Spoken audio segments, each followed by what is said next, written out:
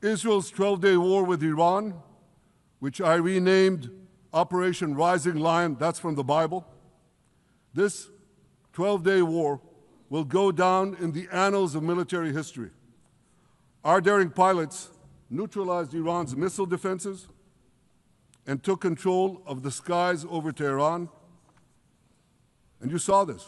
Israeli fighter pilots and American B-2 pilots bombed Iran's nuclear enrichment sites. I want to thank President Trump for his bold and decisive action.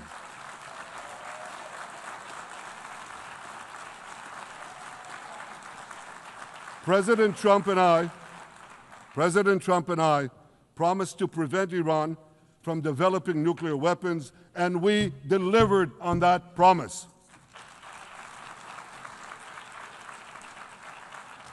We removed an existential threat to Israel, and a mortal threat to the civilized world. We lifted a dark cloud that could have claimed millions and millions of lives. But, ladies and gentlemen, we must remain vigilant. We must remain absolutely clear-minded and vigilant. We must not allow Iran to rebuild its military nuclear capacities. Iran's stockpiles of enriched uranium, these stockpiles must be eliminated. And tomorrow, UN Security Council sanctions the resolve of our people, the courage of our soldiers, and the bold decisions we took. Israel rebounded from its darkest day to deliver one of the most stunning military comebacks in history.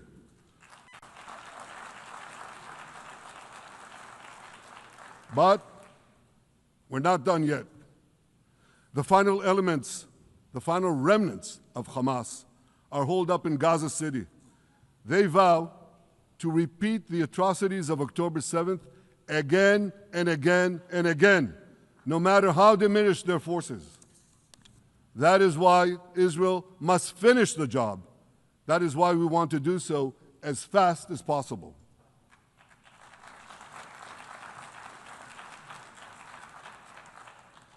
Ladies and gentlemen, much of the world no longer remembers October 7th, but we remember.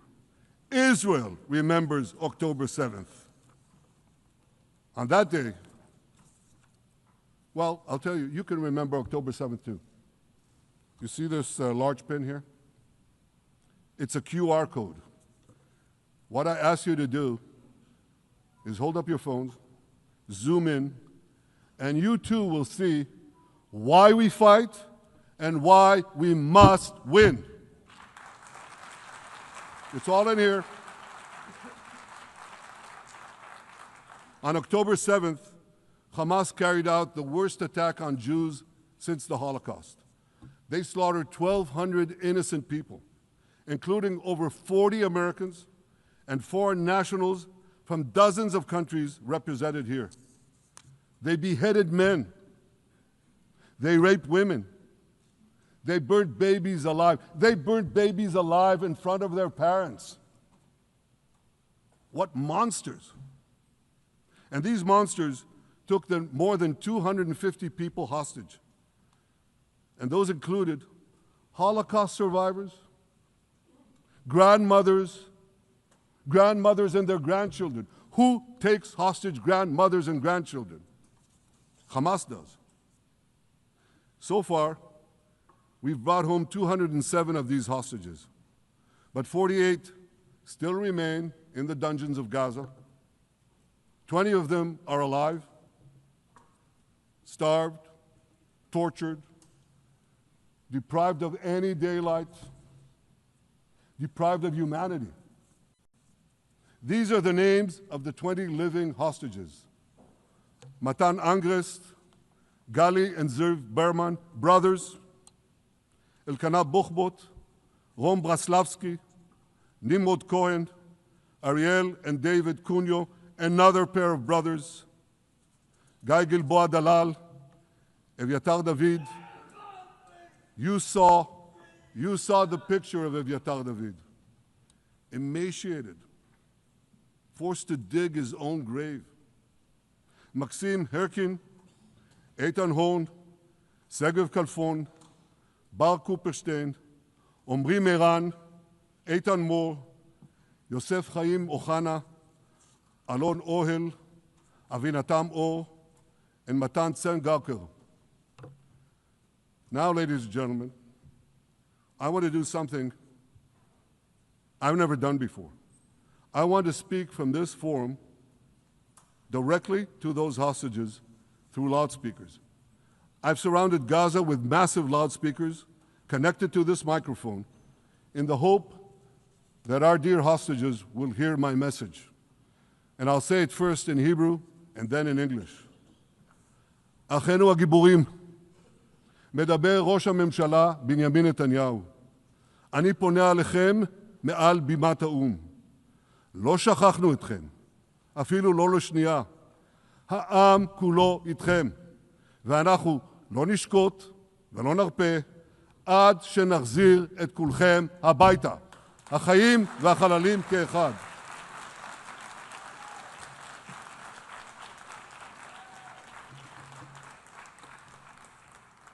Our brave heroes.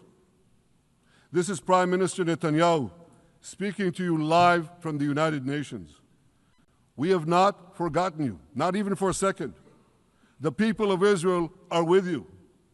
We will not falter and we will not rest until we bring all of you home.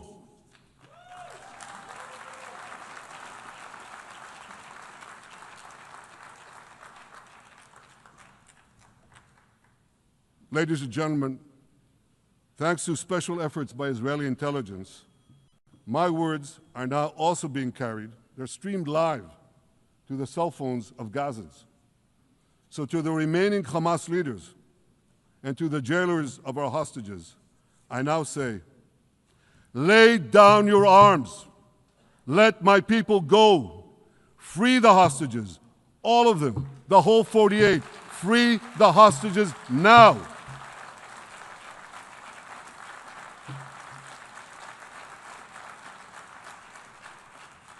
If you do, you will live. If you don't, Israel will hunt you down. Ladies and gentlemen, if Hamas agrees to our demands, the war could end right now. Gaza would be demilitarized, Israel would retain overriding security control, and a peaceful civilian authority would be established by Gazans and others committed to peace with Israel. And of course, you understand that the war in Gaza has affected every Israeli. But I'm sure there are people in New York or in London or in Melbourne and elsewhere who are probably thinking, what does all of this have to do with me? And the answer is everything. Because our enemies are your enemies. So let's do something else. So first at the UN, let's do a pop quiz. And raise your hand if you know the answer. Here's the first question. Who shouts death to America? Is it A, Iran, B, Hamas, C, Hezbollah, D, the Houthis, or E, all of the above? All of the above. Correct, all of the above. Second question. Who has murdered Americans and Europeans in cold blood? Is it A, Al-Qaeda, B, Hamas, C, Hezbollah, D, Iran, or E, all of the above? All of the above. Correct. Again. So here's the point I wanted to make. Our enemies hate all of us with equal venom. They want to drag the modern world back to the past, to a dark age of violence, fanaticism, and terror. I think many of you are already feeling in your own societies the radical Islamist surge. You know, I'm sure you do, you know deep down that Israel is fighting your fight. So I want to tell you a secret. Behind closed doors, many of the leaders who publicly condemn us privately thank us. They tell me how much they value Israel's superb intelligence services that have prevented time and again terrorist attacks in their capitals, time and again saving countless lives. General George Keegan, former head of U.S. Air Force intelligence, once said, "If the United States had to gather on its own the intelligence that Israel gives us, we would have to establish 5 CIAs. 5 CIAs. This past June, when Israel struck Iran's nuclear facilities, German Chancellor Merz admitted the truth. He said, Israel is doing the dirty work for all of us. President Trump understands better than any other leader that Israel and America face a common threat. He showed the world that when Iran and its proxies murder Americans, take Americans hostage, shout death to America, burn American flags, and try to assassinate the President of the United States, not once, but twice. He showed them there is a price to pay for all that.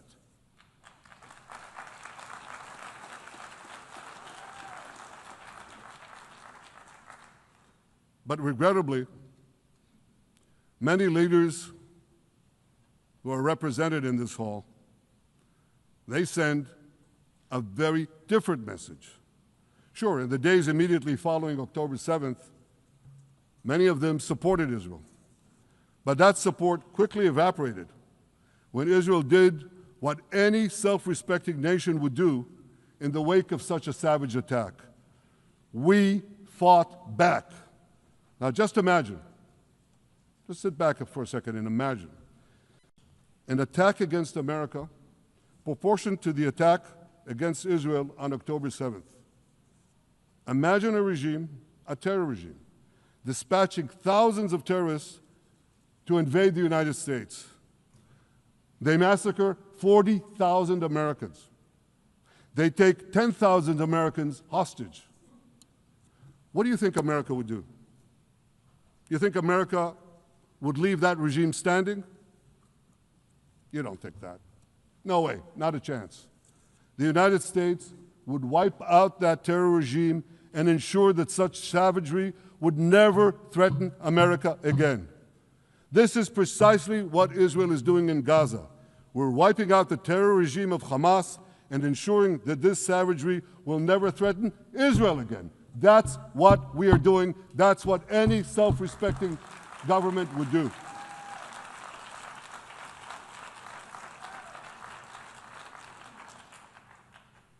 Yet, and it's a yet that I'm sorry to say here, yet over time, many world leaders buckled. They buckled under the pressure of a biased media, radical Islamist constituencies, and anti-Semitic mobs. There's a familiar saying, when the going gets tough, the tough get going. Well, for many countries here, when the going got tough, you caved. And here's the shameful result of that collapse. For much of the past 2 years, Israel has had to fight a 7-front war against barbarism with many of your nations opposing us. Astoundingly, as we fight the terrorists who murdered many of your citizens, you are fighting us. You condemn us, you embargo us, and you wage political and legal warfare, it's called lawfare, against us. I say to the representatives of those nations, this is not an indictment of Israel. It's an indictment of you. It's an indictment of weak-kneed leaders who appease evil rather than support a nation whose brave soldiers guard you from the barbarians at the gate. They're already penetrating your gates. When will you learn? You can't appease your way out of jihad, and you won't escape the Islamist storm by sacrificing Israel. To overcome that storm, you have to stand with Israel. But that's not what you're doing. As the prophets of Israel foretold in the Bible, you've turned good into evil and evil into good. Now I want to drill down on this. Take the false charge of genocide. Israel is accused of deliberately targeting civilians. Ladies and gentlemen, the opposite is true. The head of urban warfare studies, Colonel John Spencer, he's perhaps the world's greatest expert on urban warfare. And he says, Israel is applying more measures to minimize civilian casualties than any military in history. And because we're doing that, the ratio of non-combatant to combatant casualties is less than 2 to 1 in Gaza. That's an astoundingly low ratio, lower than NATO's wars in Afghanistan and Iraq, especially when you consider that Gaza is one of the most densely populated urban areas on Earth. It has hundreds of miles of terror tunnels underground, and it has countless terror towers above ground, and thousands of terrorists embedded in the tunnels and in these towers in civilian areas. If you want to see what measures Israel takes to avoid civilian casualties in this war, just look at what we're doing now in Gaza City, the last Hamas stronghold, one of the 2 last strongholds. For 3 weeks, Israel dropped millions of leaflets, sent millions of text messages, and made countless phone calls urging civilians to leave Gaza City before our military moves in. At the same time, Hamas implants itself in mosques, schools, hospitals, apartment buildings, and tries to force those civilians not to leave, to stay in harm's way. And it often threatens them at gunpoint if they try to do so. For Israel, every civilian casualty is a tragedy. For Hamas, it's a strategy. Hamas uses civilians as human shields and as props in its sick propaganda war in Israel, against Israel, a propaganda war that the Western media buys hook, line, and sinker. Now, despite Hamas's threats, close to 700,000 Gazans, almost 750,000, have already heeded our calls and moved to safe zones. Now I want to ask you a simple question, a simple, logical question. Would a country committing genocide plead with the civilian population it is supposedly targeting to get out of harm's way? Would we tell them, get out, if we want to commit genocide? We're trying to get them out. And Hamas is trying to keep them in. And this charge is so baseless. The comparison to genocide, wholesale slaughter of populations. What, did the Nazis ask the Jews to leave, kindly leave, go out? Did others, you want me to name all the genocidal leaders of history? Just go one by one. Did anyone do this? Did they say, get out so we can come in? Of course not. So the truth has been turned on its head. Hamas, a genocidal terrorist organization whose charter calls for the murder of all Jews on the planet. This genocidal organization is given a pass. It's barely mentioned. While Israel, which does everything it can to get civilians out of harm's way, Israel is put in the dock. What a joke. You want to hear another one? Israel is accused of deliberately starving the people of Gaza when Israel is deliberately feeding the people of Gaza. Since the beginning of the war, Israel has let into Gaza more than 2 million tons of food and aid. That's 1 ton of aid for every man, woman, and child in Gaza. Nearly 3,000 calories per person per day. Some starvation policy. If there are Gazans who don't have enough food, it's because Hamas is stealing it. Hamas steals it, hoards it, and sells it at exorbitant prices to fight its war machine. Last month, even the UN, not exactly a supporter of Israel. You're supposed to laugh, by the way. Last month, even the UN admitted that Hamas and other armed groups looted 85% of the trucks. That's why you have deprivation. those who peddled the blood libels of genocide and starvation against Israel are no better than those who peddled blood libels against the Jews in the Middle Ages when they falsely accused us of poisoning wells, spreading plague, and using the blood of children to bake Passover matzahs. Anti-Semitism dies hard. In fact, it doesn't die at all. It just keeps coming back with its libelous lies, refurbished, regurgitated over and over again. And I want to tell you something else. These anti-Semitic lies, they have consequences. In recent months, Jews have been assaulted in Canada, Australia, Britain, France, the Netherlands, and elsewhere. Here in America, an elderly Holocaust survivor was burned to death in Colorado. And a beautiful young couple from the Israeli embassy in Washington was brutally gunned down right in front of the Holocaust Museum there. Thankfully, President Trump's administration is forcefully fighting the scourge of anti-Semitism, and every government here should follow its lead. But instead, many do the opposite. They actually reward the worst anti-Semites on earth. This week, the leaders of France, Britain, Australia, Canada, and other countries unconditionally recognized a Palestinian state. They did so after the horrors committed by Hamas on October 7th. Horrors praised on that day by nearly 90% of the Palestinian population. Now, let me say that again. Nearly 90% of Palestinians supported the attack on October 7th. It's not supported only, they celebrated it. They danced on the rooftops. They threw candies. That's both in Gaza and in Judea, Samaria, the West Bank, as you call it. And it's just the way they celebrated another horror, 9/11. They danced on the rooftops. They cheered. They threw candy. You know what message the leaders who recognize a Palestinian state this week sent to the Palestinians? It's a very clear message.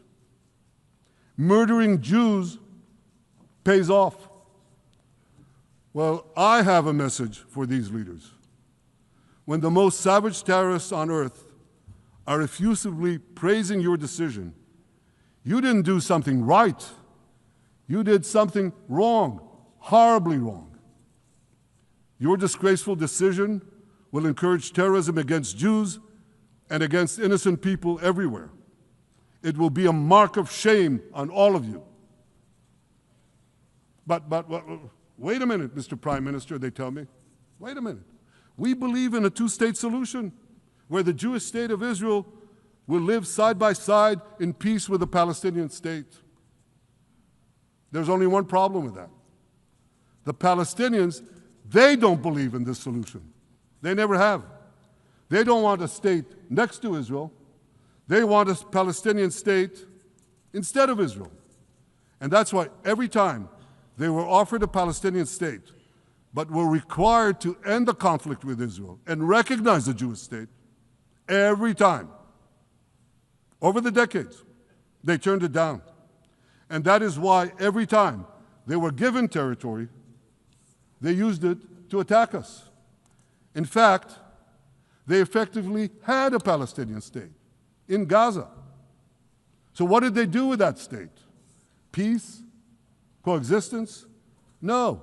They attacked us time and time again. Totally unprovoked. They fired rockets into our cities. They murdered our children. They turned Gaza into a terror base from which they committed the October 7th massacre. So here's the uncomfortable truth. The persistent Palestinian rejection of a Jewish state in any boundary is what has driven this conflict for over a century. It is still driving it. It's not the absence of a Palestinian state. It's the presence and existence of a Jewish state. And I find it amazing, amazing, that the foreign chancelleries and the ministries and all those who pontificate about this, and the leaders, how can they not see this basic truth when it is repeated again and again and again ad nauseum? And I want to say something else. This rejection of a Jewish state not only applies to Hamas, it also applies to the so-called moderate Palestinian Authority. You should know that the Palestinian authorities pays terrorists to slay Jews. The more Jews the terrorists slay, the more the Palestinian Authority pays. The Palestinian Authority names its government buildings, its public squares, its schools, after the mass murderers of Jews, which they glorify as martyrs. They pay and glorify not just the killer of Jews, but also killers of Christians. Christians like Taylor Force, an American veteran who was brutally murdered in Israel by Palestinian terrorists. But, that I hear from the Western leaders. They tell me, the PA promised us it will reform. And I know this time, Prime Minister, it will be different. Yeah, right. We've heard these promises for decades. They always promise. They never deliver. Because you see, the Palestinian Authority is corrupt to the core. They haven't held elections in 20 years. They use the same textbooks as Hamas, exactly the same textbooks. They teach their children to hate Jews and destroy the Jewish state. And Christians don't fare much better. When Bethlehem, the birthplace of Jesus, was under Israeli control, 80% of its residents were Christians.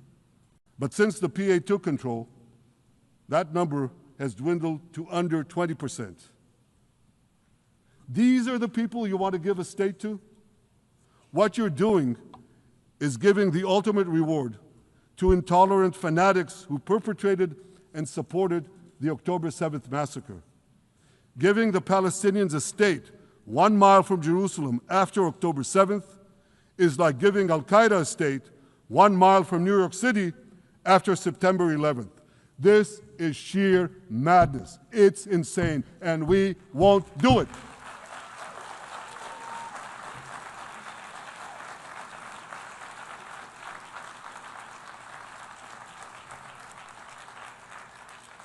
So here's another message to those Western leaders. Israel will not allow you to shove a terror state down our throats. We will not commit national suicide because you don't have the guts to face down a hostile media and anti-Semitic mobs demanding Israel's blood. And I want you to grasp something else, which is also distorted in the media. I say this not only in my name or the name of my government, but on behalf of all the people of Israel. Last year, there was a vote in the Knesset, our parliament, whether or not to oppose the imposition of a Palestinian state. You want to guess what the results were? Out of 120 members of our parliament, 99 voted against and only 9 supported. That's over 90%. It's not a fringe group. It's not the prime minister who himself is extreme or he's held hostage by extreme parties to his right. It's over 90% of Israelis. My opposition to a Palestinian state is not simply my policies or my government's policy. It's the policy of the state and people of the state of Israel.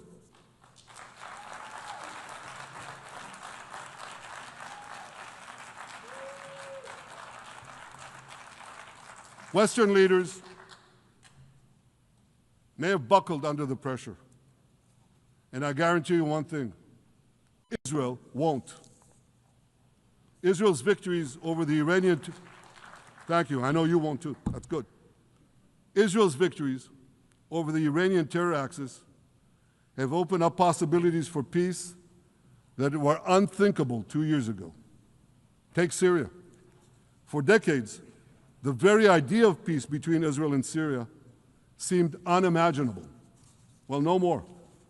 Today, we have begun serious negotiations with the new Syrian government.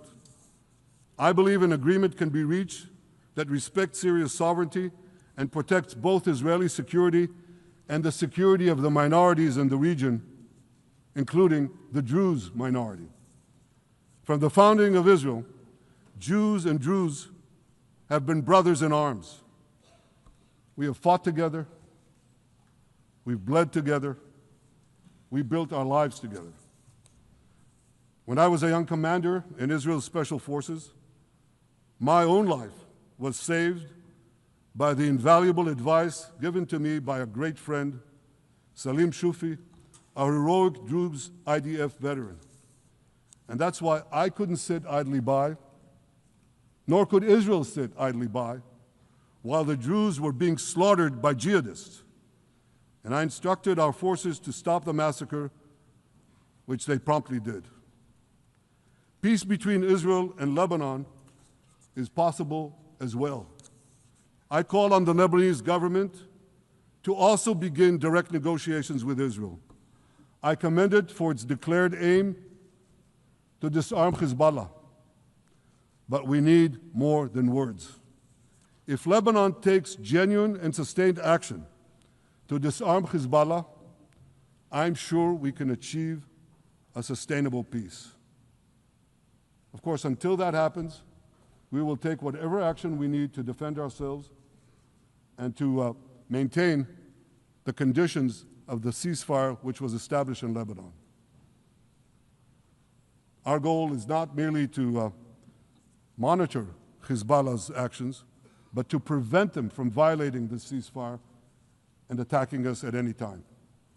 But I'm sure that if the Lebanese government persists in its goal of disarming Hezbollah, peace will come very speedily and very readily.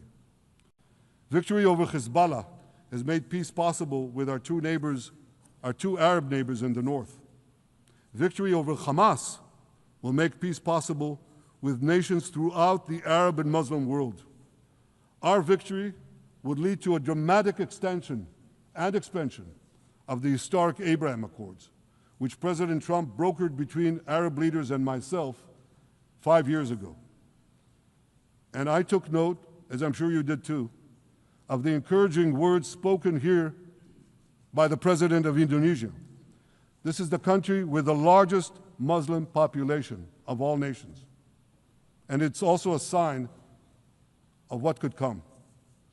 Forward-looking Arabs and Muslim leaders know that cooperating with Israel will provide them with groundbreaking Israeli technologies, including in medicine and science, in agriculture and water, in defense and AI, and so many other fields. I believe that in the coming years, the Middle East will look dramatically different. Many of those who wage war on Israel today will be gone tomorrow. Brave peacemakers will take their place. And nowhere will this be more true than in Iran. The long-suffering Iranian people will regain their freedom. They will make Iran great again. And our two ancient peoples,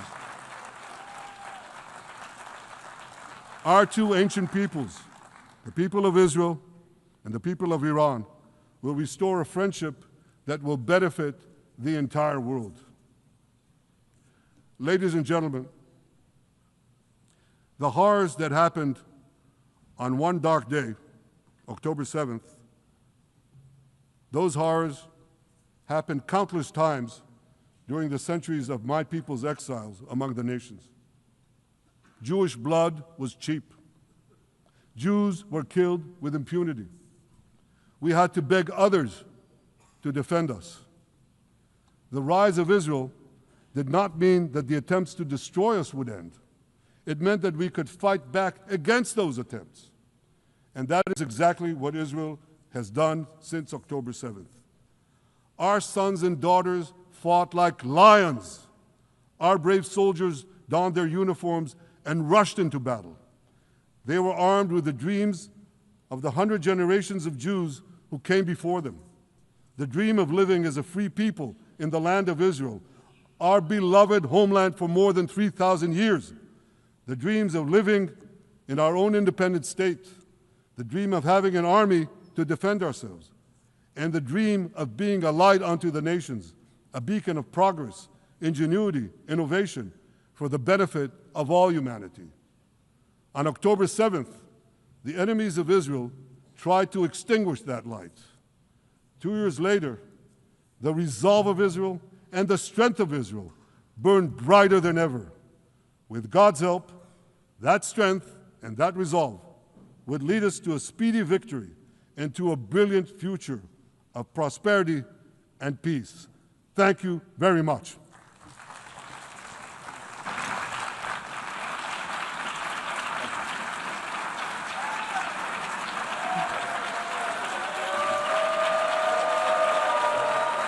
On behalf of the Assembly, I wish to thank the Prime Minister of the State of Israel.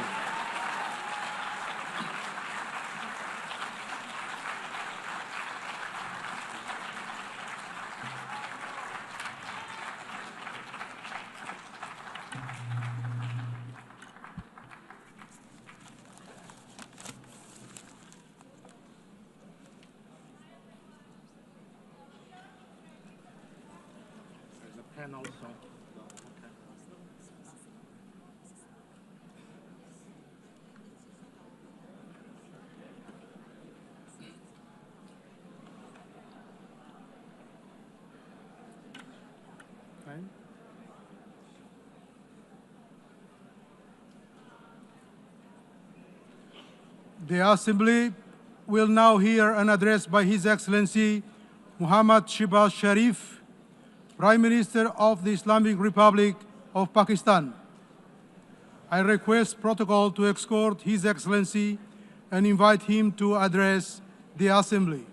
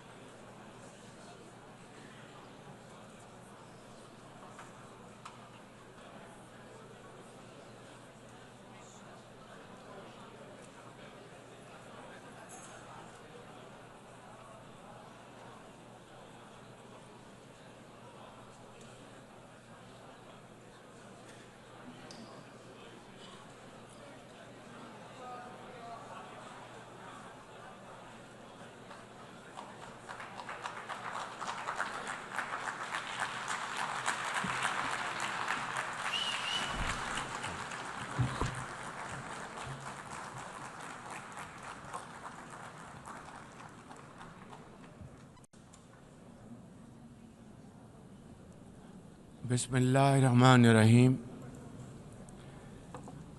ليس البر أن تولوا وجوهكم قبل المشرق والمغرب ولكن البر من آمن بالله واليوم الآخر والملائكة والكتاب والنبيين وآتى المال على حبه ذوي القربى واليتامى والمساكين وابن السبيل والسائلين في الركاب وأقام الصلاة وآتى الزكاة والمؤفون بعهدهم إذا عاهدوا والصابرين في البأساء والضراء وحين البأس أولئك الذين صدقوا وأولئك Those who believe in God are those who are on the side of good and not evil. Excellencies, ladies and gentlemen, Assalamu alaikum and a very good morning.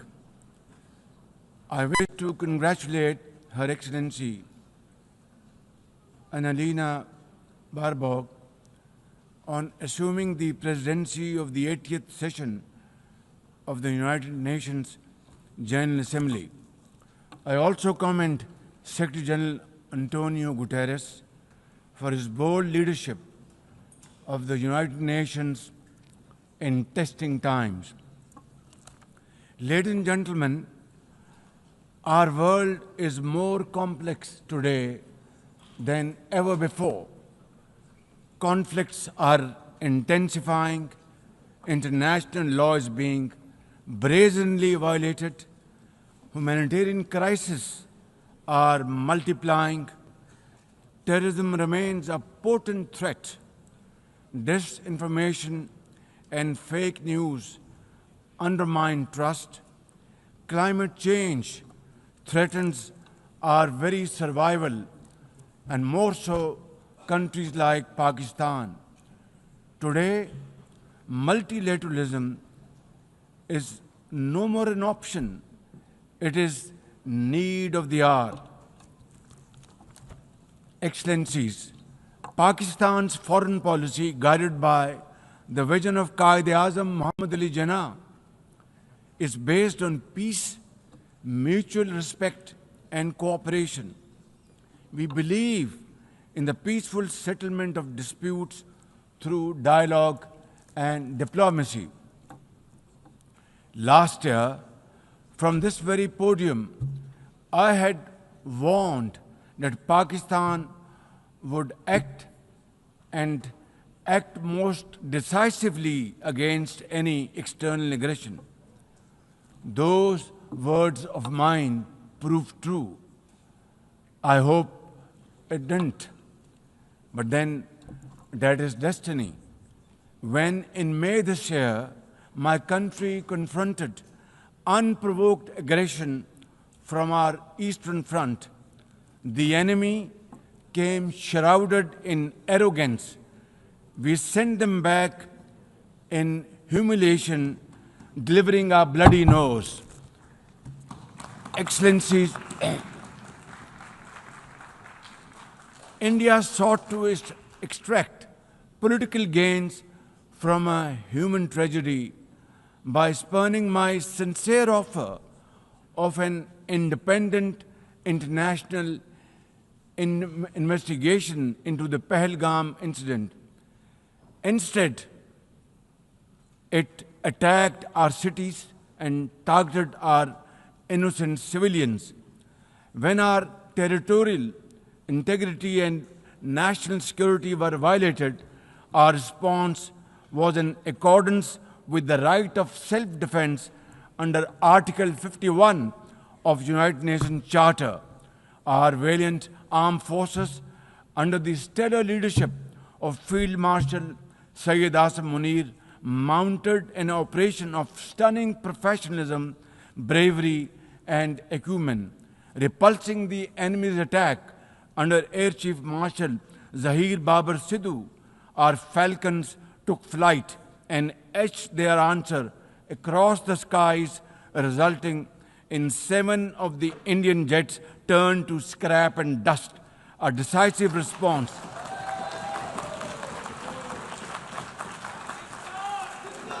A, a decisive response to the aggressor that will echo through the annals of history. To the fearless architects of this victory, to every officer and soldier, heirs of our martyrs, their names are forever engraved in glory. To mothers of our martyrs, their courage guides our path forward, and their sacrifice shall never be in vain, inshallah, God willing. And to every Pakistani, you stood as one unbreakable wall, a bunyanum marsus. Excellencies, though in a position of strength, Pakistan agreed to a ceasefire facilitated by President Donald Trump's bold and visionary leadership. We express our deep appreciation to him and his team for their active role in bringing about the ceasefire. President Trump's efforts for peace helped avert a more threatening war in South Asia. Had he not intervened timely and decisively, the consequences of a full-fledged war would have been catastrophic. Who would have lived to tell what happened? And therefore, in recognition of President Trump's wonderful and outstanding contribution to promote peace in our part of the world, Pakistan nominated him for Nobel Peace Prize. And I think this is the least we could do for his love for peace. And I think truly he's a man of peace. Ladies and gentlemen, we're also grateful to our friends and partners, including China, Turkey, Saudi Arabia, Qatar, Azerbaijan, Iran, UAE, and of course, UN Secretary General for extending their diplomatic support to Pakistan at this crucial time. Excellencies, we have won the war, and now we seek to win peace in our part of the world. And this is my most sincere and serious offer before this August Assembly of the World Nations. Pakistan stands ready for a composite, comprehensive, and result-oriented dialogue with India on all outstanding issues. South Asia requires, ladies and gentlemen, proactive rather than provocative leadership. India's unilateral and illegal attempt to hold the Indus Water Treaty in abeyance defies the provisions of the treaty itself, as well as the norms of international law. Pakistan has made it abundantly clear, and let there be no doubt once again in anybody's mind, as I said last year in this hall, from this podium, we will definitely and ardently defend, inshallah, the inseparable right of our 240 million people on these waters. To us, any violation of this Indus Treaty represents an act of war. Ladies and gentlemen, through this august House, I wish to assure the Kashmiri people that I stand with them. The people of Pakistan stand with them. And one day soon, inshallah, India's tyranny in Kashmir will come to a grinding halt. Kashmir will gain its fundamental right to self-determination through an impartial plebiscite under the auspices of this very organization, United Nations. Excellencies, the plight of the Palestinian people is one of the most heart-wrenching tragedies of our times. This prolonged injustice is a stain on the global conscience and our collective moral failure. For nearly 80 years, the Palestinians have courageously endured Israel's brutal occupation of their homeland in the West Bank. Each passing day brings new brutality, illegal settlers who terrorize and kill with impunity, and nobody can challenge them and question them. And in Gaza, Israel's genocidal onslaught has unleashed unspeakable terror upon women and children in a manner we have not witnessed in annals of history. In blind pursuit of its nefarious goals, the Israeli leadership has unleashed a shameful campaign against the innocent Palestinians, which history will always remember as one of its darkest chapters. But speak we must, Madam President, we must speak and speak loud and clear. Our words are too little, too late for Hind Rajab, a child, nay, a little baby. We have all heard her trembling voice on that phone call, which little Hind made as she struggled to stay alive under Israeli onslaught and atrocities. Can you imagine that little girl, Hind Rajab, as if she was our daughter? Can you imagine not having the compassion to spare her life? My agony and the agony of the entire Muslim Ummah, indeed, I think, the agony of all the nations on the planet is that we failed Hind Rajab, and she will not forgive us in this world and the world hereafter. As they say, ladies and gentlemen, the smallest coffins are the heaviest to carry. I, for one, would know, for I too carried the tiny coffin of a 7-year-old Irtiza Abbas during the recent confrontation with India. He was only 6 years old. Therefore, we cannot and we must not fail these children of Gaza or any child anywhere in the world. We must find a path to a ceasefire now and just now. Pakistan firmly supports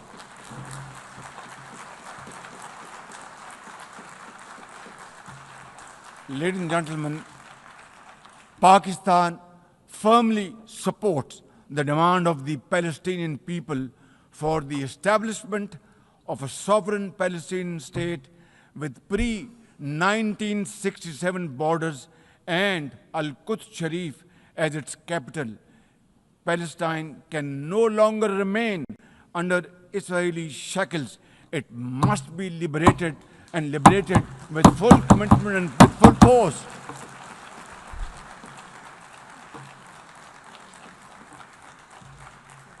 Excellencies, as far as Pakistan is concerned, we were among the first to recognize Palestinian statehood in 1988.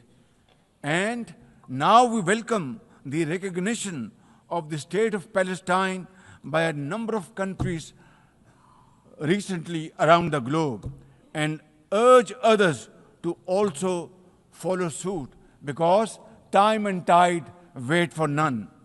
We are further grateful for President Trump's timely initiative to invite Arab Islamic states 3 days ago here in this building for a consultative session at the United Nations. And I was also part of that consultative process.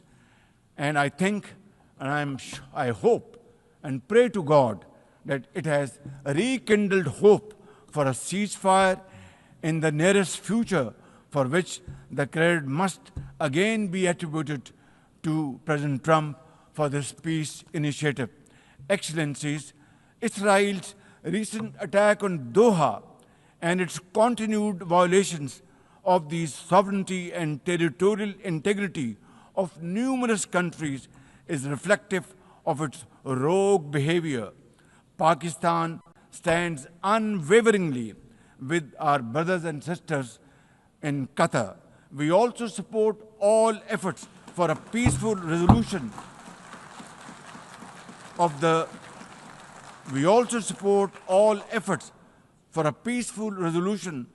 Ukraine conflict in line with the UN Charter to end human sufferings and global turmoil caused by this protracted war. Madam President, Pakistan condemns terrorism in all its forms and manifestation. For over 2 decades, Pakistan has been at the front line of global counter-terrorism efforts, having suffered over 90,000 people. We lost 90,000 people of our country, babies, children, mothers, sisters, brothers, elderly people, doctors, engineers, and also suffered economic loss of $150 billion. Please tell me, put your hand on your heart, that what can be a bigger manifestation of our commitment to fight terrorism and erase it not only from the face of Pakistan, but from the face of this global world. And I believe a man killed in New York is a man killed in Lahore, a man killed in Islamabad is a man killed in London. It's a global village. So I think unless and until terrorism is defeated hands down, this world will not be a peaceful place to live. And for that, Pakistan's sacrifices are probably the biggest around the globe. It must be respected and appreciated because we are a bulwark. Had these terrorists not been encountered by us, they would have been roaming on the streets of New York and London and God knows Far East. So I think this is our humble contribution, not only for the people of Pakistan, but the people all over the world. Today we face externally sponsored terrorism, particularly from foreign-funded groups such as the TTP, Fitna al-Khawarij, Fitna al-Hindustan, BLA, and its Majid Brigade. Operating from Afghan soil, these groups are responsible for some of the most heinous attacks inside Pakistan, including the dastardly Jafar Express train incident earlier this year, which was, the train was hijacked and 400 people were kept for days and weeks. And mercifully, by Allah Almighty's grace, our armed forces and law enforcing agencies were able to recover them. Now, as an immediate neighbor and a brotherly country of Afghanistan, Pakistan has a direct stake in a peaceful Afghanistan. We believe that the key to development and prosperity lies in regional stability and connectivity.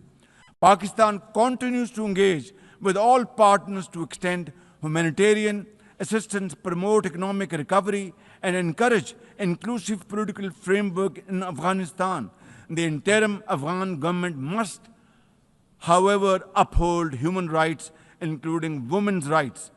Above all, we expect that Afghan interim government to take effective action against terrorist groups and to ensure that Afghan soil is not used for terrorism against any country. Ladies and gentlemen, there must be no space for hate speech, discrimination, or violence against any person or against any religion. Hate-driven ideologies such as India's Hindutva-driven extremism pose a danger to the entire world. While there is growing recognition of the dangers posed by Islamophobia, the imperative of effectively combating this menace can hardly be overemphasized. Pakistan welcomes the appointment of a UN Special Envoy to combat this scourge. Ladies and gentlemen, while we are confronted with the climate crisis, it demands the most urgent collective action. In 2022, Pakistan faced massive floods of humongous proportions that caused huge losses amounting to $34 billion and many valuable lives lost. This year again, we are dealing with another mega flood with thousands of villages washed away from the face of the earth, millions of people displaced, more than 1,000 killed, and billions of dollars of crop, livestock, and property washed away, lost to flood waters. Our nation stands united in these testing times. And we are dealing with this natural calamity with remarkable resilience by the grace of God. I have declared a climate emergency to cope with this challenge. The catastrophic floods of 2022 and 2025 this year are glaring examples of loss and damage caused due to climate change. Pakistan, to the contrary, my honorable guests in this hall and through the cameras around the globe, Pakistan contributes less than 1% of global emissions annually, yet it continues to face the relentless brunt and muddy waves of climate change. And then we are told to borrow loans and add on to our debt, huge debt pillars we have over the period of time. This is not fairness. This is not equality. This is not justice. This is not fair play. How can you expect a country which is a developing country facing humongous flood challenges every year due to climate change and no fault of ours, and yet we are told to borrow more loans?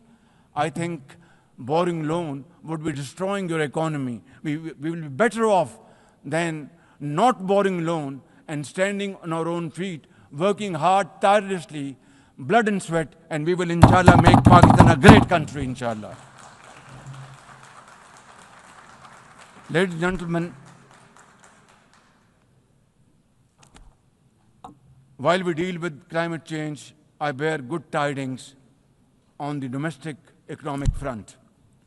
Socio-economic development and the welfare of our people are among my government's foremost priorities. We have successfully implemented deep-rooted structural macroeconomic reforms, modernized and broadened our taxation system, intensified efforts to mobilize productive investment, and embraced digitization, AI, and crypto as the tools of the future. Strategic partnerships, including our all-weather cooperation with China through the China-Pakistan Economic Corridor under President Xi Jinping's landmark Belt and Road Initiative, are contributors to our progress as I speak. I admire the vision and foresight of President Xi Jinping, whose recently launched Global Governance Initiative, along with other global initiatives, offers a comprehensive framework for a more just, fair, and inclusive development. Excellencies, as a non-permanent member of the UN Security Council, Pakistan is playing its constructive role in conflict prevention.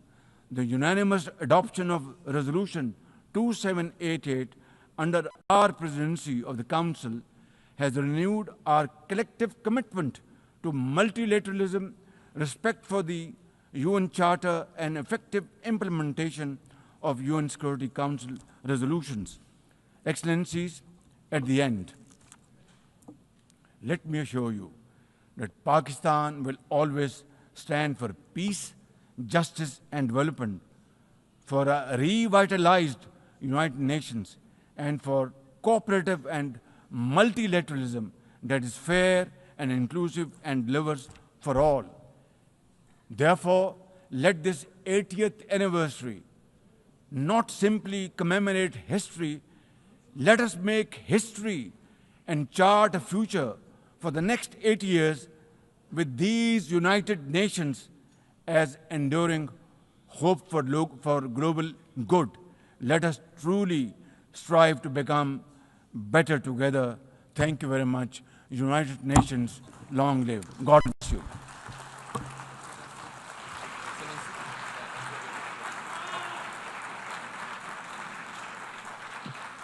On behalf of the Assembly, I wish to thank the Prime Minister of the Islamic Republic of Pakistan.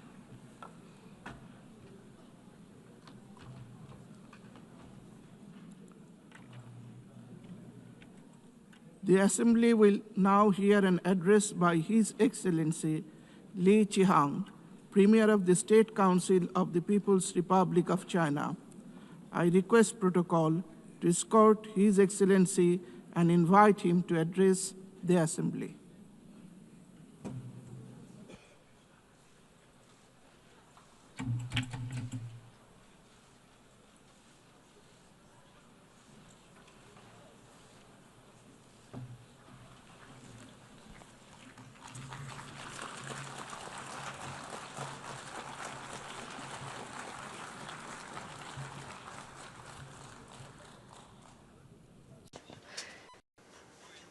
Mr. President, colleagues, ladies and gentlemen, this year marks the 80th anniversary of the victory of the World Anti-Fascist War. It is also the 80th anniversary of the founding of the United Nations. 80 years ago, fascism was defeated in fearless battles by countless heroic men and women around the world.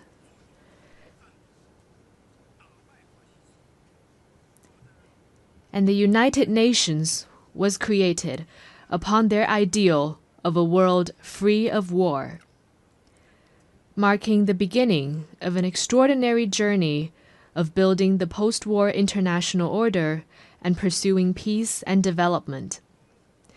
The past 80 years have been tortuous but purposeful.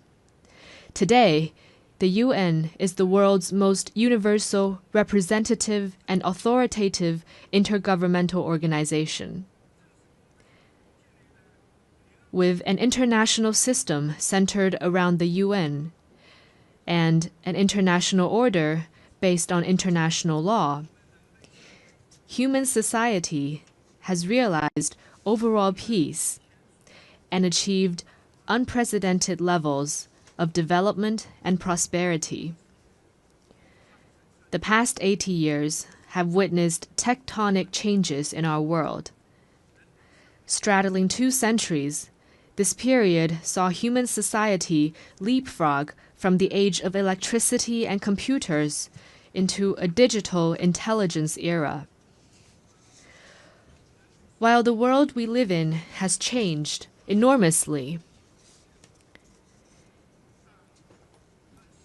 the ideal of making it a better place remains unchanged.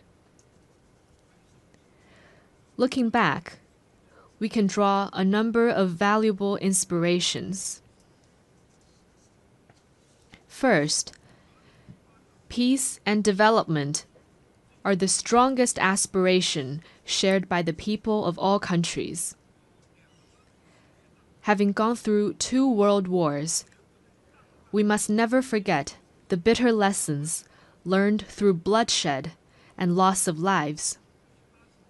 For 80 years, a generally peaceful international environment has led to remarkable growth in the global economy. Today, as the desire for peace and development grows even stronger around the world, it is incumbent upon our generation to further strengthen the force for peace and development. Second, solidarity and cooperation are the most powerful drivers for human progress. In the ferocious years of the World Anti-Fascist War, countries with different social systems, histories, and cultures rose above their differences, fought side by side, and prevailed together. In the 80 years that followed, they weathered a succession of vicissitudes, such as the Cold War standoff, financial crises, and global pandemics, by staying connected and working together. All this proves a simple yet powerful point. Solidarity lifts everyone up, while division drags all down. The road ahead might be hard and bumpy, but when all countries unite as one and collaborate in good faith, our strengths will converge into a mighty force with which we can withstand any headwind and cross any hurdle.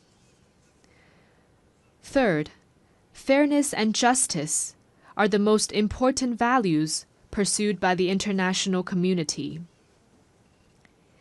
History keeps reminding us that when might dictates right, the world risks division and regression. Should the era of the law of the jungle return, and the weak be left as a prey to the strong, human society would face even more bloodshed and brutality. As members of the global family, we must uphold justice while pursuing our own interests. This is particularly true for the major countries. Only when all countries, big or small, are treated as equals and true multilateralism is practiced, can the rights and interests of all parties be better protected. At present, the world has entered a new period of turbulence and transformation. Unilateralism and Cold War mentality are resurfacing. The international rules and order built over the past 80 years are under serious challenge. And the once effective international system is constantly disrupted.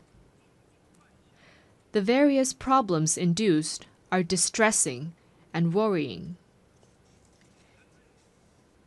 Humanity has once again come to a crossroads.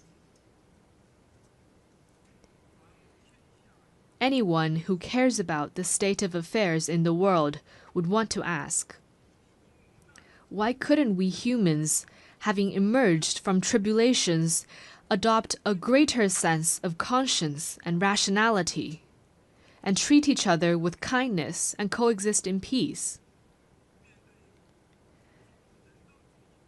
How could we, in the face of deplorable incidents such as humanitarian disasters, turn a blind eye to atrocities that trample blatantly on fairness and justice and sit on our own hands? How could we, when confronted with unscrupulous acts of hegemonism and bullying, remain silent and submissive for fear of might?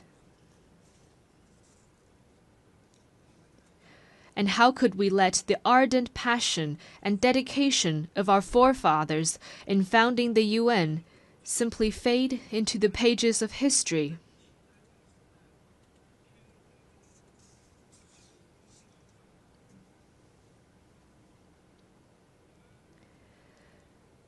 We Chinese people often say, "Never forget why you started, and you can accomplish your mission." Arriving at the UN headquarters this time, I saw over 190 national flags lined up in front of the building and fluttering in the breeze.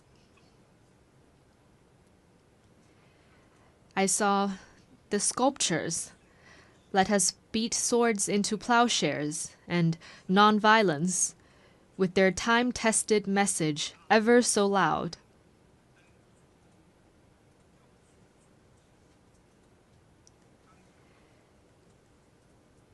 And I saw staff members from different regions, of different races, and with different skin colors, working in collaboration for the common goals of humanity.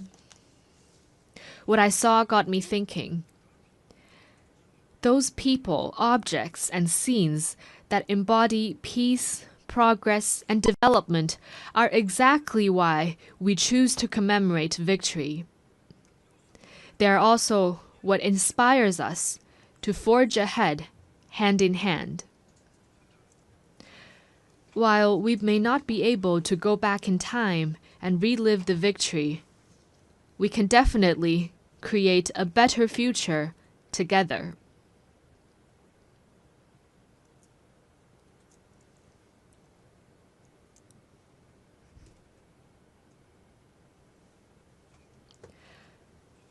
As a founding member of the UN, China has all along taken an active part in global affairs and worked for the betterment of humanity.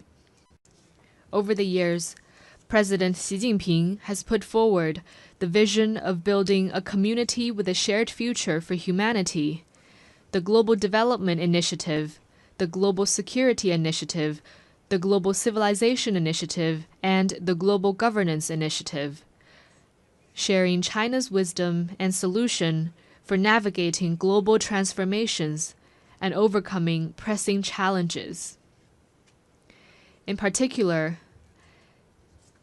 the Global Governance Initiative, proposed at the Shanghai Cooperation Organization Tianjin Summit at the beginning of this month, underscores the principles of adhering to sovereign equality, abiding by international rule of law, practicing multilateralism, advocating the people-centered approach, and focusing on taking real actions.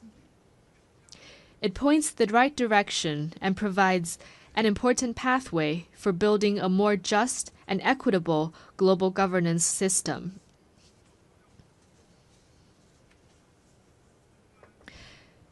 China is ready to take coordinated and effective actions together with all sides to offer more concrete solutions and promote world peace and development. First, amid the volatility and turbulence in the world, we must work together for peace and shared security. All countries belong to the same global village and rely on each other for security. We should uphold the vision of common, comprehensive, cooperative, and sustainable security, and respect the legitimate security concerns of all countries. We should settle differences and disputes peacefully through dialogue and consultation. Persisting in camp-based confrontation or willful resort to force only drives peace further away. China has all along acted as a staunch defender of world peace and security. China is the second largest contributor to UN peacekeeping budget and the largest provider of peacekeepers among the permanent members of the Security Council.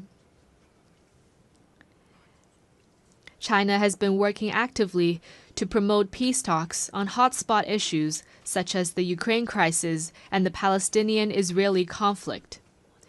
China will continue to play a constructive role in promoting the political settlement of hotspot issues.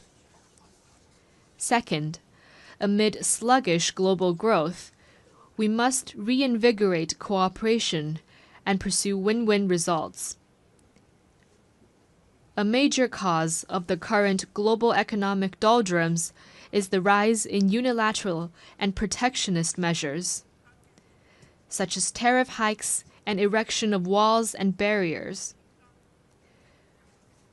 We should collaborate more closely to identify and expand convergence of interests, promote universally beneficial and inclusive economic globalization, and help each other succeed by moving forward in the same direction. China has always been a key driver of global common development. Over the years, the Chinese economy has maintained steady development, contributing around 30% to global economic growth. China has consistently opened its door wider to the world. It has lowered its overall tariff level to 7.3% and remained the world's second-largest importer for 16 consecutive years. China has also advanced high-quality Belt and Road cooperation with over 150 countries. Currently, China is taking solid steps to promote high-quality development at home, with a focus on expanding domestic demand.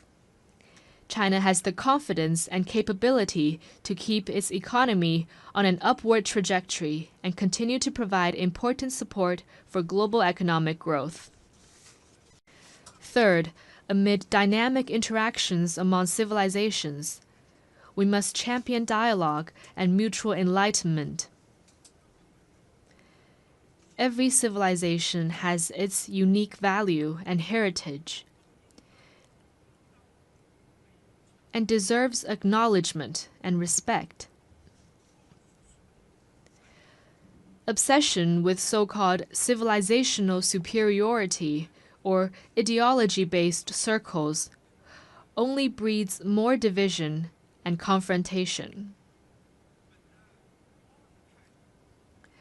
Adopting an inclusive attitude and engaging in exchange and mutual learning is a sure way to build more consensus and collective strength.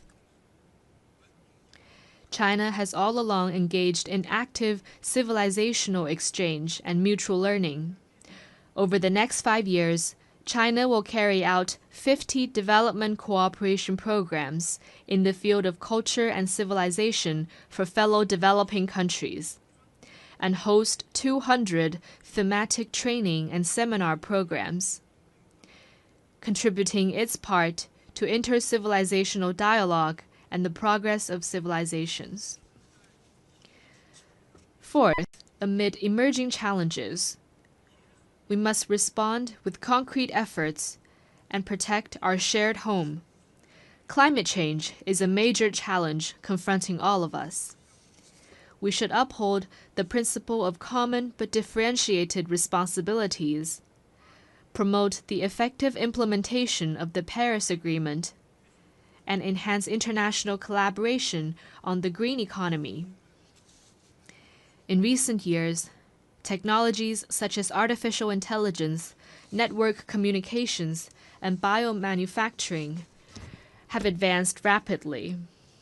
Along with the benefits, they also bring potential risks. We should adhere to the principles of people-centered development, technology for good, and equitable benefits, improve relevant governance rules at a faster pace, and strengthen global governance cooperation, so that technological progress could bring real benefits to humanity in a better way. China has always been a responsible stakeholder in addressing global challenges. Committed to green and low-carbon development, China has established the world's largest and fastest-growing renewable energy system, built the most extensive and complete new energy industrial chain, and announced China's 2035 nationally determined contributions that cover all economic sectors and all greenhouse gases. China has proposed the Global AI Governance Initiative and advocated the establishment of a World AI Cooperation Organization. This time during the 80th session, China will present to the UN the lunar soil samples collected by Chang'e 6 from the far side of the moon.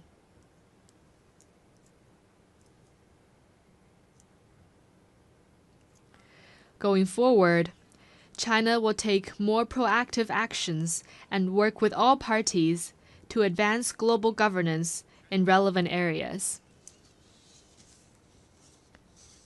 Colleagues, China stands ready to work with all members to uphold the standing and authority of the UN, safeguard the purposes and principles of the UN Charter, support UN reforms to improve its efficiency and capacity to fulfill its mandate, and advocate greater representation and voice of developing countries.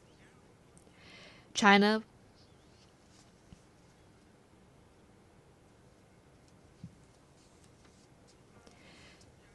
will work with the UN to set up a China-UN Global South-South Development Facility and provide it with $10 million in budgetary support.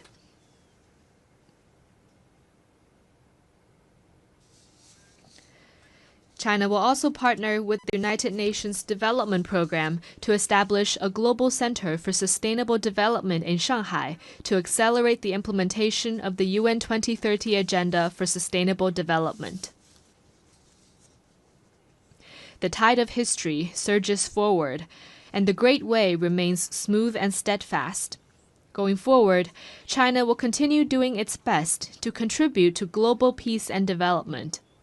China hopes to work with the rest of the world to uphold the ideals of the UN, carry forward the spirit of multilateralism, actively implement the 4 major global initiatives, advance toward the lofty goal of building a community with a shared future for humanity, and make our world a more harmonious and beautiful place. Thank you.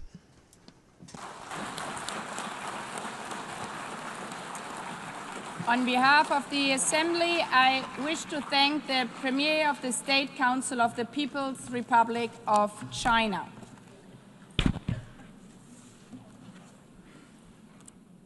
The Assembly will hear an address by His Excellency Ralph Gonsalves, Prime Minister and Minister for National Security, Legal Affairs and Information of St. Vincent and the Grenadines. I request protocol to escort His Excellency and invite him to address the Assembly.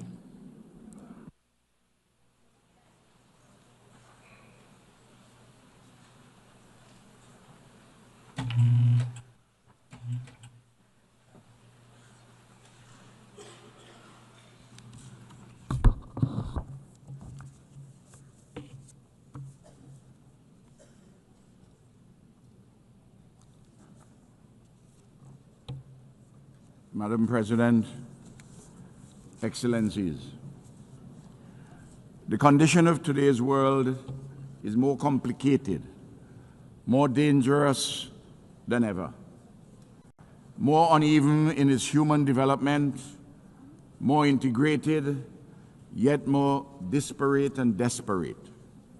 At the same time, much progress and advancements have been made by humanity, and there's an enduring hopefulness amidst despair, a persistent sense that a better tomorrow is possible, even as catastrophes loom and dangers lurk. Your Excellencies, big power rivalries interlaced with personal vainglories and hubris are gravely unsettling the world, to the advantage of not one single nation state. Civilized discourse, tempered with patience and calm, has given way to a bellicosity of language shouted across continents and oceans, designed presumably to satisfy nativist longings in the breasts of those who think that, despite their good fortune, relatively, they have been grievously wronged by some dark and hidden forces. Can none of these persons pause and reflect upon the question posed and answered by all the world's great religions, but in particular through the words of the Hebrew prophet Micah? What does the Lord require of us? To do justly, to love mercy, and to walk humbly with our God. The intractable problems facing humanity cannot be solved by any one nation unilaterally. A mature multilateralism is required to address satisfactorily rampaging climate change in the age of the Anthropocene, to resolve the threats posed by nuclear weapons and their further spread, to pursue peaceful coexistence rather than conflict, terrorism, and war, to reform the system of financing for development, inclusive of a just climate financing, to tackle successfully the growing challenges of artificial intelligence, to achieve the 17 Sustainable Development Goals by 2030, be guided by the Global Digital Compact and the Pact for the Future, and to reshape global governance more inclusively. It is thus of the highest importance for this august body, the United Nations, and the overwhelming majority of nation states within it, to continue our efforts to persuade the powerful to act equitably, honorably, and multilaterally, to tackle efficaciously the extant and looming challenges facing the global community. Oftentimes, it is frustrating and disheartening to those of us who are committed to this necessary and desirable path of mature multilateralism, because our Herculean efforts seemingly deliver correspondingly negligible results. Nevertheless, we cannot give up. We cannot afford to get weary.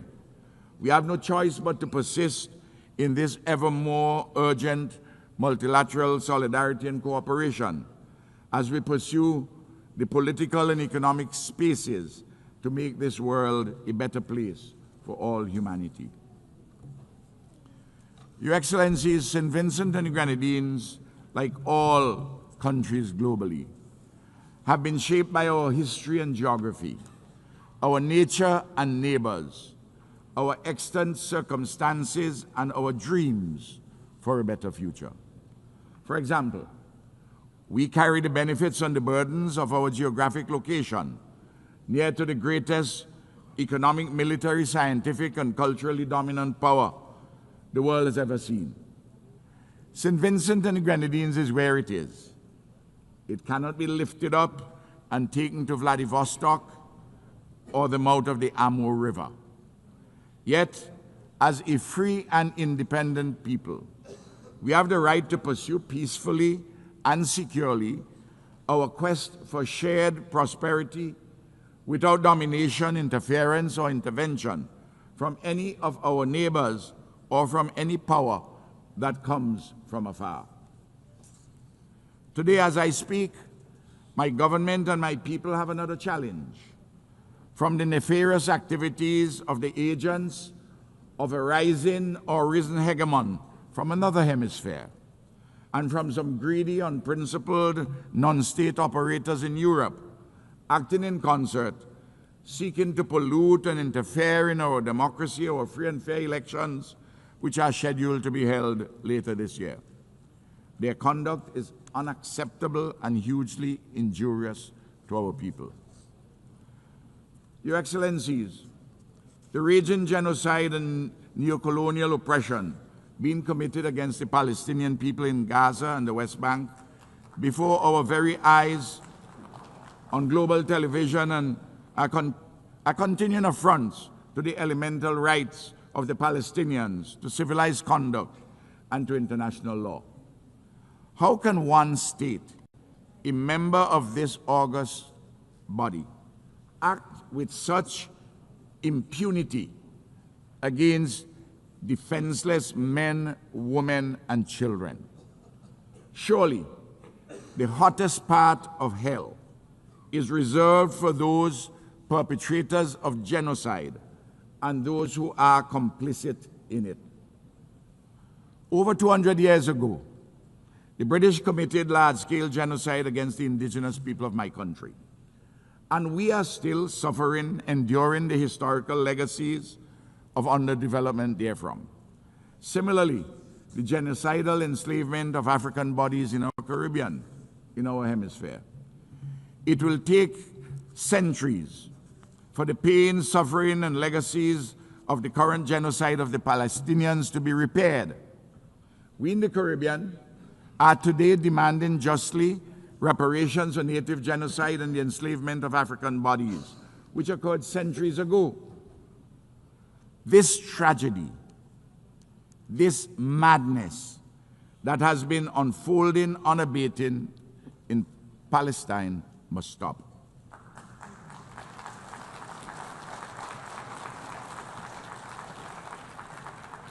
Israel's recent expansion of this war against the Palestinian nation in the state of Qatar is unacceptable. We stand in solidarity with Qatar.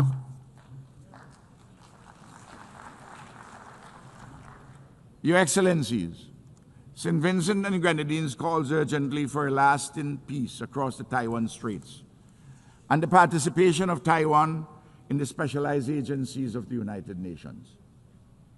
It is a continuing absurdity that this country of 23 million people, a functioning democracy with a settled yearning for self-determination, a legitimate institutional expression of the Chinese civilization, with first world living standards, a land of peace and ingenuity, cannot be properly accommodated in the global bodies concerned with health, climate change, civil aviation, policing, and so forth.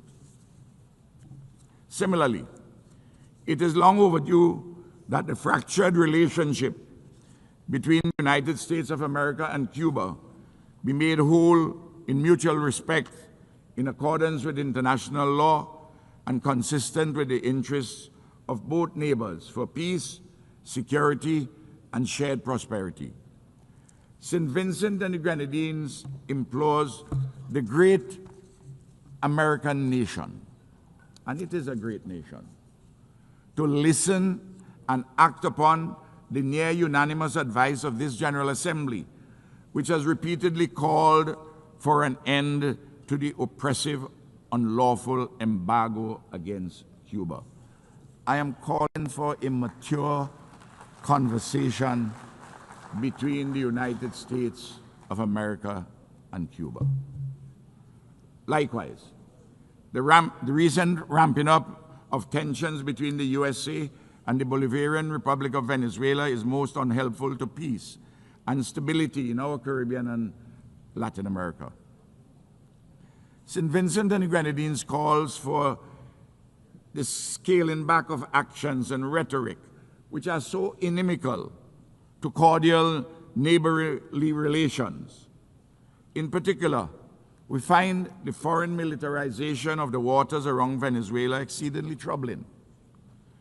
Repeatedly, the countries of the Caribbean and Latin America have unanimously declared our area a zone of peace. We urge our American friends to abide by this declaration. By all means, let us cooperate in combating drug trafficking and allied transnational criminal activities. But a unilateral militarization is decidedly not the way to go. Also, again, I'm imploring my American and Venezuelan friends to sit down maturely and talk through these problems so that we can have a resolution. In Haiti, matters political, economic, and social continue to deteriorate. Gang violence continues unabated, and a veritable Hobbesian state of nature exists in which life is nasty, brutish, and short. Haiti's political and economic elites have been found wanting, but it is true, too, that the international community with the means to assist has not as yet summoned up the will to do so. A solution is required in accord with the Haitian people's deepest longings for peace, security, and a normal civilized life and living. The UN Security Council, with CARICOM's full support, is seized of this matter, but an insufficiency of resources and will have attended it. So too, the pain and suffering in South Sudan demand immediate relief and more. Your Excellencies, in November this year, the Conference of Parties under the United Nations Framework Convention on Climate Change gathered once more, on this occasion in the great nation of Brazil. The issue of climate change is urgent and existential. The science is clear, and there has been a growing, even overwhelming global consensus as to what is required to be done. But sadly, some powerful and other influential countries are backsliding and reneging on their earlier commitments. Excellencies, just over a year ago, on July the 1st, 2024, a Category 4 Hurricane Beryl devastated my country. lives were lost, and damage and loss amounting to 1/3 of our gross domestic product was incurred. In particular, 20% of our houses were either severely damaged or destroyed. We have been rebuilding and recovering stronger and better than ever. We thank our regional and international partners, including worthy non-governmental entities, for their solidarity, without which our tasks of reconstruction would have been even more onerous. We thank, too, our diaspora. But to tell the truth, we have had to rely mainly on our own efforts at home. There's much, much more left to be done. And I again plead for the enhanced support of our friends, our allies, and Good Samaritans. Our people's resilience, creativity, and disciplined endeavors have been a marvel to behold. This is a testimony to our people's genius and the coming to the fore of our people's hidden rationalities, their hitherto submerged resources and abilities, a renaissance of their spirit, and the reaffirmation of the idea of St. Vincent and the Grenadines. Madam President, I conclude with 5 reaffirmations for those from the dominant metropoles of the West and the East who may possess the good sense to listen to some friendly advice from a spokesperson from the periphery. First, do not think ever that our mouths would be muzzled by the food that we eat to live. Secondly, know it well that while some sleep to dream, the rest of us dream to change the world for the better. Thirdly, we have a voice, and this voice will never be stilled. Fourthly, we are not better than anyone, and no one is better than us. And finally, we too have a history of civilized life and living with a trajectory for further advancement and ennoblement. We are not appendages of any other nation. We are a free and independent people made in the image and likeness of God. We are the embodiment of the idea of St. Vincent and Grenadines. We are friends of all, and we strive for a better world.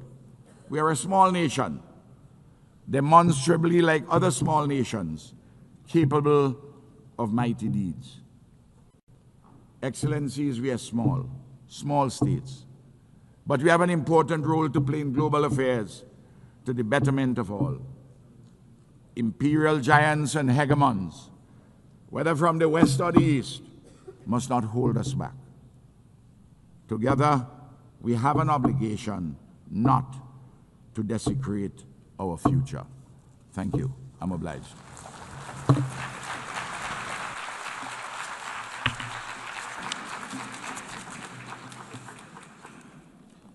On behalf of the Assembly, I wish to thank the Prime Minister and Minister for National Security, Legal Affairs and Information of St. Vincent and the Grenadines. The Assembly will hear an address by His Excellency Luc Frieden, Prime Minister of the Grand Duchy of Luxembourg. I request protocol to escort His Excellency and invite him to address the Assembly.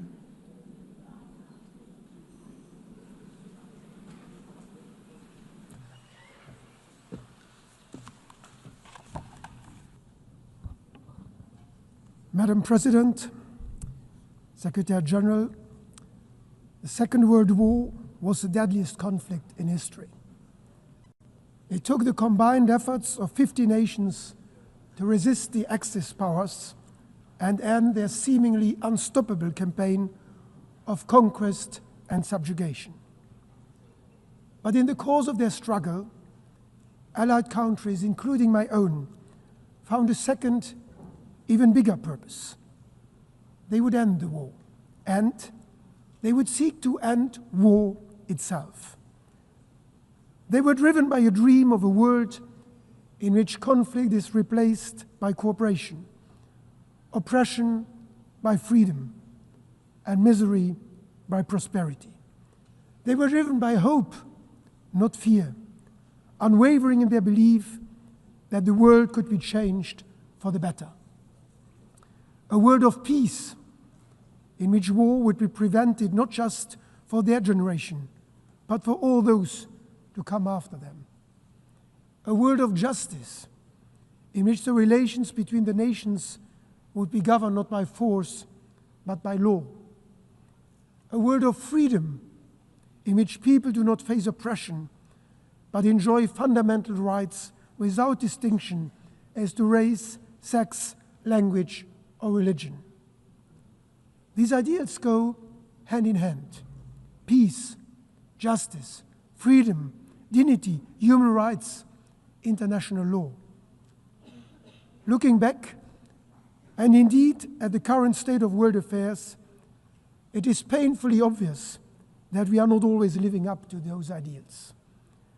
The last few years have seen an unprecedented erosion of international norms and violations of humanitarian law. The international order is at a breaking point. Too few defend it. Too many have lost faith in it. For Luxembourg, the United Nations still represents the highest of mankind's ambitions. As much as the United Nations represents these ideals, it represents a different method, a paradigm shift in the way countries deal with each other and their common challenges. Words, not weapons. Diplomacy, not warfare. Solidarity, not confrontation. The establishment of the United Nations 8 years ago was not the end of the journey to peace. It was the beginning.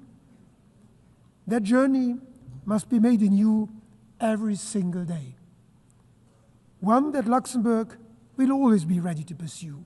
That journey of dialogue and cooperation, together with all others willing to work for peace.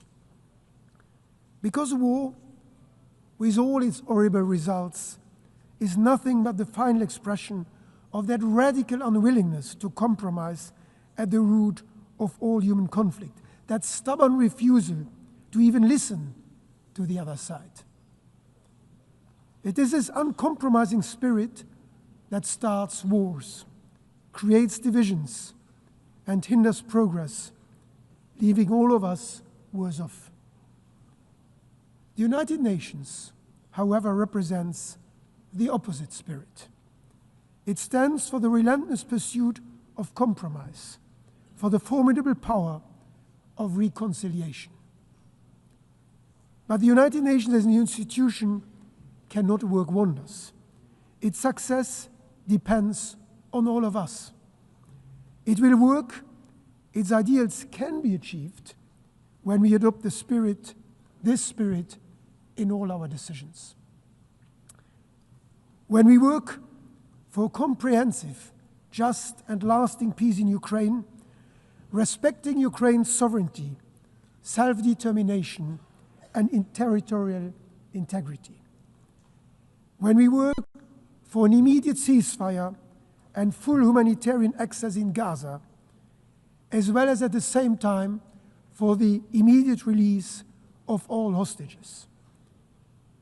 When we work for the implementation of the two-state solution, with the State of Israel and the State of Palestine living side by side in peace and security. To maintain that objective, this week Luxembourg formally recognized the State of Palestine.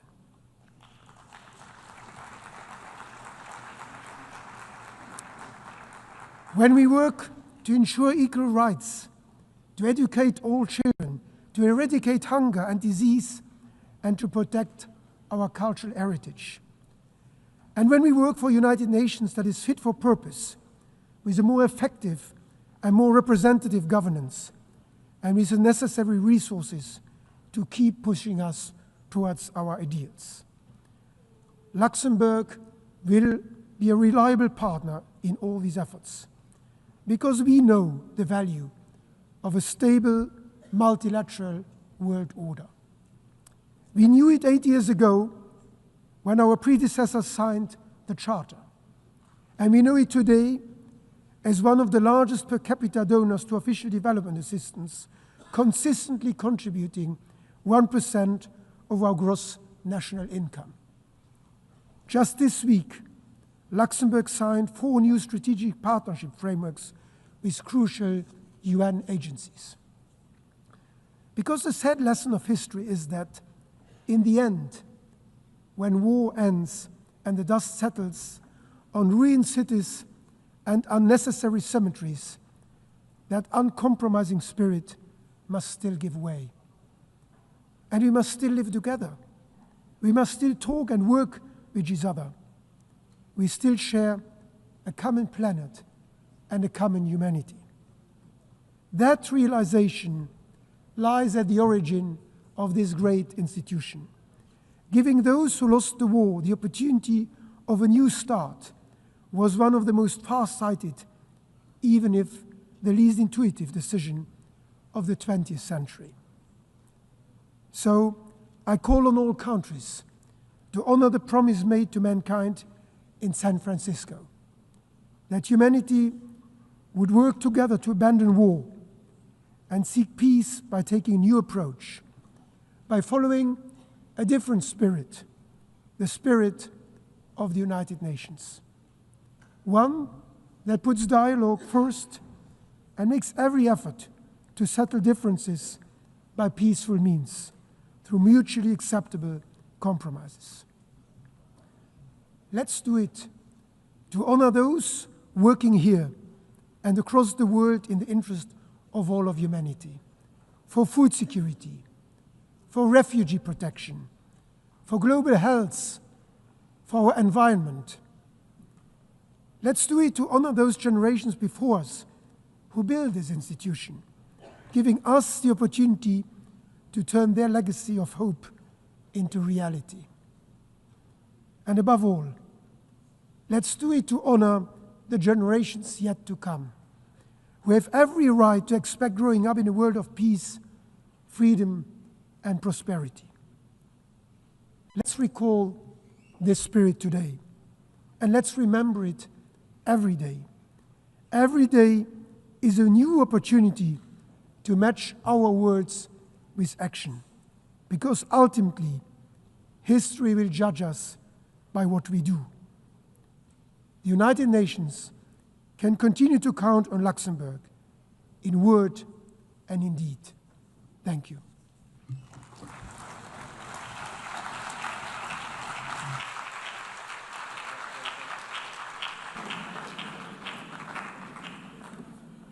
On behalf of the Assembly, I wish to thank the Prime Minister of Grand Duchy of Luxembourg. The Assembly will hear an address by His Excellency Micheál Martin, Taoiseach of Ireland. I request protocol to escort His Excellency and invite him to address the Assembly.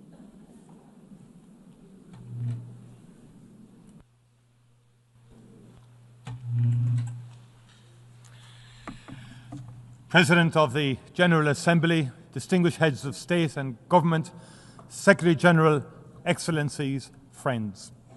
It is important to remember what brings us together every year. 80 years ago, the world was emerging from the most savage conflict in our history. 80 million people lay dead. A deliberate industrial-scale genocide aimed at obliterating Europe's Jewish population saw 6 million people murdered, a monstrous crime that remains unsurpassed in human history. People were targeted for death because of their ethnic identity, their sexual orientation, their disability. Cities were laid waste, throttled by siege, firebombed into oblivion, or pulverized by the first and only use of atomic weapons in war. Humanity had descended into the abyss.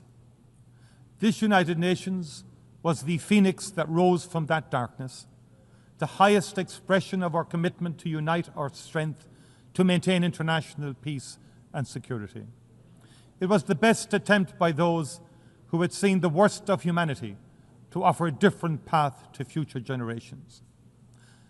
Dag Hammarskjöld, UN Secretary General in the 1950s, captured the reality of that vision best when he stated, "The United Nations was not created to take mankind to heaven, but to save humanity from hell." Since Ireland joined in 1955, the United Nations has been the cornerstone of our foreign policy. There is no member state more committed to its ideals. There is no member state more determined to ensure it succeeds in its mission. And like all member states, we depend on the UN Charter and the protections of international law for our security and well-being. At a time when the world risks slipping back into an order in which might is right and some voices count more than others, it is up to us as leaders to reassert and to insist on the primacy of international cooperation. President, the Universal Declaration of Human Rights states that the recognition of the inherent dignity and of the equal and inalienable rights of all members of the human family is the foundation of freedom, justice, and peace in the world. I am deeply concerned by the constant pushback on human rights norms that has accelerated in recent years, against women's rights and gender equality, against LGBTQ+ rights. I call out the brutal Taliban for their denial of the most fundamental rights of Afghanistan's women and girls. Ireland continues to work tirelessly to oppose all attempts to dilute existing international commitments and human rights standards. We reaffirm our commitment to honour and comply with the universal nature and the individuality of human rights. To demonstrate that commitment, we will run for a seat on the Human Rights Council from 2027 to 2029. President, conflict is always and everywhere a sign of human failure. Conflict destroys lives. It devastates economic development. It leaves scars and divisions that take generations to heal. We in Ireland know that from experience.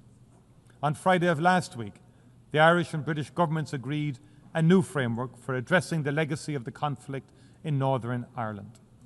The Good Friday Agreement would not have been possible without the support and engagement of the international community, and we are ready to offer the same to others.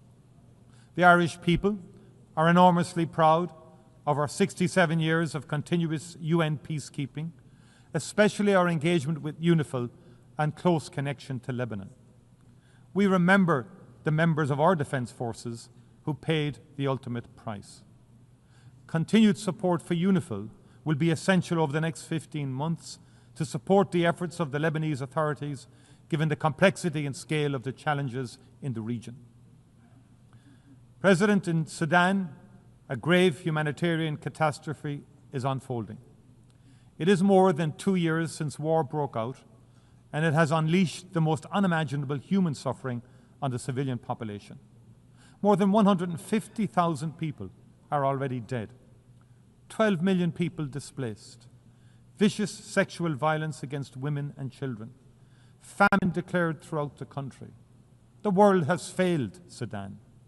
To our collective shame, we have not given this most destructive of wars the same focus and attention as conflict in other parts of the world. But a child in Sudan has the same value, the same right to life and a peaceful childhood as a child born anywhere else in the world. The conflict in Sudan is a human catastrophe that risks wider stability in the region. It must be stopped. And Ireland fully supports the work of the Secretary-General's personal envoy for Sudan, Madame Ramtane Lama Madama, to achieve a negotiated ceasefire, an immediate humanitarian response, and a durable peace. The perpetrators of war crimes in Sudan must be held to account. The jurisdiction of the International Criminal Court should be extended to all of Sudan. 80 years ago, Europe had more reason than most to say never again. Yet today, brutal and bloody war has returned to European soil. In February 2022, Russia, a founding member of the United Nations and a permanent member of its Security Council, launched a full-scale illegal invasion of Ukraine in defiance of international law, in defiance of the UN Charter. It has prosecuted the war with a willful and reckless indifference to its human consequences. Tens of thousands of Ukrainians have been killed and maimed. Millions have been forced to flee their homeland. Millions more internally displaced. Russia has deliberately and cynically targeted civilians and civilian infrastructure. It has caused immense environmental devastation. Cities such as Mariupol, Kharkiv, and Bakhmut have been bombed to rubble. Prisoners have been mistreated, children abducted. President Putin has thumbed his nose at every attempt to bring about a ceasefire and negotiations, including those led by President Trump. There are no signs whatsoever that he is ready for peace. He has refused to meet President Zelensky. He has again intensified Russia's attacks on civilians and civilian infrastructure in Ukraine. He has sought to test the resolve of Ukraine's neighbours, sending drones into Polish and Romanian airspace. He should know that it will not work. He should appreciate how strong the people of Ukraine are and how unbreakable their resolve to defend their country and its independence. And those of us proud to be part of the coalition of the willing in support of Ukraine will stand with them, shoulder to shoulder, for as long as it takes. If Russia chooses not to come to the table, the world must increase economic and political pressure on it until it does. With our European Union and international partners, we will strengthen and tighten our sanctions. And we will also work to increase support for Ukraine. We will put in place the security guarantees that Ukraine needs to underpin any future peace agreement. Ireland strongly believes that Ukraine is part of the European family and that its future lies within the European Union. We will continue to work with our EU partners to ensure its journey towards membership advances as quickly as possible. President, I come now to Gaza, a catastrophe of the most monumental and consequential kind. It is not possible to describe the scale of the physical and psychological suffering endured by the Palestinian people for 2 long and brutal years. Ireland stands in full solidarity with them. We acknowledge those who have worked in the most unimaginably difficult circumstances to preserve and sustain life, to treat the injured, to prevent the displacement and destruction of a people and their rich and irreplaceable cultural heritage. At the heart of this vital effort have been UN agencies and workers, most especially UNRWA. And we remember those among them who have lost their lives. And we pay tribute to the extraordinary bravery of the medics. We honour the journalists who have worked tirelessly and without regard to their own safety to ensure that nobody can ever say, "We did not know." What is happening in Gaza cannot be justified or defended. It is an affront to human dignity and decency. It is an abandonment of all norms, all international rules and law. We are witnessing hunger being used as an instrument of war. Babies starving to death while aid rots at the border. People shot while desperately seeking food for their families. The deliberate targeting and destruction of schools, hospitals, mosques, cultural institutions. The killing of doctors, aid workers, journalists. Dislocation and displacement over and over. We are all witnesses to the immense wrath of one of the world's most modern and best-equipped armies brought to bear on a trapped and defenseless civilian population. Last week, the Independent International Commission on the Occupied Territories called it out for what it is. Having examined carefully Israel's conduct of the war since 2023, as well as the actions and statements of senior Israeli military and political figures, it concluded that Israel is responsible for the commission of genocide in Gaza. Genocide, the gravest of crimes in international law. All signatories of the Convention on Genocide are obliged to act to prevent and to punish it. We cannot say we were not aware. In January of last year, the ICJ put all states on notice of the plausibility of the State of Israel committing genocide in its military operations in Gaza. And the court has been clear. Where state parties are able to contribute to the prevention of genocide, they are obliged to employ all means reasonably available to them so as to prevent genocide as far as possible. As Navi Pilar, chair of the Independent Commission, said last week, the prevention of genocide is not a matter of discretion of states. It is a legal and moral obligation, and it admits no delay.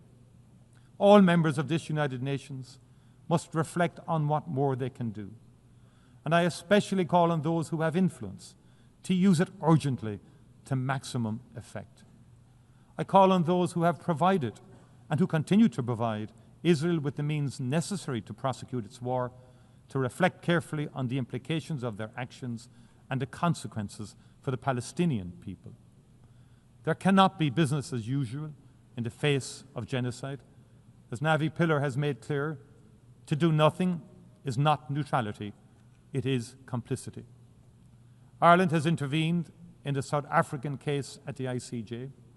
We have recognized the state of Palestine. We are legislating against the import of goods from the occupied territories. We will act to prevent those members of the government of Israel who have been instrumental in fomenting the unfolding disaster in Gaza from entering our country. We will continue to work with like-minded partners across the world to bring this human catastrophe to an end. There must be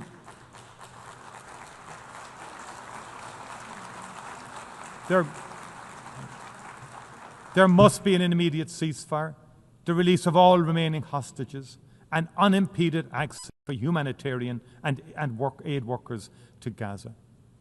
Those responsible for war crimes must be held accountable. There can be no impunity. We also need to hold to account those responsible for the attack on Israel of the 7th of October 2023. That too was a monstrous war crime.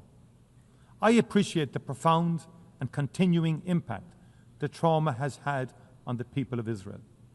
Hamas, not the Palestinian people, were responsible. Hamas must answer for its crimes. Hamas can have no role in the future governance in Palestine. But no crime, however heinous, can justify genocide. We also need to recognize the crimes being perpetrated in the West Bank. The scale and pace of appropriation of Palestinian land by illegal Israeli settlers. The open backing this receives from the Israeli government. The harassment, imprisonment and abuse of the Palestinian population. The withholding of tax revenues from the Palestinian Authority. It must not be allowed to continue. In its advisory opinion published in July 2024, the ICJ was clear that all states are under an obligation not to recognize as legal the situation arising from the unlawful presence of the State of Israel in the occupied Palestinian territory and not to render aid or assistance in maintaining the Palestinian territory. The world knows what drives this illegal activity is a determination to render the possibility of a two-state solution impossible. It must not succeed. A two-state solution remains the only prospect for a peaceful future in which the people of Israel and the people of Palestine can live in peace and security side by side. I welcome the decision to recognize the state of Palestine taken by France, Belgium, Luxembourg, the United Kingdom, Canada, Australia, and others. I commend France and Saudi Arabia for the leadership they are providing in working towards a political process that can deliver a just, lasting peace and security in the region. They have my full support. President, as it marks its 80th anniversary, the United Nations has never been more necessary. Today's challenges are ever more complex and ever more interconnected. They cannot be solved by any country or region acting alone.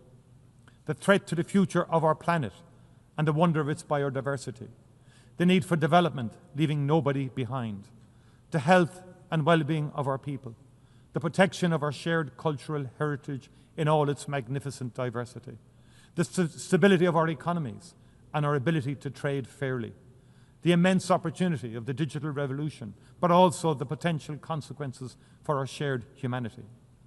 The United Nations is not perfect, and it needs to reform to reflect a very different world.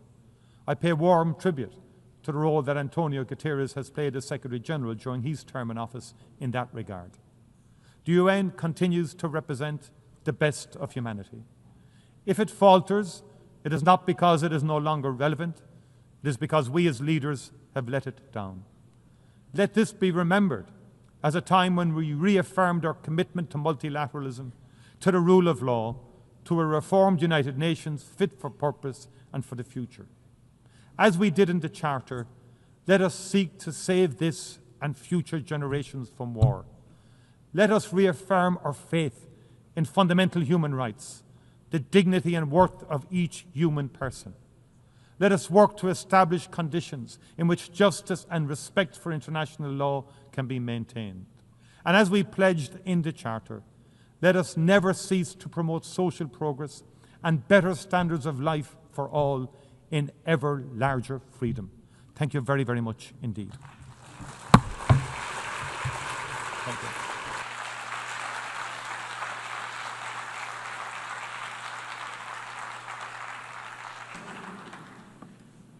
On behalf of the Assembly, I wish to thank the Taoiseach of Ireland.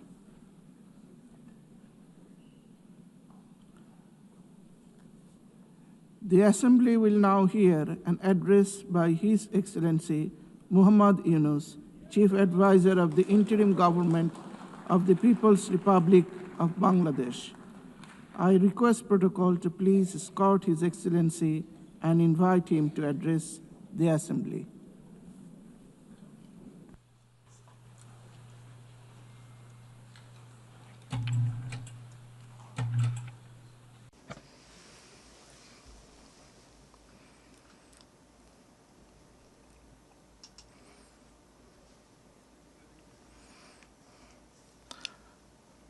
Assalamu alaikum wa rahmatullahi wa barakatuhu. Madam President,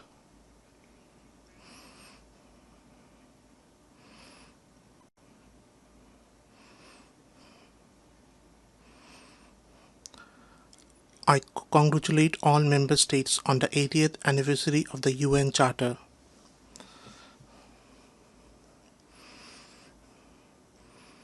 This session is especially important both for looking back at our journey and for shaping the road ahead.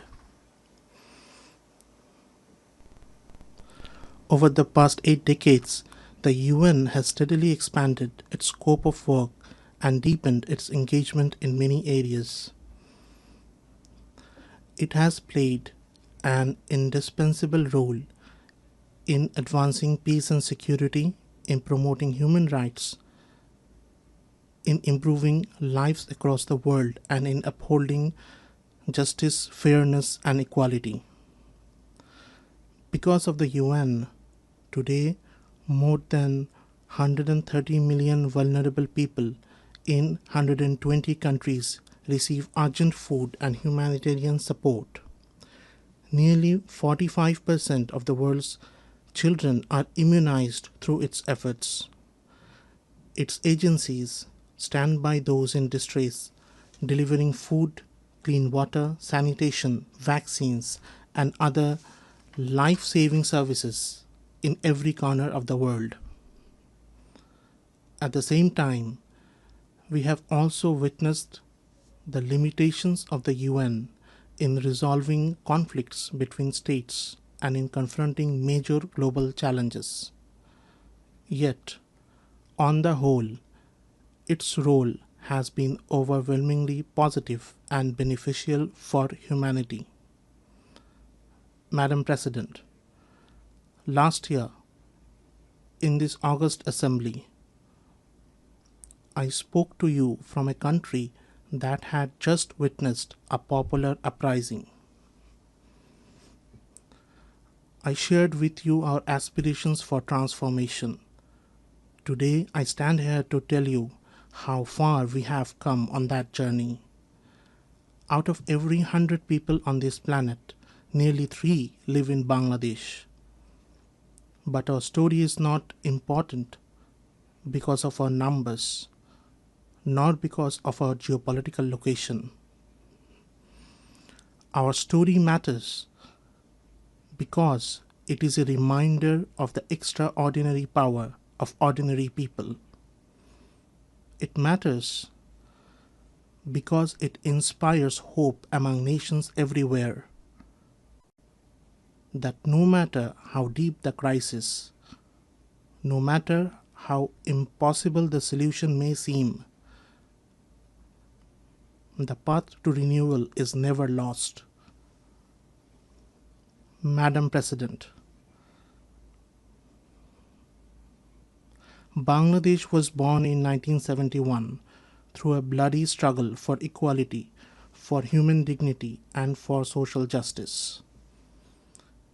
Yet the very rights for which we shed blood so much, the very freedoms for which we sacrificed so much, have been denied again and again over the past 5 decades.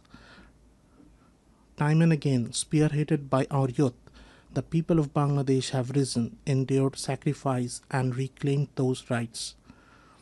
This year, we mark the first anniversary of the July uprising. It was our youth who stood up. It was our youth who defeated tyranny, and it was our youth who opened the path to a new journey of building a just and equal society. The responsibility to carry that vision forward was placed on my shoulders and those of my colleagues. Rebuilding a devastated economy and state demanded nothing less than profound institutional reforms. We could have chosen the easy path, reforms imposed by executive order. But we chose the hard path, reforms built through inclusion and sustained through consensus.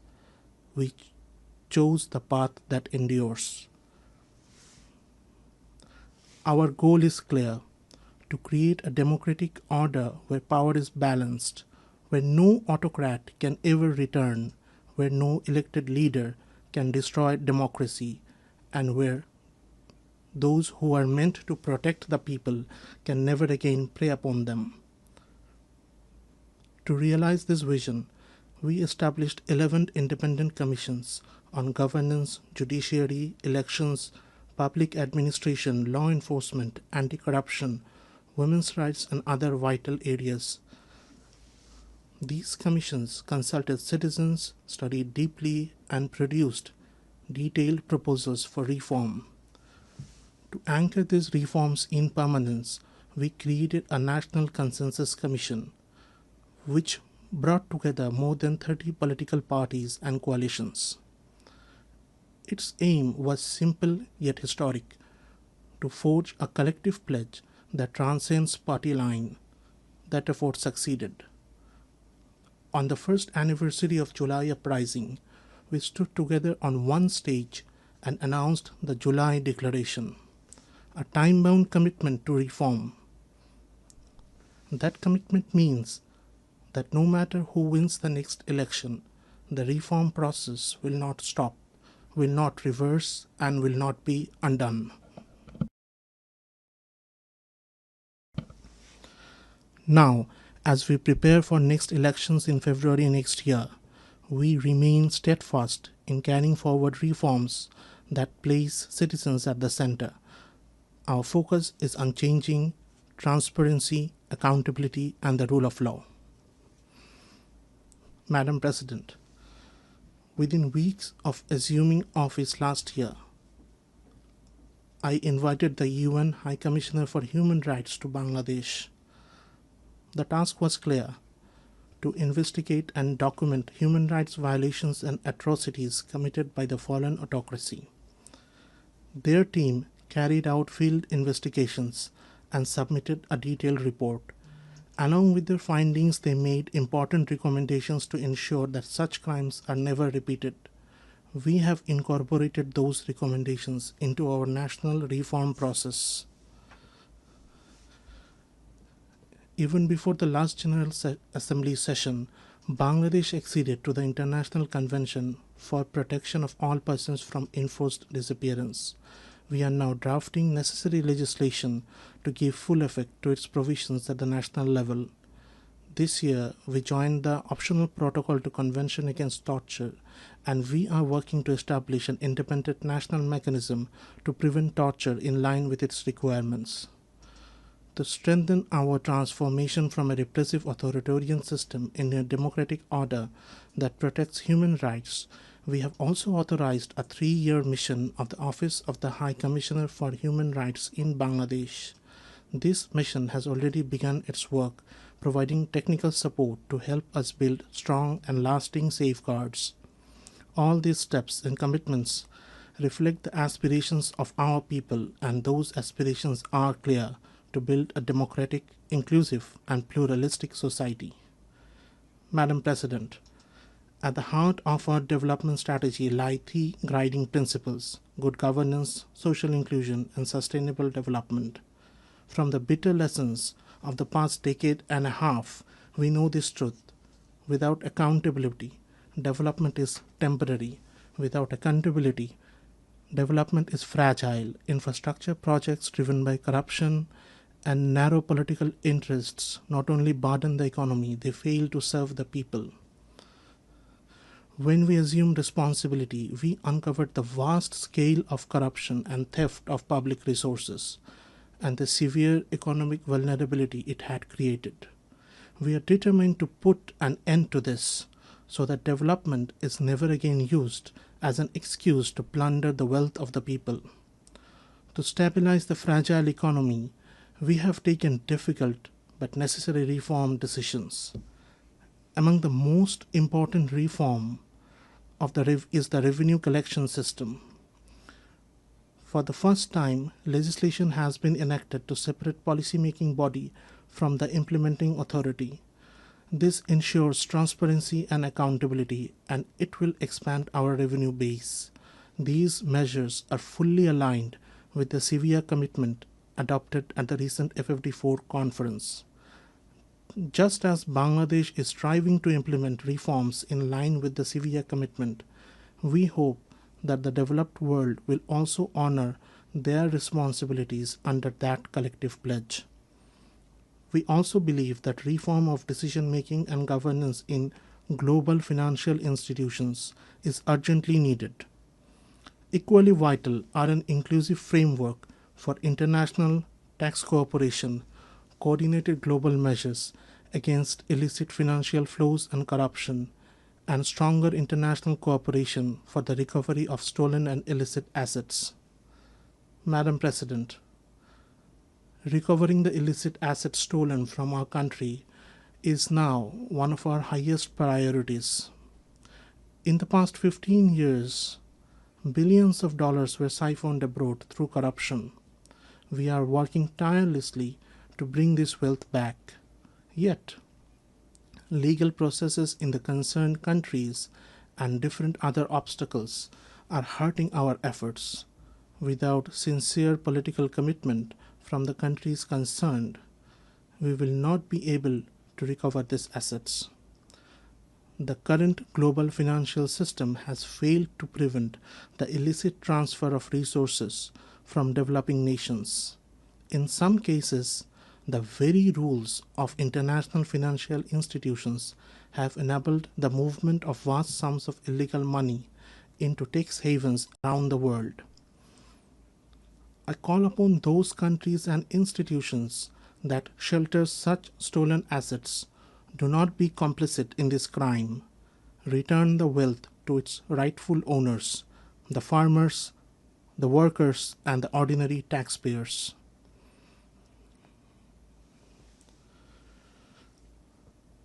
I propose the adoption and enforcement of strong international regulations to prevent the plunder of resources from developing countries and to ensure their return when stolen. Madam President, alongside historic reforms in revenue, we have introduced a market-based exchange rate, brought discipline and stability to the banking sector through asset quality reviews, a new bank resolution ordinance, and a forthcoming deposit protection ordinance. We have modernized capital market oversight with a reformed task force and a strengthened investigative system. In public procurement, e-tendering is now mandatory and conflicts of interest must be disclosed. A new public accounts audit ordinance has reinforced accountability. Our aim is not only financial stability, but also an investment-friendly environment. The Bangladesh single window now integrates 19 agencies to simplify customs procedures. Specialized commercial courts have been established to expedite dispute resolution. The Investment Development Authority has set up a coordination committee to ensure smooth one-stop services, bringing regulators under one roof and easing visa and work permit processes. An FDI heat map and a national semiconductor task force now provide transparent information on high potential sectors. Trade logistics are also improving. Year on year, container handling at Chattogram port grew by 27.6% in August, a striking sign of new efficiency. These initiatives strengthen economic governance and make investment safer. Bangladesh is now entering a new phase of sustainable and inclusive growth. This progress would not have been possible without the extraordinary contribution of our migrant workers. Month after month, they send record remittances home through their hard work abroad. Their contribution is not only vital for Bangladesh, it is equally valuable for host countries, where they provide essential services in high demand. Migration is therefore mutually beneficial, good for us, good for them. We are also advancing human labor rights reforms in line with our commitments. A committee has already been formed to implement the recommendations of the Independent Labor Reform Commission. Amendments to the Bangladesh Labour Act are at the final stage, including easier trade union registration, longer maternity leave, and expanded social protection for workers in both formal and informal sectors. Online trade union registration has been introduced, and further simplification is under review. As a sign of our commitment to workers' rights, we have also signed the Charter of the OIC Labour Center. For these reasons, we strongly support safe, orderly, and regular migration. We call upon all countries that receive migrant workers to ensure empathy and protection for them. While developed nations struggle with aging populations, Bangladesh is blessed. More than 60% of our people are under the age of 35. If migration pathways are opened, it will be mutually beneficial. By harnessing the strength of our youth, we can help meet labor needs in developed countries while creating opportunities for our own people. Madam President, the young generation of Bangladesh has already shown that they are the driving force of social change. We are investing in their skills in information technology, artificial intelligence, renewable energy, and green innovation. Our goal is clear: to shape every young person not only as a job seeker but also as a job creator. To this end, in partnership with the UN, we are launching a permanent platform to connect young people at the grassroots with senior policymakers of the government. Across the country, consultations have already begun. Today's youth want to be directly connected to their representatives from the local to the national level through online and offline forums, surveys, and campaigns. They demand greater opportunities for leadership, skills development, and digital literacy.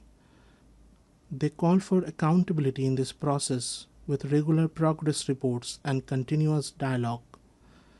Above all, they insist that the process be inclusive with equal space for women, minorities, persons with disabilities, and marginalized groups. This year is especially significant for youth policy as we celebrate the 30th anniversary of the World Programme of Action for Youth. It is not only a moment to address the challenges of today's young people, but also to anticipate the crisis they will face tomorrow and to begin shaping the solutions. In this fast-changing technological era, one of our deepest concerns is the widening digital divide facing youth in developing world. Quantum computing, artificial intelligence, large language models, modern communication systems, these must not be biased, and their benefits must be shared fairly with all. If not, we risk creating an entire generation who will see themselves as excluded, marginalized, and treated unjustly. Such a generation will be vulnerable to every harmful temptation.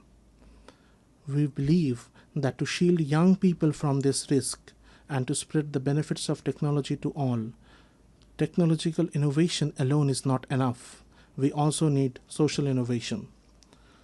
Almost half a century ago, we introduced the idea of microcredit. It was then a radical experiment against conventional wisdom. Today, it is a globally recognized tool that has lifted millions out of poverty. In the US, for example, Grameen America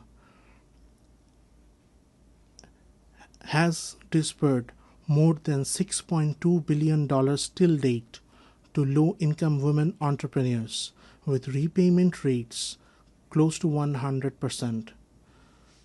Today, in Bangladesh and across the world,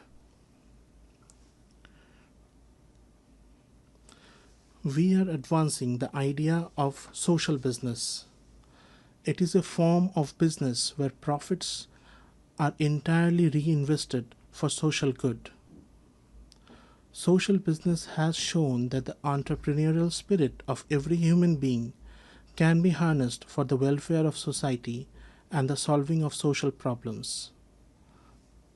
This gives humanity a creative method to address every challenge, whether environmental degradation, concentration of wealth, healthcare, unemployment, or poverty.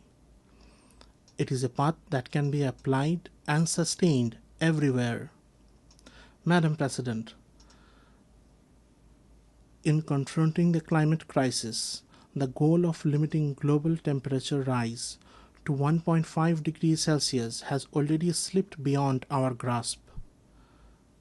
The annual pledge of $100 billion in climate finance has not been met.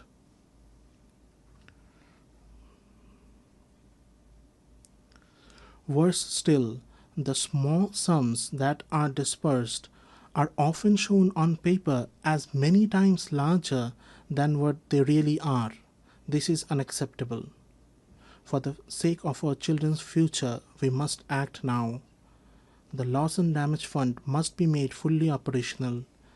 Efforts to mitigate climate change must be intensified, but adaptation must be given equal priority, and adaptation must be locally determined, locally led, and locally managed. Bangladesh has already embraced locally led adaptation as a guiding principle. At the upcoming COP30 conference, we will announce our third nationally determined contributions, which will include both mitigation targets and adaptation actions, with special emphasis on protecting mangrove forests and restoring wetlands. At the same time, we expect the global community, particularly the high-emitting countries, to meet their responsibilities with sincerity. Madam President, another great challenge of our time is the rise of protectionism in global trade. In our own lifetimes, we have seen how trade and globalization lifted almost 1 billion people out of poverty in just 3 decades. If we now turn back, our children will lose that opportunity. It is undeniable that in trade, every nation's sovereign interests must be safeguarded, and no country should be forced to bear burdens beyond its capacity. But for the sake of global peace and prosperity, there is no alternative to open, fair, and rules-based trade. We must also expand the role of social business in global trade. A growing share of development assistance must be directed towards spreading social business worldwide. My generation has witnessed how a system of interdependent economies made conflict too costly and helped preserve peace. Today, more than 120 armed conflicts are raging across the globe. If economic interdependence collapses, these conflicts will only multiply, development will falter, and peace itself will be destroyed. Madam President, the ongoing conflict in our neighboring country Myanmar has created a situation of deep concern for the entire region. It threatens not only regional stability, but also the prospects for the safe return of the forcibly displaced Rohingya sheltered in Bangladesh. 8 years on, the Rohingya crisis continues without any solution in sight. Moreover, Bangladesh faces a slow but regular flow of the Rohingyas seeking protection. Evidently, deprivation of rights and persecution of the Rohingya rooted in cultural identity-based politics continue in Rakhine.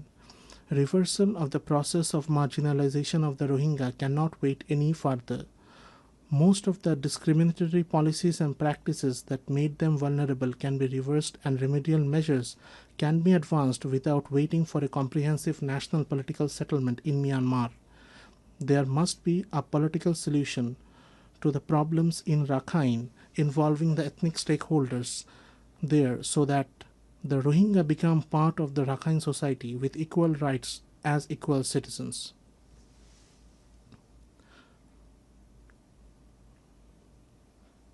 Towards this end, a sustainable repatriation in safety and security must lead the process for restoration of their rights and their ultimate reintegration with dignity. Bangladesh has been drawn into this crisis as the second victim after the persecuted Rohingya. Yet, we must remember that the Rohingya crisis is not a bilateral issue with Myanmar.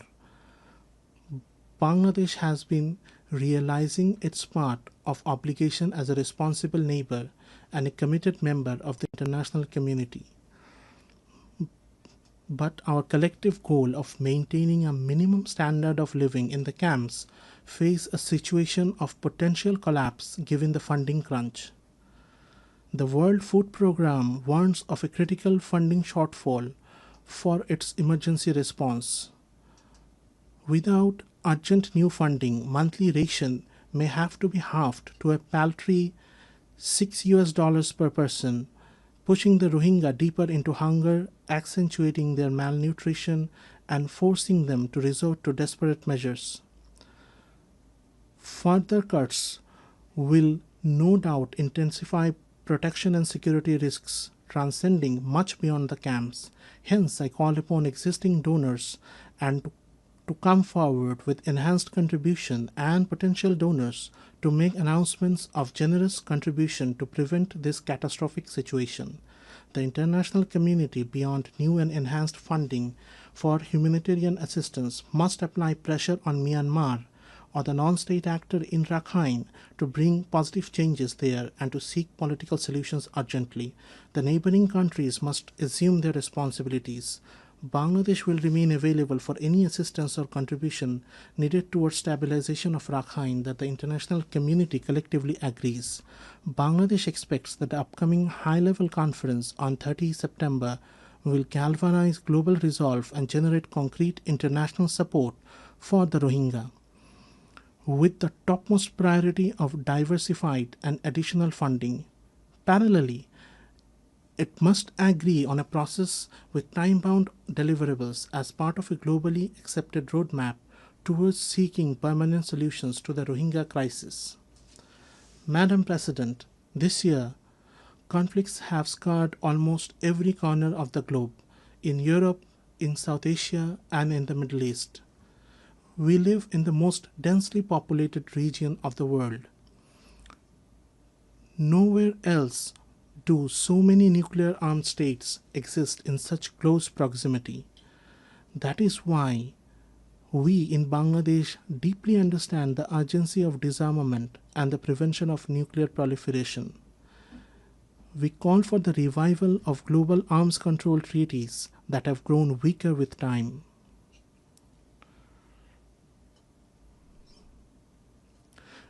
We renew our call for the establishment of nuclear weapon-free zones, particularly in the Middle East and South Asia. At the same time, we reaffirm the right of every nation to use nuclear energy peacefully, with full transparency. As a responsible nation, even before commissioning our first nuclear power plant, Bangladesh this year acceded to the Joint Convention on the Safety of Spent Fuel Management and on the Safety of Radioactive Waste Management under the IAEA.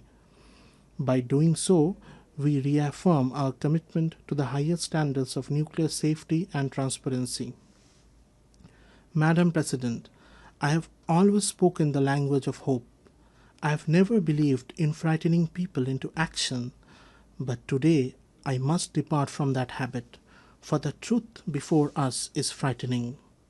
I must warn, extreme nationalism, geopolitics that thrive on suffering of others, and indifference to human pain are destroying the progress humanity has built through decades of struggle. Nowhere is this tragedy more visible than in Gaza. Children are dying of hunger, civilians are being killed without distinction. Entire neighborhoods, including hospitals and schools, are being wiped from the map. We do agree with the UN Independent International Inquiry Commission that we are witnessing a genocide happening live.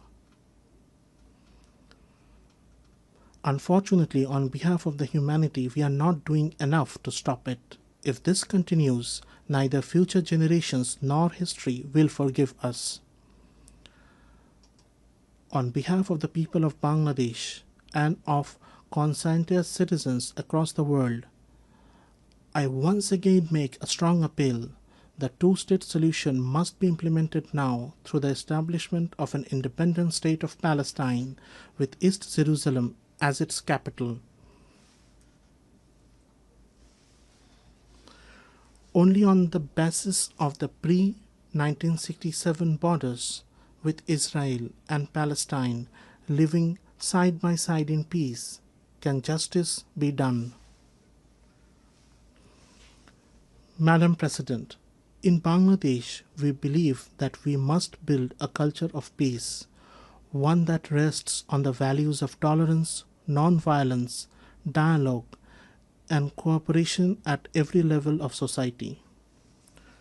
For more than 3.5 decades, Bangladesh has stood among the leading contributors of UN peacekeepers. This is living proof of our enduring commitment to global peace and security. Even today, nearly 6,000 Bangladeshi peacekeepers are serving in some of the world's most volatile regions under the UN flag. And 168 of our peacekeepers have made the ultimate sacrifice in line of duty. Research has consistently shown that UN peacekeeping missions are more sustainable and effective than unilateral interventions. We therefore call for clear and achievable mandates and adequate funding for peacekeeping operations. We must also give the highest priority to the safety of peacekeepers and ensure accountability for crimes committed against them. Bangladesh also actively promotes multilingualism, both at home and internationally, because we believe that linguistic and cultural diversity deepens mutual understanding. In the 21st century, there is no place for hatred, intolerance, racism, xenophobia, or Islamophobia in any society.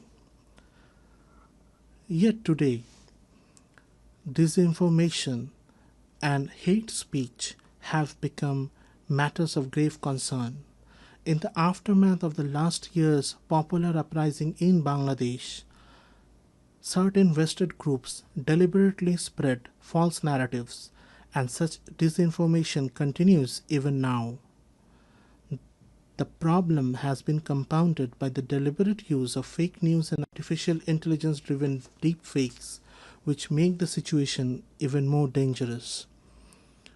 We must work together to confront these distortions before they erode trust among people and weaken the bonds of social harmony. Madam President, one of our top priorities is the empowerment of women. In the words of our national poet Qazi Nazrul Islam, whatever in this world is great, whatever is good and everlasting, half of it has been created by women and the other half by men. In reality, in many important fields today, the contribution of women is greater than half. This month, for the first time, Bangladesh published the Unpaid Household Production Satellite Account. It shows that women perform more than 85% of unpaid care and household work, with a value equivalent to over 16% of our GDP. Despite many obstacles, our girls are succeeding everywhere, from classrooms to boardrooms, from laboratories to sports fields. Recently, our women's football team won a regional championship, qualified for the Inter-Asian competition, and inspired millions across the country. My government's efforts to ensure women's safety, dignity, and equal opportunity continue. This year, we celebrate the 30th anniversary of the Beijing Declaration. On this occasion, we have strengthened our commitment to women's empowerment by announcing 4 national pledges under the Beijing Plus 30 Action Agenda to be implemented in the next 5 years. They include enacting a law to prevent and protect against sexual harassment, recognizing and valuing women's unpaid care and household work, increasing women's participation in politics and public life, and strengthening gender-responsive budgeting. Madam President, Bangladesh is committed to regional cooperation based on mutual respect, transparency, and shared prosperity. Through initiatives such as BIMSTEC, BBIN, Asian Highway, SASEC, we are advancing regional connectivity and trade. At the same time, we have expressed interest in joining effective regional forums like ASEAN, and we are working toward that goal. We also call for the revitalization of the South Asian Association for Regional Cooperation, SAARC. Established 4 decades ago, SAARC achieved notable progress in its early years and laid a strong foundation for regional cooperation. Despite political deadlock, its institutional structure remains intact. We believe SAARC still holds the potential to deliver welfare to the hundreds of millions in our region, just as ASEAN has done in its own. For shared development, there is no alternative to regional cooperation among neighbors. And when it comes to the use of shared natural resources, fairness and compassion must guide us. Bangladesh is firmly committed to peaceful regional cooperation in this area. That is why, as the first country in South Asia, we have recently joined the UN Water Convention. Madam President, centuries of political exploitation, plunder of resources, of uneven development. A decade ago, when we agreed on the 2030 agenda, we were filled with hope that the world would change course and move toward the right path. Yet the reality today is sobering. Progress toward the SDGs has fallen dangerously behind. The gap in development financing continues to grow, while the flow of official development assistance is shrinking. We urge donor countries to reverse this trend and to honor their commitments. We are in the process of graduating from the category of least developed countries to that of developing countries. Enhanced cooperation from the international community, in particular the relevant entities of the UN, is essential to ensure a smooth and sustainable transition. In this regard, we commend the work of OHRLLS and other relevant UN entities. We call for further strengthening of this office to enable more effective support to the LDCs and other vulnerable countries. At the same time, alongside grants and loans, we call for a massive expansion of social business through both public and private initiatives. This new approach can bring benefit to both donor and recipient countries alike. It can inspire, it can encourage, and it can take human creativity to new heights. Madam President, we acknowledge the contribution of UN to Bangladesh's progress and development. We reaffirm our full confidence in its three pillars: peace and security, development, and human rights. At the beginning of my statement, I said that over the past 8 decades, the UN has shown time and again that multilateral diplomacy helps humanity live together in greater harmony. Yet, on its 80th anniversary, we must acknowledge that multilateral diplomacy is under strain.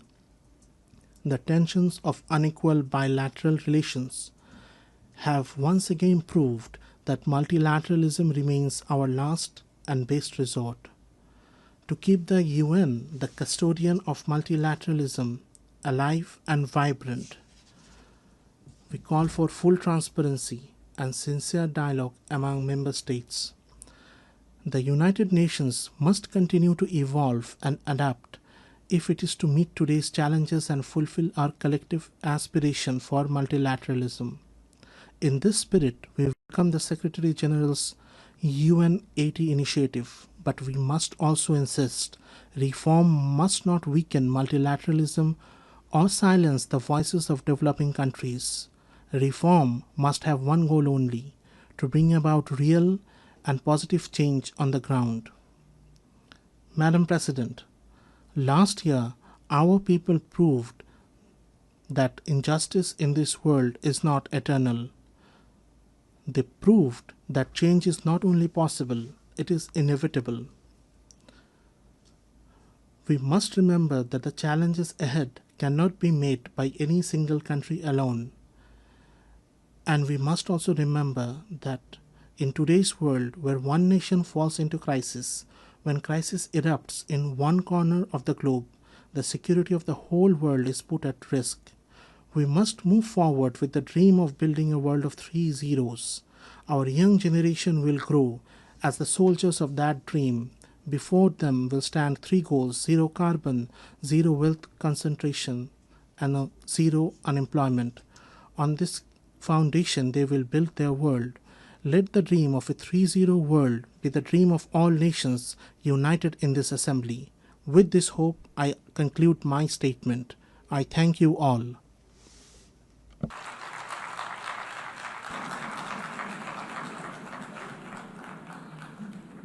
On behalf of the Assembly, I wish to thank the Chief Advisor of the Interim Government of the People's Republic of Bangladesh.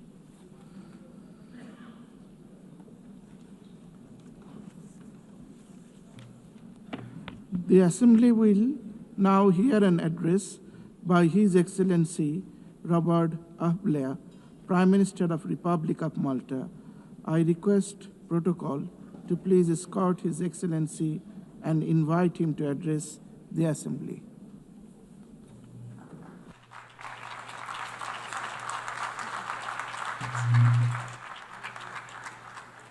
Mr. President, Excellencies, distinguished delegates, and dear friends. We are gathered here just a few weeks shy of the 80th anniversary of the foundation of this United Nations. Unfortunately, even a glance at the global headlines is enough to produce the depressing thought that perhaps it should be less of a birthday party and more of a wake-up call. But firstly and firmly, I want to reject the idea that the need for the United Nations is any less imperative today than it was 8 decades ago. Then, as now, you could be forgiven for losing hope. In 1945, at the end of that global conflict, the world seemed to be in ruins. Thankfully, in 2025, our world isn't in ruins, but too much of it is in flames. 80 years ago, the leaders owed it to the millions who had lost their lives over 6 years of slaughter to never lose hope.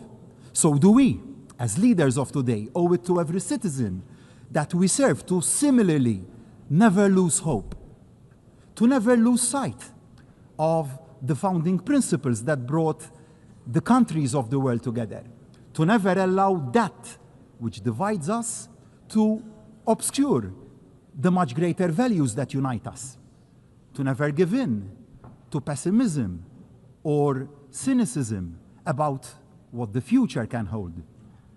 Now, don't misunderstand me. I am not blind to the magnitude of the challenges that our world faces. I know that fine words here in New York won't by themselves end conflict, hunger, or deaths by malnutrition. But I remain convinced that the resolution we show and the resolutions we pass here can make a real and tangible difference on the ground. We must never lose sight of the power of collective will and that of collective action. Because while the 8 decades of the United Nations have seen far too much conflict and suffering, they have also seen human progress on a scale even the most optimistic of the founding fathers, who dared to dream that working together could work to transform the lives of ordinary people, would never have imagined themselves.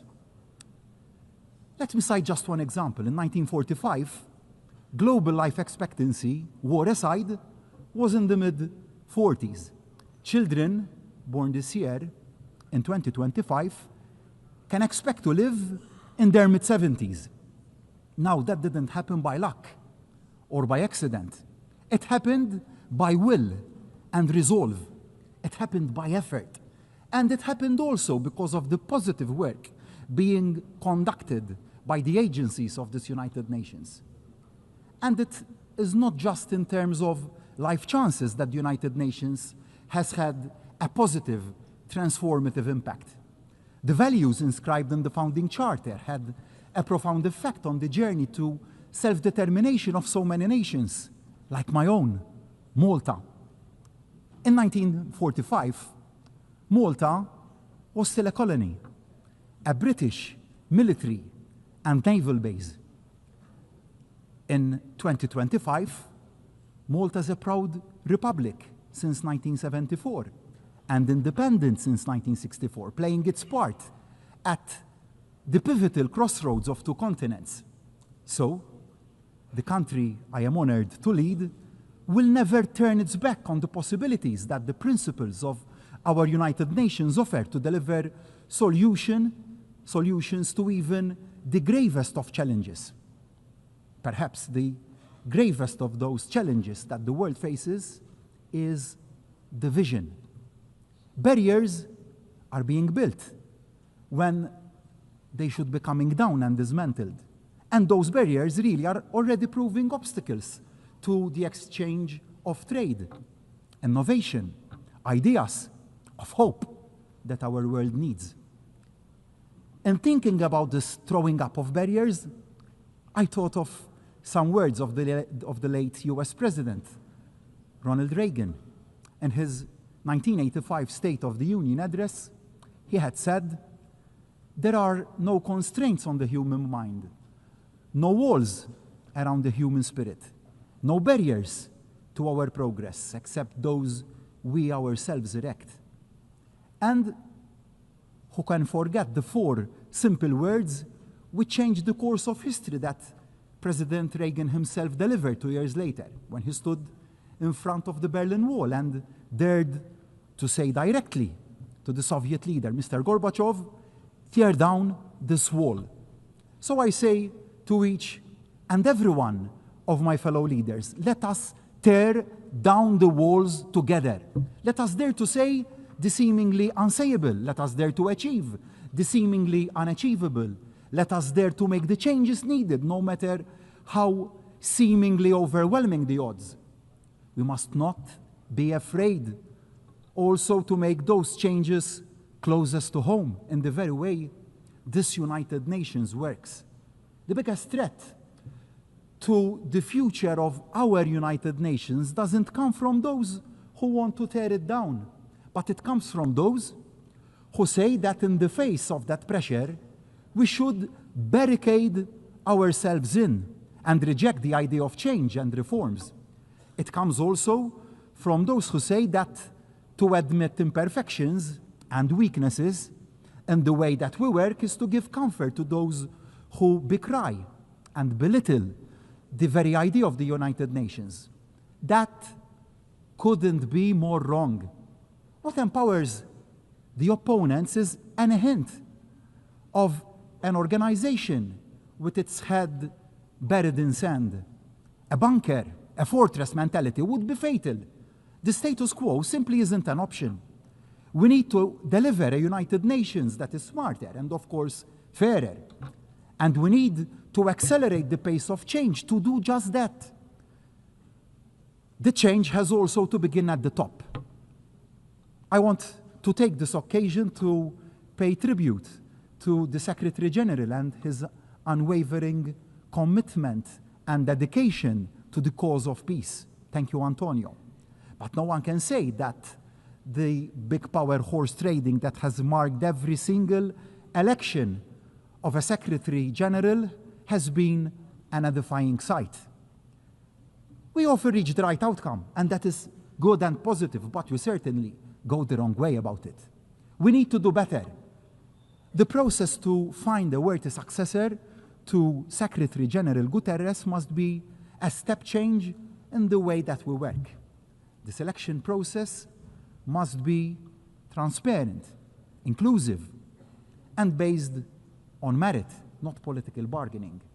The decision must be taken out of the corridors of this building and become a truly global conversation involving all member states, as well as civil society. As for the Security Council, its makeup reflects the world as it was in 1945, and not as it is in 2025. Malta begs the clamor for expansion and fairer regional representation. But it isn't just the composition that needs to change. The role of the Security Council needs to be elevated. It must serve as a greater counterbalance to the dominance of the larger powers. It must also be a genuine platform for all the nations of the world to have our voices heard. And change needs to come not just to political structures, but to the way the United Nations works. All around the world, including in Malta, my country, citizens are rightly pressing governments to do more with less, better value for money. The United Nations, like any other publicly funded organization, needs to make sure that it ruthlessly focuses not on protecting the way things are done now, but on the way things can be done differently to deliver better outcomes for the same investment. No area of the United Nations can remain untouched. No vested interest left untackled. The United Nations must embrace digital diplomacy for the artificial intelligence age. Every system must be streamlined, every process scrutinized to ensure it delivers for the front line. Every program assessed against its actual impact. We shouldn't be afraid to ensure that the United Nations stops doing things it does badly and starts doing those things it does well, even better, and even more efficiently. Too often, global relations, like much of life, can seem merely a numbers game. Of course, the biggest states will always have the loudest voices, and that is understandable. But there can be no doubt that small states and developing countries are often underrepresented and underheard when key decisions are taken and made. Unless our unique experiences are taken into account and our needs, we won't put in place solutions that can actually deliver across the whole world. It is a self-defeating mistake for the Big Boys Club to crowd out the added value that small nations can bring to the table. We bring innovation, credibility, and moral authority to any concerted global action. To exclude the small is to damage the big. We all lose, which is why, although Malta may be one of the United Nations' smallest members in terms of geography, we have always been determined to be one of the UN's biggest voices. Malta remains as committed to the goals of peace, dialogue, diplomacy, and global cooperation as we were on that day in 1964 when we took our seat for the first time in this United Nations. As we've grown as a nation, found our feet on the European and world stage, and developed a fast-growing economy, so too have we found our role in the work of the UN. Small nations, like ours, have to be realistic about how we can add value. But I firmly believe that Malta has a combination of two major factors that makes our country an asset to the global conversation. Firstly, Malta has a deep commitment to the power of multilateral engagement. We bring to the table the recent experience of both chairing the OSCE and serving on the UN Security Council, alongside the insight gained from our current presidency of the Committee of Ministers of the Council of Europe. I am particularly proud that Malta's presidency coincides with the 75th anniversary of the Convention, of the European Convention on Human Rights, rising, like the United Nations, from the ashes of the Second World War, guaranteeing for hundreds of millions of Europeans and other peoples the fundamental human rights for which so many people lost their lives in their fight for them. Secondly, Malta offers a unique platform for peace. We offer a unique mix that leaves Malta particularly well placed to host dialogue and discussions between parties, between countries, no matter how far apart they are.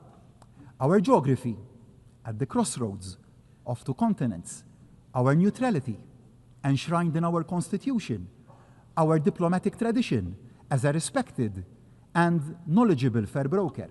Together, they make Malta the ideal location to come together to try and find solutions to even the most intractable of disputes. So, today, I renew my open offer to the warring parties of the world and those working to bridge those divides. Malta stands ready to welcome you, to facilitate, and to support you in finding ways forward. Now, nobody disputes how deeply entrenched are the barriers to peace, but that doesn't mean that the search for solutions should ever be paused.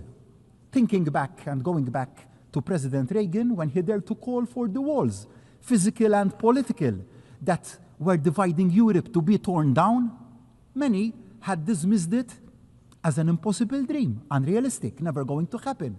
But it did. The seemingly intractable Cold War came to an end. As global leaders, we must equally never give up, never say peace can't be achieved, never give in to defeatism, even the most outwardly unresolvable of conflicts. Sadly, on Malta's doorsteps, two such conflicts, wars, are raging. Ukraine and Gaza. The world must not turn its back on either, or tackle them with double standards, as this would undermine our credibility and effectiveness. We must never wring our hands and consign any conflict to the too difficult to deal with pile.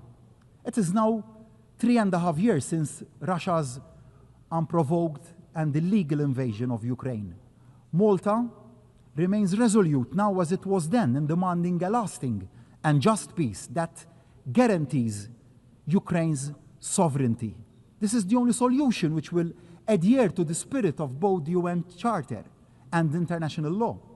But that can only come about following a full and unconditional permanent ceasefire and the full participation of Ukraine in any future peace talks and decision-taking.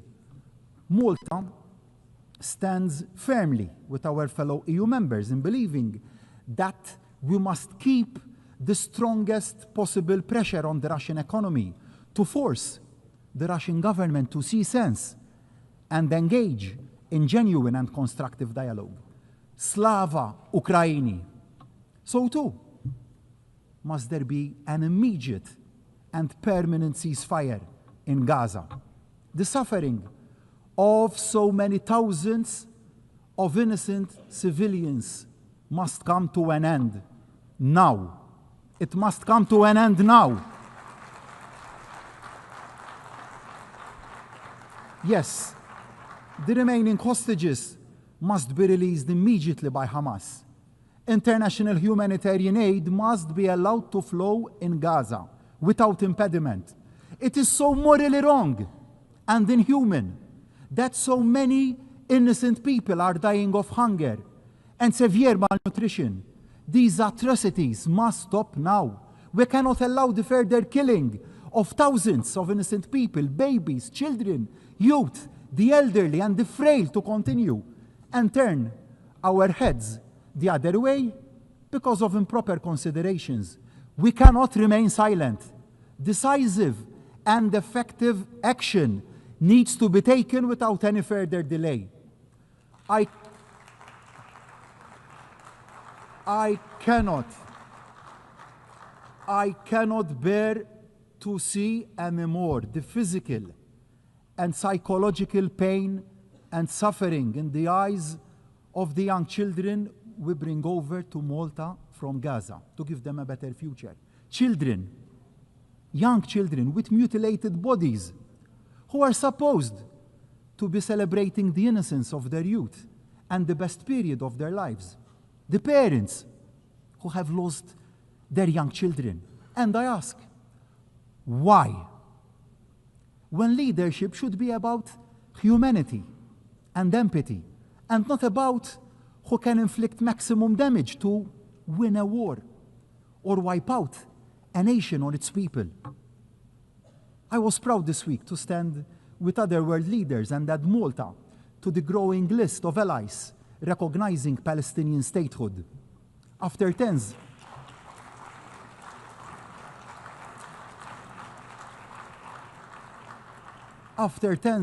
of years of discussion in Malta, we took decisive action and did the right thing to do.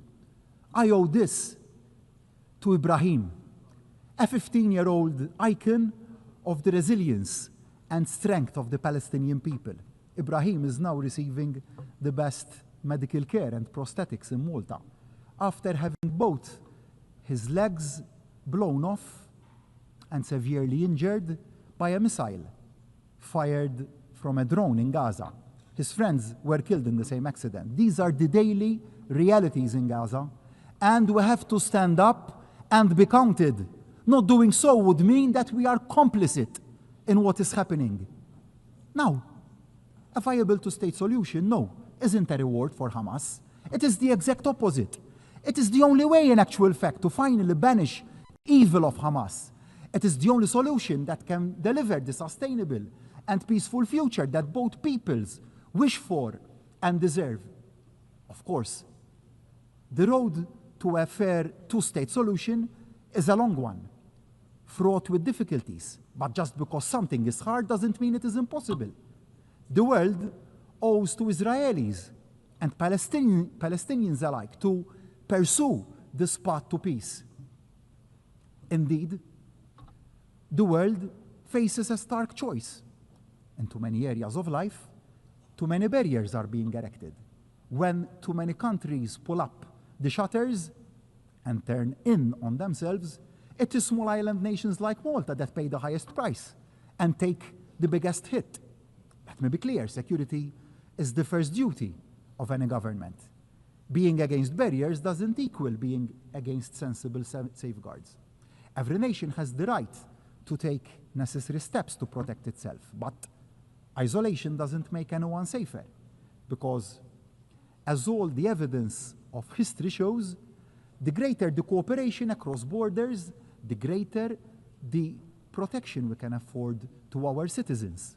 And a threat to global prosperity is a threat to global security. So, I urge the United Nations to redouble its efforts to safeguard the connectivity that trading nations like Malta have to rely on. It is incumbent on all of us to resist the trend to protectionism and fight for open markets. The alternative of a world of trade barriers will only make us all poorer. Of course, it is equally important that we work to tackle the downsides of globalization, to ensure that none of our citizens are left behind. But there can be no turning back of the clock. We can secure our borders without building fortresses. Addressing legitimate concerns about migration is not the same as pulling up the drawbridge. Clearly, the current growth of irregular migration is not sustainable. Yet, it will only be truly addressed by a truly global solution and response. A coordinated response that is both humane and sustainable, that acknowledges the fundamental truth that migration is driven by poverty and conflict, driving migrants to risk their lives at the mercy of criminal human smugglers in search of a better future for themselves and their families. Every country has a right to secure its borders, but every country equally has a duty to play its part in tackling the root causes of irregular migration. You might say, tough on irregular migration, tough on the root causes of irregular migration. Underpinning all this is the need for every member of this United Nations to recommit to the primacy of international law and the value of international cooperation. No country, however large, however strategically important, is above the rule of law.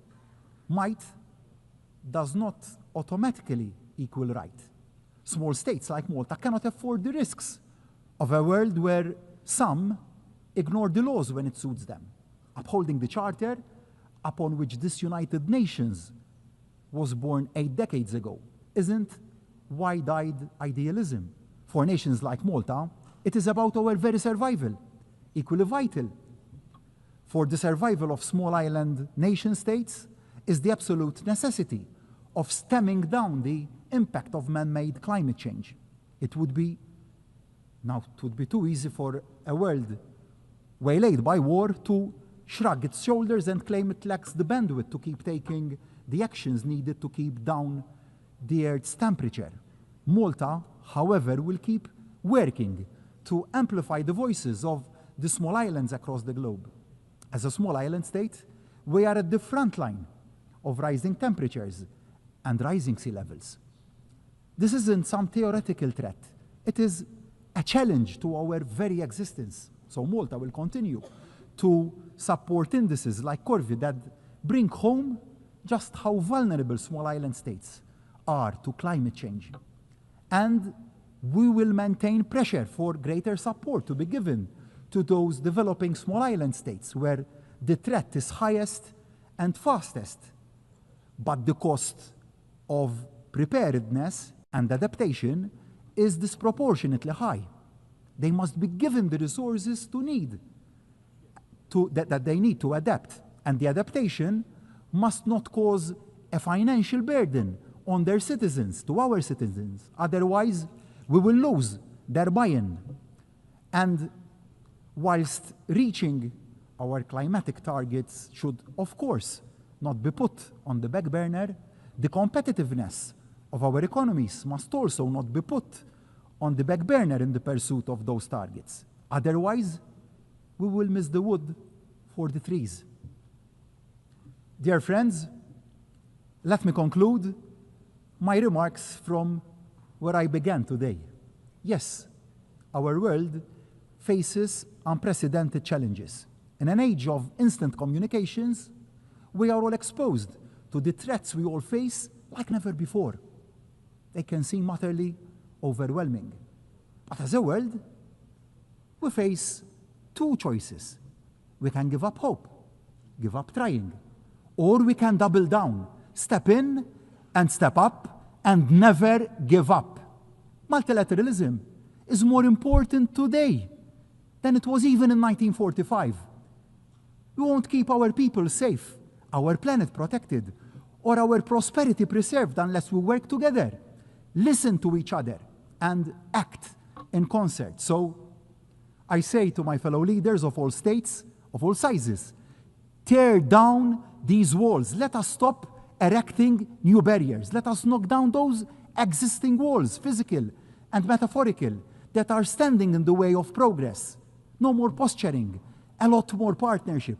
We owe it to those who had the vision 80 years ago. We owe it to the people who put their trust in us to lead them.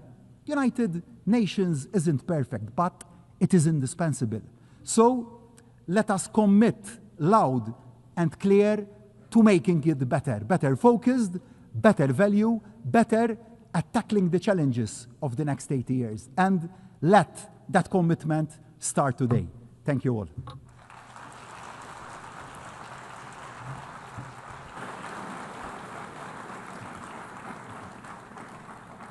On behalf of the Assembly, I wish to thank the Prime Minister of the Republic of Malta.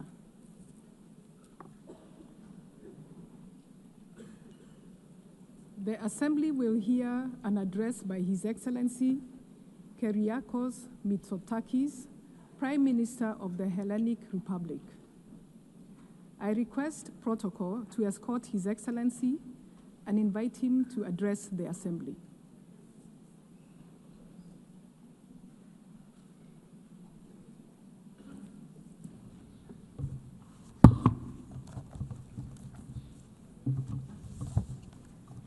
Madame la Présidente, heads of state and government, ladies and gentlemen, it's an honor to address this assembly for the 7th time as Prime Minister of Greece.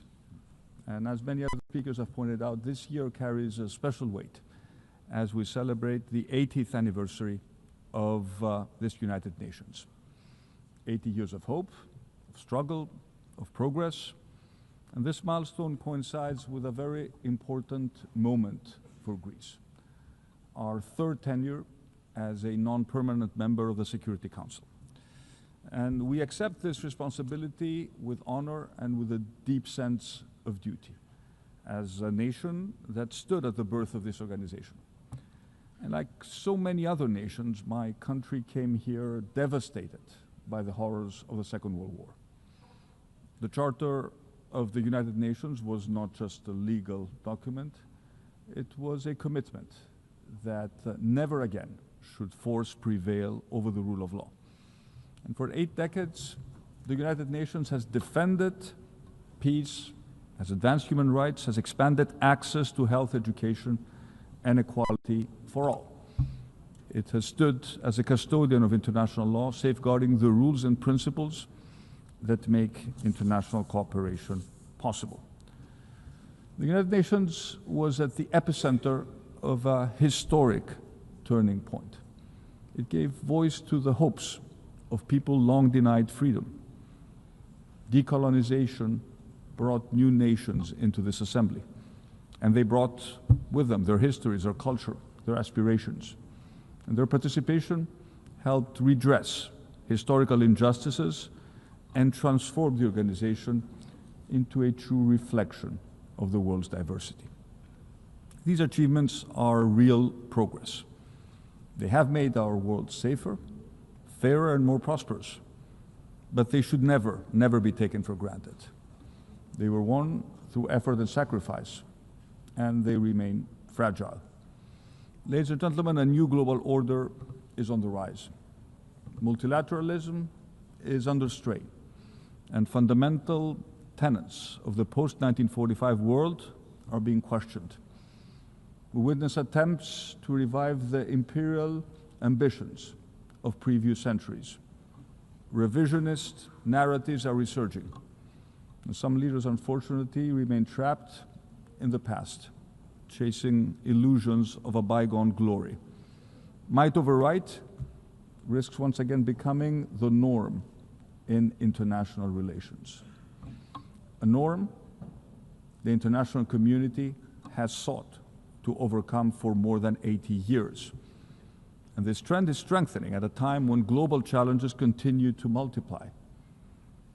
Climate change, migration, the advent of artificial intelligence. Our world is changing. We must meet this change with courage and responsibility, but never, never at the expense of the principles that form the very fabric of the international community represented in this assembly. Most important of them being respect for territorial integrity and the peaceful resolution of disputes. Being situated at the crossroads of three continents, Greece is a pillar of stability and a reliable partner in a turbulent region. We uphold the principles of international law. We seek dialogue and peaceful coexistence with our neighbors. Some claim that these principles are irrelevant in today's world. We believe the opposite. They are the source of strength, the only path to lasting peace. And we are certainly not naive. We remain fully aware of the threats and the risks of instability in our wider neighborhood. This is why we're strengthening our economy, enhancing our deterrence capabilities, and deepening our alliances, so that we stand ready to defend and uphold our values.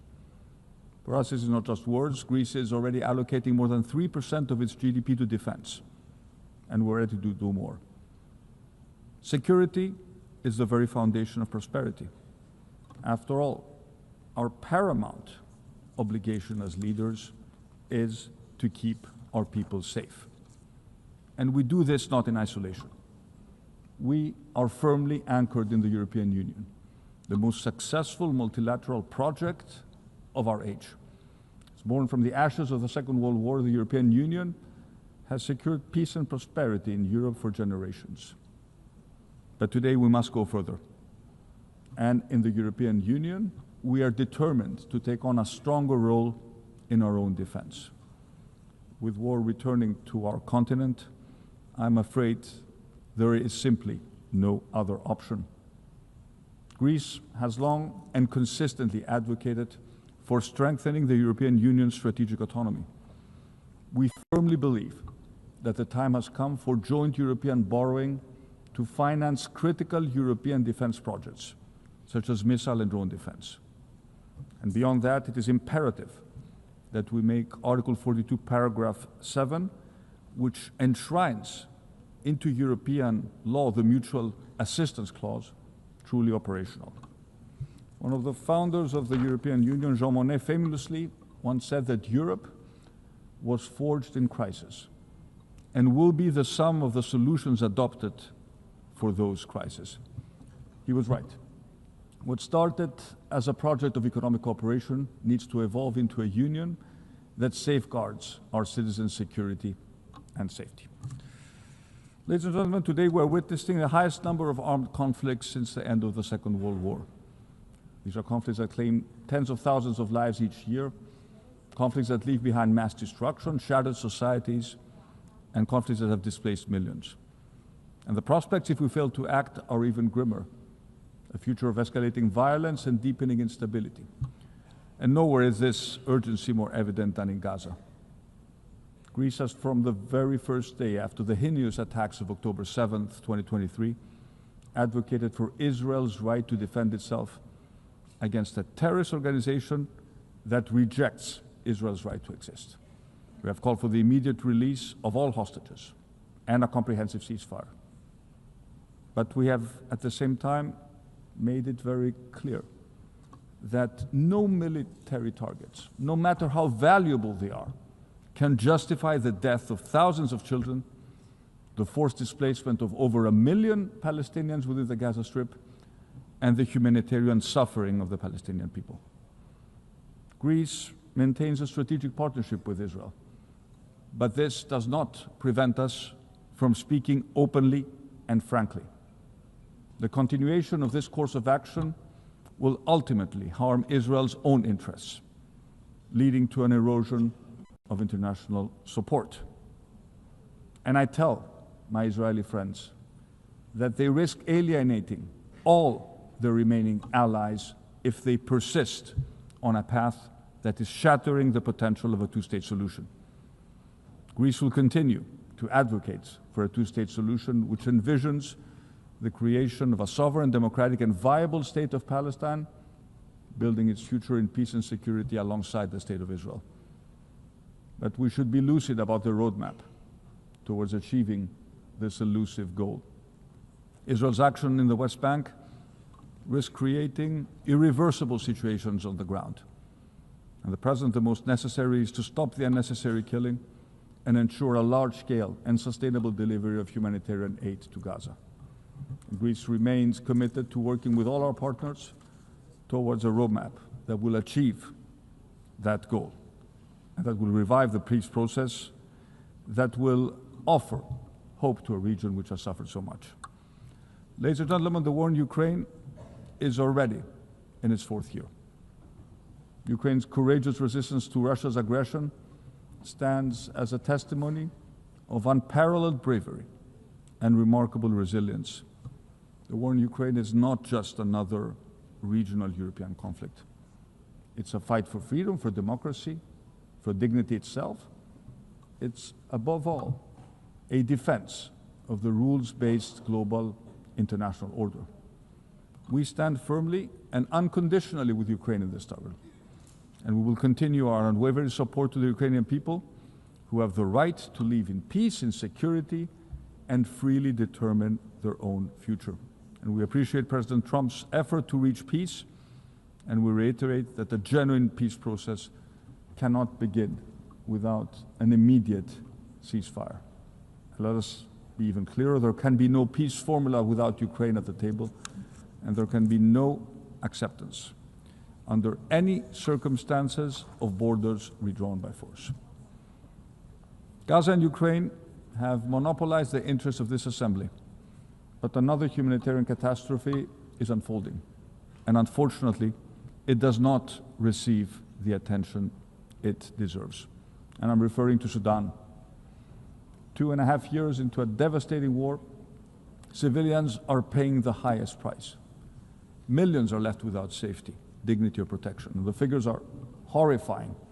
Almost 12 million people have been forced from their homes, creating the world's largest displacement crisis. More than 30 million could require humanitarian aid.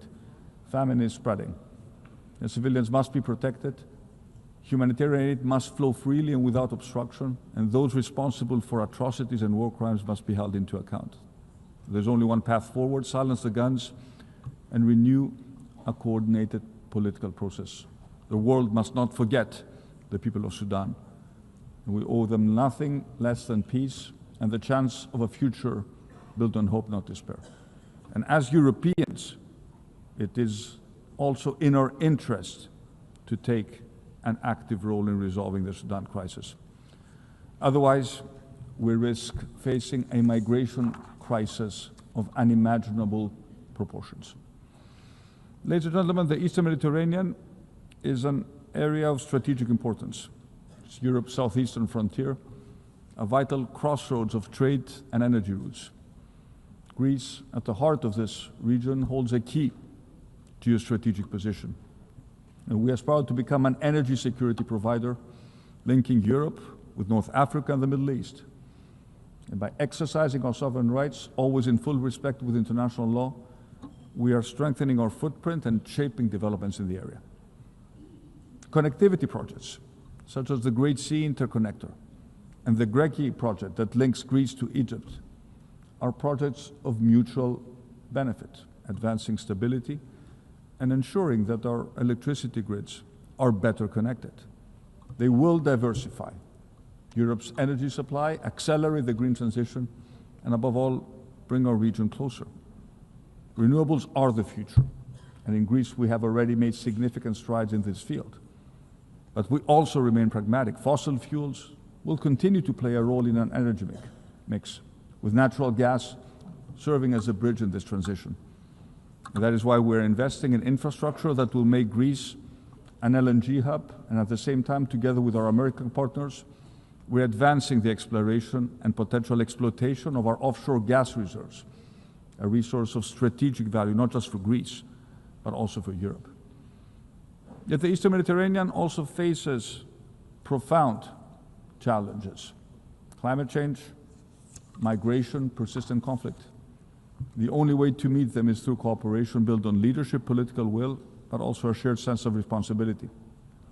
In all our relations with our neighbors, Greece is guided by a single unwavering compass: respect for international law. This is a cornerstone of our foreign policy and the basis upon which we seek dialogue and genuine cooperation. Let me begin with our relations with Turkey. Greece seeks peaceful coexistence with our neighbor. And in recent years, yes, we have succeeded in maintaining low tensions. And this is a positive development that we should not underestimate. However, the calm seas we have witnessed over the past 2 years must not be fleeting.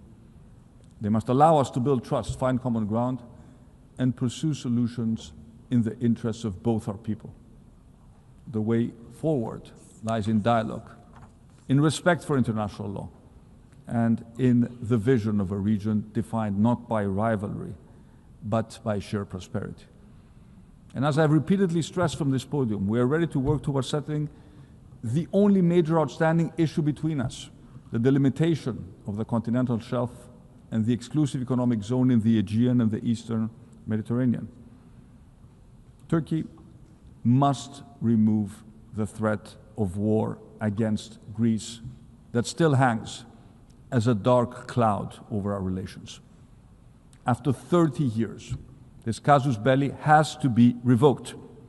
It has no place in relations between friendly neighbors. Our path forward must be one of diplomacy, not the language of weapons. Let me say a few words about the Cyprus problem. For 51 years, Cyprus has endured the consequences of Turkey's illegal invasion and continued military occupation. It's a blatant violation of international law and a constant strain to regional peace and security. Our commitment to Cyprus's sovereignty, territorial integrity, and a solution of one state based on a bizonal, bicommunal federation is steadfast. It's a matter of credibility and determination to defend the core values and principles upon which the United Nations are based and fully aligned with all the decisions taken by the UN Security Council. And Greece fully supports the efforts of the Secretary General and his personal envoy to give a new impetus to the resumption of negotiations. And a just and viable settlement will serve the interests of the Cypriot people and contribute decisively to the stability of the wider region. Turning to Libya, our two countries share maritime borders. We are neighbors. It is therefore in our common interests to reach a fair and lawful delimitation agreement in line with the provisions of the United Nations Convention on the Law of the Sea. The true stability in our neighborhood also depends on Libya itself being united and sovereign. The Libyan people must be free to determine their future without foreign interference, and Greece stands ready to assist constructively in a UN-led efforts to achieve a political solution and reunite the country. When it comes to Syria, after 14 years of bloodshed, last December brought a moment of change and a new hope for the Syrian people. The future of the country must be built on tolerance, dialogue, and full political representation for all religious and ethnic communities. Only then can Syria's diverse society find peace and prosperity, free from sectarian violence and external interference. I made it clear to the Syrian president that our support regarding Syria's rapprochement with Europe is conditional upon the protection of religious and ethnic communities, in particular, the Christian Orthodox minority, which has been repeatedly targeted by Muslim extremists. At the same time, we expect Syria and its authorities to act in full accordance with international law, including the United Nations Convention on the Law of the Sea. Finally, let me turn to the Western Balkans, our immediate neighbors, our strategic partners of the European Union, and candidate members of our common family. This region has made remarkable progress over the past decades, yet the balance remains delicate, with the risk of backsliding always present. The future of the Western Balkans lies within the European Union. Greece has been a pioneer in this endeavor through the Thessaloniki Agenda, which set the path for the region's European perspective.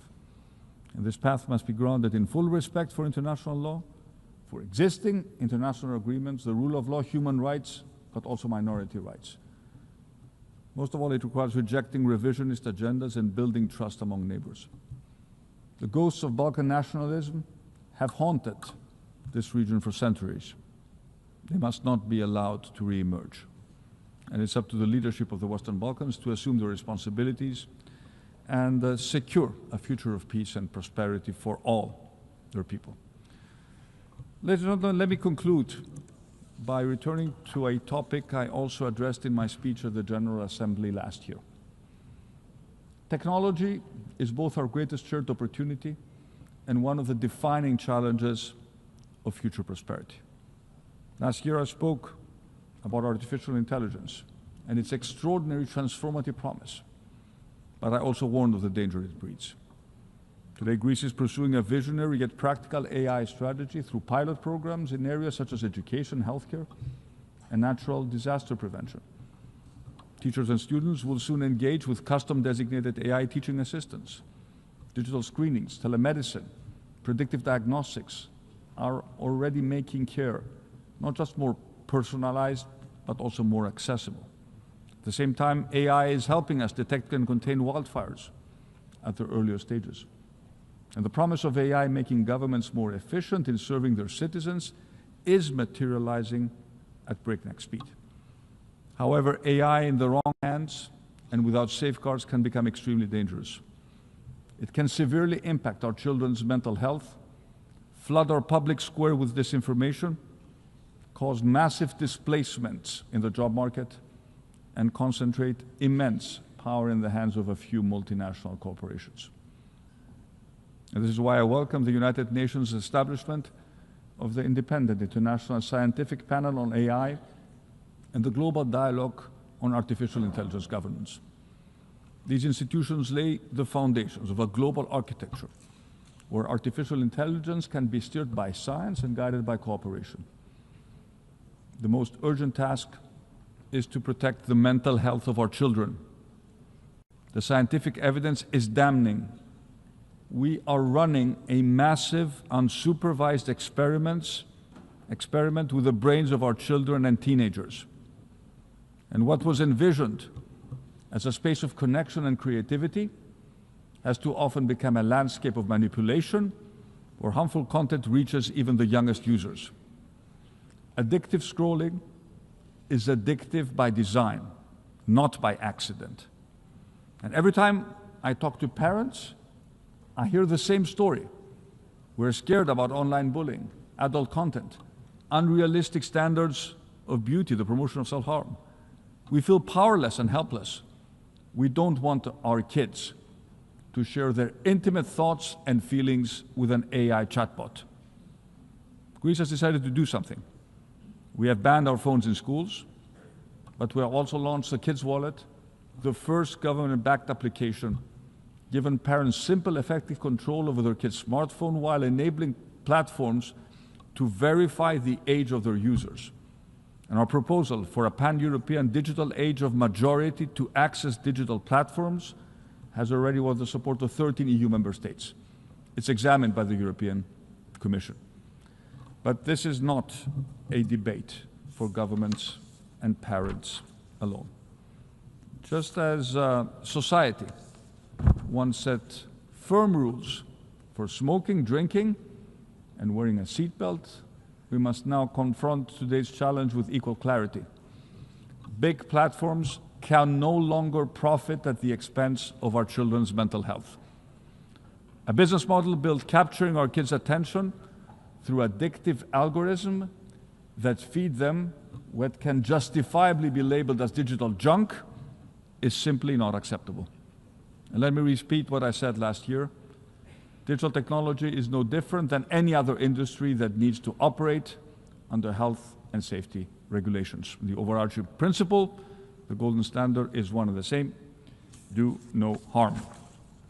Ladies and gentlemen, looking back at the foundation of the UN means to recall and acknowledge that the need for effective multilateralism is as necessary in 2025 as it was in 1945. And there's no doubt that multilateralism must be reinvigorated. We must make it fit for the challenges of the third decade of the 21st century, but we must do it without disrupting its core, the rules-based order. These rules were agreed for a reason: to save humanity, to ensure progress and prosperity for all. Humanity has paid a very heavy toll through blood, destruction, and suffering to learn this lesson. And we must assume our responsibilities to future generations. Let us not be remembered as those who once again led the world to the brink, and let us not be the sleepwalkers of our time. This time there may be no way back. Instead, let us prove that we have the vision, courage, and resolve to build a world of peace, of security, of shared prosperity, worthy of generations to come. Thank you very much for your attention.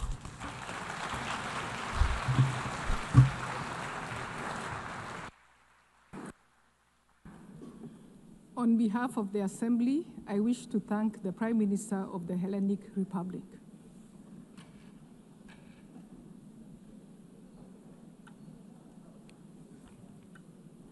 The Assembly will hear an address by His Excellency Sering Tobgay, Prime Minister of the Kingdom of Bhutan. I request protocol to escort His Excellency and invite him to address the Assembly.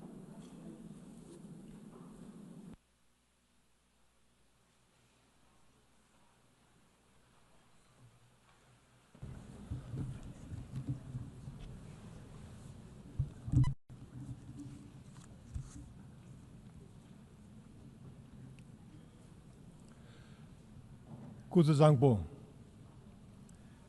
Madam President, Mr. Secretary General, Excellencies, distinguished delegates, I bring the warm greetings of His Majesty King Jigme and the prayers of the people of Bhutan for peace, harmony, and progress in our world.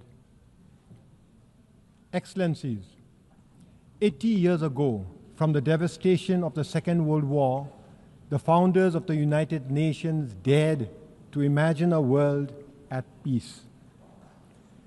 They chose cooperation over conflict, dialogue over division, and hope over despair. They built an institution to protect humanity from its worst instincts and higher risks. Today, our challenge is different, but no less urgent.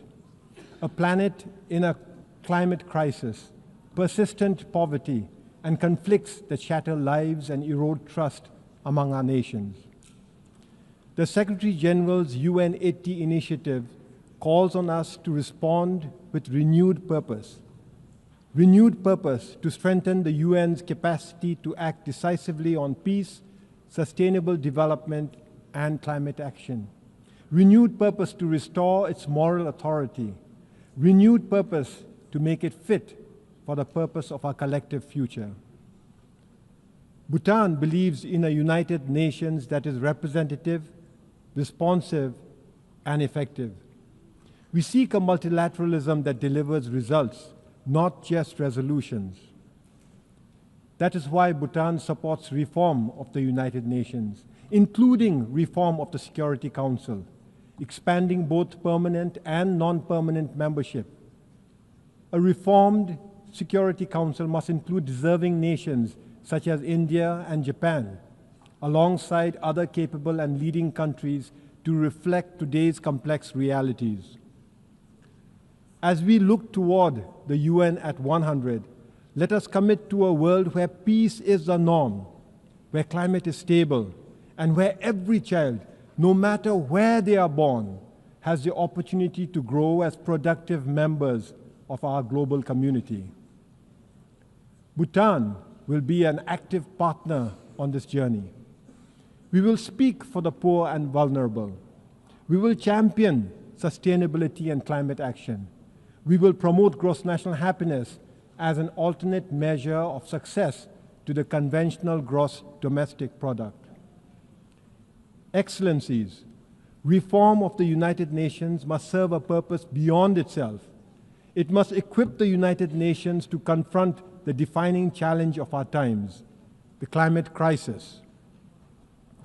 In Bhutan, we have endeavored to protect our forests, keep our rivers pristine, and we take pride in being carbon negative. Each year, we sequester over 5 times more carbon than we emit, a contribution far exceeding our size and resources. Yet, we are already confronting the harsh realities of climate change. Our mountains are warming at nearly twice the global average. Centuries-old glaciers are shrinking at alarming rates.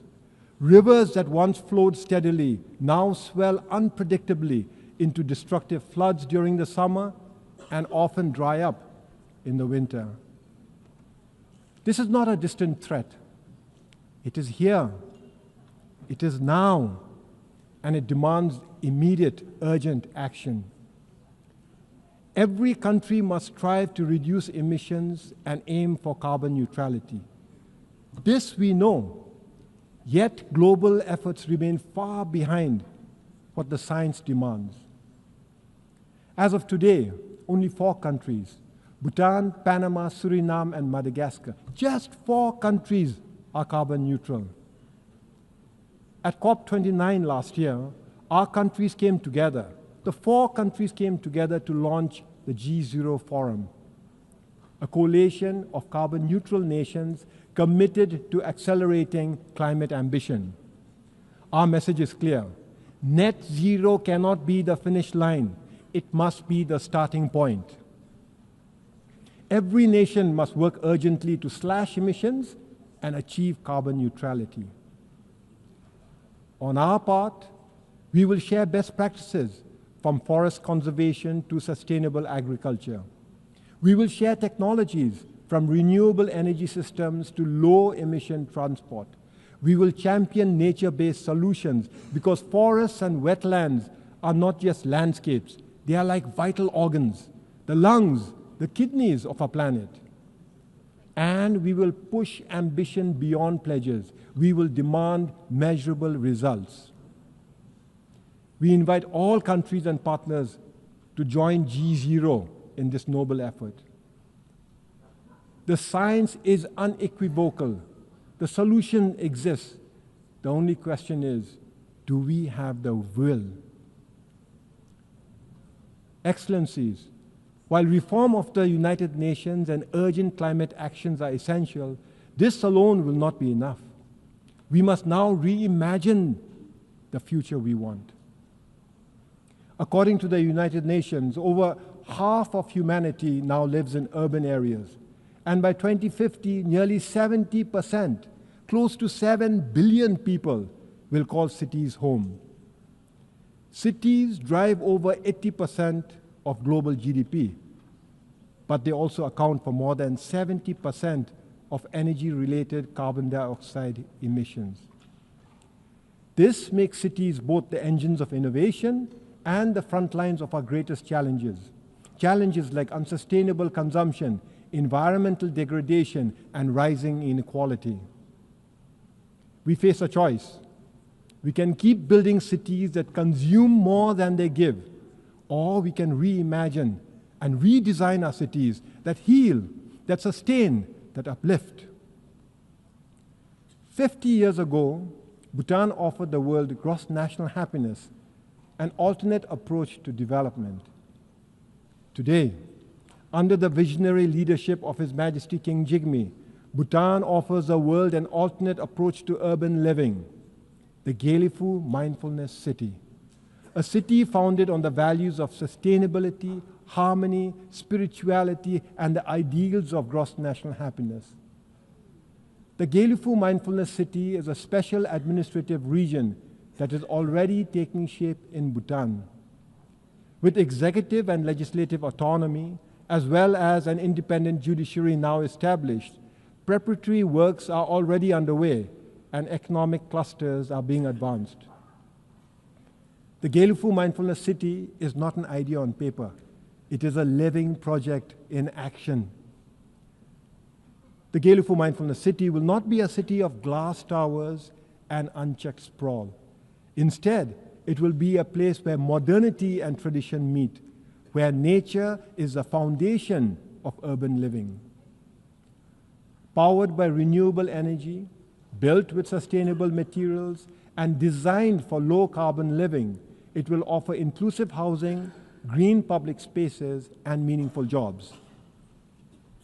For Bhutan, the Mindfulness City is a strategic step, a step towards taking gross national happiness to the next level, a step towards advancing prosperity, and a step towards fostering deeper global engagement without losing our identity or our bond with nature. But the Gelifu Mindfulness City is not just Bhutan's project. It could serve as a forerunner in rethinking urbanization, a model city built on the values of mindfulness, sustainability, and shared harmony. I extend a warm invitation to all of you to join us in this exciting journey. A journey to bring a royal vision to life. A vision of how cities and urban living can heal, can inspire, and can sustain both humankind and nature. Excellencies, the founders of the United Nations gave us more than an institution. They gave us an inheritance of hope and the solemn responsibility to carry that hope forward. In this spirit, and mindful of the troubled times we live in, I have the pleasure of announcing that Bhutan will host the Global Peace Prayer Festival later this year. From the 4th to the 17th of November this year, the Global Peace Prayer Festival will unite spiritual masters, scholars, and practitioners from across the world and across traditions in a common aspiration for peace, healing, and harmony. Through the recitation of the Melam Chemo, or Global Peace Prayers, the sacred Bazaguru Mantra, the Kala Chakra Empowerment, and the powerful Jabji Gep ritual, Bhutan seeks to offer not only a spiritual event, but also a diplomatic and cultural contribution to world peace. For Bhutan, it is both a privilege and a prayer that in these turbulent times, the voice of a small Himalayan nation can help nurture the great cause of peace for all humanity. We extend a warm welcome to all who wish to join the Global Peace Prayer Festival. Excellencies, this is our moment. Let ours be the generation that reforms the United Nations, the generation that confronts the climate crisis with urgency and unity, the generation that makes peace not merely the absence of war, but the presence of justice, opportunity, and dignity for all.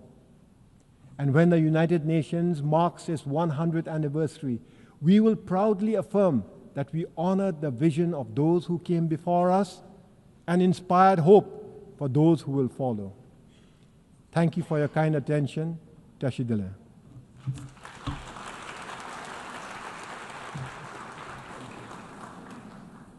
On behalf of the Assembly, I wish to thank the Prime Minister of the Kingdom of Bhutan.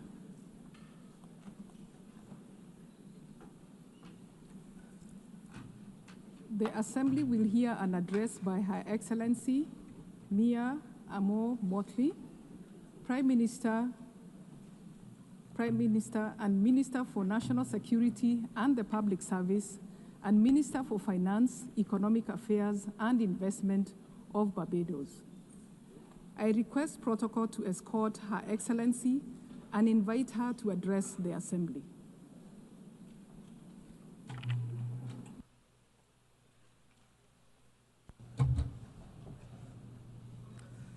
Thank you very much, Madam President, Excellencies, distinguished ladies and gentlemen.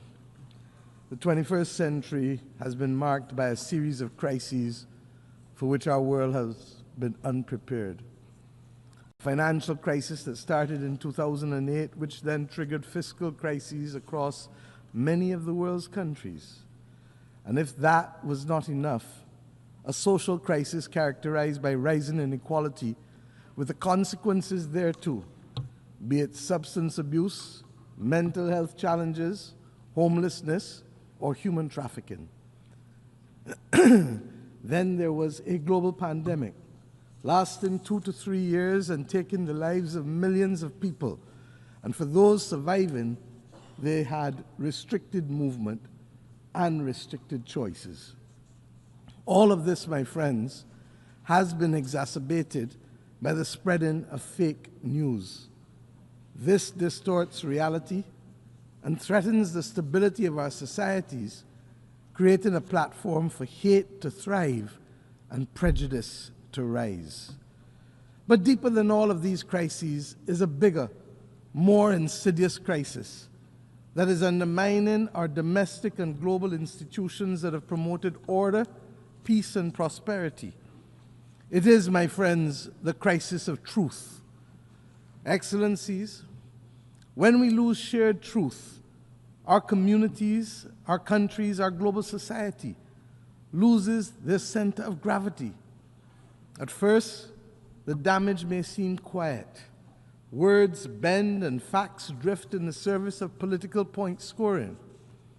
But slowly, over time, we descend into political tribalism.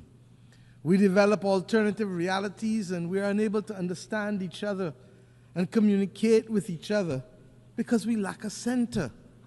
Then we grow suspicious of each other. In the absence of truth, trust deteriorates. And we see it all around us, in global forums, and indeed on the blocks and in the communities in our own countries.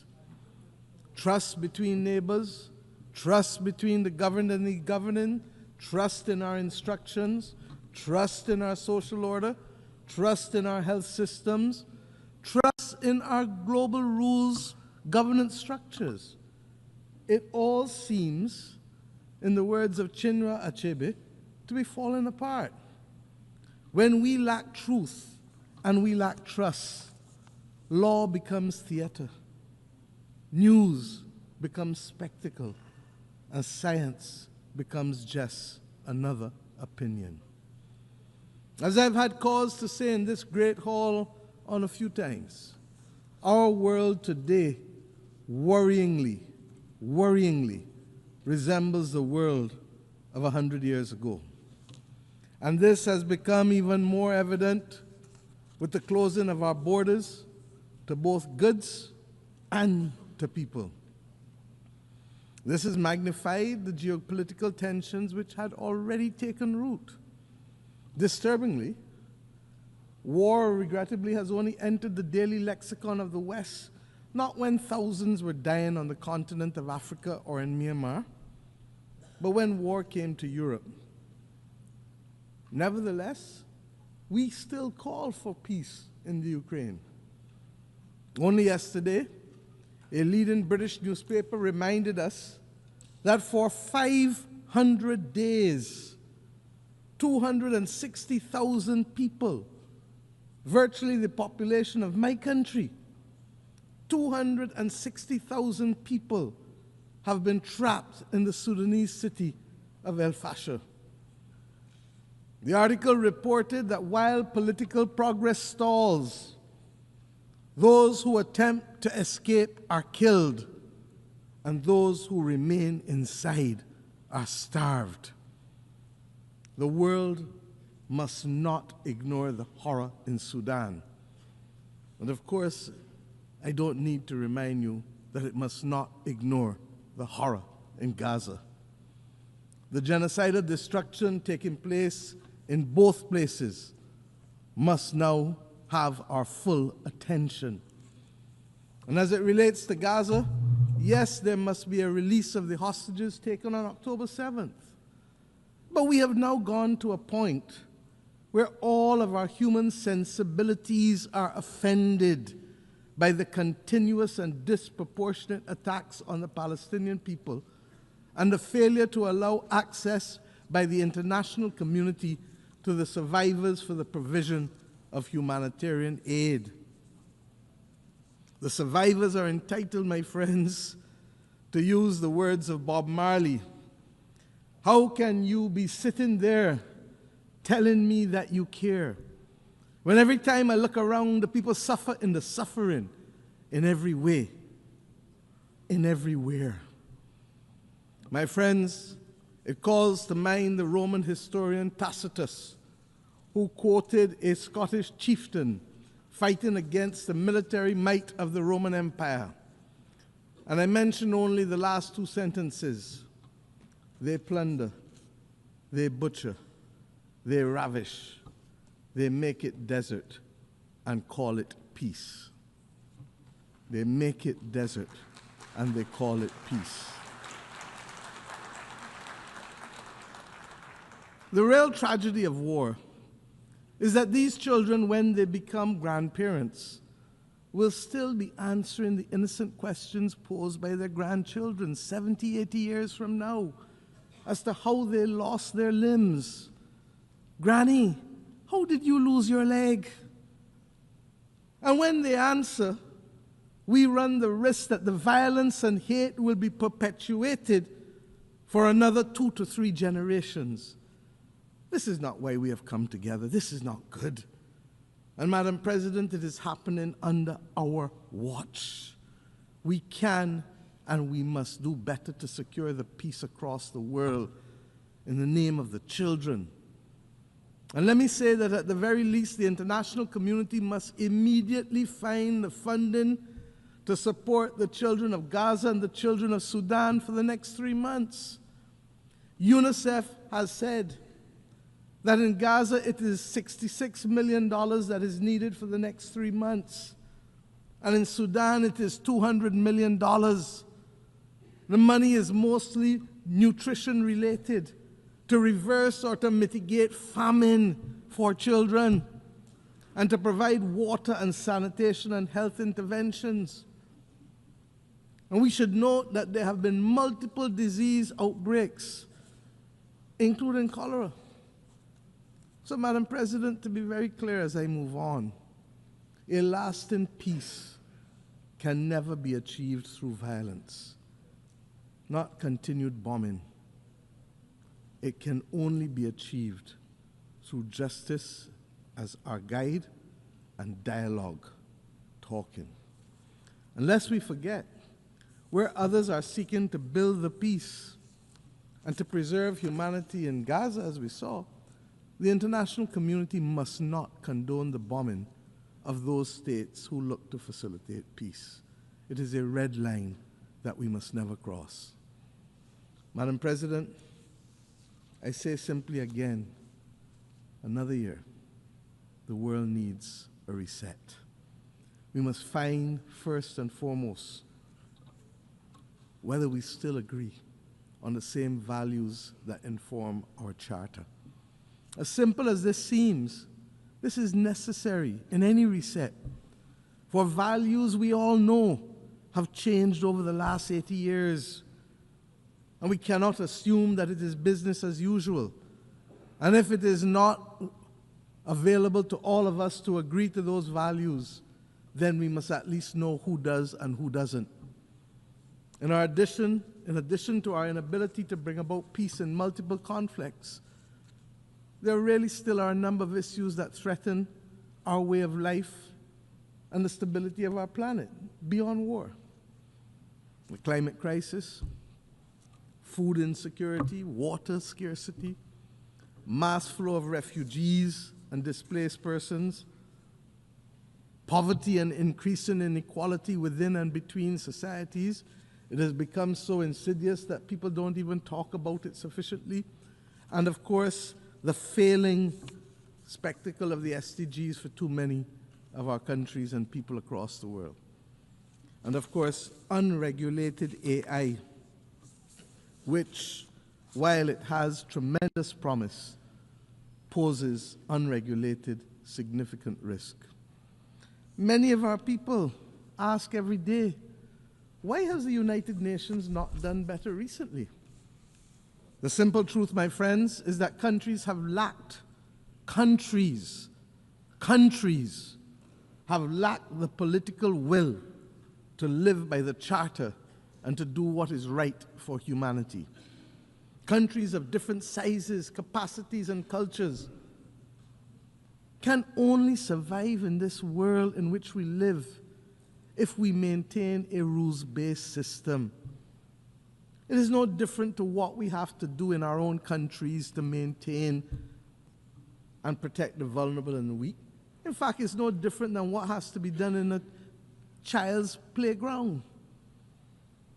The rules-based system is what protects us from bullying and from rogue behavior. Our charter was designed to promote compassion, equality, fairness. And this is why it is imperative that we maintain a rules-based system. I speak as a leader of a small country. Our future is placed at risk unless we preserve this rules-based system. The law of the jungle does not guarantee any of us a future on a livable, or indeed doesn't guarantee us a livable planet. We have simply to step up to the plate. And unlike the West Indian Federation, when one country left and the maths of the day was 1 from 10 leaves 0, we must remember that if there are those who don't want to be inside at the dance, that 1 or 2 or 3 from 193 does not leave 0. Does not leave 0. Those of us who remain can continue to pursue our vital interests. And we don't criticize countries for making sovereign decisions because that's what governments were elected to do. If that's not what they want, that's not what they want. But let us get on with the business and protect our vital interests of preserving a rules-based system, to strengthen us, to build peace, to allow us to better face challenges from climate to pandemics to unregulated AI, and generally to build a better life for our people. There is no doubt that there is a case for efficiency gains to be made in this United Nations institutional framework. We know that. But once we finish the efficiency gains, member states who want or need a rules-based order must put their money where their mouth is. If we are to be protected by a rules-based system, then we must step up to the plate and provide the funds to bridge the gap, to deliver the results that we desire. We must move from short pants to long pants and understand that we can no longer complain about the absence or behavior of a country and not ourselves be prepared to make wrong things right. It is as simple as that. And believe me, the arithmetic is not bad. It is within each of our reach to reach there, to do it. And let us remember the Aristotelian principle: equality among equals, proportionality among unequals. My friends, and while we contemplate the multiple crises, let us also not despair, because there are some things that have worked for the benefit of our people in the last few years. We now have, globally, a historic pandemic agreement that was adopted to make the world equitable, more equitable, and safer from future pandemics. A full appreciation of this will only come when the next pandemic hits us. We have agreed to the Seville Commitment on Finance, which seeks to fulfill the promise of the SDGs, and which, even though the funding has not been fully identified, has mainstreamed a number of financing concepts that were simply not taken into account a decade ago. debt swaps, natural disaster clauses, or what they call climate resilient debt clauses. These are the things that we advocated in the Bridgetown Initiative. We have committed also as a world, last year here, to an ambitious global action plan to combat antimicrobial resistance. And what does that have to do with any of us in here? I've said repeatedly, this is the silent, slow-motion pandemic of the 21st century and threatens to reverse a century of medical progress. And when we know people who die from hospital-aided infections, we understand the importance of the vital steps taken here. Earlier this week, we successfully brought into force the Beyond Boundaries and National Jurisdiction Treaty. As a large ocean state, as Barbados is, I am acutely aware of the critical importance to protect our oceans and its marine biodiversity as part of the ecological balance of the planet. And last year, we adopted the ambitious Pact for the Future, which provides a roadmap, a North Star, for our work to protect people and planet of the future. The two instruments mentioned on Tuesday morning by our Secretary General for regulating AI must now be our priority if we are to avoid the severe deepening inequality of our times and to avoid leaving our people exposed to the risk and exploitation of AI and the distortion of facts. I must tell you that regrettably, I have experienced on a well-known commercial AI platform examples of censorship that seek to deny access to the details of our history in this hemisphere, in terms of the Barbados Slave Code, in terms of the South Carolina Slave Code. So we must be vigilant. Speaking as a small country, therefore, we see no future without a rules-based system. And before I go on, let me recognize the outgoing President of the General Assembly, His Excellency Philemon Yang, for his impactful presidency last year. And let me also congratulate Her Excellency Annalena Baerbock for assuming the presidency, particularly in this year when we celebrate Beijing +30. Barbados looks forward to working with you, ma'am, to execute your vision. The fact that you are only the 5th woman to occupy this post over the last 80 years is a cause both for profound concern, but I say renewed optimism. This is a testament to the very point that I'm seeking to make. The organization is working, even if not at optimal levels, but we still have so much to do. Madam President, on climate finance, climate and finance, I should say, there's a real danger that debates in this great chamber, at the conference of the parties and elsewhere, risk being reduced to mere performative exercises. We have watched the widely celebrated green wave which swept Europe in 2019.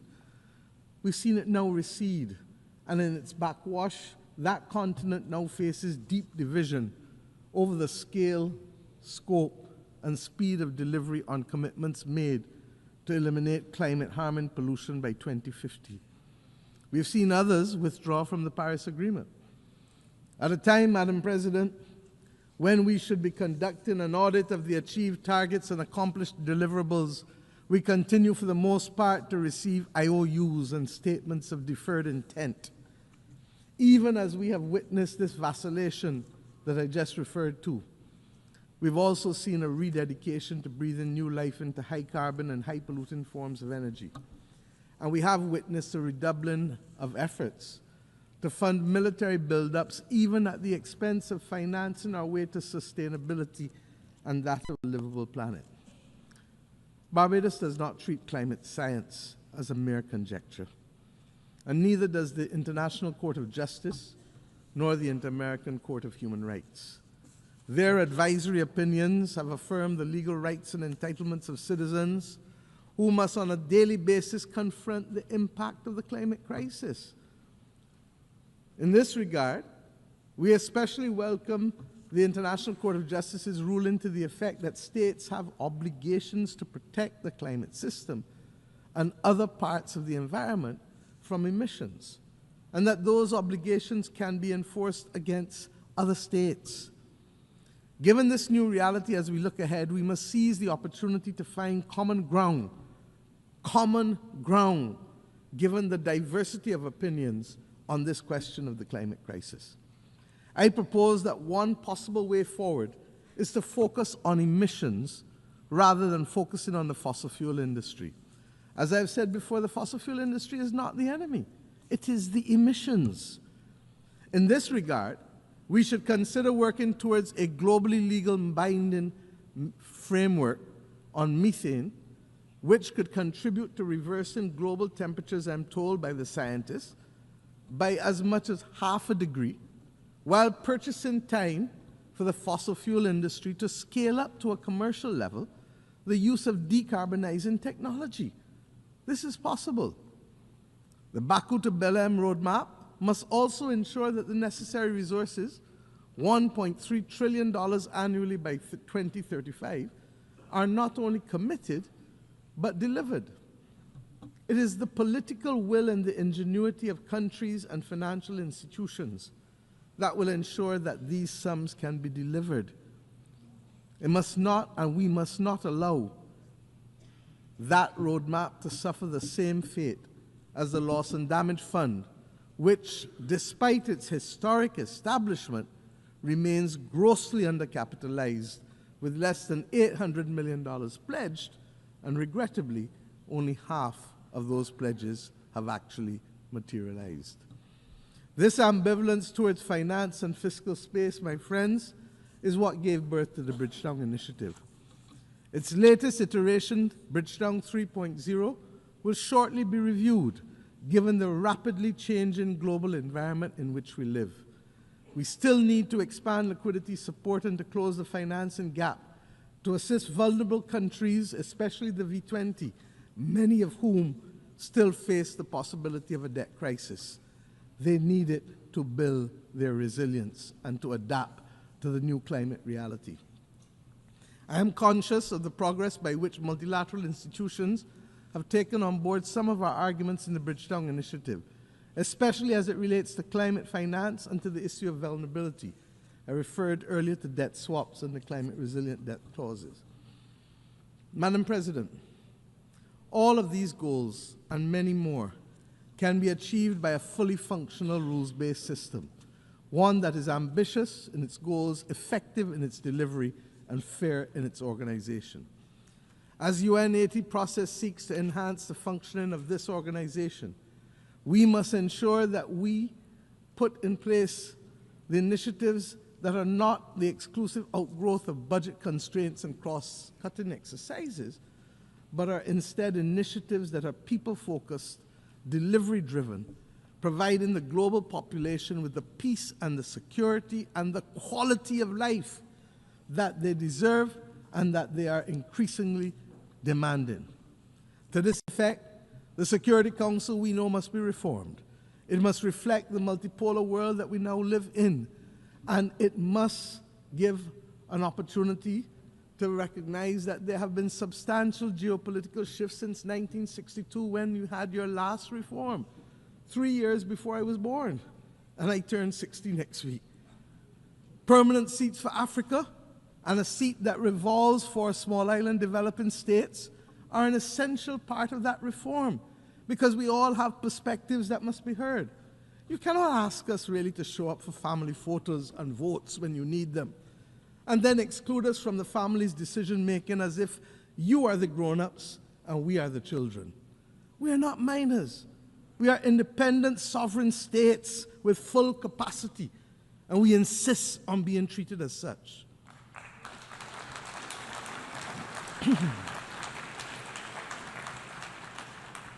Madam President, I have left the peace and security of our Caribbean region for last. It is deeply troubling. Example, Haiti, and you've heard Prime Minister Gonzalez speak eloquently this morning on these matters. Haiti, which was once a beacon of emancipation and revolution for all of us as black people, is today a victim of centuries of external interference and contemporary internal conflict, and regrettably, even blindness.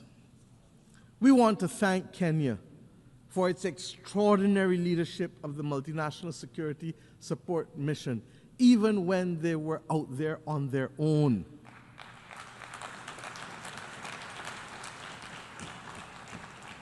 We look forward to the enhanced support of the UN Security Council and the Organization of American States, even as we maintain a strong watch and brief for this valued member of our Caribbean community as CARICOM.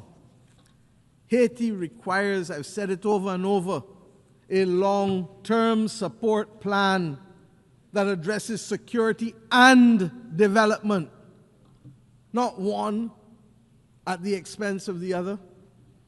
With the requisite political will, the UN Security Council and the international development system are well equipped. They have the resources and power to deliver. We also want to urge dialogue with our friends and partners, especially in the United States, on the inescapable issue on the flow of small arms and light weapons, not only to Haiti, but indeed across this entire hemisphere, especially in the Caribbean with small states. Fragile economies in the democracies of the Caribbean community are now being threatened by this incessant flow of illegally obtained weapons and increasingly organized criminal elements which utilize them. But we will use the systems to deal with them collectively and in accordance with due process.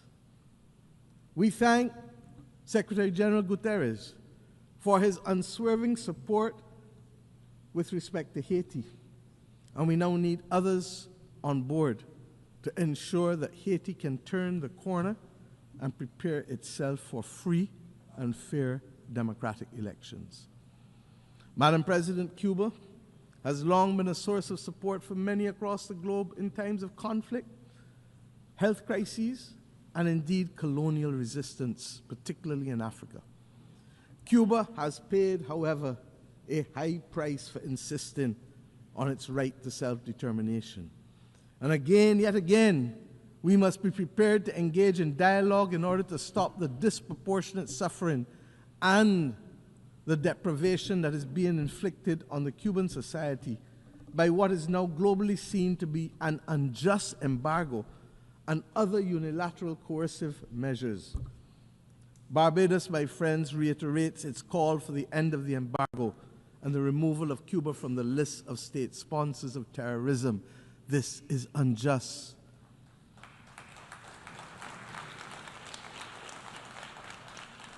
What is even more, in the Caribbean Sea, we're now seeing a shocking violation of a hemispheric understanding that the Caribbean be treated as a zone of peace. There has been a buildup in military assets in the last few weeks in the Caribbean by both sides, by the United States of America and by Venezuela. We believe that any such buildup could occasion just an accident. And if it does, a simple accident can put the Southern Caribbean at disproportionate risk. I need not tell you, therefore, what a war can do. It is not acceptable for our islands, our countries, to be viewed as collateral damage. I say simply, for all who can hear and for all who read and can listen, full respect for the territorial integrity of each and every state in the Caribbean must be respected, and that includes all states. Almost all wars end as a result of dialogue. Let us make a greater effort to have the necessary conversations to prevent war. It is too simple. As I close today, I leave you with an image that has stayed with me for the last week of a young Palestinian girl of 6 or 7 years old walking in the midst of the rubble in Gaza. Her eyes were hollow and full of despair. It was clear that she was in great pain, but she carried her sister on her shoulders, both shoulders, clearly recognizing that it was she who would have to carry the burden of taking them to safety. My friends, this is the ultimate picture for me of hope and resilience. Let us be inspired that even in the face of the greatest adversity and challenges that the world faces, that we too can rise. For if a 6-year-old can push past the pain, all the physical and emotional pain, and still find hope that there's a better moment ahead of her, then we as leaders and members of the global community have a duty to summon that spirit. The world needs it now more than ever. It is not beyond us to forge a better world that is fair and just. But 80 years ago, it was just a few countries that summoned that will. Today, those of us who were denied the right to be heard then must now be the core responders to this critical clarion call. I leave you inspired by the words of my own anthem as I think about the world. Inspired, I say, upwards and onwards we shall go, inspired, exulting, free, and greater will our world grow in strength and unity. If a 6-year-old child can summon the will against all that she faced, then we, with much, much, much more, and with a commitment and an obligation to many, many, many, many more, must summon that will. I thank you.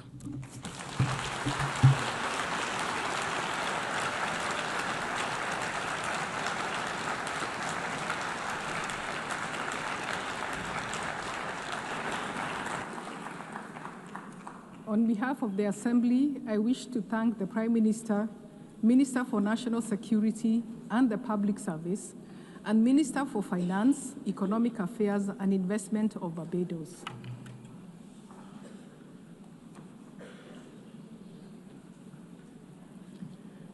The Assembly will hear an address by His Excellency Jeremiah Manele, Prime Minister of Solomon Islands. I request protocol to escort His Excellency and invite him to address the Assembly.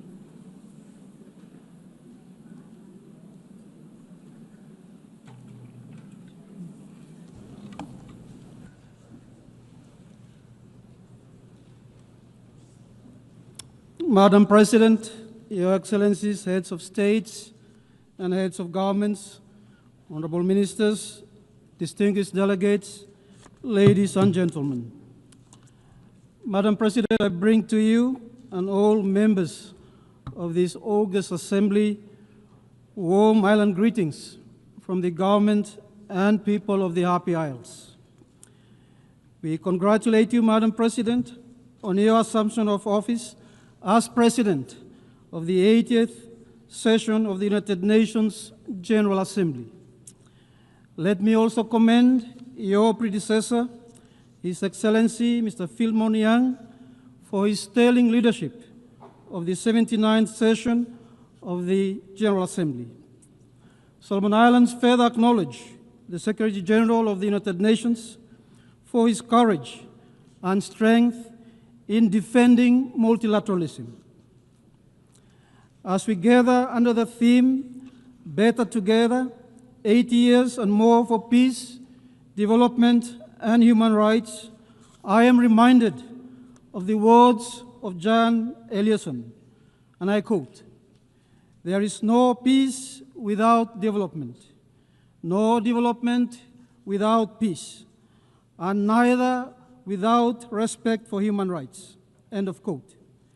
These words reflect the essence of our journey over the past 8 decades.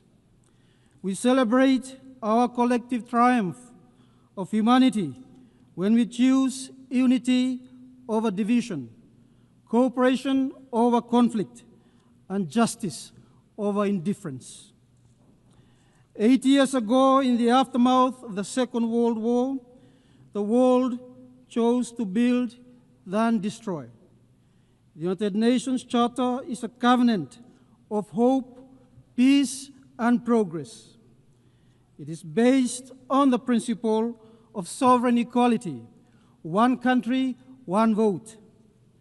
The United Nations has since grown from 51 to 193 member states, becoming a force for development, human rights, and humanitarian support, giving voice to the vulnerable and inspiring global progress and prosperity.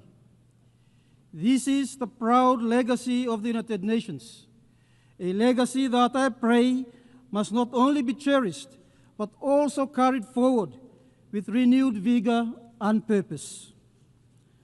Madam President, we meet at a moment of profound uncertainty, marked by deepening conflicts, armed aggression, widening inequalities, and the growing disregard for international law.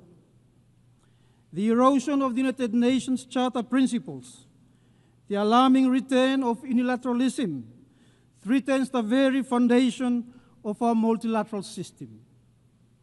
We note the deep concern that the world is now overarmed, spending less on development, and increasingly adopted a militarized posture. We need to halt and reverse these non-peaceful trends. We seek a region free from nuclear weapons, militarization, trafficking of illicit drugs, and geopolitical posturing. My sub-region recently adopted the Ocean of Peace Declaration. It is rooted in the Pacific's collective history and culture. It is our collective vision for a resilient, peaceful, and a prosperous blue Pacific continent. We reclaim our sovereignty, support multilateralism, and a rules-based international order grounded on international law.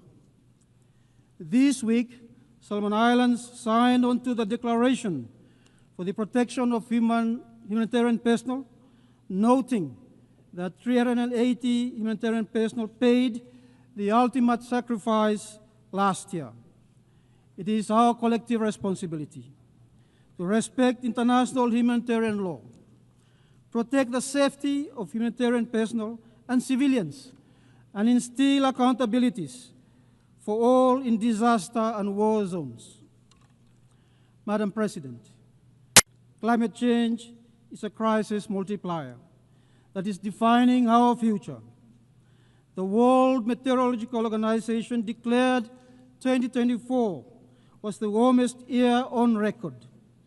This pushes us further off track from the 1.5 degrees goal we agreed to in Paris. Solomon Islands, despite having a minimal carbon footprint, has submitted an ambitious net positive third national determination contribution, NDC.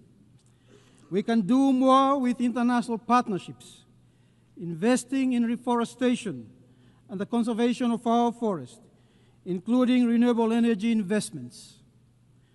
We need urgent and ambitious climate action now that puts us on a 1.5 degrees pathway. Large emitters and those with historical responsibility must take the lead in drastically cutting emissions. Contrary to what we heard here a few days ago, the science on climate is clear, and my people are suffering from it. On 23rd July 2025, the International Court of Justice, ICJ, issued a landmark advisory opinion in response to a request by the United Nations General Assembly under Resolution 77276. The court was asked to address two interrelated questions. First, the obligation of states under international law to protect the climate system from harmful greenhouse gas emissions, including duties owed to both present and future generations, in keeping with the principle of intergenerational equity. Second, the legal consequences for states whose actions or inactions cause significant harm to the climate system and the environment. This includes the responsibilities owed to injured or especially affected states, such as small island developing states that suffer the greatest impacts despite contributing the least, as well as to peoples and individuals, including future generations whose fundamental rights and livelihoods are threatened. Solomon Islands welcome the historical advisory opinion of the ICJ and support ongoing process for a follow-up UN resolution.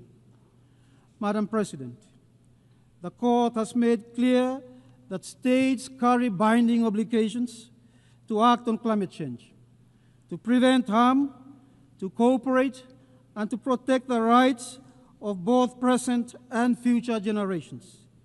These duties are legal, moral, and universal, and hold states accountable to stop harmful practices, to prevent repetition, and to repair the damage caused. Madam President, Solomon Islands also raised the issue of climate displacement. Entire communities are already at risk of losing their homes and homelands. The Court has now confirmed that the principle of non-refoulement applies, which means that no state can lawfully return people to places where climate change makes survival impossible. This is indeed a powerful affirmation that rights to life, food, water, and habitable land must be protected. For us small island developing states, this recognition is existential, and it reminds us that climate obligations are erga omnes, owed to the world as a whole, demanding collective responsibility for a shared future. The Court's opinion is a powerful reminder and a fervent call that better together we are bound by law and by duty to act. It rejected narrow interpretations that limit obligations to the Paris Agreement, affirming instead that all states must cut emissions under human rights law, the law of the sea, customary international law, and other treaties. It made clear that the 1.5 degrees Celsius target is legally binding, that major emitters cannot evade responsibility, even those outside the Paris Agreement, and that breaches will carry consequences, including reparations for harm caused and accountability for failing to address fossil fuel production, subsidies, and consumption. For small island developing states, this opinion brings hope and recognition. It affirms that even if rising seas inundate our islands, our statehood and maritime boundaries will endure, preserving our sovereignty and our rights. Madam President, this is more than a legal finding. It is indeed a call to the international community that only better together can we honor the 1.5 degrees Celsius commitment, protect the most vulnerable, and secure a just and sustainable future for all nations and peoples. Solomon Islands wishes to acknowledge the exemplary leadership of Vanuatu and the tireless efforts of Pacific youth who have stood at the forefront of this initiative. Their voices and vision have carried the urgency of our cause onto the global stage, reminding us that the strength of the Pacific lies in our unity. Though small in size, our island nations are large in purpose, and when we stand together, governments, communities, and young people alike, we embody the very theme of this assembly: better together, 80 years and more for peace, development, and human rights. As Pacific Islands Forum Chair, I am pleased to announce the establishment of the Pacific Resilience Facility. It is a Pacific-owned and Pacific-led response to the escalating impacts of climate change and disasters on our peoples.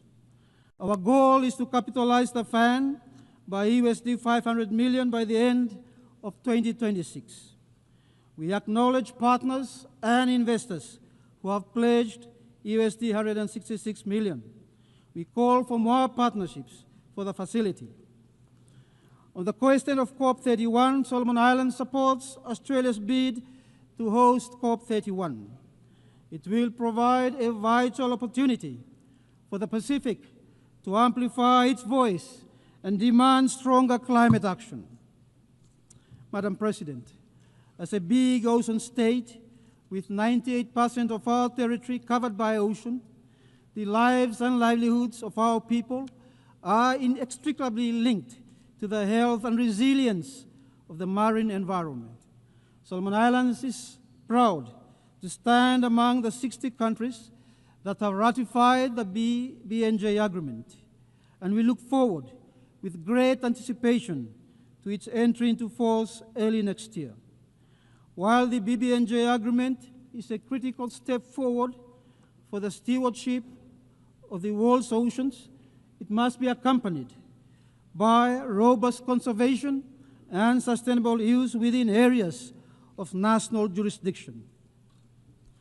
At the United Nations Ocean Conference, at the third United Nations Ocean Conference, Solomon Islands launched the Melanesian Ocean Reserve Initiative.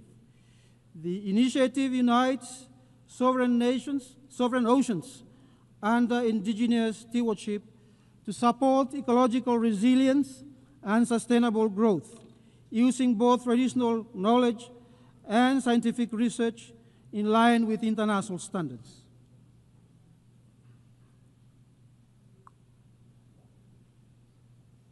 We are also actively advancing community-based conservation initiatives and undertaking significant efforts in ocean management in alignment with our national ocean policy. This year, Solomon Islands co-hosted a summit on SDG 14.4 with several UN and regional partners. The event gathered Pacific leaders, fisheries organizations, the private sector, and scientists to assess global health of tuna stocks, climate impacts, and strengthen partnerships on small-scale fisheries. Its conclusions were presented at the third UN conference in Nice. Over half of the world's tuna is caught in Pacific waters, and all 4 species, albacore, yellowfin, bigeye, and skipjack, remain biologically healthy. Our region stands ready to collaborate with the international community and share our experience in fisheries management and restoring fishing zones to sustainable level based on science. This is proof that when we act together as stewards of the ocean. Solomon Islands is an archipelagic state that shares maritime border with 5 neighboring countries. Earlier this year, Solomon Islands made 2 continental self-submissions to the United Nations Commission on the Limits of the Continental Shelf, a bilateral submission with Fiji concerning the Melanesian border plateau, and a trilateral submission with Fiji and Vanuatu for the North Fiji Basin. Solomon Islands looks forward to engaging constructively with the Commission on these matters in the spirit of cooperation and mutual respect. The alarming rate of pollution in the ocean is endangering marine life and the ocean's health. We have banned the use of certain single-use of plastic in 2023. But we remain very concerned that negotiations on a legally binding treaty on plastic pollution has stalled. We have a collective interest to finalize that treaty and protect our ocean. On deep-sea mining, Solomon Islands is taking a precautionary approach and has placed a moratorium on it. On the same note, we support a regional approach on deep-sea mining as agreed to by our forum leaders early this month. Madam President, only 35% of SDGs are on track to meet their targets by 2030. The Pact of the Future was our collective commitment to turbocharge sustainable development. We can and must deliver on this pledge. Solomon Islands government's policy to achieve the SDGs and address our development challenges centers on 4 pillars: unity and stability, economic transformation, game-changing infrastructure development, and human capital development. These priorities are supported by reforms, responsible investments, climate-resilient infrastructure, and human resource development. We are prioritizing the productive sector to drive economic transformation with strategic focus on agriculture, fisheries, tourism, and mining. This is reflected in our national budget to enable private sector-led growth. As Solomon Islands prepares for LDC graduation in 2027, strengthening trade relations and these development areas remain critical. The COVID-19 pandemic highlighted the importance of global cooperation in health, including the sharing of medical technology. In this connection, Solomon Islands welcome the endorsement of the pandemic treaty adopted at the 78th session of the World Health Assembly and looks forward to its full implementation. Non-communicable diseases, NCD, has reached crisis level in the Pacific. In the case of Solomon Islands, 87% of deaths are NCD related. NCD accounts for 84% of Solomon Islands adult hospital admission, placing stress on our health system. This year, we have significantly increased our health budget to restore health services and manage NCDs and neglected diseases. Solomon Islands welcomes the convening of the high-level meeting on NCDs and mental health. The Pacific is confronted with rising mental health and abuse of drugs. Integrating the 2 health issues into primary health care, supported by trained health workers to support, screen, manage the well-being of our people. Madam President, my delegation welcomes the Secretary General's reform agenda, the UN 80 initiative, and the vision to revitalize the United Nations and its operations. The UN must evolve with the new realities and remain responsive to the special circumstances and needs of SEEDs and LDCs. We support China's global governance initiative to strengthen multilateralism, preserve sovereign equality of states, observe international law, and placing people-centered development with an action-oriented approach. Solomon Islands support ongoing efforts to develop a governance framework to manage responsible use of artificial intelligence for development, combat misinformation, cybersecurity challenges, protection of data and privacy. These are new and emerging issues we cannot ignore. Madam President, Solomon Islands reiterates its call for an elevated UN presence. The time has come to review the UN regional architecture to ensure it remains connected to the members that need it most. Solomon Islands remains underrepresented within the UN staff establishment. We call on the UN to consider convening in-country competitive recruitment exams in Solomon Islands. On Security Council reform, we seek a more democratic, expanded council that reflects today's geopolitical realities. The use of the veto by the Council continues to undermine peace, international law, and expose the vulnerable to harm. The veto must be eliminated as part of the reforms of the Council. We hope to see proposals shift into text-based negotiations under your presidency. Solomon Islands is seeking, for the first time in 46 years, a non-permanent seat in the UN Security Council for the period 2032 to 2033. We registered our interest 11 years ago. Let me thank countries who have confirmed their support for our candidature over the years. As a peace-loving country, Solomon Islands is keen to contribute to UN peacekeeping missions this year. Ladies and gentlemen, we must do more for peace, protect civilians, especially children and women, and hold those accountable for such action. Inaction puts a human face to the sad situation in Gaza, where more than 60,000 lives have been lost. Solomon Islands condemn Hamas attacks on Israel and for all lives lost. We also call for the release of all remaining hostages and an immediate ceasefire in Gaza. This is critical for regional stability and global peace. Solomon Islands reaffirms its consistent support for a peaceful and permanent solution to the Israeli and Palestinian conflict. We look forward to Palestine and Israel living side by side in peace, along secured borders, in accordance with international law, UN resolutions, and the UN Charter. Let us give peace a chance and put an end to one of the world's unyielding conflicts, marked by displacement, occupation, and the unnecessary loss of lives. Madam President, Solomon Islands reaffirm its strong commitment for the total elimination of nuclear weapons. This year, the Pacific celebrates 40 years since the adoption of the South Pacific Nuclear Free Treaty. The Pacific has been used to test weapons, store nuclear waste, and discharge treated nuclear water. We see the scars of nuclear impacts and will remain the world's strongest advocates for a world free of nuclear weapons.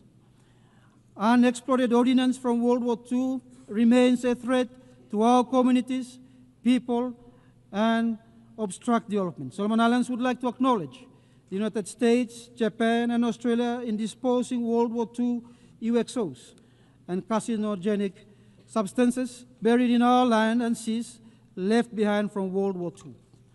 This is the cruel reality of a war we never chose, yet whose scars we continue to carry. Justice demands that those responsible accept their duty to help heal the wounds they left behind.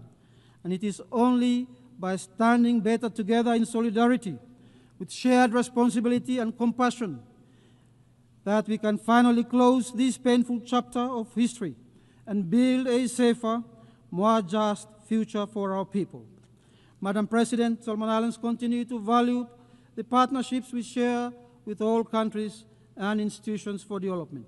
These partnerships have been crucial to our development in the past 47 years. We express gratitude to Australia's long-standing partnership and support to Solomon Islands across all development objectives of our national development strategy. China's infrastructure projects in health, transport, and communication are enabling economic growth and transforming lives. We thank the government and people of the People's Republic of China for this growing partnership. Solomon Islands reiterates and reaffirms its respect for the One China principle. New Zealand's support to expanding and upgrading airports across the country and the fisheries sector addresses our key development areas. Japan's work on one of our key provincial hospitals, economic infrastructure, and capacity development is very much appreciated. Complementing these efforts, we acknowledge support from Papua New Guinea, Indonesia, Saudi Arabia, the United Arab Emirates, the European Union, and India. We acknowledge the support through partnership with the UN system, multilateral development banks such as the Asian Development Bank, World Bank, the IMF, and look forward to new partnerships, including with the OPEC Fund for International Development and the Asian Infrastructure Investment Bank. On the same note, Solomon Islands' journey thus far has been supported by our private sector, state-owned enterprises, and NGOs. We thank you for your commitment and partnership. Madam President, Solomon Islands reaffirms the right to self-determination as enshrined in the UN Charter. In closing, Madam President, each year we meet in this august chamber, carrying the hopes and aspirations of our people, to forge a collective future where peace, development, and dignity are pursued for all. This is the responsibility we must take seriously and respond to with sincerity and urgency. For small islands developing states like Solomon Islands, a strong multilateral system is not an ideal, but a necessity. It ensures that every nation has a voice, that power does not silence principle, and that cooperation nor cohesion guides our global affairs. The United Nations must be reformed and remain relevant and stand as the cornerstone of a multilateral system, with humanity at its heart.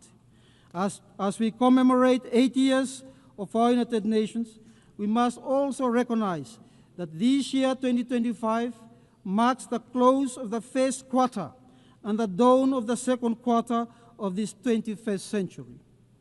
This is not only a milestone to celebrate, but also a moment to reflect on the path that we have collectively or individually taken, and looking into the future, the course we must now chart better together.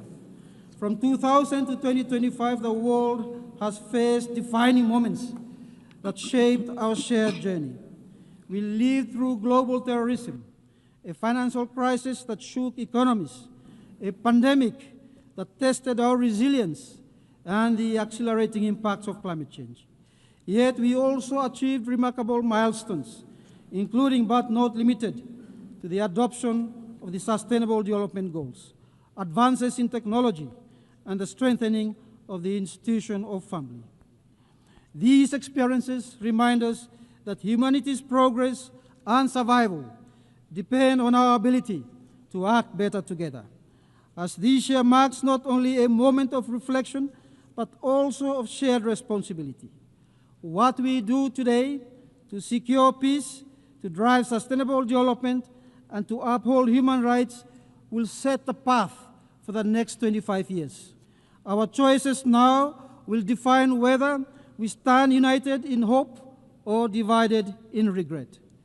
Come 2025, when future leaders gather in this assembly, what will we present to them? Let it not be scars of missed opportunities, but a legacy of courage and cooperation. Let it be proof that when the world chose to act better together, we secured a safer, peaceful, fairer, and a more sustainable future for our children. Madam President, Excellencies, Imi together, Tage Tumas, I thank you for your attention.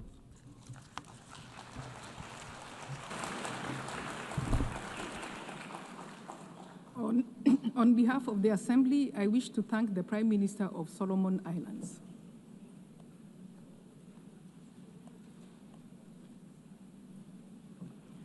The Assembly will hear an address by His Excellency James Marape, Prime Minister of the Independent State of Papua New Guinea. I request protocol to escort His Excellency and invite him to address the Assembly.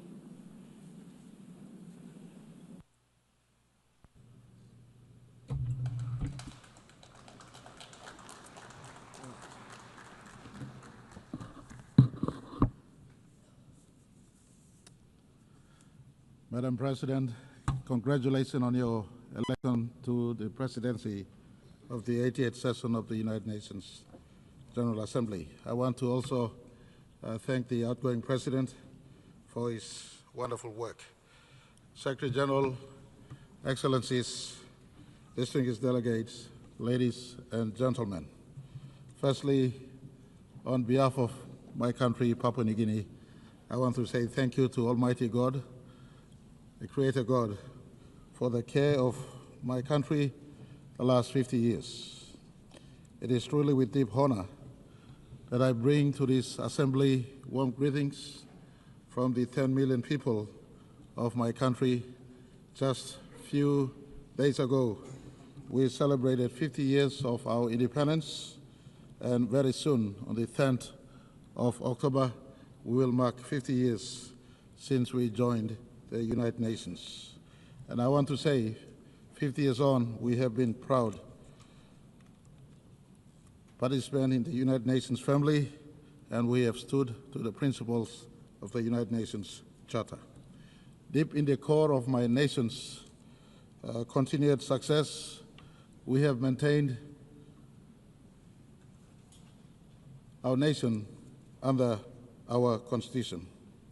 At independence, the founding fathers and mothers of Papua New Guinea gave us a single constitution, something that we value to the core. Our constitution has kept our diversity together. It protects total human rights, affirms our Christian heritage, it guides the way we live and govern. Despite being Christian, for instance, we protect the freedom of religion of every sort in our country. It safeguards our culture and it protects our environment. Papua New Guinea is home to extraordinary diversity. Since time past, over 1,000 tribes have lived, over 850 languages thrive in the 600 islands that we call Papua New Guinea today. It is this one constitution that binds my country into a symphony of one nation, one people, one country. And I want to say thank you very much to the fathers of my country and to the mothers of my country who have given this wonderful constitution that protects the democracy we have today. I want to also acknowledge the work of our churches, who alongside state has delivered education, health, and community services that has contributed to holding my country together. For this, we are forever grateful. I want to say deep in the heart of this Constitution, it preserves human rights and human dignity. And we coexist amongst ourselves. If you look into PNG today, we got mosques for our Muslim brothers and sisters. We have Hindus who practice their Hindu faith. We have many religions in our country. Our Constitution, whilst pronounced our Christian faith, tolerates diversity of religion, diversity of people's opinion, diversity of individuals' choice in as far as their practice of worship and how they want to live. In a world of so much divergence, Papua New Guinea has one or two lessons to teach the world. One of them is living amidst diversity, coexisting and living in unity. Our second lesson we possibly want to speak to the world is a lesson of peace. Papua New Guinea, like many parts of the world, also has known conflicts for a decade. In fact, 14 years after independence in 1975, Bougainville Island in our country suffered extreme violence. But through dialogue under the oversight of United Nations, we've achieved the 2001 Bougainville Peace Agreement. And since then, I am happy to say not a bullet has been fired since the peace agreement was signed. We continue to resolve questions around Bougainville's future through dialogue, our Melanesian conscience, our Christian brotherhood sitting together on the table, and through our consensual process. And I want to say Bougainville reminds us that peace can be achieved. In a world today where we struggle to find peace, I want to say peace can be found on the table of peace. I remind all who are in conflict, different conflicting parties, needless to name, peace can be found. Why don't you give peace a go? Sit on the table of peace.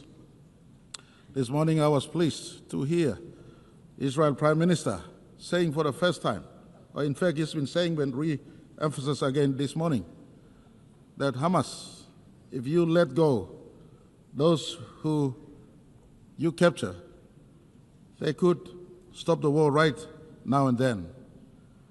That's a construct of peace. And I want to say, why don't we give peace a go? Hamas, for Israel conflict with you, you have the opportunity to give your people a moment of peace.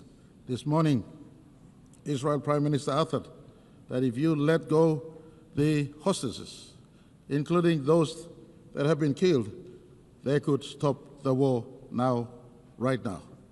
And for Papua New Guinea as a friend of Israel, I want to say we will stand on Israel's word and ask them to come to the peace table if Hamas, you come out and stop the current war that is going on. Give peace a go. To the other conflicts happening around the world, peace can be sought, peace can be arrived at. And I want to ask, give peace a go, sit at a table of peace. That could be something that the world can learn from Papua New Guinea. After 10 years of civil conflict, we decided under UN supervision that we will give peace a go.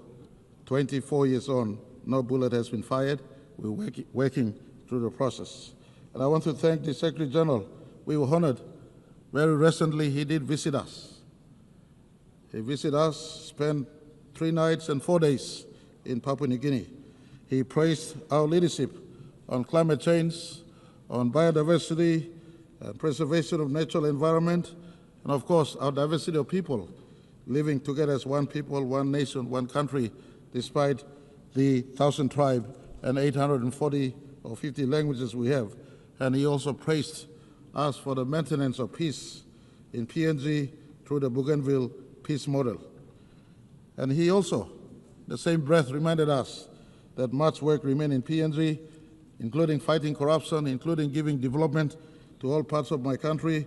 And I want to assure him at this August Hall that we are working. PNG is a work in progress. We committed to leaving no citizens behind. We committed to transforming our country. We committed to growing our economy to a scale where we can be able to look after each citizen of our country. And I want to say to the Secretary General, Papua New Guinea commits to the goal of leaving no person or no child behind, and we give that assurance in the 80th anniversary of the United Nations. Papua New Guinea is also a good global citizen. We are not insignificant in as far as global discourse is concerned. Our forests and our oceans are great global assets. We have one of the biggest parcel of forest on planet Earth. We have over 3 million square kilometers of ocean or sea space. Our tropical forest absorbs carbon as well as produce oxygen, as I've been saying in this August Hall many times. Our vast waters, part of the great Pacific waters, are big carbon sink. Our rivers, our reefs, our ecosystems shelter unique biodiversity. In fact, we hold 6 to 7% of world's biodiversity. Why do I bring this up? I bring this up simply to point all of us that our planet is boiling. Our planet is in destruction mode. We must work to save our planet. Unless you have a second planet to run off to, science tells us in the observable universe, you look 93 billion light years into the observable universe, there is no other planet that is livable like planet Earth. And so why destroy this one planet that has trees, that has sea, that has water, that has oxygen, that is livable for all of us? Our ancestors passed on this livable planet to us. Why are we destroying this planet? We must preserve it and pass on a livable planet to our descendants. And in this vein, I want to put to all of you, those of us who are forest nations like PNG, and even ocean nations, where in our oceans biodiversity exists. PNG, with many of our Pacific Island nations, including Australia, home to one of the largest, in fact, the largest coral sea. The Coral Triangle passes through our waters. We, custodians of these global resources, ask the big carbon footprint holders, especially the G20s and the industrial nations, cut your emissions. Reform the global financial system to support those of us who hold biodiversity and are biodiversity nations, and take responsibility for your carbon footprint. Unless, and again, you have a second planet to run off to. Doesn't matter what Elon Musk does. You can look to the outer space. In your lifetime, it is not feasible to fly to the nearest planet. And so let's save this one planet we have. As we face COP30 in Brazil, Papua New Guinea offers support to forest nations and ocean nations to talk about sustainable development and just due in as far as us maintaining our forests is concerned. Our carbon footprint is minimal. PNG, for instance, produces 10 million metric tons of carbon a year, yet we subsume over 100 million metric tons of carbon. Someone producing those excess carbon out there must assist me preserving my forests or our forests for the upkeep of our planet. This is a conversation very close to all of us, and I want to put to all of us in this session. This planet is destroyed. Doesn't matter what you say. Don't live in ignorance. Ask your own scientists. Scientists and scientific finding tells us our planet is warming. In fact, it is boiling as we speak. And I want to ask that the United Nations, in fact, Secretary General, His Excellency Antonio Guterres has been a strong advocate in this space. Why don't we come out and support him fully? And on this, I want to thank the United Nations for continual embrace of Papua New Guinea's aspirations and views since 1975. I want to say thank you to all our bilateral partners and multilateral partners for standing with us since 1975. I want to thank Australia for being our strongest bilateral partner to date, including allowing us to be independent peacefully in 1975. I want to say thank you to all investors who've stood with PNG since 1975. Most of you know my line of thought. It is not aid and grant, but trade for PNG as we build our economy to sustain the over 10 million people that stays and call PNG home. I want to thank all NGOs and churches and individuals for their enduring support to my country in our 50th year of independence and democracy. Your solidarity has kept Papua New Guinea united thus far. In closing, I want to say 50 years ago we entered this assembly as one of the youngest members. Today, 50 years on, we stand tall as a free, vibrant democracy, nation that is still united amidst our diversity, resilient and strong, working to grow our economy so that our people can be prosperous and to improve our region as well as contribute to the world around us. On behalf of Papua New Guinea, I want to congratulate United Nations for turning 80 this year, and to the world, 80 years may have passed. Some things don't change. Core values of humanity don't change. The United Nations is the meeting place of the diversity we have called planet Earth, rather. Papua New Guinea has diversity in ourselves. Our diversity finds our meeting place in our national parliament, in our constitution. Likewise for humanity. Many of you may think that the United Nations is irrelevant, but Papua New Guinea at the 80th year of United Nations want to say the Charter is relevant. We must keep the sanctity of the United Nations running. In this place, humanity can meet. In my closing message, I want to say, unity can be found in diversity, like PNG maintains our unity in diversity. It is better together than being alone. Peace is built and sustained through dialogue and not through war. This one planet must be preserved for all generations. Thank you very much. Thank you too much. On behalf of Papua New Guinea, I say thank you all for listening.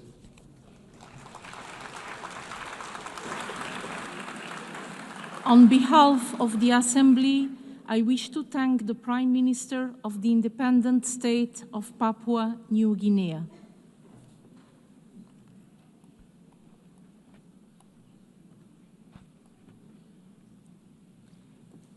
The Assembly will hear an address by His Excellency Andrew Holness, Prime Minister, Minister for Defense, and Minister for Economic Growth and Job Creation of Jamaica.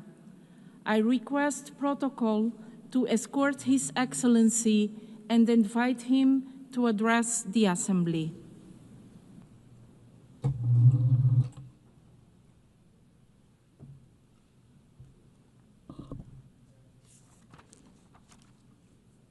Madam President, Excellencies, on behalf of Jamaica, I extend warm congratulations to you, Madam President, on your election to preside over this landmark 80th session of the General Assembly.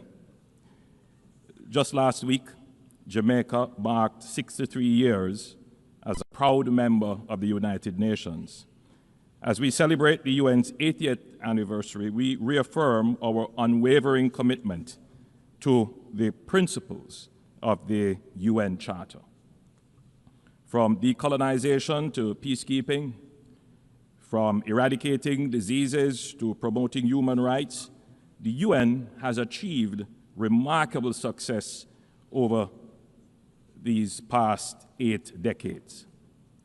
Yet, as we confront global challenges, including pandemics, climate change, armed conflict, and persistent poverty, we must acknowledge that our multilateral system requires urgent reform and revitalization to meet the needs of the 21st century. The UN80 initiative is an opportunity to strengthen multilateralism with concrete action, institutional reform, and renewed political will. We must build a system that is more democratic, representative, and responsive to evolving challenges. Jamaica is honored that our permanent representative is co-chairing the working group on UN80 mandate implementation review, along with the permanent representative of New Zealand, and we look forward to meaningful outcomes. Madam President, Jamaica believes in a future where multilateralism works for all, where no country is too small to be heard, where the concerns of small islands facing rising seas are addressed, where the benefits of globalization are equitably shared, and where international cooperation is based on respect for the sovereignty of each nation. Climate change, Madam President, is not a distant threat or an academic consideration. It is a daily reality for small island developing states like Jamaica. Frequent hurricanes, droughts, and erratic rainfall destroy infrastructure, displace communities, and set back decades of hard-fought progress. Jamaica has demonstrated unwavering leadership in climate action despite our limited resources. We have committed to achieving net zero emissions by 2050 and have implemented our national adaptation plan with specific measures to build resilience across key sectors, and we are on track to achieve our renewable energy target of 50% by 2030. However, our efforts and those of other SIDS are severely constrained by the lack of predictable access to financing. The promise of $100 billion annually remains unfulfilled.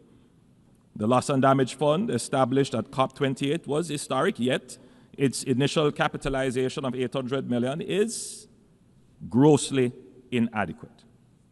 Developed countries must honor their commitments and scale up climate finance, recognizing that adaptation is a necessity for the survival of small island developing states. The global financing system remains fundamentally flawed. It penalizes reforming economies like Jamaica with high borrowing costs while ignoring our vulnerabilities.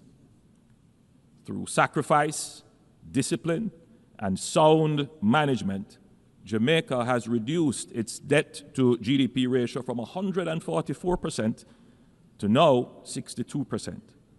Yet we remain locked out of concessional financing because of outdated metrics based solely on per capita income. Jamaica supports the application of the Multidimensional Vulnerability Index that more accurately assesses countries' development needs and their eligibility for concessional financing.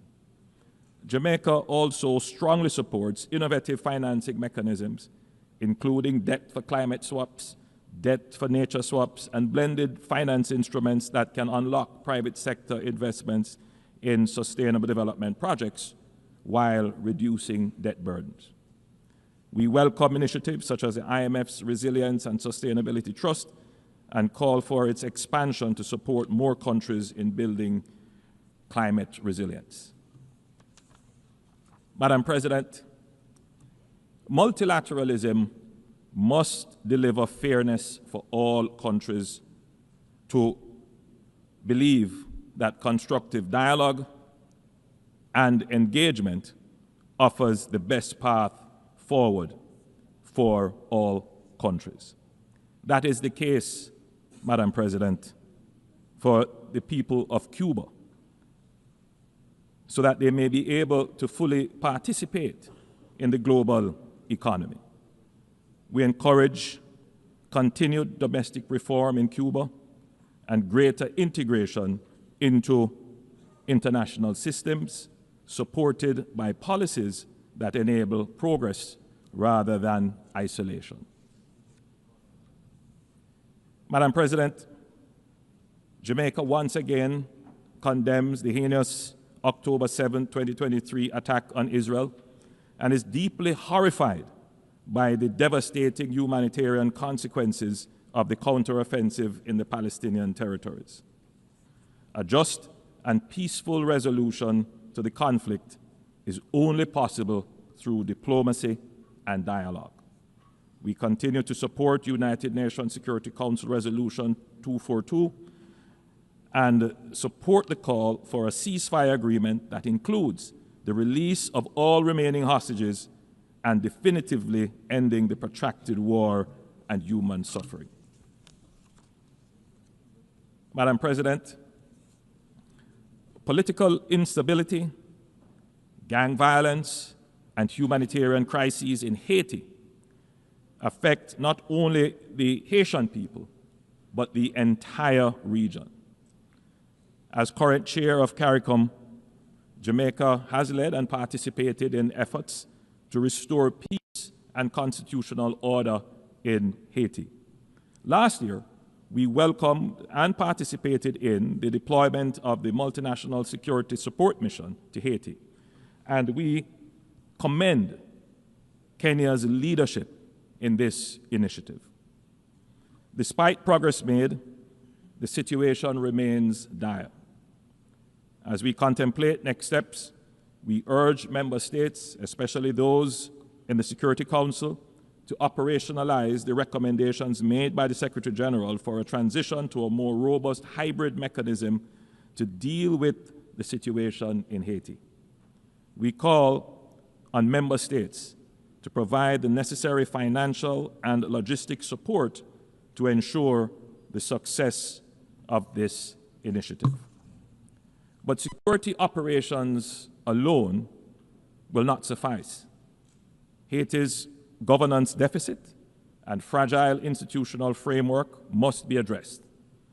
Once stability is restored, the international community must help rebuild democratic institutions, ensure free and fair elections, expand humanitarian relief, and invest in infrastructure to support long-term stability. Haiti's recovery requires sustained global support. Madam President, the Haitian crisis has laid bare a wider truth. Transnational criminal networks involved in cybercrime, trafficking arms, narcotics, and people, organizing violence and destabilizing institutions, are an existential threat to states. Gangs are now global syndicates with resources that rival nation states. Jamaica has made significant progress in tackling gangs and reducing our homicide rate by more than 50% in recent years. But we know that unless these networks are totally dismantled, our gains remain fragile. This is why we call for nothing less than a global war on gangs, a coordinated international campaign to cut off the flow of weapons, money, and the influence that sustains them. This requires deeper engagement from all member states. We urge full implementation of the UN Programme of Action on Small Arms and Light Weapons and the International Tracing Instrument. Major arms exporting countries must tighten export controls, strengthen end-use monitoring, and ensure rigorous post-delivery verification. Jamaica welcomes cooperation with all partners in this fight, including the interdiction of drug trafficking vessels, provided that such operations are carried out with full respect for international law, human rights, and with the coordination and collaboration of the countries of the region. The Caribbean has created regional security mechanisms, but these efforts alone cannot match the scale of the threat. What we need is a unified front with the same urgency, resources, and coordination the world has applied to terrorism. Only then can we turn the Caribbean, and indeed the wider region, into a true zone of peace. Madam President, at this 80th session, let us revitalize multilateralism and recommit to building a more resilient, equitable, and sustainable world. The challenges before us, climate change, debt, poverty, conflicts, and crime, are formidable, but our capacity for collective action is greater.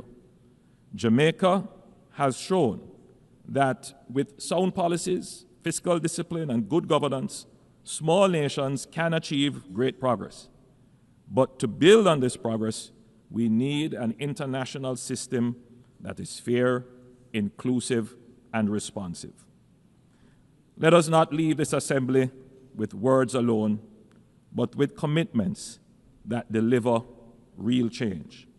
Jamaica stands ready to work with all member states in partnership and solidarity to create a future defined by peace, prosperity, and dignity for all. Thank you, Madam President. Thank you, members.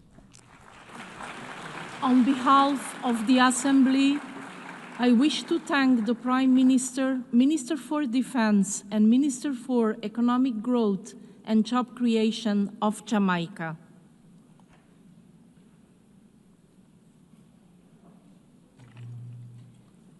The Assembly will hear an address by His Excellency John Briceño, Prime Minister and Minister of Finance, Investment and Economic Transformation, Civil Aviation and E-Governance of Belize. I request protocol to escort His Excellency and invite him to address the Assembly.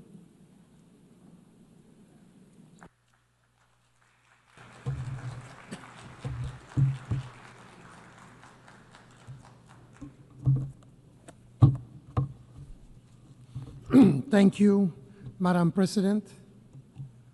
For 8 decades, the United Nations has endured, a beacon of hope for the world, a defender of dignity and freedom, a shield against aggression, whether for the mighty or the small, and a foundation for cooperation that has lifted millions out of poverty and given humanity a chance to move forward together. Yet, the vision penned 80 years ago remains unfulfilled. Peoples and nations continue to suffer under oppressive regimes. We face new threats, from criminal networks to planetary and technological challenges that overwhelmed natural systems, economies, and even basic human rights. These are global challenges. They don't stop at borders. And no matter how powerful a nation may be, none of us can meet them alone. Now, more than ever, we need to work together. Now, more than ever, we need the United Nations. And if the UN has fallen short of its promise, it's not because the idea is flawed. It's because too often its members, including the most powerful among us, have failed to act. And we see the cost of that failure today. The world is facing more conflicts than at any time in recent decades. This year alone, 6 nuclear powers have been drawn into conflict in Asia, in Europe, and in the Middle East. Military spending has rose by 9% to $2.7 trillion last year, even as global insecurity deepened. That is more than half the GDP of all the countries of Latin America and the Caribbean. Wars in Ukraine, Gaza, and Sudan, dragging on year after year. Hundreds of thousands dead, millions displaced, orphaned, left with nothing. The images should compel us to act, and yet too often the UN is actively blocked from doing its job. In Gaza, one of the largest man-made humanitarian crises grows worse day by day. The UN's relief agency, lifeline to millions, is being pushed to the brink, and the two-state solution, the vision of peace this body has long supported, is slipping away. In Sudan, a UN embargo has not stopped the killing. In Haiti, gangs have overrun the country. Political turmoil deepens. And a mission meant to restore order, Kenyan-led, backed by the UN, remains underfunded and under-resourced. These are only a few of the many crises. And in each of them, weapons flow, drugs flow, violence crosses borders, and governments are left weaker, peace fleeting. These are not isolated tragedies. They are a warning. They reveal a pattern of international indifference, disregard for international law, impunity, a tolerance of inhumanity, and deepening cynicism. So the question before us is simple.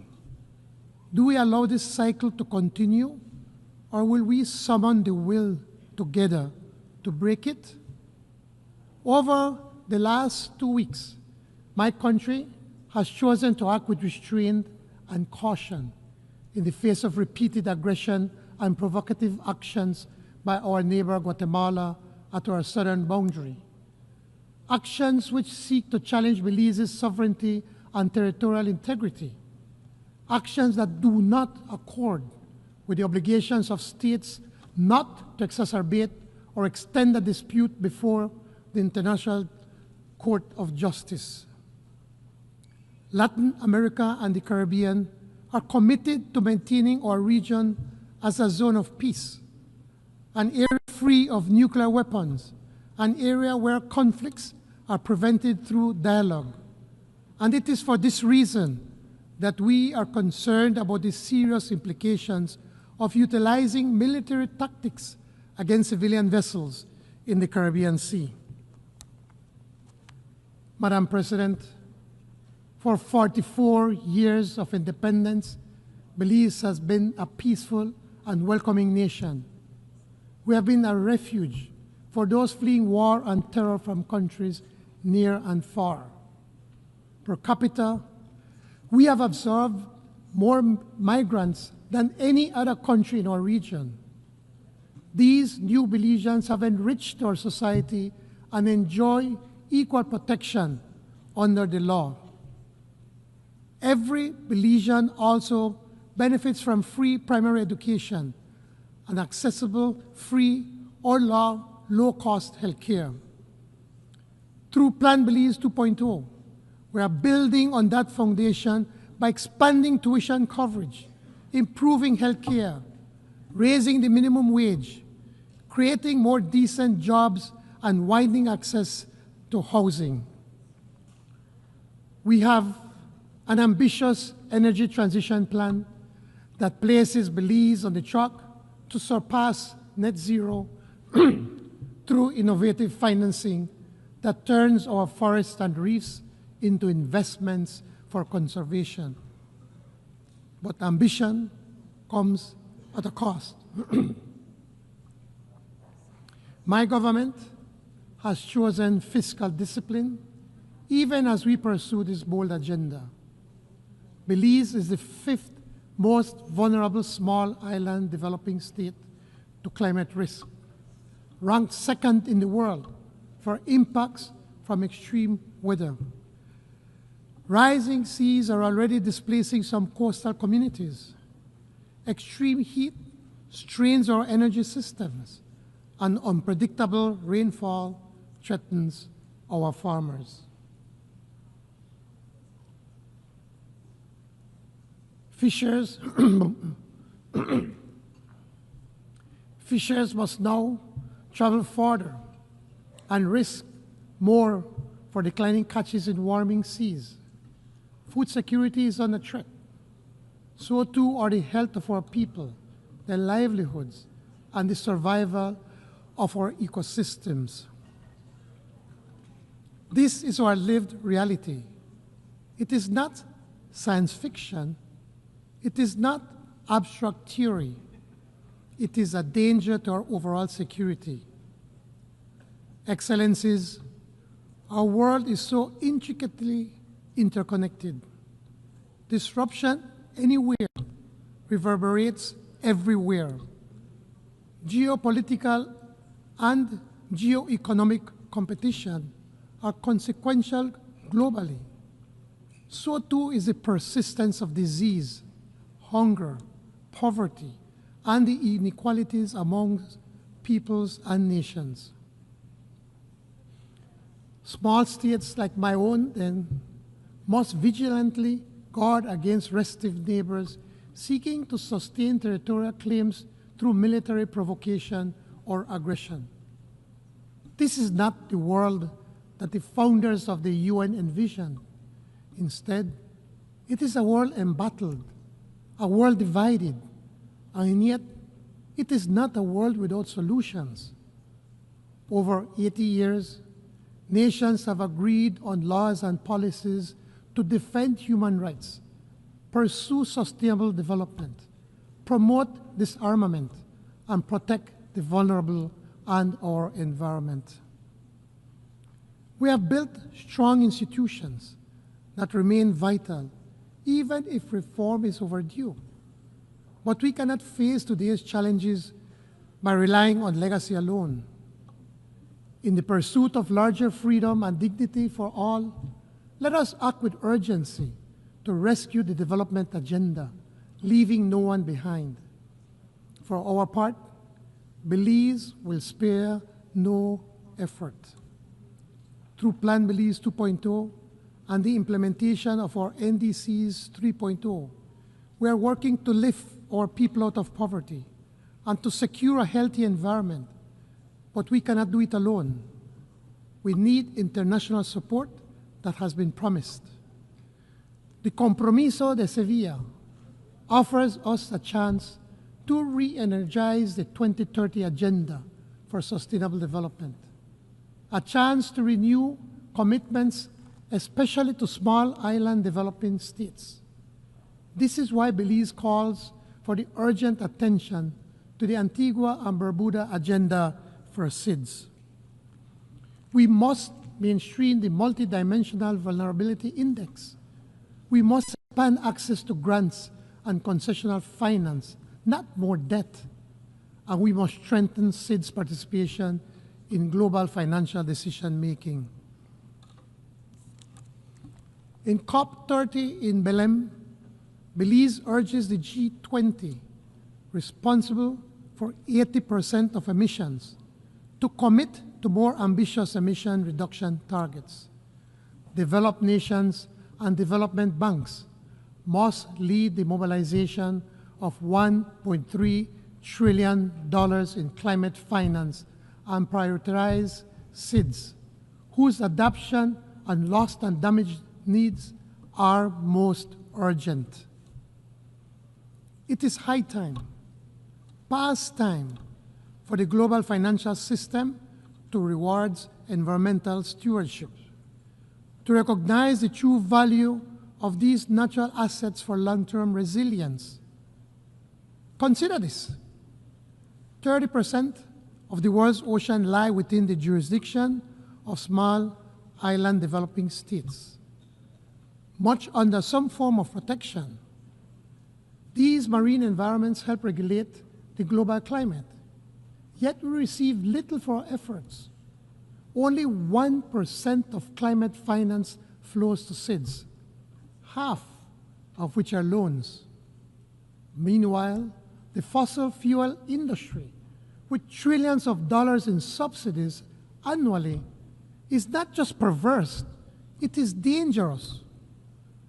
Let us reverse this by investing more, much more in nature-based and nature-positive solutions. With only 5 years remaining to achieve the SDGs, urgency is paramount. Madam President, realizing the ambition of leaving no one behind requires the involvement of everyone. Yet, the UN still excludes one critical actor, the people of Taiwan. Taiwan is a thriving democracy with global leadership in high-tech innovation, semiconductors, AI, biotechnology, renewable energy, all vital to global supply chain security and sustainable development. Taiwan already contributes to the SDGs, assisting partners with advanced technology.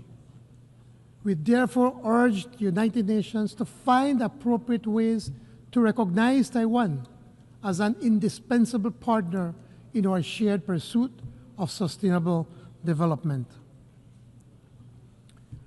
Madam President, the people of Haiti deserve our urgent and united support to completely expunge the criminal gangs that have attempted to overrun that country and to ensure that they are brought to justice.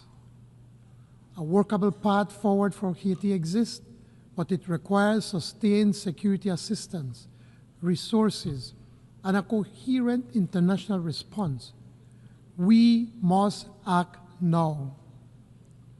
Excellencies, each nation must be free to define its own path. The International Court of Justice has affirmed that self-determination is a preemptory norm. We must end the denial of this right to the people of Western Sahara, whose plight the world continues to ignore. The economic, commercial, and financial blockade imposed by the United States of America against Cuba must end, and Cuba must immediately be removed from the list of countries that allegedly sponsor terrorism. It is illegal, inhumane, and contrary to the UN Charter. And the genocide in Palestine must stop now.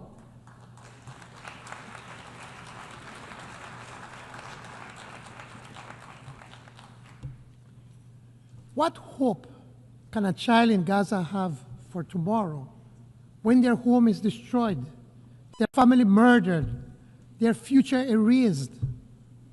What hope can there be if their right to self-determination is extinguished? The UN once confronted apartheid in South Africa with declarations, sanctions, conventions, and suspension of the regime from this assembly. We must draw that lesson again. No regime that desecrates the Charter and destroys our people has a place in this hall.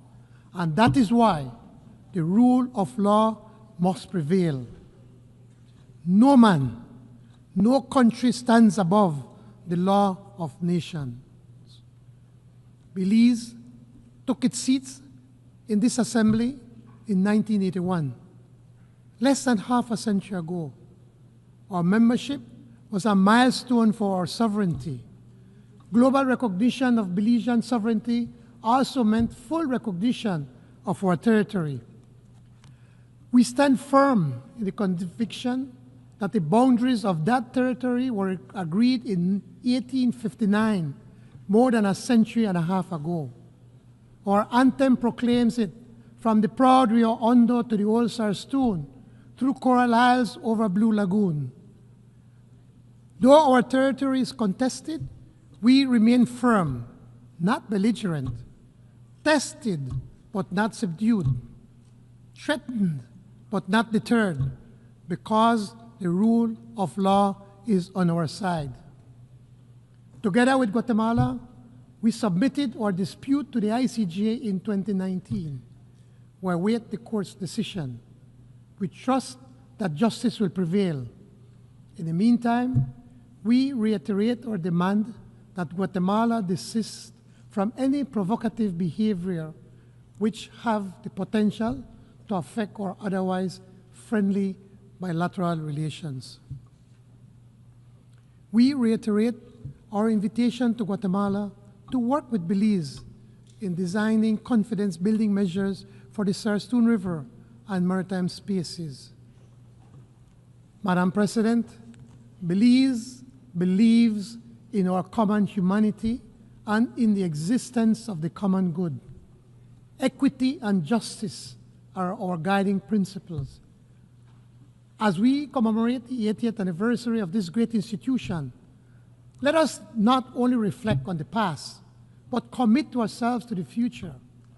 Let us affirm together that multilateralism is not an option, but an obligation, that the rule of law is not an aspiration, but a necessity, that the dignity of every human being is not negotiable, but inviolate.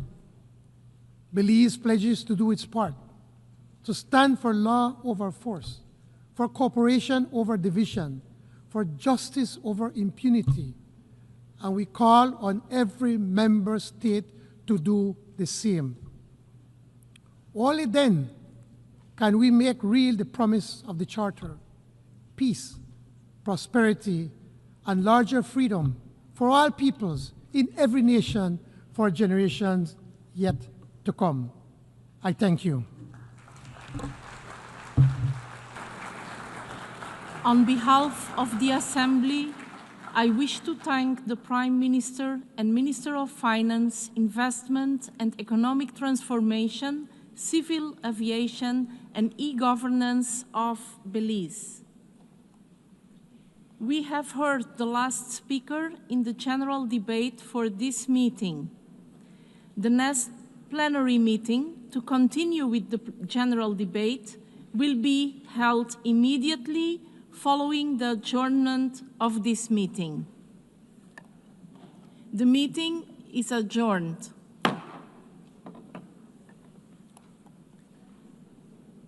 The 10th plenary meeting of the General Assembly is called to order.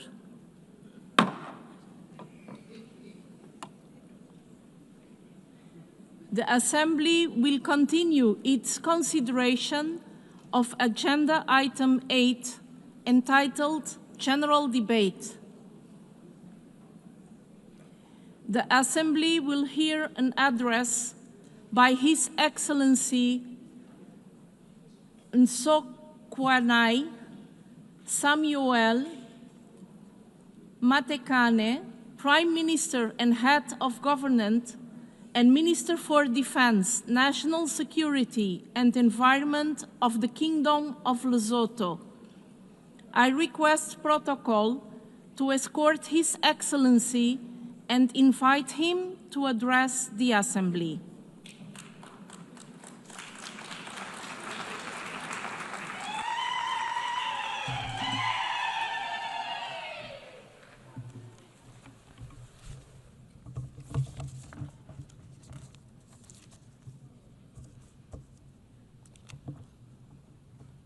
Madam President of the 80th session of the General Assembly, Your Excellencies, Heads of State and Government, Mr. Secretary General of the United Nations, I extend heartfelt congratulations to you, Madam President, on your election as President of the 80th session of the United Nations General Assembly.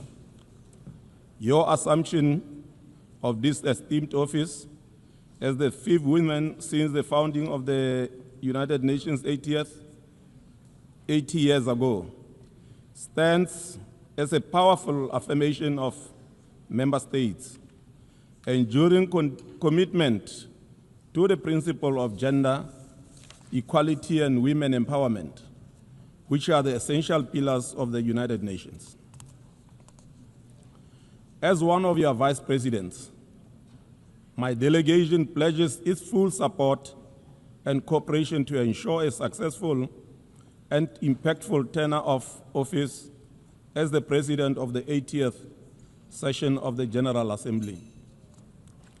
We also take this opportunity to commend your predecessor, His Excellency Mr. Philemon Yang, for his distinguished leadership during the 79th session. Africa takes its pride in his exemplary service and the values he brought to the global stage. To the Secretary General, Mr. Antonio Guterres, we express our profound appreciation for your unwavering dedication to the multilateral system and to the service of humanity, particularly in these challenging times underpinned by rising global tensions and trade wars. Notwithstanding these selfless contributions, we remain deeply concerned by the budgetary constraints facing our organization, which should derail the work of the organization and the attainment of its goals. The ongoing volatility in global trade and the unilateral measures, including the selective adherence to the principle enshrined in the Charter of the UN, constitute the main challenges to the multilateral system.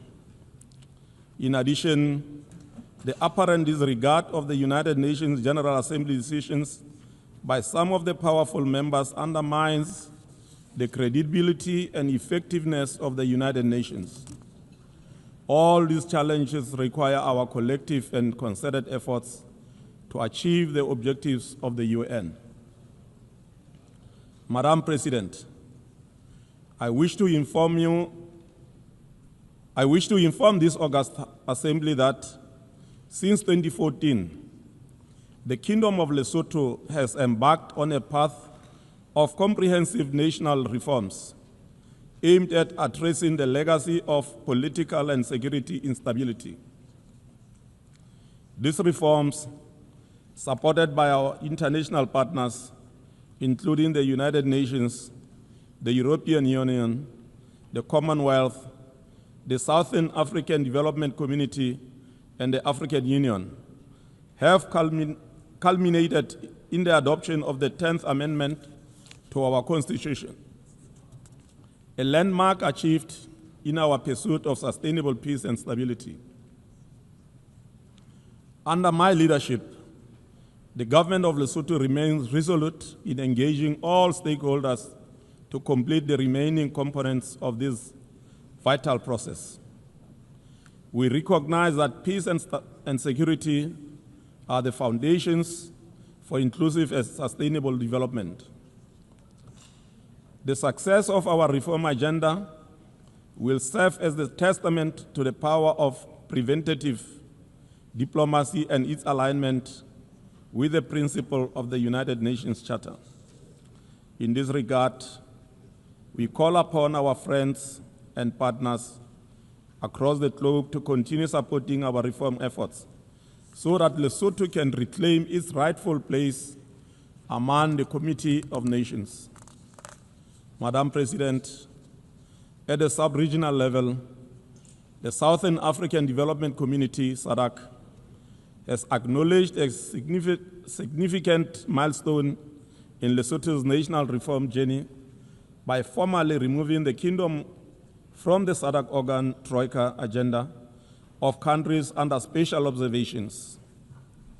We welcome this decision with deep appreciation and reaffirm our unwavering commitment to completing the remaining constitutional amendments, namely the 11th and 12th amendments.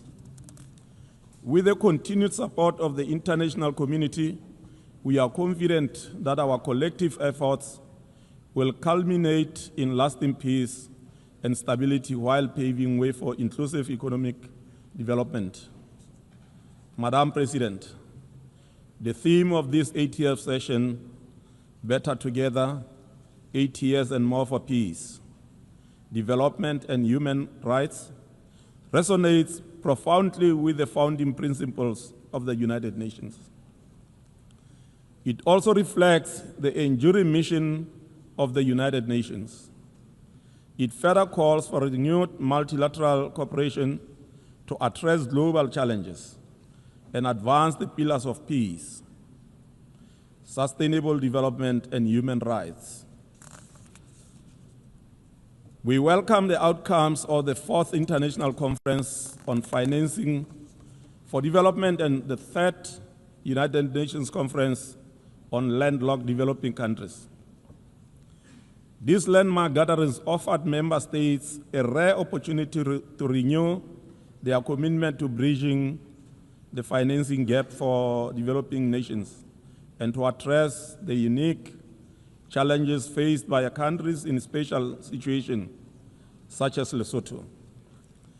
While official development assistance is regrettably in decline, it remains a vital source of development financing for least developed countries. Its reduction threatens to erode the progress achieved thus far. We therefore make a clarion call to development partners to honor their ODA commitments, thereby safeguarding vulnerable nations from the risk of entrenched poverty and underdevelopment. At the national level, Lesotho is intensifying efforts to mobilize domestic resources by curbing illicit financial flows and enhancing revenue administration. This includes improving the efficiency of our tax systems and broadening the tax base through aggressive industrialization. We are also embarking on a transformative path through the Just Energy Transition Initiative, a visionary program championed by His Majesty King Letsie III. As we may all be aware, Lesotho is endowed with the pristine mountains water, strong winds, and a year-round sunshine that's offering unique potential for hydro, wind, and solar energy. Our goal is to harness these resources to achieve our domestic and regional energy security and climate adaptation. This clean energy potential also creates opportunities for Lesotho to host data centers, powered sustainably by renewable and cooled naturally by our temperature highland climate. Such facilities would not only advance Africa's digital transformation, but also do so in a way that is environmentally responsible and cost-effective. Lesotho is therefore open for investment and partnerships in building global data centers, renewable energy, and water resources. Madam President, digital transformation is reshaping our world. For developing countries like Lesotho, the implementation of the Global Digital Compact is not a luxury, it is a necessity. To ensure resilience and inclusive development, the government of Lesotho is prioritizing investment in affordable digital infrastructure, promoting digital literacy, and nurturing innovation ecosystems. These efforts are particularly focused on empowering youth, women, and rural communities. Let us bear in mind that the continent of Africa is home to the largest number of youth, that is 70% under the age of 30 years. Our collective ability to harness their potential in different productive sectors of our economies remain one of the most viable solutions to our structural challenges. In this regard, we invite all and sundry to ensure youth participation in governance, entrepreneurship, and decision-making processes. Madam President, agriculture remains the cornerstone of economic activity in landlocked, least developed countries. However, it is affected by climate shocks. To mitigate this impact, greater investment in adaptation and resilience are essential. We warmly welcome the proposal to establish regional agricultural research hubs under the AWASA Program of Action for LLDCs to mitigate the impact of climate change. Such centers have the potential to provide access to sustainable agricultural practices and innovation critical for enhancing agricultural security and reducing poverty. I am happy to reaffirm Lesotho's interest in hosting such a center for the African region. Madam President, addressing the global climate emergency and ecosystem degradation demands coordinated international action. Extreme weather events, erratic rainfall, and drought threaten food systems, water resources, and financial stability. The preservation of biodiversity and sustainable management of natural resources on land and at sea are critical to climate adaptation. Though landlocked, Lesotho recognizes the integral role of oceans in the global climate system.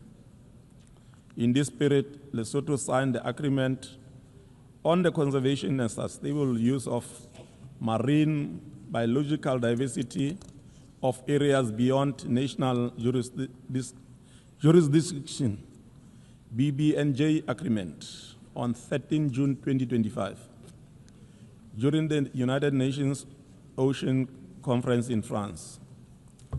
This act reaffirms our belief that stewardship of the high seas is a shared responsibility of all humankind.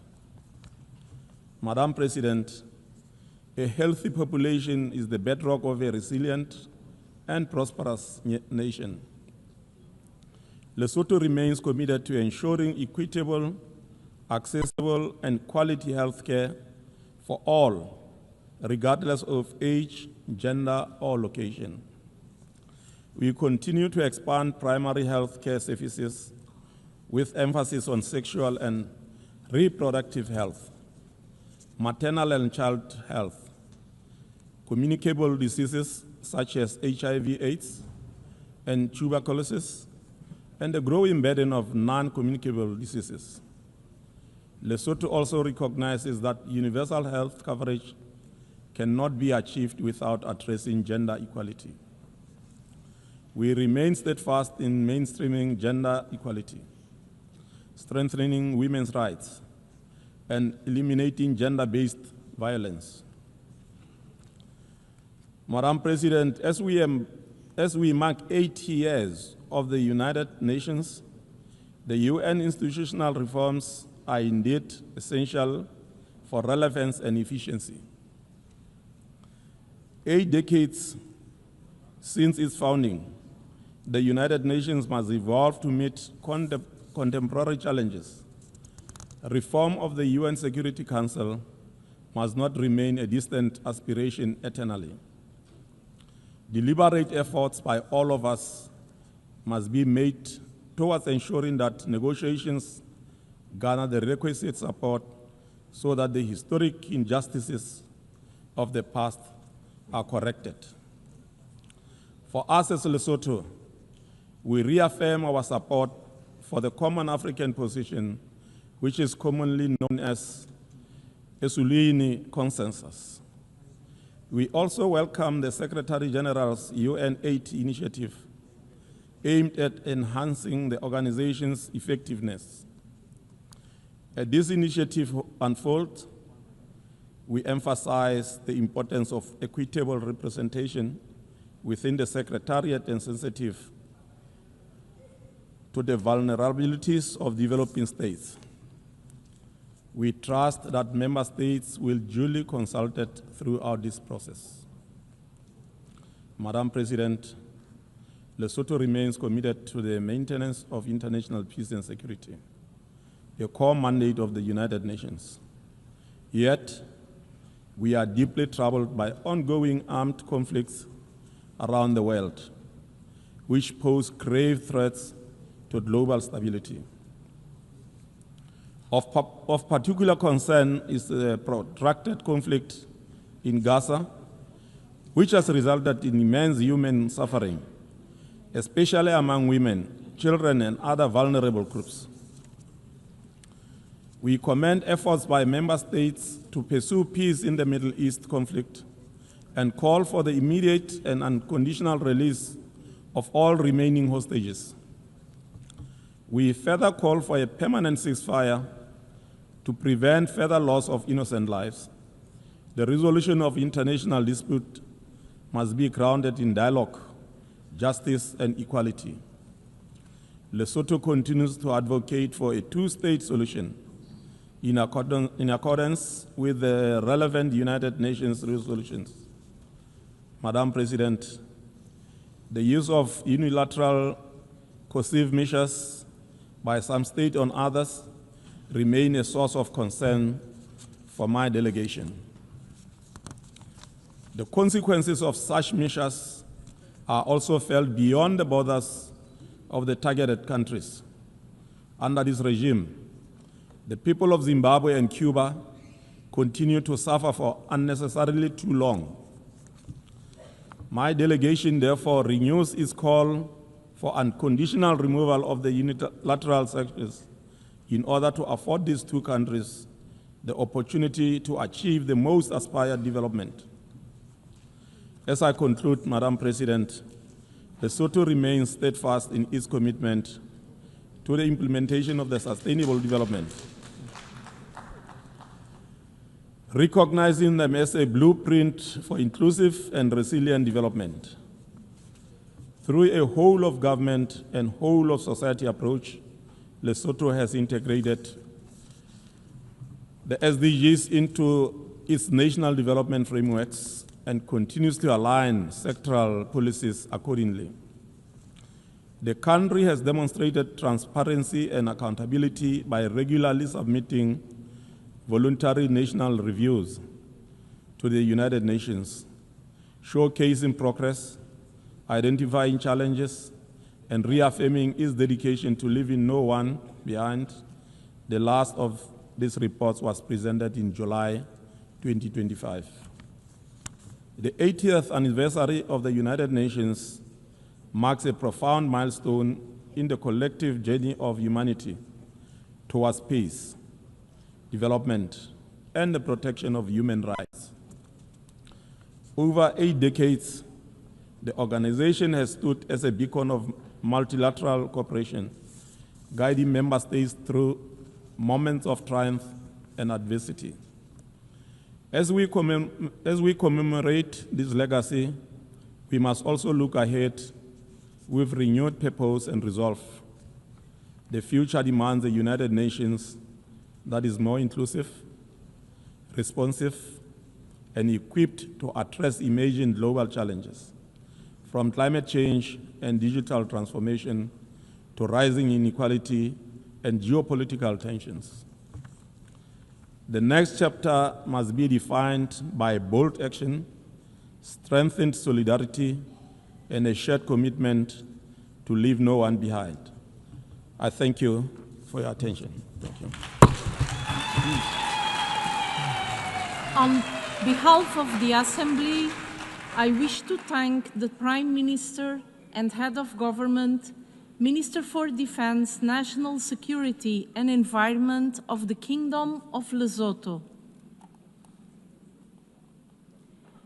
The Assembly will hear an address by His Excellency José Ulisses Correia e Silva, Prime Minister and Minister of Reform of the Republic of Cabo Verde.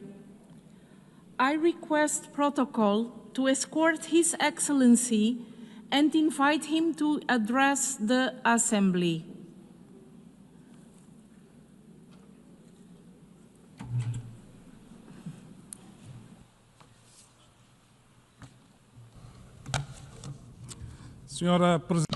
Madam President, Excellencies, it is with great honor that I take the floor in this General Assembly on behalf of the people and the government of Cabo Verde in the session in which we celebrate the 80th anniversary of the United Nations. This is taking place during turbulent times marked by devastating wars and armed conflicts, humanitarian crises of enormous magnitude, expansion of populism and extremism, a structured anti-system that fights to impose a system that eliminates the boundary between democracy and autocracy, as well as between truth and lies. This turbulent world helplessly watches the acceleration of climate change, threatening planet Earth and humanity. No country is immune to this disruptive movement that advances with the impulse to exercise absolute power, the provocation and exploitation of social fractures, and the ideology of post-truth. This turbulent world requires a United Nations empowered as a global regulator, and that is only effective when resulting from the political will of its member states. In this context, I would like to praise the UN 80 initiative launched by Secretary General Antonio Guterres as a space for reflection and renewal of multilateralism and to mobilize political will for peace, sustainable development, and human rights. Cabo Verde welcomes the revitalization of the Commission on the Status of Women, a central instrument for the promotion of gender equality in the multilateral system. We believe that the acceleration of the Sustainable Development Goals depends on the empowerment of women. We will continue to be staunch advocates for this cause, both inside and outside the United Nations. We advocate the urgent and necessary reform of the Security Council in line with Africa's position. The Summit of the Future offers a unique opportunity to strengthen commitment to the SDGs. More than global goals, it is the human dignity of millions of people that is at stake. Real people, children of God, living in real countries. Acting in multiple dimensions, we recognize the importance and relevance of the Global Compact for digitalization, for equitable access to digital technologies and artificial intelligence. Excellencies, Cabo Verde is an active and dynamic CIDS committed to the multilateral agenda. We currently hold the vice presidency of AOSIS. We actively participate in the Third Ocean Conference. We were chosen to co-facilitate, along with Australia, the negotiations that led to the Nice Declaration, Our Ocean, Our Future, Our Responsibilities, containing firm commitments to the sustainability of the oceans. We welcome the OASIS Leaders Declaration, the adoption of which demonstrates a strong commitment to issues related to the ocean, climate, and sustainable development. We applaud the successful fourth Conference on Financing for Development. The Seville commitment is a unique opportunity to boost development, especially in the most vulnerable countries, such as CIDS. For us, CIDS, it is essential to operationalize the Multidimensional Vulnerability Index, the mechanisms for converting debt into climate finance, and the Loss and Damage Fund. The Antigua and Barbuda Plan of Action stands. Its implementation into resilient prosperity is SID's greatest ambition. We note with satisfaction a historic achievement, the entry into force of the Agreement on Marine Biodiversity in areas beyond national jurisdiction. Cape Verde is among the first 60 states to ratify this important treaty. Unfortunately, we were not able to achieve consensus, and we must insist. The special meeting on climate convened by the Secretary General and Brazil's President Lula as a preparation for COP30 in Belém, and it is a crucial moment for the full implementation of the Paris Accord.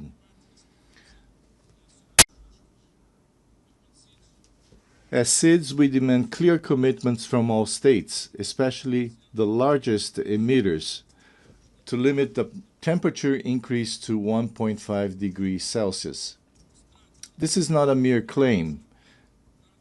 It is a matter of survival for all and all. Excellencies, Madam President, global peace and security remain threatened, increasingly threatened. Cape Verde's position has been clear, predictable, and consistent. We condemn coup d'etat, we condemn terrorism, we condemn genocide, we condemn assaults on the territorial integrity of countries. We advocate for dialogue and diplomacy for the prevention and resolution of conflicts. We support a just and durable peace for the resolution of the war in Ukraine. We support the two-state solution with Israel and Palestine living side by side in peace and security. We advocate a strong commitment to preventing and combating terrorism and conflict in Africa. We advocate for multilateralism and a strong and effective UN, converging with the principles of the Chinese Global Governance Initiative. We are democracy based on the rule of law and political freedom, freedom of expression and economic freedom, and we want to continue like this.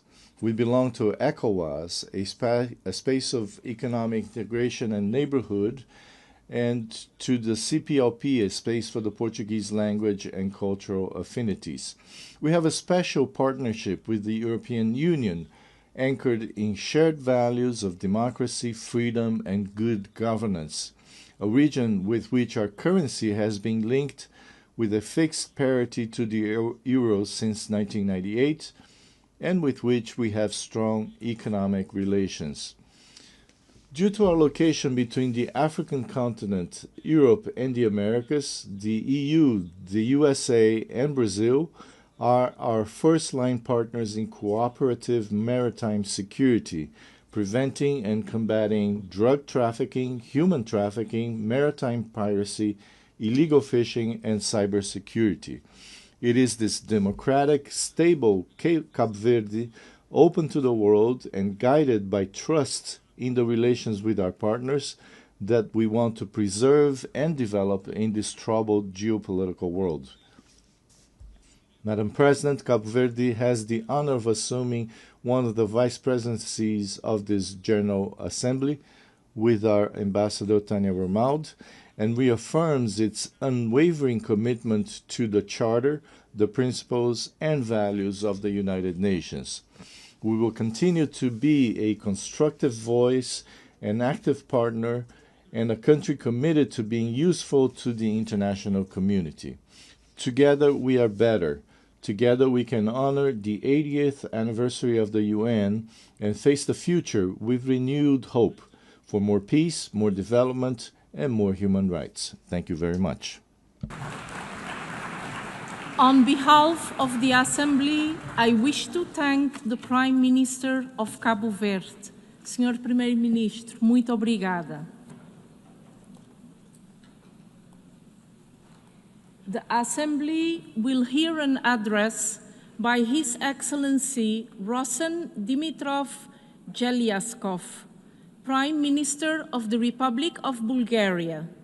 I request protocol to escort His Excellency and invite him to address the Assembly.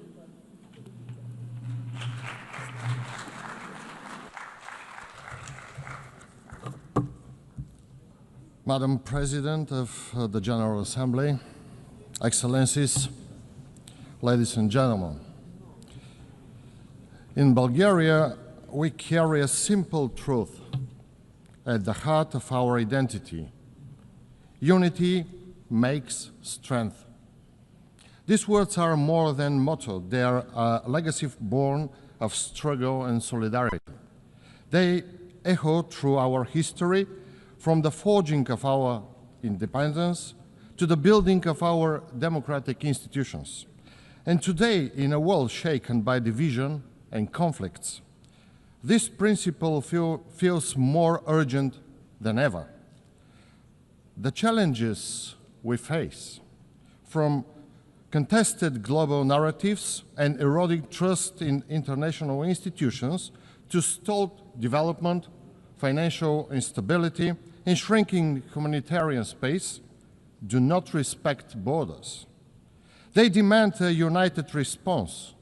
Bulgaria's creed is a message we offer to the world, that the hope lies not in isolation, but in coming together. Bulgaria reaffirms its commitment to effective multilateralism and to the rules-based international order with the United Nations at its core.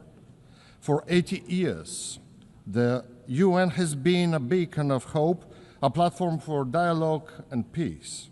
And this year, in 2025, Bulgaria marks 70 years of membership.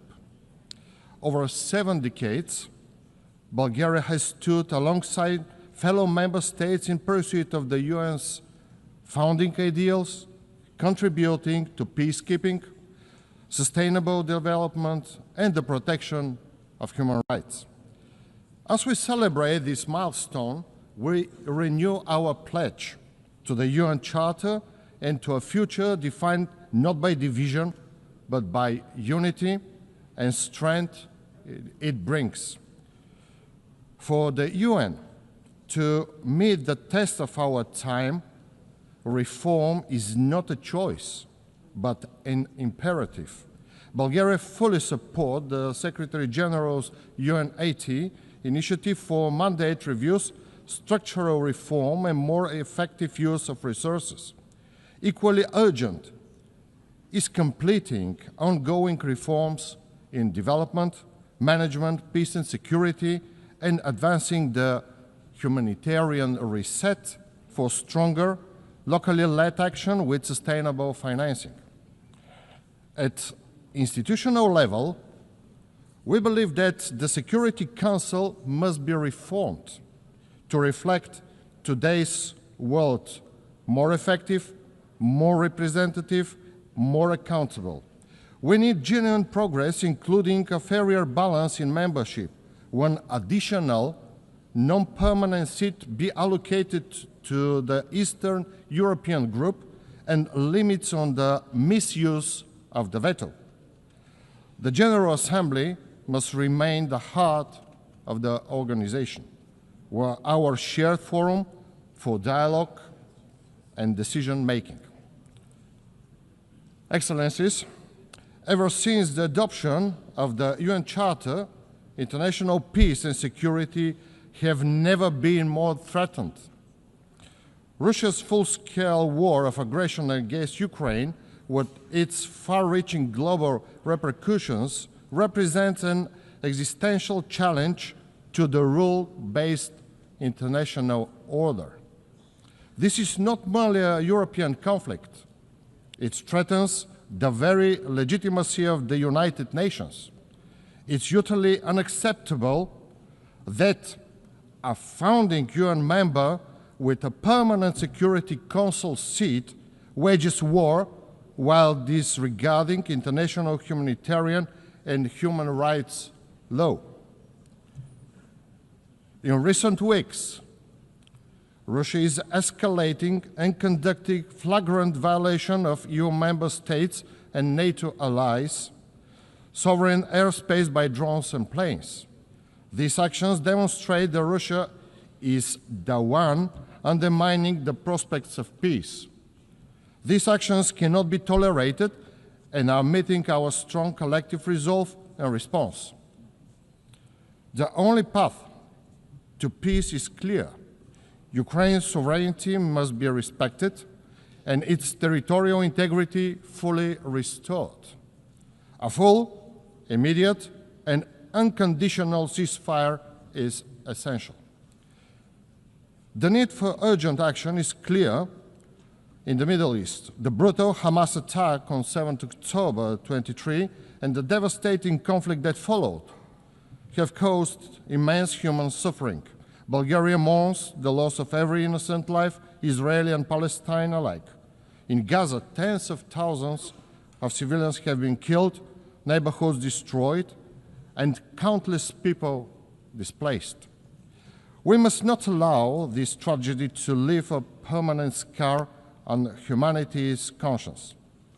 A sustainable ceasefire and credible political process are urgently needed.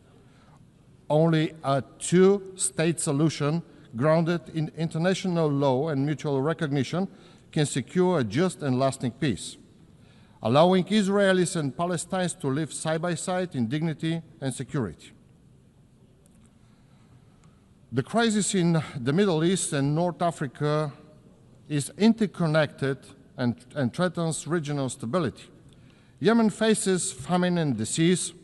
Syria needs an inclusive, UN-led dialogue for democratic transition, and Sudan teeters on the brink amid ongoing fighting and mass displacement.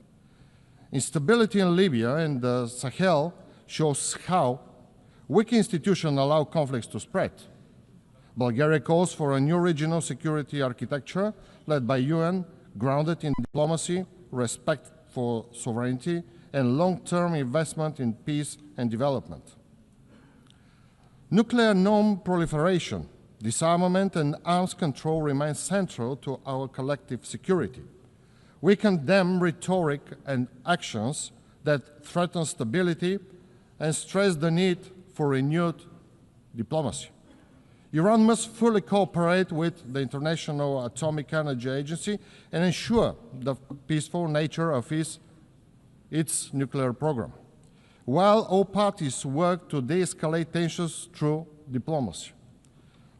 Likewise, the Democratic People's Republic of Korea must dismantle its program for weapons of mass destruction and ballistic missiles in a complete, verifiable, and irreversible way in accordance with international law and treaty obligations. Distinguished delegates, Bulgaria consistently upholds the principle of United Nations at the regional level, engaging actively with the Southeastern European Cooperation Process, the Regional Cooperation Council, the Organization of the Black Sea Economic Cooperation. We prioritize good neighborliness, human rights, and the strengthening of trade, energy, transport, and digital connectivity. Bulgaria firmly supports the European integration of the Western Balkans based on the merit as the path to peace, stability, and prosperity. The Black Sea region remains strategically important for European security and energy resilience, and Bulgaria works to make it a space of stability and sustainable development. On 1 July 2025, Bulgaria assumed the chairmanship of the Southeast European Cooperation Process and the organization of the Black Sea Economic Cooperation, strengthening our leadership in advancing regional security, stability, and resilience. Bulgaria firmly believes that the human rights are universal, indivisible, interdependent, and interconnected. Our policies are grounded in this understanding, guiding our efforts to protect and promote human dignity at home and globally. As a member of the United Nations Human Rights Council for 2024-2026, Bulgaria is committed to advance human rights through dialogue and cooperation. We prioritize gender equality and the empowerment of women and girls in line with international human rights instruments and the Women, Peace and Security Agenda. In all conflict prevention, peace process, and post-conflict recovery, women must be at the center with their protection and access to justice ensured. We stress the need to empower young people, ensuring their meaningful participation in decision-making, including on climate action and heritage preservation. Ladies and gentlemen, sustainable development cannot be separated from human rights, peace, and security. We remain fully committed to implementing the 2030 Agenda and its 17 Sustainable Development Goals. On 23 July 2025, Bulgaria presented its second voluntary national review at the high-level political forum, highlighting national progress, government actions, and stakeholder engagements. For the first time, Bulgaria, your delegate, contributed, sharing the perspective of young people on the implementation of the goals. We know that accelerating progress requires stronger political will, inclusive participation of civil society, academia, the private sector, and youth, and urgent action to address social, economic, and environmental challenges. We look forward to the upcoming World Social Summit, where diverse voices and all stakeholders can come together to renew the global social contract and ensure it reflects human rights for all. Financing is a key aspect of development. Adequate, predictable, and innovative resources are essential to achieve sustainable development goals. Bulgaria supports mobilizing domestic resources, engaging the private sector, and building global partnership. We welcome the first biennial summit for sustainable, inclusive, and resilient global economy, held on 24 September 2025 here in New York, which reinforced commitment from the Fourth International Conference on Financing for Development and strengthened cooperation with multilateral financial institutions. For its part, Bulgaria remains a steadfast contributor to global development. Through the National Development Program 2030 and our development cooperation policy, we implement tangible projects and build sustainable partnership for a fairer, more balanced world. In all our efforts, we prioritize poverty eradication, sustainability, and equality, focusing on key regions, the Western Balkans, the Eastern Partnership countries, the Middle East, North Africa, and Asia, with special attention to education, health, and building resilient societies. Digital governance and new technologies are central to our efforts. Bulgaria supports inclusive, multi-stakeholder approaches to global digital governance, artificial intelligence, and space technologies, ensuring they advance the Sustainable Development Goals. We emphasize the need for open and secure internet, protection of human rights, and a digital inclusion. Ladies and gentlemen, sustainable development cannot happen without urgent climate action. Social and economic progress depends on protecting our planet. Climate-related extreme events will become more frequent and severe around the world. At the same time, Europe is the fastest warming continent, and climate risks are accelerating, threatening its energy and food security, ecosystem, infrastructure, water resources, financial stability, and people's health. The economic losses have already been estimated in billions of euros. My country, Bulgaria, is not exception, and it is among the most affected countries by droughts, forest fires, and floods. Bulgaria supports the Paris Agreement, calls for ambitious contributions at COP30, and emphasizes international cooperation to safeguard oceans, manage marine resources, sustainability, and ensure long-term environmental, economic, and social resilience. Dear Excellencies, the journey ahead is long, but our resolve must be unwavering. Let us commit once again to working hand in hand to upholding the principles of UN Charter and to ensure that peace, dignity, and opportunity become a reality for every person in the world. Thank you for your attention.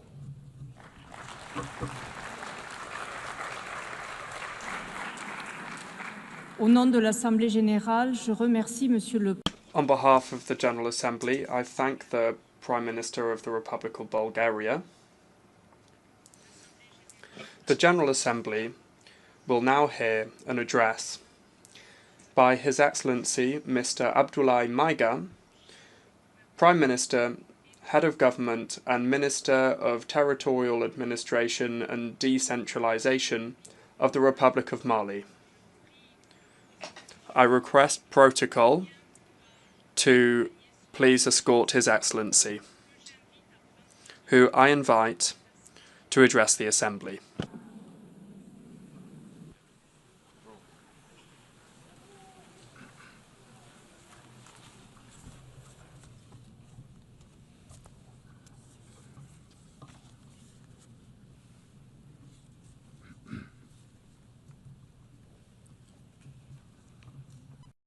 Madame la Présidente, President of the General Assembly, heads of state and government,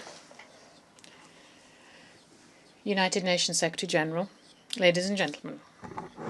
As I begin my statement, I have the honour to extend to you the cordial greetings and the message from the founding fathers of the Alliance of Sahel States, Their Excellencies, Army General Assimi Goïta, President of Transition Head of State of Mali, and the President of the Alliance of Sahel States, Captain Ibrahim Traoré, President of Burkina Faso, Head of State,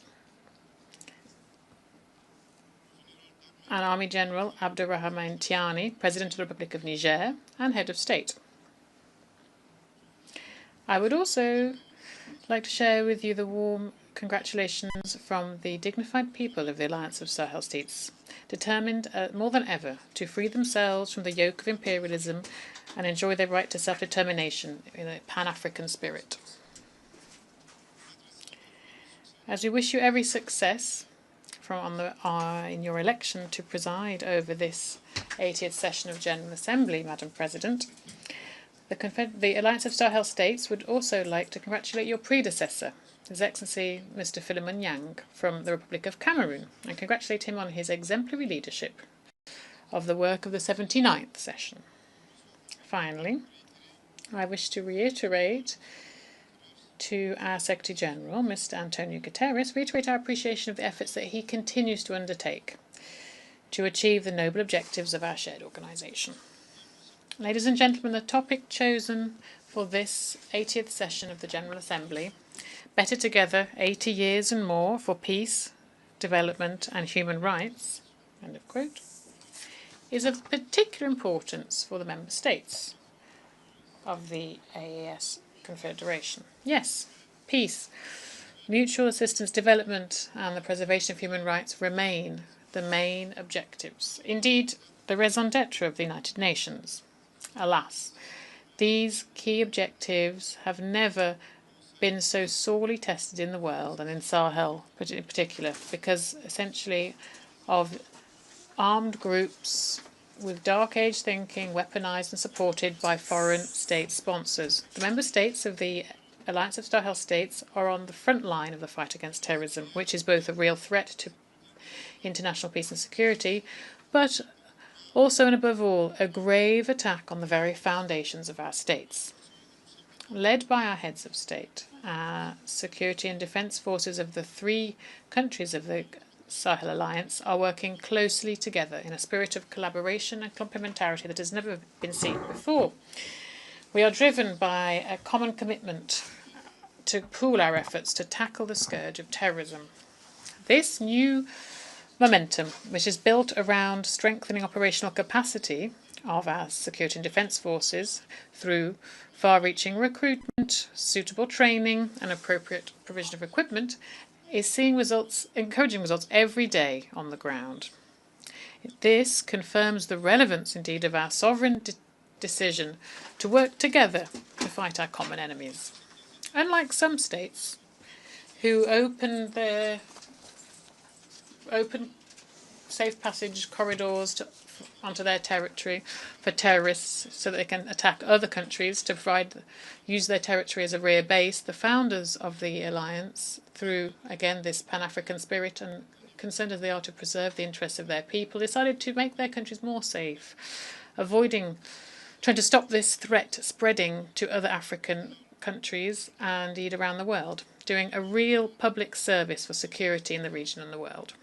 There is no shadow of a doubt that through their sacrifice, the valiant security and defence forces are contributing to the security of other regions, particularly countries on the West African coast. We take this opportunity to pay tribute to the memory of the civilian and military victims of insecurity in the Sahel.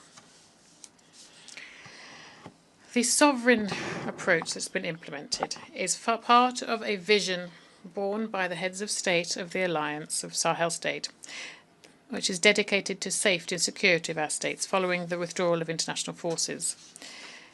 Against all the odds and far from scuttling our plans, our country showed ingenuity and was able to benefit from the historic geographic characteristics and the resilience of their people who, despite more than a decade of security and humanitarian crisis, continue to show exceptional strength and patriotic engagement.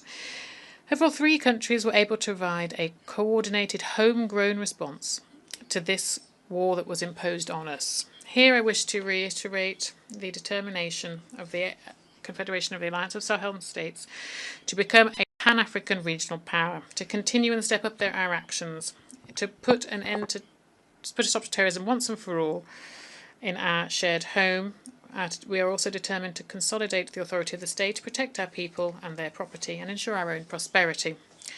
The Alliance of Sahel States reiterates strongly its condemnation of the open, blatant, sometimes public support of foreign state sponsors, who, for imperialist reasons, are destabilizing our entity on the one hand, providing advice to terrorist groups as well as logistical support, arms and ammunition, and on the other hand providing political support to them, providing them with rear bases located in some neighbouring countries in violation of all international rules. Ladies and gentlemen, though it may seem far away, the war in Ukraine and terrorism in the Sahel are connected.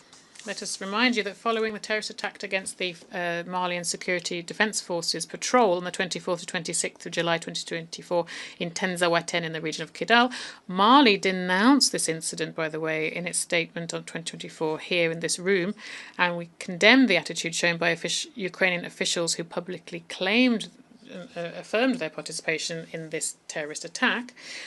This outrageous conduct, which we thought was simply that the Ukrainian officials unfortunately confused the international stage with theatre stage.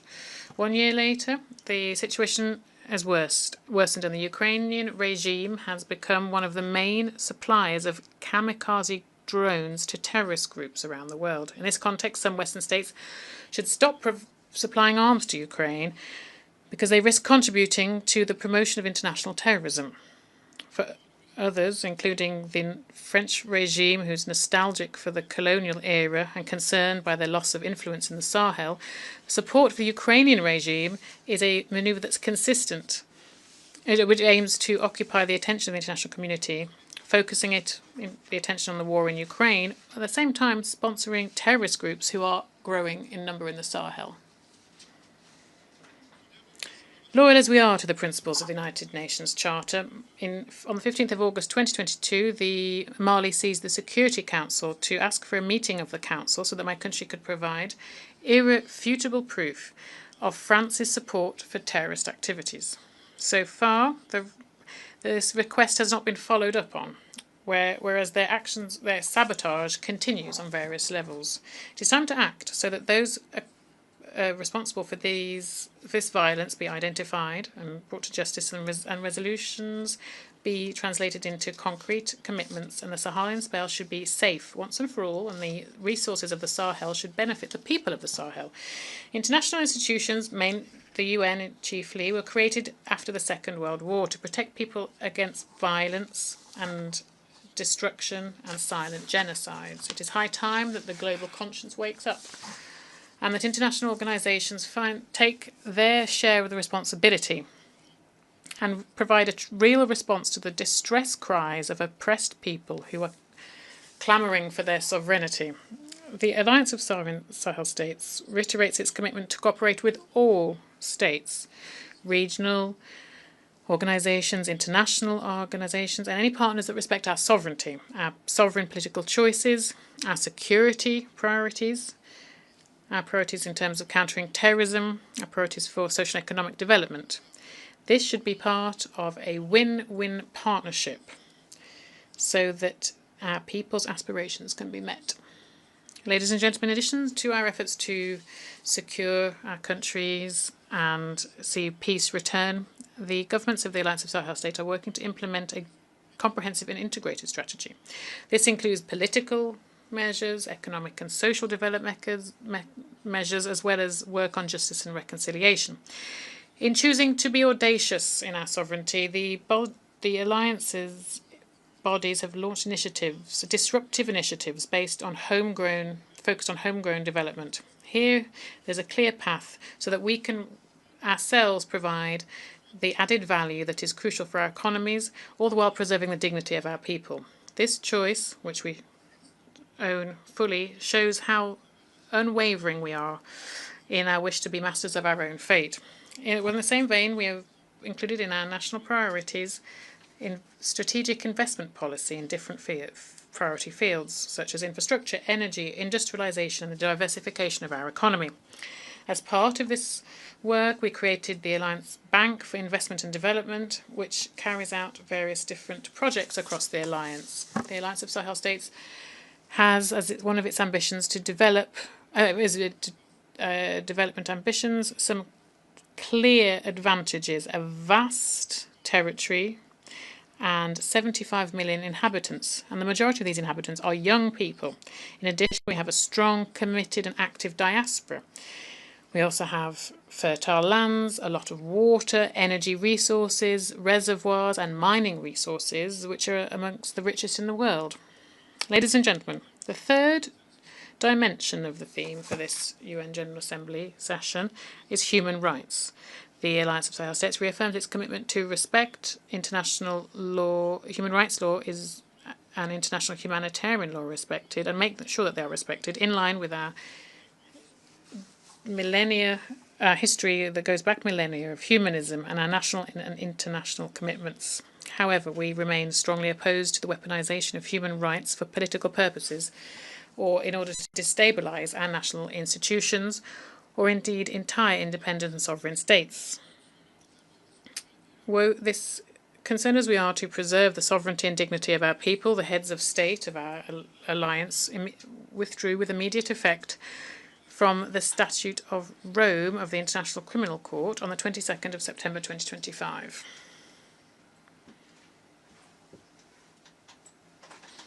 With this withdrawal, we are seeking to prioritise, as of now, homegrown justice mechanisms in line with our social values and mechanisms that are in the interest of our peoples. We also denounce the double standards that we've seen by some international players, whose morals are flexible depending on their interests.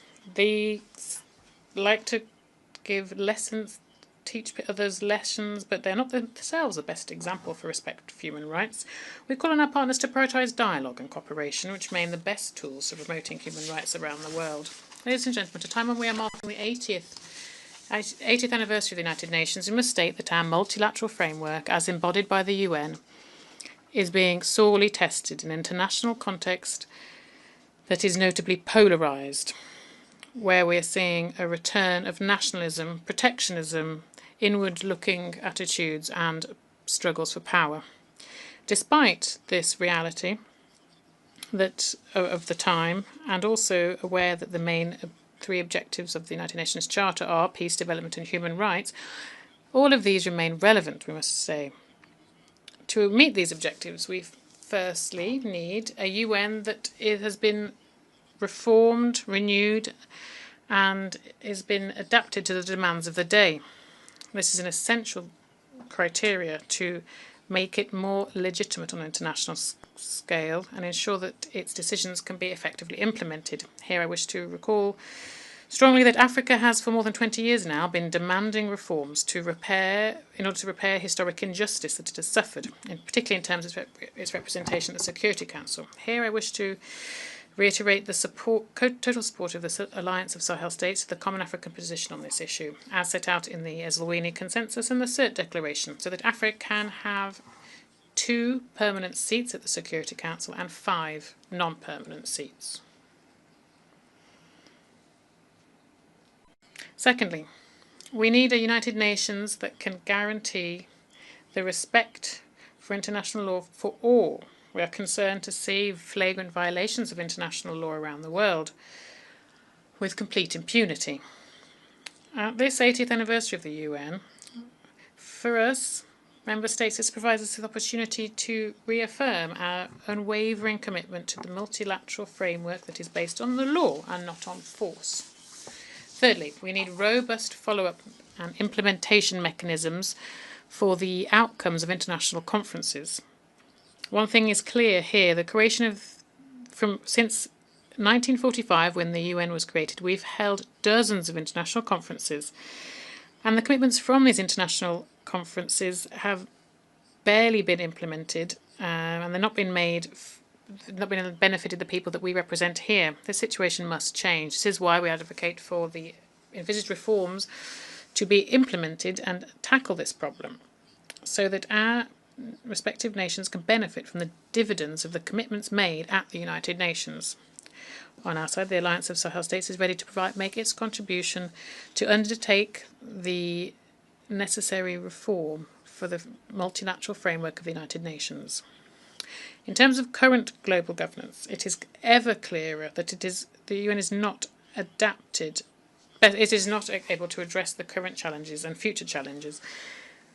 Global governance needs to be reformed, and economic and financial institutions need to be reviewed too, and they should take into account financing security in the fight against homegrown crises. And this innovative mechanisms, for example, like in BRICS, provide a constructive alternative that respects the interests of emerging and developing countries, while in African initiatives for development financing that the Sahel pays particular attention to could break the vicious circle of dependence and over-indebtedness. Along in the same lines, the concerns of Africa's development concerns should be taken into account too. Africa is presented as a continent of the future with a rich youth, but alas, it is also facing a heavy burden of external debt. Its resources are being pillaged. There is unequal trade, and there's a negative transfer of resources and also there is problems posed by climate change. These are to name but a few of the challenges it faces. Ladies and gentlemen, on a national front, Mali, in its quest for peace and sustainable stability and in line with aspirations of our people as expressed in the Inter-Malian Dialogue for Peace and Reconciliation, adopted a charter for national peace and reconciliation. This was following an inclusive and participative process that focused on dialogue and cooperation within Malian society and Malians of all socio-professional strata, and as well as the diaspora. This charter embodies our determination to strengthen national ownership of the peace process in Mali. It is based on our own reality, our traditional values, our homegrown mechanisms for dispute resolution. The aim is to focus on a shared and promising future. On 22nd of July 2025, When the chart was officially signed, His Excellency the Army General Assima Goïta, President of the Transition Head of State of Mali, in his speech focused on the historic importance of this event, and I quote, he said, "This ceremony is even more unique because it carries a collective dream, that of a hope of lasting peace, social cohesion, indeed reconciliation within our dear homeland." End of quote.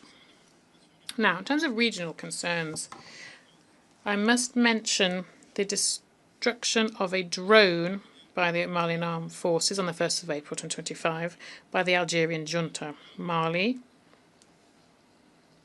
strongly condemns this aggression and has turned to the International Court of Justice to address this. Since independence on the 22nd of September 1960, Mali has spared no effort to support decolonization across the African continent. Here, we actively supported Algeria in its war for liberation from the French colonizers. Given this political position and favour that we have always maintained for Pan-Africanism, in addition, we have geographical proximity between the two countries. We have a border that is 1,300 kilometres long. Mali has always looked kindly upon our brotherly neighbours in Algeria. In return for this constructive approach in Mali, we underscore three situations that are incongruous and incomprehensible, and they have marked relations recently between our countries. Firstly, the cowardly, perfidious attack that targeted the Malian armed forces in Tinzawante, a few kilometres from the Algerian border. Curiously, the Algerian junta didn't see anything, hadn't heard anything, even though this terrorist act was planned on its own on Algerian territory. This is strange for a country that was designated as a AU champion for counterterrorism, and in recent years has become a champion of the promotion of terrorism and exporter of terrorists.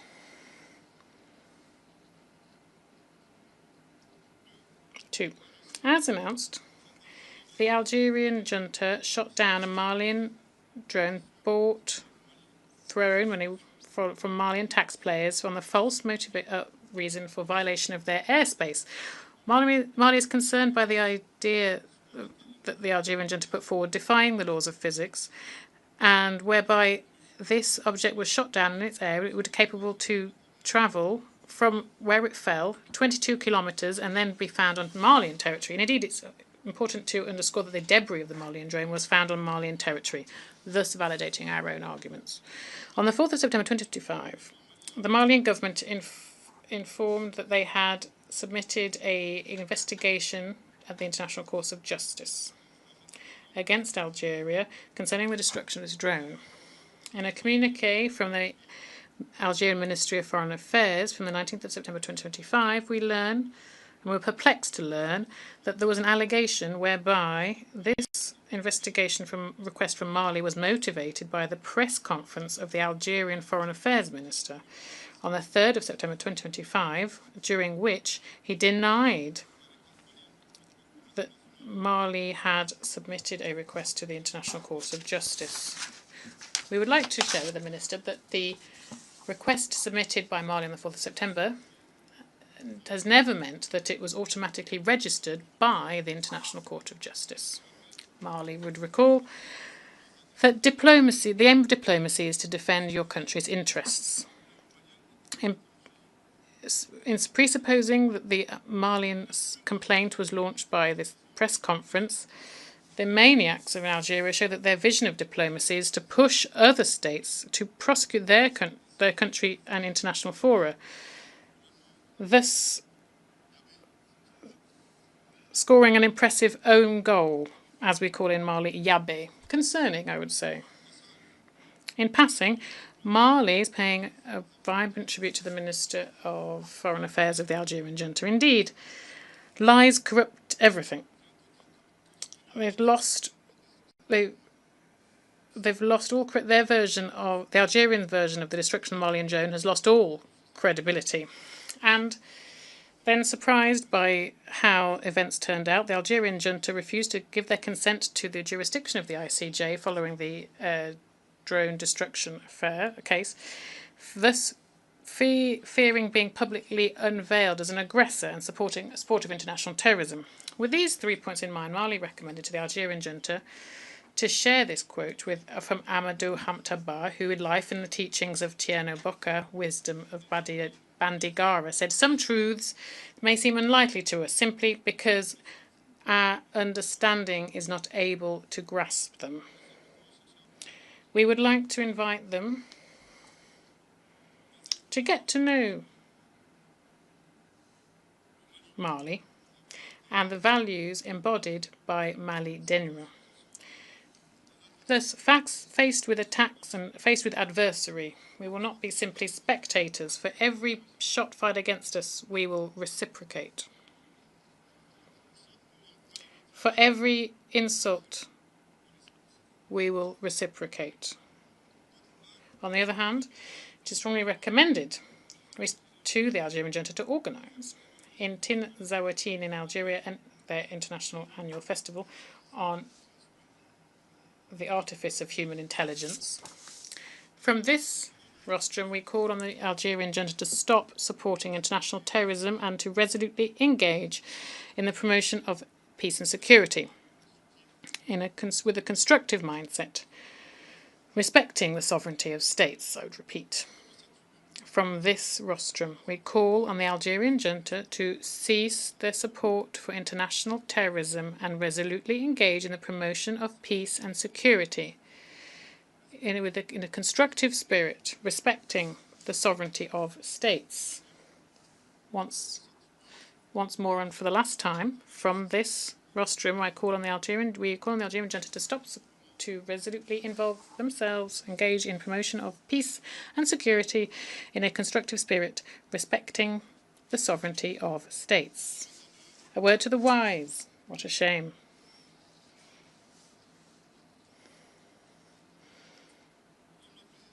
President, ladies and gentlemen,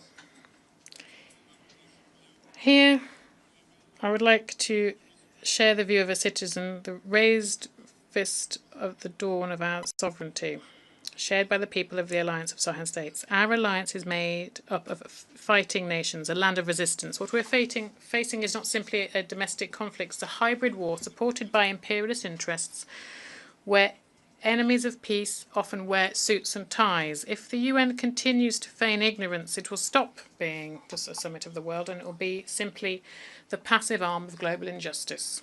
As we say this here, the Alliance of Sahel States is not afraid. We will not give up. We will resist still, and we will continue to do so.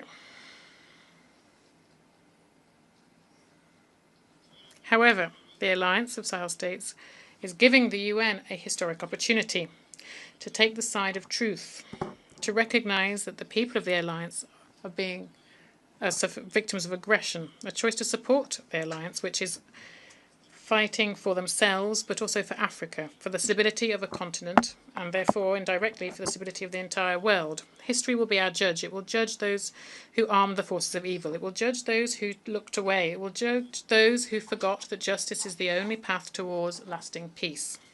The Alliance of Sahel States is not asking for alimony, it's asking for conscience raising. To conclude, I'd like to reiterate here the commitment of the Alliance of Sahel States to the values, purposes and principles of the UN Charter. Thus, the Alliance of Sahel States would say that we cannot be better together unless we work collectively for multilateralism with a human face, multilateralism based on dialogue, the law, cooperation and solidarity between peoples, one that promotes peace and development, one that respects the sovereignty of states. However, we must not continue to do the same thing over the years to come and hope for different results. There is an urgent need for reform within our existing multilateral framework, the framework that is embodied by our shared organisation. The 80th anniversary of the UN provides us with this historic opportunity to adapt the organisation to the realities of the time, one that can effectively respond to current and future challenges.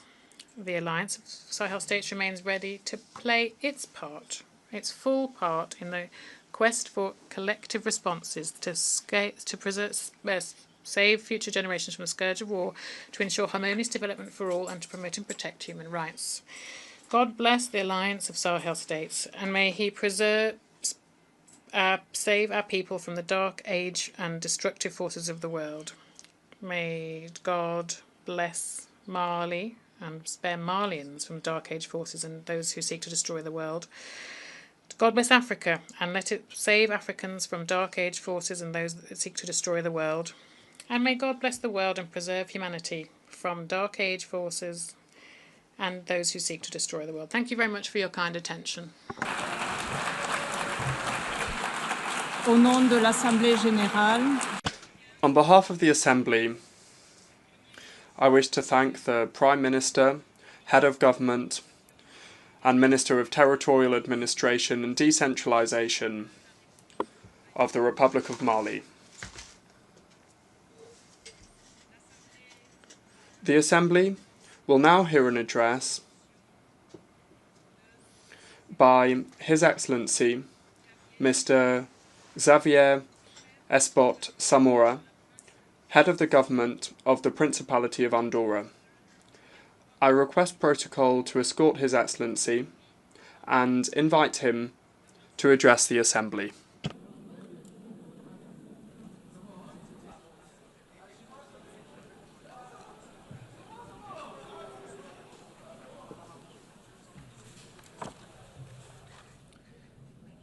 Señora Vicepresidenta. Madam Vice President, Mr. Secretary General, Excellencies, ladies and gentlemen. On the coat of arms of Andorra, there is a motto that embodies a profound political and ethical truth. Virtus unita fortior. United, virtue is stronger. This motto, which guides the preamble of our Constitution, carries a universal message that moral and political strength does not lie in imposition, but rather in the unity of values, in shared coherence, and in collective virtue. It is a lesson that transcends borders, and that today is ever more relevant than ever in today's global context. And in this spirit, which carries something Aristotelian, we are reminded that virtue is not an extreme, but rather a middle ground, attained through reason, and above all, for the common good. International cooperation, when balanced, fair, and guided by prudence, is a demonstration of political virtue, and when this virtue is shared and organised among nations, it becomes stronger. We face more challenges than ever before: climate change, armed conflicts, and forced migrations. Where we once saw horizons, we are now seeing walls rise. For this reason, now is the time to bring to the international stage the spirit that guides a country like ours. With more than 7 centuries of peace, we must uphold the essence of multilateralism, the raison d'être of this United Nations, which is an organisation of the peoples and for the peoples. Ladies and gentlemen, it is a great honour and a profound responsibility for me to address this General Assembly today on behalf of the Andorran people and government. I wish to begin this speech with a double expression of gratitude. First, to Her Excellency Miss Annalena Baerbock, who I congratulate upon her election as President of this 80th session of the General Assembly. We wish her every success in her role. Second, I wish to say that for Andorra, it is a privilege to serve as one of the vice presidencies of this symbolic session. This year's theme, Better Together, 80 years and more for peace, development and human rights, is a theme that really speaks to us, and not just as a declaration of intentions, but as an urgent need. We live in difficult times, times of conflict, polarisation and uncertainty. However, these are also times of opportunity to strengthen international cooperation, to update the institutions that support it, and to build lasting solutions collectively through multilateralism. 8 decades of diplomacy, peace building, development aid, and the promotion of human rights. In this context, Andorra also celebrates 32 years as a member state of the UN. Of course, this is a shorter history here than many, but it is has been an intense one as well, during which multilateralism has been fundamental to our international recognition, to making our voice heard abroad, to our legal security, and to our economic and social progress. Since our accession to this organisation, our commitment to it has been clear. Andorra advocates for effective, inclusive, and people-centred multilateralism. A multilateralism that leaves no one behind, that listens to all voices, including the voices of small states. This position was emphasised during the first summit of heads of state and government held last May in our country on the occasion of the Games of the Small States of Europe. From this summit emerged a declaration in which the participating states affirmed the need to strengthen multilateral governance, to defend international law, to promote human rights, and to adopt joint measures to address global economic, social, climate, and technological challenges. It is from this perspective that we wish to contribute to the renewal of the United Nations in order to meet the global challenges of the 21st century. We cannot speak of development or human rights without also mentioning peace and security. The world faces an alarming multiplication of armed conflicts of a scale and violence that is unprecedented in the past 80 years. The war in Ukraine is approaching its 4th year, with devastating consequences for the civilian population and international stability. Andorra reiterates its condemnation of all violations of international law and once again expresses its firm support for the sovereignty and territorial integrity of Ukraine. Looking toward the Middle East, the situation in Gaza is extremely concerning for us. The number of civilian casualties, the destruction of essential infrastructure, and the worsening humanitarian crisis demand an urgent response from the international community. We wish to express our deep concern and strongly call for the respect of international humanitarian law by all parties. For this reason, we condemn, without distinction, all attacks against the civilian population, including all acts of terrorism and indiscriminate assaults. We strongly and specifically condemn the Hamas attacks of October 7, 2023, and we call for the release of the hostages. We believe that a lasting peace process for the conflict between Israel and Palestine and in the Middle East region can only be achieved through the two-state solution. It is for this reason and in line with these principles that last Monday we took the decision to recognise a Palestinian state.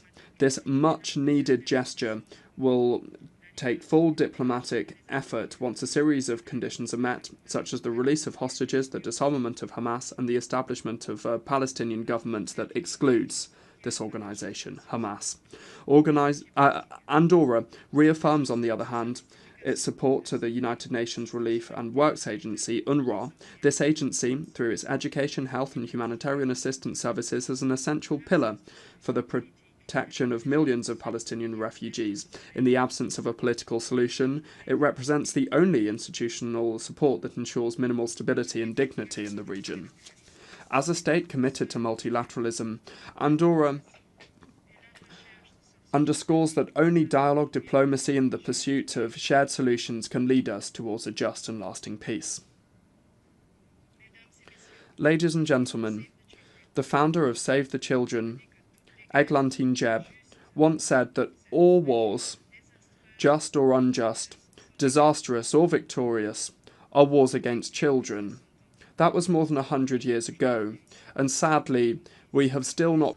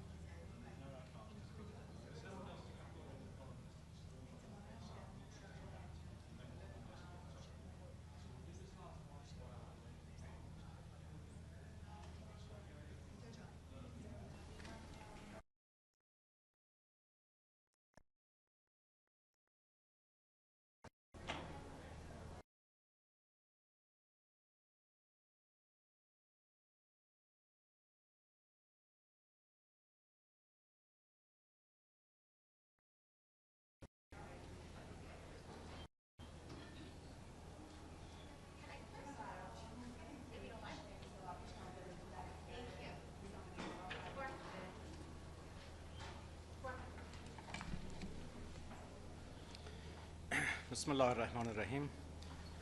Good afternoon, everyone, and thank you for being here. The Security Council just voted on a draft by China and Russia to give diplomacy another chance. Under US pressure, unfortunately, the Council refused. This is the second time in 1 week that diplomacy has been blocked. In my address to the Council, I highlighted an armed conflict, with whom we had the privilege of cooperating in support of this cause. I also wish to thank the many states represented at the highest level this Wednesday at the side event of this conference for showing that the protection of children in armed conflicts concerns us all. Child protection must not be limited to physical environments, because in the digital age, children face new risks, new threats, often invisible. For this reason, in Andorra we have created the Centre for Digital Wellbeing and Digital Skills and Competencies, and we have approved the Digital Wellbeing Plan for Children and Youth, which includes specific actions to protect minors in the digital environment. All stakeholders are actively working on these actions and tools required to ensure the digital well-being of our youth. Above all, they seek to understand from an adult perspective the key factors shaping the lives of today's children and adolescents in order to educate them on the responsible use of new technology. To reinforce these measures, Andorra has decided to join the New York Declaration for the Protection of Children Online. We advocate for a safe, inclusive digital environment that places children's rights at the very heart of it. We work with the ITU and other agencies to ensure regulatory and technical frameworks that make the Internet a tool for development and child protection. Women, unfortunately, remain another voice that is too often silenced. We take the opportunity of the 30th anniversary of the Beijing Declaration to once again promote this comprehensive and most influential framework to date for advancing women's rights, fostering an economy that offers equal opportunities and improving access to education, as well as addressing the social gaps that persist between women and men in many areas. In this regard, the Minister of Foreign Affairs participated in the high-level meeting of Beijing Plus 30, where she reaffirmed Andorra's commitment to ensuring that all girls born today grow up in a world where their rights and leadership are fully recognised. In this sense, we also believe that the time has come to see a woman as Secretary General of this organisation. Ladies and gentlemen, exactly a decade ago, the General Assembly adopted the 2030 Agenda for Sustainable Development, with 17 Sustainable Development Goals and 169 integrated and indivisible targets across economic, social, and environmental domains. A decade ago, also from this very podium, Pope Francis described the SDGs as an important sign of hope, but warned of the danger of falling into a declarative nominalism, with solemn and pleasant statements instead of truly effective action against all scourges. In his encyclical Laudato Si, he invited us to reflect on the concept of integral ecology, because nature cannot be seen as something that is separate from us or merely a setting in which we live. For this reason, our interactions with the environment are always intertwined with economic, political, social, cultural, and ethical dimensions, as the Pontiff affirmed. Andorra has sought to lead by example. We were the first to complete the initial cycle of enhanced transparency under the Paris Agreement and to submit the third nationally determined contribution, NDC, which increases our ambition in climate action. On a domestic level, we promote a balanced development model, protecting 30% of our territory, because our national heritage is the legacy that was handed down to us from previous generations, to which we are obliged to preserve. In March 2026, we will host the 7th global meeting of the Mountain Partnership under the theme Mountains for the Future, Responsible Tourism, Prosperous Communities. This will be an opportunity to bring the voice of mountain countries to the centre of global negotiations on climate change and biodiversity, to jointly address the challenges of mountain areas and their populations, and specifically their shared strengths and vulnerabilities. The 13th World Congress on Snow, Mountain and Wellness Tourism is also another global event, a significant global event hosted by our country aimed at fostering broad discussions on tourism models and exploring how we can move towards a balance between quantity and quality, a balance that should allow us to ensure the future continuity of tourism from a sustainable perspective. Specifically, the Ministry of Tourism and Trade is working closely with UN Tourism on our General Tourism Law, a pioneering piece of legislation that places particular emphasis on governance, sector training, digitalisation, and sustainability.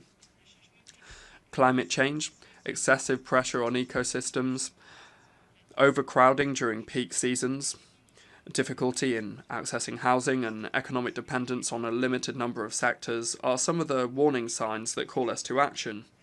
For this reason, the guiding principles of our commitment to advancing a sustainable tourism model are limiting to protect, desynchronizing to diversify, and achieving better mobility. It is a shared commitment to make our country a benchmark in the area of sustainability. Ladies and gentlemen, in the financial sphere, we support the Compromiso de Sevilla, adopted at the 4th Conference on Financing for Development, and we affirm the need for a deep and inclusive reform to the international financial architecture in order to build a more just and representative global financial system.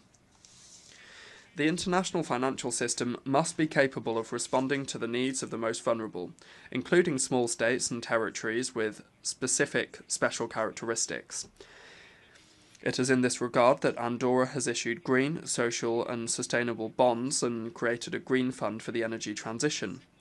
These policies not only serve as examples of best practices, but also demonstrate that, despite our size, we can be a relevant actor in the fight against climate change and in promoting sustainable development. We also reaffirm our commitment to official development assistance, ODA, and continue to explore new ways of technical cooperation that enable us to share the knowledge and best practices of our administration. We welcome, with a sense of hope, the upcoming World Social Summit scheduled to take place in Doha. It's a unique opportunity to renew the global social contract. Andorra will attend with the intention of defending cohesion, intergenerational solidarity, and social justice as transformative pillars. In the field of health, we continue to work closely with the World Health Organization. We wish to underscore the importance of protecting cultural and linguistic diversity. Multilingualism is not only a symbolic source of wealth, but it is a condition for truly equitable participation within the multilateral system. As co-facilitators of the resolution on multilingualism, we propose establishing an open and inclusive monitoring platform to build bridges and synergies, and we welcome the launch of the Group of Friends of Multilingualism at the United Nations with the support of the OIF. The expression of cultural diversity and therefore of multilingualism facilitates inclusive dialogue and helps bring positions closer together and connect with the citizens we serve. Diversity is our strength, and consequently we must continue to promote multilingualism, especially in a context of homogenization and digitalization where gaps may leave people behind. Excellencies, Andorra, as an active member of the United Nations since 1993, fully embraces its firm commitment to peace, dialogue, respect for international law and solidarity as non-negotiable principles. It is not only about taking an interest in our own affairs, but also about assuming a sense of global responsibility. Let us remember that virtue, when united, becomes strength, and that strength, when born from virtue, builds a more just world. This is the motto, as I mentioned at the beginning of my speech, that appears on the coat of arms of Andorra, which is a country that is small in terms of its size, but and population as well, but mighty in terms of our values, which has made coexistence, peace, and balance its way of life. My country affirms today its firm commitment to the founding values of this institution: peace, freedom, justice, and dignity for all people. We advocate for active, inclusive, efficient, and transformative multilateralism that places people and the planet at its core. We cannot allow indifference to paralyze action. It is time to renew the pact between peoples and governments, between present and future generations. It is time to move from words to action. That is why we leave this assembly with renewed hope and renewed responsibility. May our actions be consistent with our words, and may the future that we desire be the result of the commitment we make today. Thank you very much. Moltes gràcies, senyor cap de govern d'Andorra. On behalf I wish to thank the head of government of the Principality of Andorra. The Assembly will hear now an address by Her Excellency Kamla Persad Bissessar, Prime Minister of the Republic of Trinidad and Tobago. I request protocol to escort Her Excellency and invite her to address the Assembly.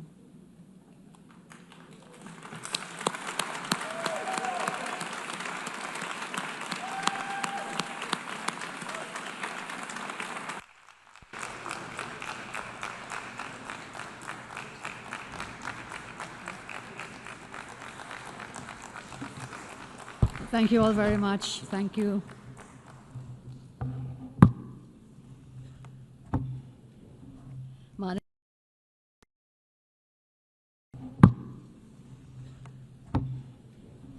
Madam President, Excellencies, distinguished delegates, friends. It is an honor for me, on behalf of Trinidad and Tobago, to address this Assembly on the 60th anniversary of the United Nations. I congratulate you, Madam President, on your election, and I thank your predecessor for his service. Madam President, I'm very happy to see the escalator actually worked today. I'm very happy to see the teleprompter is also working. So as I address you, thank you all very, very much. So I've had some blessings coming to the UN today. The UN has been much more than diplomacy. It is a lifeline to many countries, bringing education to classrooms, care to clinics, recovery to villages, and growth to fragile economies. On this milestone anniversary, we must face a very hard truth. The spirit of multilateralism is under strain, the effects of which has begun to undermine the foundations of stability and peace. Trinidad and Tobago confronts conflicts that seriously threaten our stability and peace. The notion that the Caribbean is a zone of peace has become a false ideal. The reality is stark. No such peace exists today. For too many in the region, peace is not daily life, but an elusive promise, glimpsed and never grasped. In its absence, our citizens pay a terrible toll. In 2024, for example, Trinidad and Tobago, a tiny nation in the Caribbean of 1.4 million persons, we recorded 623 murders in 1 year last year. 41%, 100,000. That's about 40%, and many of them are gang-related. So the reality is being a zone of peace is still an elusive dream that we're pursuing. In the last 25 years, we have had over 10,000 murders, which is equivalent to losing 1% of our adult population. Across Latin America and the Caribbean, homicides range from 20 to more than 60 per 100,000. President Trump's comments on the effects on countries of relentless narco and human trafficking, about organized crime, illegal immigration, are correct. Countries are not only defined by geographical borders, but also by cultural identities, religious beliefs, ethnic compositions, and, of course, legal structures. That is why, through legal immigration, persons are allowed entry because they fulfill the criteria to integrate into the existing population and to add value to their own lives as well as their adopted society at large. However, illegal immigration neglects all checks and balances and will only create long-term disorder, as most illegal immigrants will not be able to assimilate into their adopted societies. That inevitably leads to greater poverty, crime, and cultural antagonism. This, then, is not phobia. It is not hyperbole. It is simply the stark, naked truth. Small countries like mine, Trinidad and Tobago, suffers from illegal immigration because of the recent increased protections at the U.S. southern border. Illegal migration of drug cartels and criminal gangs have been rerouted in the Eastern Caribbean, which is where my country is located. It is driving increasing gang violence, drug arms, and human trafficking. Efforts to repatriate illegal immigrants from Trinidad and Tobago from recent times has proven very difficult. Criminal syndicates are abusing asylum requests for refugee status. Therefore, Trinidad and Tobago is particularly grateful for the U.S. military presence in the Southern Caribbean. This has been very effective in inhibiting the innumerable activities of drug cartels within our country. While there have been objections to the U.S. military action against drug cartels in the Southern Caribbean, some objections from some countries, I state today Trinidad and Tobago reminds the international community that unless forceful and aggressive actions are taken, these evil drug cartels will continue their societal destruction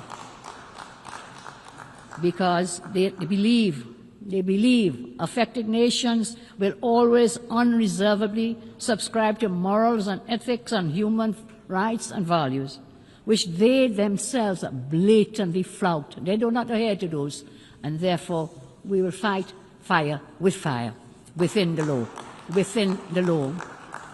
That is why we willingly supported the International Security Alliance announced by U.S. Secretary of State Marco Rubio, involving the U.S. and several countries in South America, and of course including Trinidad and Tobago, to combat drug trafficking in the hemisphere. Trinidad and Tobago, I say, is very committed to contributing our resources, as scarce as they may be, and our capabilities to this alliance, in line with the theme of this year's General Assembly, Better Together. The United Nations Office on Drugs and Crime, in its 2025 World Report, makes a very true, unmistakable fact very clear. The global drug economy destabilizes institutions, corrodes democracy, undermines development. That is a war without borders, measured in murdered children, measured in broken families, and measured in stolen futures. The cartels and the governments that enable them are taking us for fools. If left unchecked, gangs could replace governments, and states may stand in name only, but collapse in substance. Nowhere is this warning more explicit than in Haiti, our CARICOM neighbor, where armed gangs, political collapse, food insecurity have converged to overwhelm democracy and to create a protracted emergency. Today, Trinidad and Tobago wants to commend Kenya for leading the multinational security support mission in Haiti. Trinidad and Tobago also endorses the comments made by U.S. Ambassador Dorothy Shea on August 28, 2025, when she noted, and I quote, "The next international force must be resourced to hold territory, secure infrastructure, and complement the Haitian National Police in a parallel comprehensive approach which includes disrupting gang financing, arms trafficking, and other illicit flows, fueling instability. All is required to restore order. All is required to restore order in Haiti." As member states, consider the form of greatest support as we urge the international community to support us, to support the United States, to support Panama's proposed gang suppression force, to allow the deployment of 5,500 member force to subdue the gangs and restore order in Haiti. The theme before us, as I said before, and we all know for today, better together. We go from principle to practice. This principle, better together, is not just a slogan, it is a call to action. It signifies the collective effort required to combat transnational crime, to uphold democracy, and to restore peace and security in our nations. Therefore, despite being a very small country with limited resources, we are committed to sharing the burden with the United States, with Panama, and all countries willing in assisting the gang suppression force to bring some semblance of peace to Haiti. I turn now to the climate agenda. This week, the climate agenda has been at the forefront of many speeches. I say with the greatest of respect, the antagonistic approach adopted by some climate activists towards the implementation of their climate agenda sometimes does more harm than good. Developed countries, I say with the greatest respect again, can't or should not force-feed a climate agenda onto developing countries and blackmail them into cooperation. We cannot proceed in that manner. That is exactly what has been happening, where the access to financial systems, media platforms, new technologies and development funding has been weaponized in order to coerce, to force compliance with some climate goals. What adds insult to injury and to injustice is that many of the same developed nations actively supporting the imposition of aggressive climate agenda, an aggressive climate agenda, actually achieve developed nation status and prosperity through highly environmentally destructive and polluted industries in the many decades gone by. While there is definitely a space for renewable energy, the fact remains that fossil fuels are still essential for our continued survival. It cannot be ignored that the thousands of products created from fossil fuels, essential for daily life, cannot be produced economically in the quantities required from other means to satisfy the current world population. Trinidad and Tobago commits that we will, within reason, support actions to protect the environment for future generations. However, independent nations must be free to create a climate policy which is crafted to balance their development goals and poverty eradication with policies dealing with environmental protection. In my respectful view, this balance is a pragmatic necessity for food security, for civil order, and for economic growth. As we progress, Madam President, into a multipolar world order, where power is diffused across regions, it will be impossible to coerce all actors to adhere to the current climate agenda being advocated. Trinidad and Tobago will not adopt unbalanced and unreasonable imposed climate practices that will simply lead to the exploitation of our jobs, lowering our standard of living, and stunting our economic development, punishing our people into poverty, while many larger countries completely ignore their responsibilities. Our country Trinidad and Tobago, the United Nations, we have always been unwavering in supporting through the various crises and empowering our citizens through UNICEF, through UNDP, through ILO, through UNESCO, and UN Women, and we want to thank the United Nations for those initiatives. In return, we have sought to repay that trust by advancing the proposal for the International Criminal Court in 1989, by introducing Resolution 6569 on women and disarmament, and we also signed up very early the Non-Proliferation Arms Control in 2010, and we signed the Arms Trade Treaty early in 2013. In my own country, regarding that the children are our future, knowing full well that their survival, their resilience, and their sustainability will continue our nations forward, as in all nations. And so we created the Children's Authority. We created a Children's Life Fund. We expanded early childhood education. We ensured a trailblazing adherence to the MDGs, especially when it comes to education, proving that even the smallest nations can align domestic products with global ambition. As we now mark the 30th anniversary of the Beijing Declaration, we reaffirm that women and girls must be equal partners in peace and sustainability. Just as we call for in our 2010 resolution, we continue to champion their empowerment, knowing it is essential to global progress.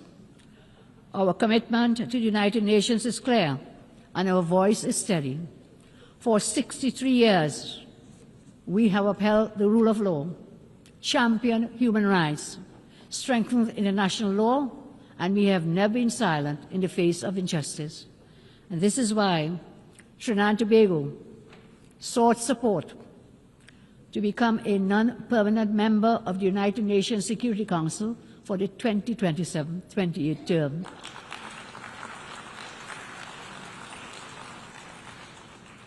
We are happy that there was a non-objection to that, and we willingly take on the mantle on that United Nations Security Council for the coming year. So, my friends, all colleagues, we say, Madam President, during our term, we will build on our record, amplifying unheard voices to ensure that justice and equality anchor lasting security. Madam President, colleagues, Trinidad and Tobago may be small in size, but we are large in conviction. We continue to ask for your support so that this Council reflects not only the interests of the powerful, but also the voices and aspirations of all people. Trinidad and Tobago is firmly committed to the tenets of multilateralism. I want to take a moment to especially thank Saudi Arabia, the United Arab Emirates, Qatar, Turkey, Kuwait, Bahrain, Ghana, and all others who have been actively working with us to increase cultural and economic cooperation. The United States, Canada, the United Kingdom, India, China, and the European Union remain always reliable partners, as they have been for decades.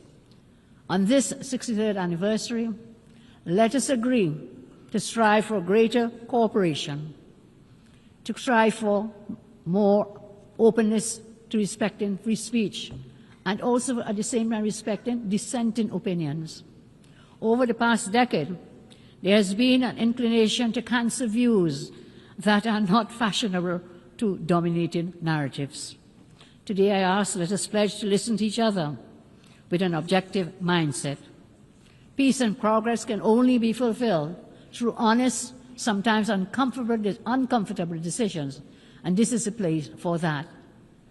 This honest communication is even more important, as I said, in a multipolar world order, where military and economic power is now disseminated across the globe.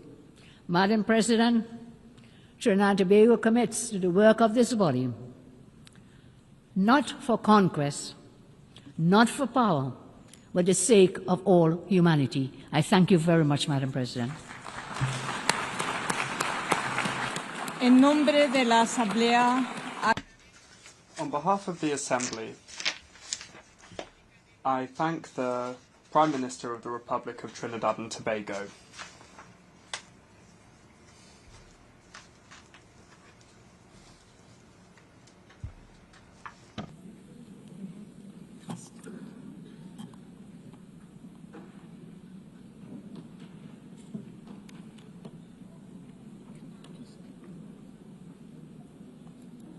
And now, the Assembly will hear an address by His Excellency Gaston Alfonso Brown, Prime Minister and Minister for Finance, Corporate Governance and Public-Private Partnerships of Antigua and Barbuda.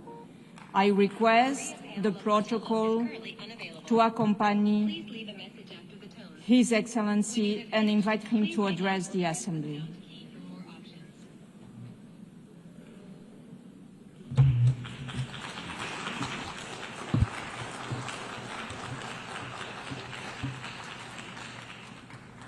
Madam President, Secretary General, Excellencies, Antigua and Barbuda speaks as a small microstate on the front line of the climate crisis, exposed to grave shocks and with restricted access to affordable financing.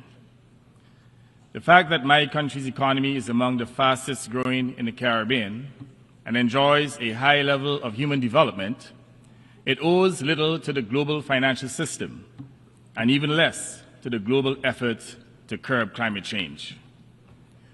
While there have been some benefits, neither have helped to achieve the transformation that they promoted. Yet, my people know that a brutal hurricane could destroy the progress that they have achieved in just a few agonizing hours. We have lived this reality before. Each year we fear we may live it again. Therefore, while my small country readily agrees that the nations of this world will be better together, as this year's theme proclaims, we must also remind this Assembly that 80 years after the Charter, better together remains an aspiration, devoutly to be wished and yet to be achieved. Madam President, our world is at an inflection point. A retreat from multilateralism, from the tenets of international law, and from respect for human rights and freedoms warns us that we have reached a pivotal point. The conflicts we witness, the disregard for human life, the refusal to lay down arms and engage in dialogue, the disrespect, neglect of the poor, the small and vulnerable, these trends sketch a dystopian future, more divided than together.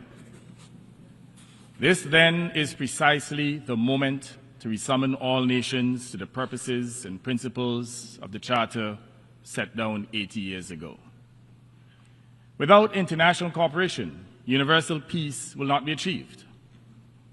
What humanity needs at this time is not only peace, but compassion, solidarity, justice, and love reigning in our hearts. The climate crisis is not a weather forecast, certainly not for small island states. It is our daily plight. Shores retreat, reefs bleach, storms intensify, while droughts destroy our crops and animals. This is not fate.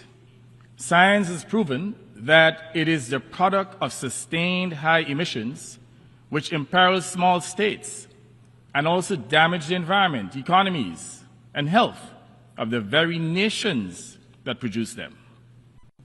And that's the irony. Climate change science is not fraudulent, and we ignore it to our own peril. Madam President, we support a just, orderly energy transition, a transition that caps, then fairly phases down and ultimately phases out the fossil fuels that drive this destruction without sacrificing energy security or development. We favor a fair carbon levy on the heaviest emitters, public and private, with proceeds directed to adaptation, loss and damage, and resilience.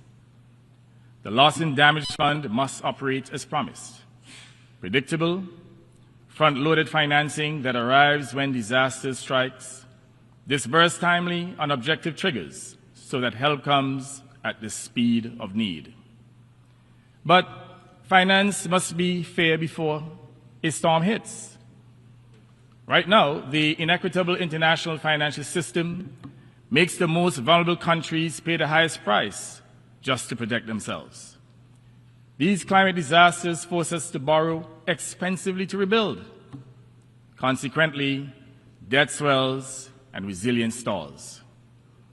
We call yet again for full adoption of the multidimensional vulnerability index across international financial institutions so that exposure to shocks opens access to concessional terms. Lending should match climate horizons, long repayment periods, low fixed rates, sensible grace periods, and climate-resilient debt clauses that automatically pause payments after verified shocks. Local currency lending windows would end the foreign exchange penalty that deepens debt without adding value. That at least would be a step along the road to justice. Madam President, for islands like mine, the ocean is not scenery. It is the source of food and jobs and the opportunity for new chances of growth and development. But it must be protected. We urge decisive action against illegal, unreported, and unregulated fishing, plastics that choke reefs, and pollution that steals mangroves. As custodians of vast exclusive economic zones, small islands offer partnership and stewardship. Let us back robust global plastics and fossil fuel non-proliferation treaties. Expand blue carbon finance for mangroves and seagrass, and make maritime domain awareness and the provision of satellite and data sharing services standard support for SIDS. Until independent science proves no serious harm, we support a moratorium on seabed mining. No one should mortgage the ocean to pay, or the ocean floor to pay for short-term bills. Madam President, law must be our guardrail. Consequently, Antigua and Barbuda and Vanuatu have sought and successfully obtained from ITLAS and ICJ legal clarity on climate obligations. Legal advisory opinions now define duties of states to prevent harm and protect the most vulnerable. If major emitters will not cut greenhouse gas emissions in line with science, victim states must retain the right to pursue legal remedies consistent with international law for climate harm. And I want to make the point here that this is not hostility. It is the logic of the law. It is justice. Antigua and Barbuda supports UN reforms to include the participation of small island states having a regular, structured voice in Security Council deliberations and climate-related security risk. Excellencies, last year the world came to Antigua for the 4th International Conference on Small Island Developing States and adopted the Antigua and Barbuda Agenda for SIDS, the ABAS, a 10-year contract for resilient prosperity. We launched the SIDS Center of Excellence on Antigua with a global SIDS data hub to turn promises into projects, better data, more investments, and the achievement of debt sustainability. Those who invoke partnership should help fund and implement it. If better together means anything, it means delivering where need is greatest and fiscal space narrowest. Small states are not asking for charity. Let me make that abundantly clear. We ask for equity, for finance that fits risk, for peace grounded in law, for rights that protect the vulnerable. We are seeking the chance to protect our lives and preserve our livelihoods. In a similar vein, Madam President, we assert that justice cannot be complete without addressing historic injustices. In the Caribbean, the stain of colonialism, slavery, and native genocide is still branded in the legacies we were left. The transatlantic slave trade was and still is the most heinous crime committed against humanity. We seek reparatory justice from those who committed those atrocities, who kept our forebears in physical chains and mental slavery for hundreds of years. Colonialism and slavery have imposed the rigid trade routes with which we now live, the underdevelopment from which we are seeking to rise up, the constraints that make us suppliers and not producers. Reparatory justice is not charity. It is principled restitution for wealth extracted, for unpaid labor, barbaric killings, and physical abuse endured by our forebears. We invite partners to engage this agenda in good faith as part of building a fairer global economy for all. Madam President, in the Middle East, we insist that Israeli hostages be released by Hamas. And I said here that civilians must not be pawns in any conflict. At the same time, we condemn the forced removal of people in Gaza from their homeland and the genocide that has occurred there. Humanitarian access must be guaranteed and the protection of civilians made non-negotiable. Antigua and Barbuda maintains its position in favor of a two-state solution, Israel and Palestine living side by side in security and dignity, consistent with the United Nations resolutions. We regret that the chairman of the Palestine Liberation Organization was denied a visa to attend this assembly in person. While we welcome the Assembly's decision to allow him to address this session by video, we remind everyone that the United Nations is, above all, a chamber for voices to be heard, not to be muzzled, especially during times of war and conflict. Shutting out voices does not shut down underlying issues. Similarly, in Europe, the war in Ukraine must end in peace and with justice, not in the battle fatigue of the besieged. We urge a return to diplomacy anchored in the Charter and call on all states to refrain from actions that prolong conflict or profit from it. Peace with law is the only peace that lasts. Madam President, I now come to Haiti. This beleaguered country demands sustained attention, not cycles of improvisation. Funding has arrived in fits and starts while suffering has grown. We support a single Haitian-led plan, executed under a single Security Council mandate and financed through a single transparent Haiti fund, aligning the United Nations, the Organization of American States, and the Caribbean community behind one budgeted program with public accountability.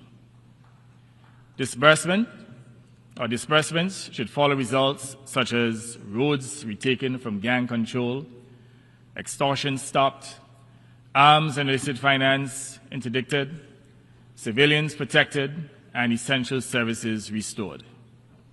Haiti needs one mandate, one Haitian-led plan, one fund, accountable and transparent. We urge every member of the Security Council to support the proposed resolution on increased security assistance for Haiti that is now before it. Action is long overdue. The Council must act to help Haiti and its long-suffering people. Madam President, we also address the conduct of counter-narcotics operations in the Caribbean Sea. Without judging facts not before us, including reports of lethal incidents off the coast of Venezuela, we restate a simple principle. The fight against drug trafficking must rest on cooperation and law.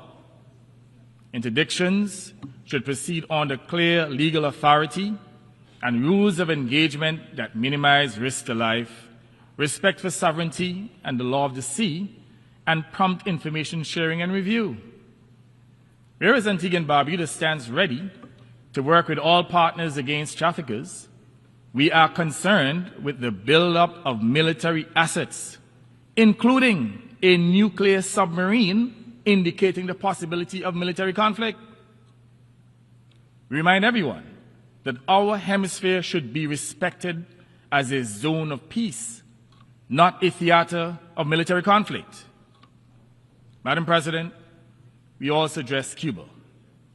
For more than 6 decades, the Cuban people have lived under a suffocating trade embargo, and Cuba remains listed by one country as a state sponsor of terrorism. Now, we all know that that classification is a hoax. It is in our hemisphere's interests to move towards normalized relations consistent with sovereign equality. Normalization is not a concession. It is a pathway to dialogue and to fashioning a way forward that ensures regional stability through negotiated, binding agreements. Now, Madam President, I come to the issue of public health that affects every family everywhere in the world. More than 1 billion people are now living with mental health conditions. Yet, median government spending remains at about 2% of health budgets. Treatment gaps are widest in low and middle-income countries, fueling a growing mental health epidemic among them. Suicide claims nearly 1 million lives each year. It is among the leading causes of death for young people. Last June, when Antigua and Barbuda hosted the OAS General Assembly, we secured a hemispheric resolution on improving mental health in the Americas with practical steps on national plans, community-based services, priority in coverage, workforce development, and digital access. Mental health is not a curse. It is a solvable challenge. Now let me remind us all, mental health is a human right. Sanity is the people's right. When we invest in mental health, people recover and re-enter community and work. As a consequence, countries rise. Antigua and Barbuda is committed to working on a United Nations resolution treating mental health as essential to development. The other issue that I'd like to address is non-communicable diseases such as hypertension, diabetes, and various forms of cancer. They account for 75% of all deaths in the Caribbean. They are the most significant cause of death globally, creating a silent global health crisis. We need to urgently address this crisis with the same urgency of infectious diseases. Madam President, what we set out here is the minimum needed to honor the Charter at Haiti. The storms are stronger, the debts are heavier, inequity is wider, yet the remedies have not changed, and they certainly need to change. Let us pursue a new sustaining dispensation of rules over power and might, fairness over advantage, and people over profit in the interests of humanity. Madam President, Excellencies, if this world is truly better together, let us be accountable together and be accountable to all. Not only to a few nations, but to all nations. Not only to the present generation, but also to the generations that follow. Not only to those who wield power, but to those against whom power is wielded. Distinguished ladies and gentlemen, I thank you. Blessings.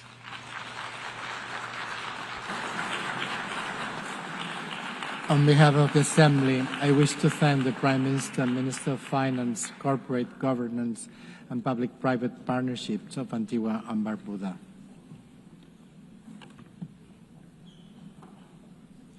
Now, the Assembly will hear an address of His Excellency Silveni Ligamamada Rabuka, Prime Minister and Minister for Foreign Affairs, Civil Service and Public Enterprises and Information of the Republic of Fiji.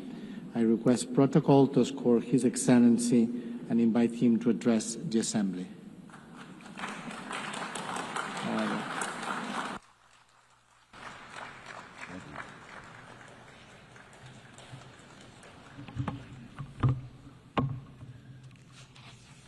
Thank you.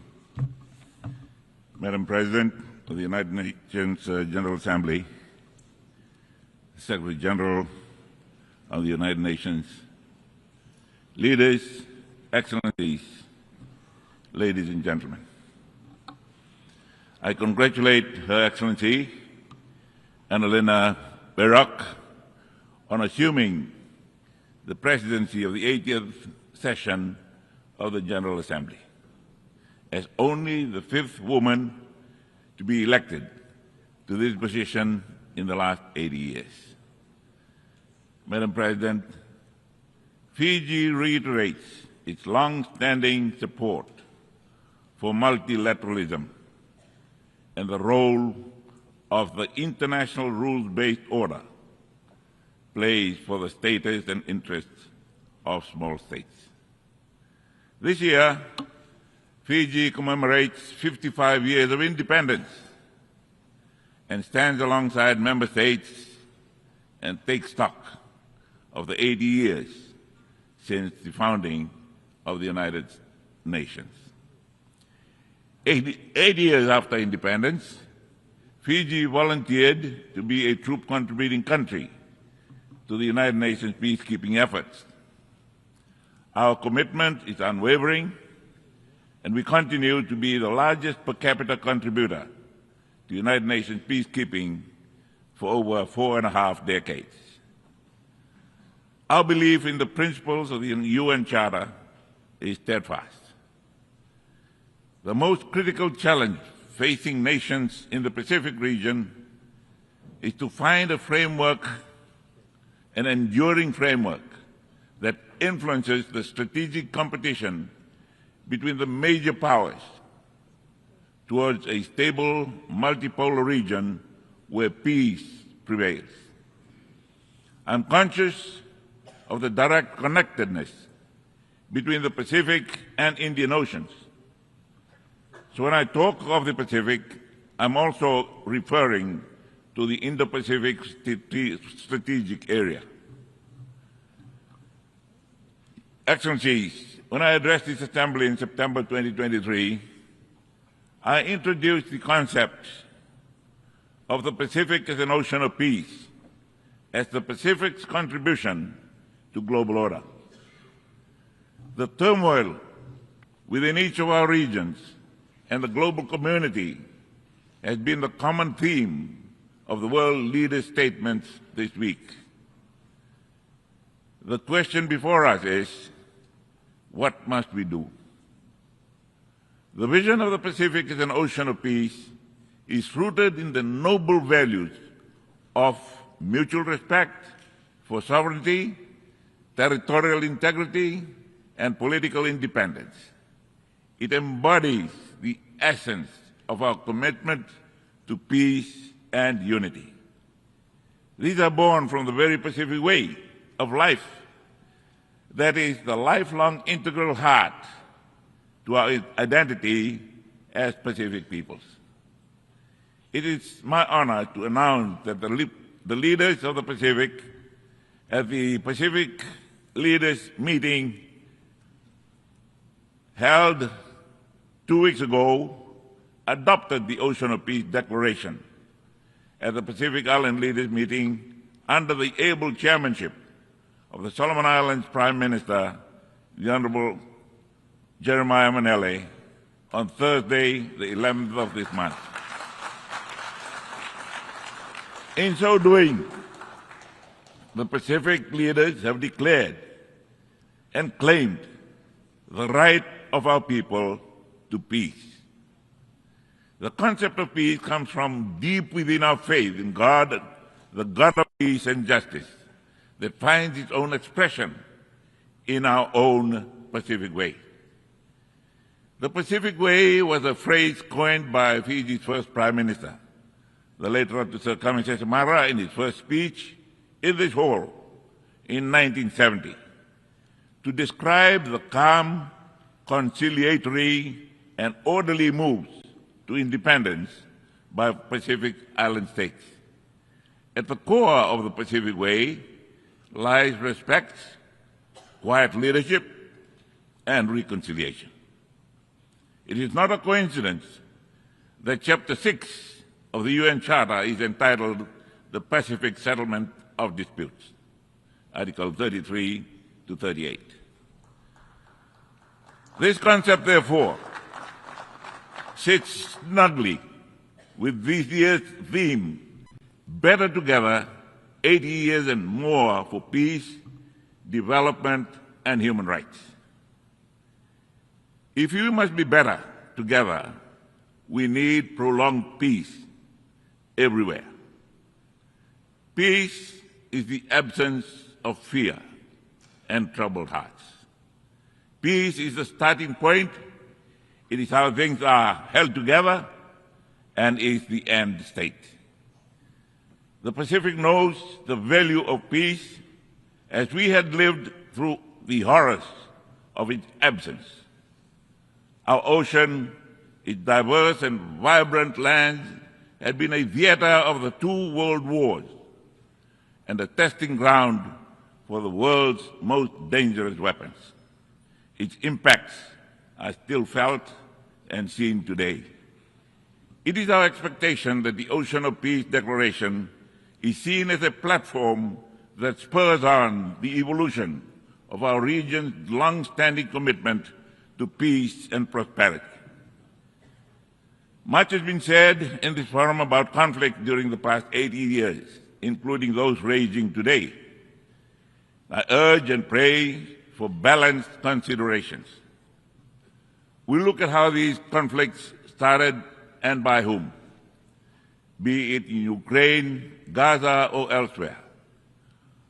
What is the motive that those that started these wars? What have they done to try to end it, if any?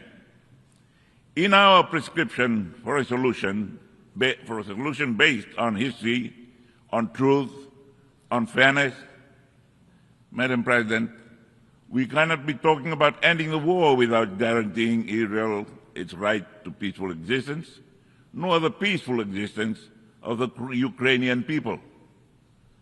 For peace, we collectively have a responsibility to seeing this is done. Anything short is hypocrisy on our part. Building peace and sustaining it in the next 80 years demands of us to be truthful as the first necessary step, that our aim must be for the dignity of peoples on all sides of the conflict. We cannot be selective with truth. Doing to others as we want others to do unto us is a must. If peace, sustained peace, is to be part of the new world order in the next 80 years. Falling short of this might be a reason the United Nations is not delivering at capacity. Excellencies, sustainable peace is neither built overnight nor by any actor alone. Progression from cold to warm peace demands faith, courage, and a strong will. The cost of building peace is usually high, yet the cost of its absence is higher. If we hope to realize the full promise of the UN Charter, we must tackle the root causes of instability with the same urgency as we do their consequences. This must start with truth, its understanding and acceptance, however difficult this might be. Without truth, our words are hollow. Our efforts destroy the very outcomes we desire. History plays a big part. In our pursuit for peace, we must pursue this on the right side of history.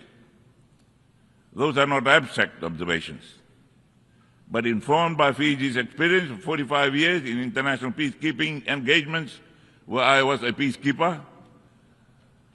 This is underlined by the Ocean of Peace principle to promote peace as we have done since World War II, and especially during the recent 4 decades in the Middle East region. Our diplomatic engagements are informed by these principled understandings. Under the Ocean of Peace, Fiji sees its responsibility in advocating peace within and on behalf of the Pacific region, a responsibility I do not take lightly as the Prime Minister of my country. Under our foreign policy priority, Family First Pacific Regionalism, Fiji stands with our Pacific members. We know that sustained peace is only possible with prosperity. Fiji's primary focus is development, where my government's full attention is directed at poverty alleviation or eradication. Perhaps a way of assisting developing economies is to open markets for our produce. This reinstates and sustains the dignity of nations. Together, peace and development are integral to attaining the human rights of peoples. Furthermore, peace and prosperity for our people mean addressing expanded definition of security with climate change high on the list. Fiji, like other small island developing states, face ominous and disproportionate climate threats with negligible fraction of global emissions. Those who shoulder the blame must foot the bill. Science is clear. The powerful G20 group has been responsible for 80% of total emissions.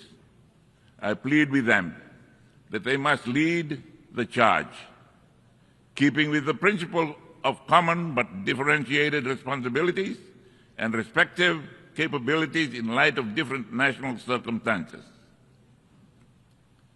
Heading to COP30, I hope that the world will push harder and members agree on pending common grounds of concern. Fiji stands strongly in support of Australia's bid to host COP31 as a Pacific COP. We need a loss and damage fund that meets the scale of the challenge and developed countries meeting their adaptation financing promises. We continue to reward polluters who wreck our planet. The fossil fuel industry continues to pocket massive profits and subsidies, while everyday people bear the costs of climate catastrophe, from rising insurance premiums to lost livelihoods.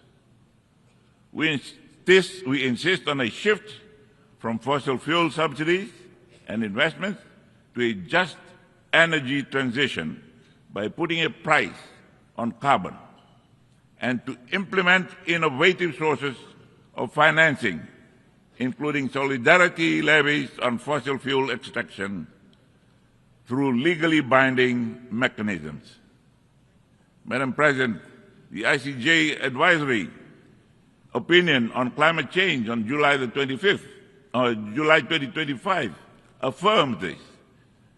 Countries that are liable for climate change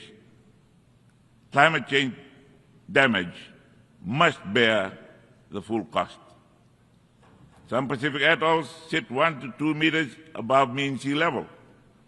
It is grossly unfair that when disasters hit, the costs of recovery force these countries to take on debts, a second layer of penalty for a situation they did not create. As signatories to the Paris Agreement, we are contributing our fair share towards the global effort to guide our low-carbon, climate-resilient development. Under our Family First Pacific regionalism foreign policy priority, Fiji stands with its fellow Pacific Island neighbors.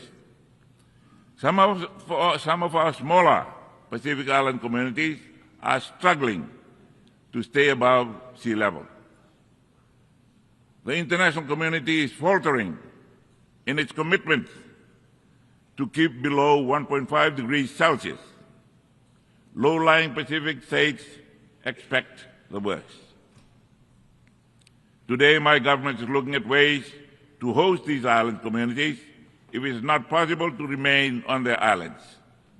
The dignity of the people that are forced to leave their homes is fundamental. Let's start with the legal definition. Today, they are merely referred to as displaced people. In the Pacific, where 90% of land is communally owned, those that are being displaced will be landless before they become stateless, stripping them further of their dignity. In this situation, Fiji is coming face to face with the reality of sovereignty within sovereignty in all its details. Goodwill, time and resources are critical. This is complex, sensitive and costly work. We are setting the precedent. We have no margin for error as we are dealing with real lives whose impacts may compound existing stresses. Excellencies, one of the biggest victims of the climate crisis is the ocean itself. Fiji depends on the health and wealth of the ocean.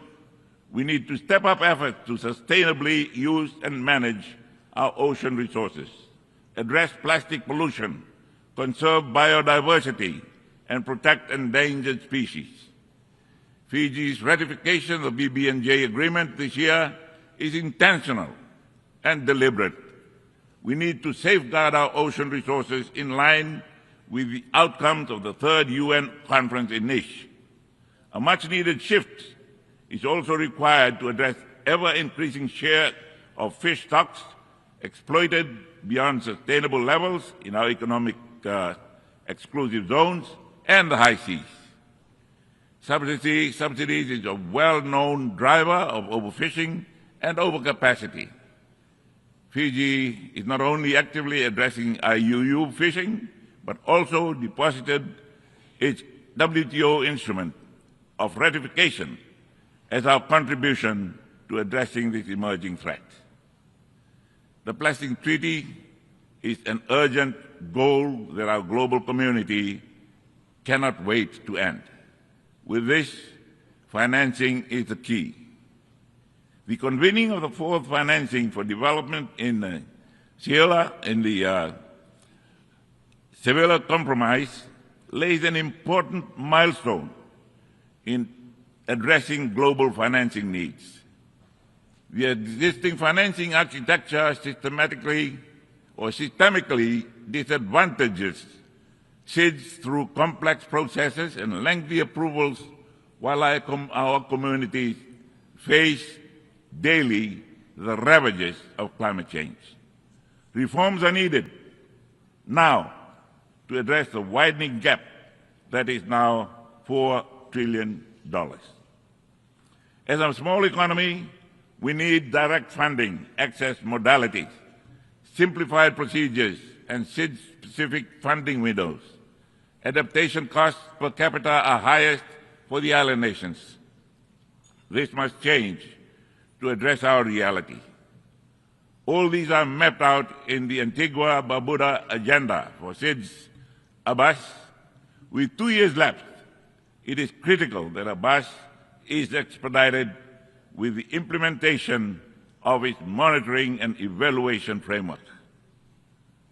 Your Excellencies, SIDS urgently require the expedited implementation of the Multidimensional Vulnerability Index, MVI, to complement GDP per capita criteria in determining development support eligibility.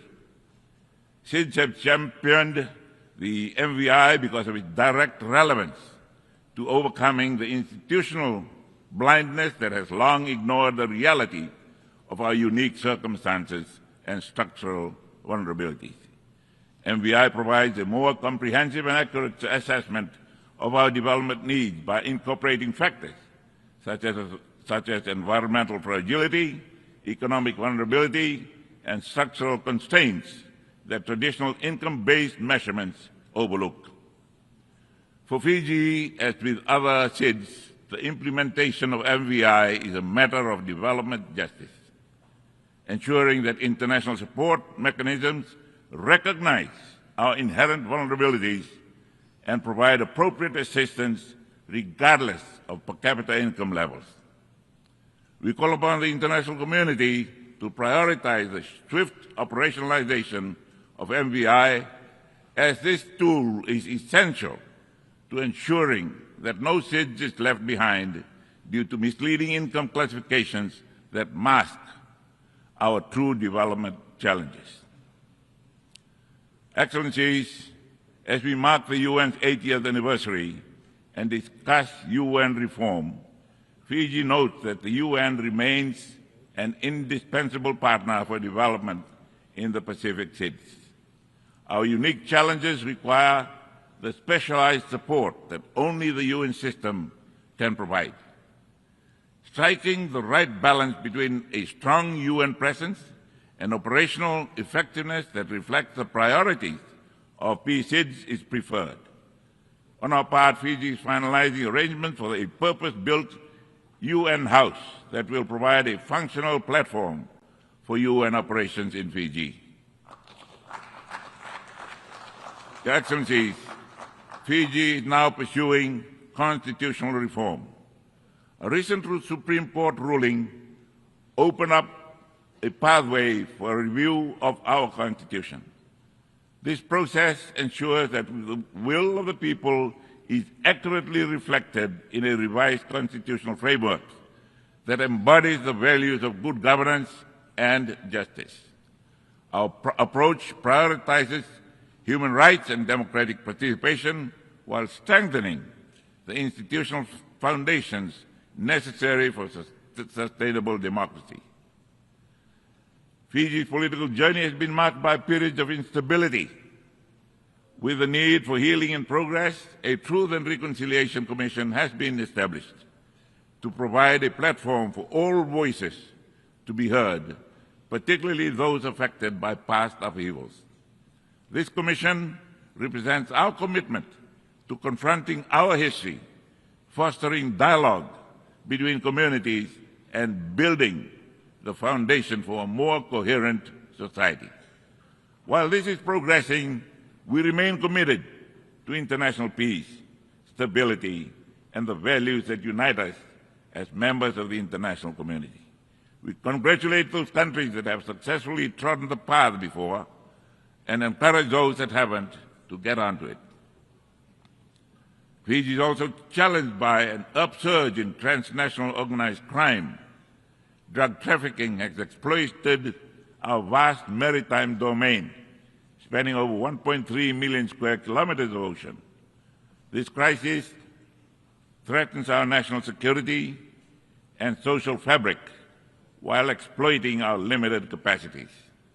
Our approach must be holistic, combining law enforcement with mental health support, community-based recovery programs, and trauma-informed care for those affected. Fiji looks forward to working with partners to addressing trafficking sources of supplies, routes, enforcement, disrupting and dismantling supply, reducing demand, healing and rehabilitation of affected individuals and communities. In response to the multitude of issues confronting Fiji, following 16 years of autocratic rule and the responsibilities associated with being the regional hub, a structured way of managing the security front was needed. Fiji launched its national security strategy in June of this year. This came at the back of Fiji's first ever foreign policy white paper and national vision document. The strategy serves as the framework to safeguard Fiji's national security interests in an increasingly complex security environment. Further, the strategy embraces the tenet of regionalism in the 2050 Pacific strategy for the Blue Pacific that also promotes prosperity, human rights, and cooperation with partners. Additionally, Fiji confronts a non-communicable disease pandemic that poses one of our greatest public health challenges in years. Our response strategy aligns with the SDG goals 3 and 4, embracing linked approaches to ensure right lifestyle choices, accessible and quality care, and scaling up healthcare workforce. We are fostering public and private partnership to leverage innovation, expertise, and resources to reduce premature mortality from NCDs by 1/3 by 2030. A health-first approach is necessary for national growth and resilience. Excellencies, for a small economy, we need all hands on deck. Fiji needs or recognizes the potential of our diaspora community of approximately 300,000 Fijians worldwide. Their remittances exceed $1 billion in 2024. Optimizing this capacity through an appropriate strategic framework will enhance their engagement as partners in national development. I believe that distance does not diminish citizenship, and their expertise and networks are bridges and catalysts for growth and global reach. Fiji welcomes the convening of the Second World Summit for Social Development to be held in Doha in November of 2025. This is a useful platform to address pressing social challenges that disproportionately affect SIDS and the Global South. The summit is an opportunity to renew our collective commitment to ensuring that social progress remains at the heart of our development efforts. Excellencies, as we stand at this juncture of human history, Fiji calls on all member states, on all of us, to embrace with far greater commitment the values which is the foundation of the United Nations. This is a defining moment. We cannot compromise on truth, love, faith, and justice. What hope do we have for the next 80 years if we lose our principles? Peace on earth and goodwill to all men came at a price. Our wisdom is in not having to keep paying that price because we abandoned the values that was the United Nations. We must act with urgency and with purpose at this moment in history as history demands. Our shared humanity depends on our courage to act as one. In those values, you will find Fiji standing with you. Thank you. God bless us all.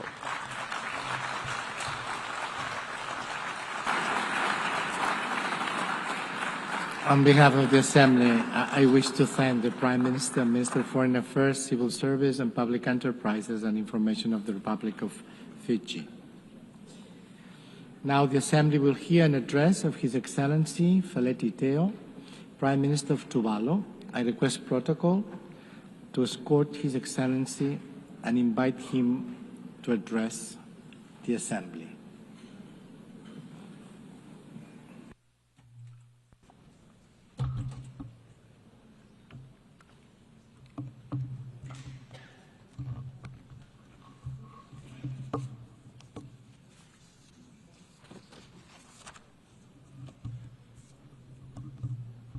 Mr. President, Excellencies, distinguished delegates, I am indeed honored to once again address this august Assembly as the Prime Minister of Tuvalu. I convey to the General Assembly the warmest greetings and best wishes of the people and the government of Tuvalu.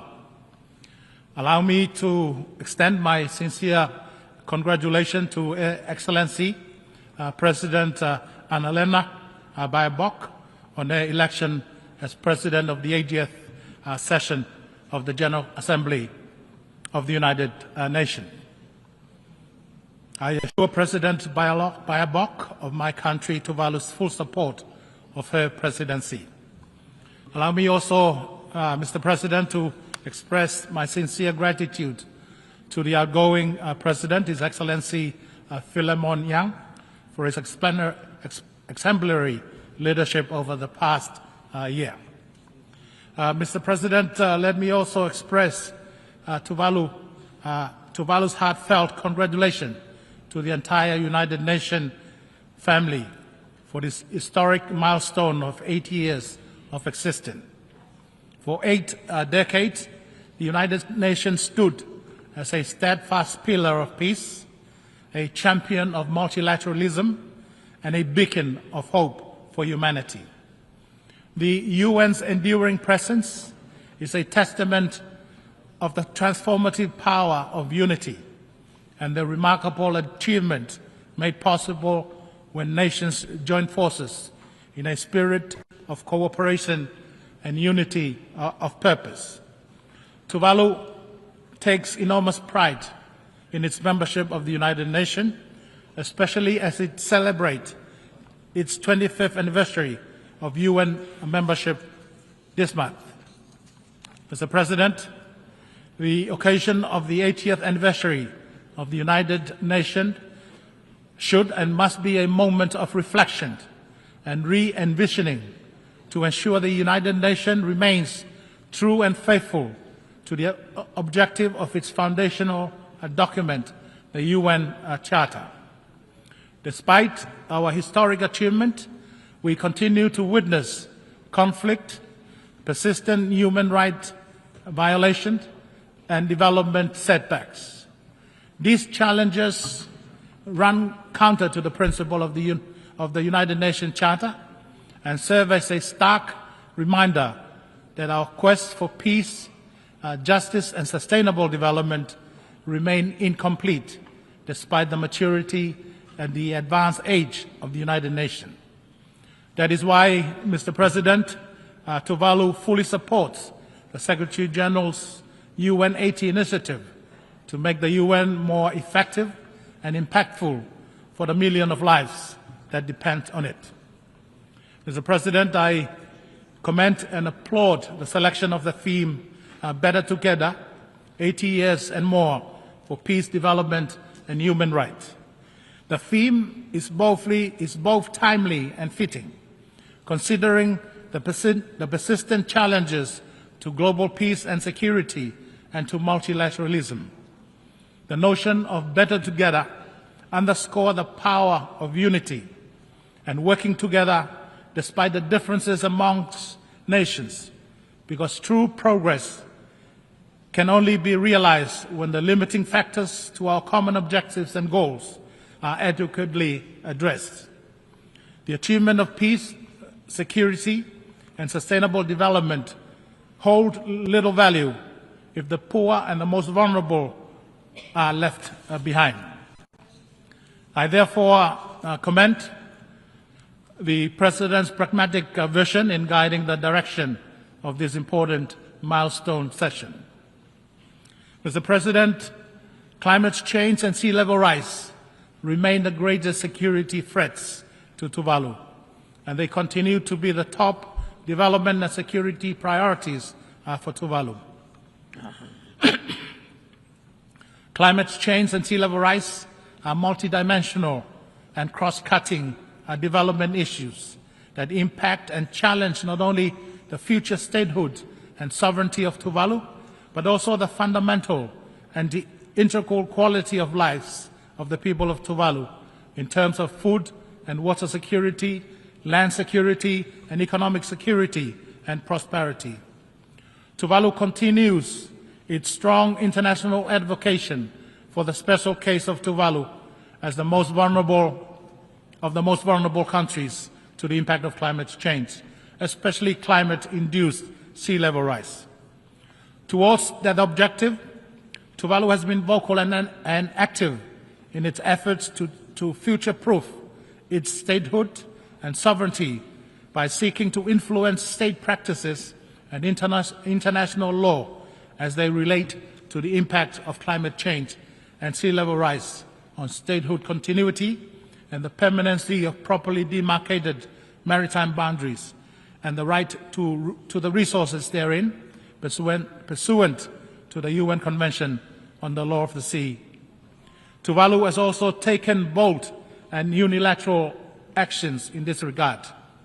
Tuvalu has amended its constitution to ensure Tuvalu's statehood in perpetuity and its maritime boundaries are protected and remain permanent, no matter what happens to Tuvalu's land territory because of climate change.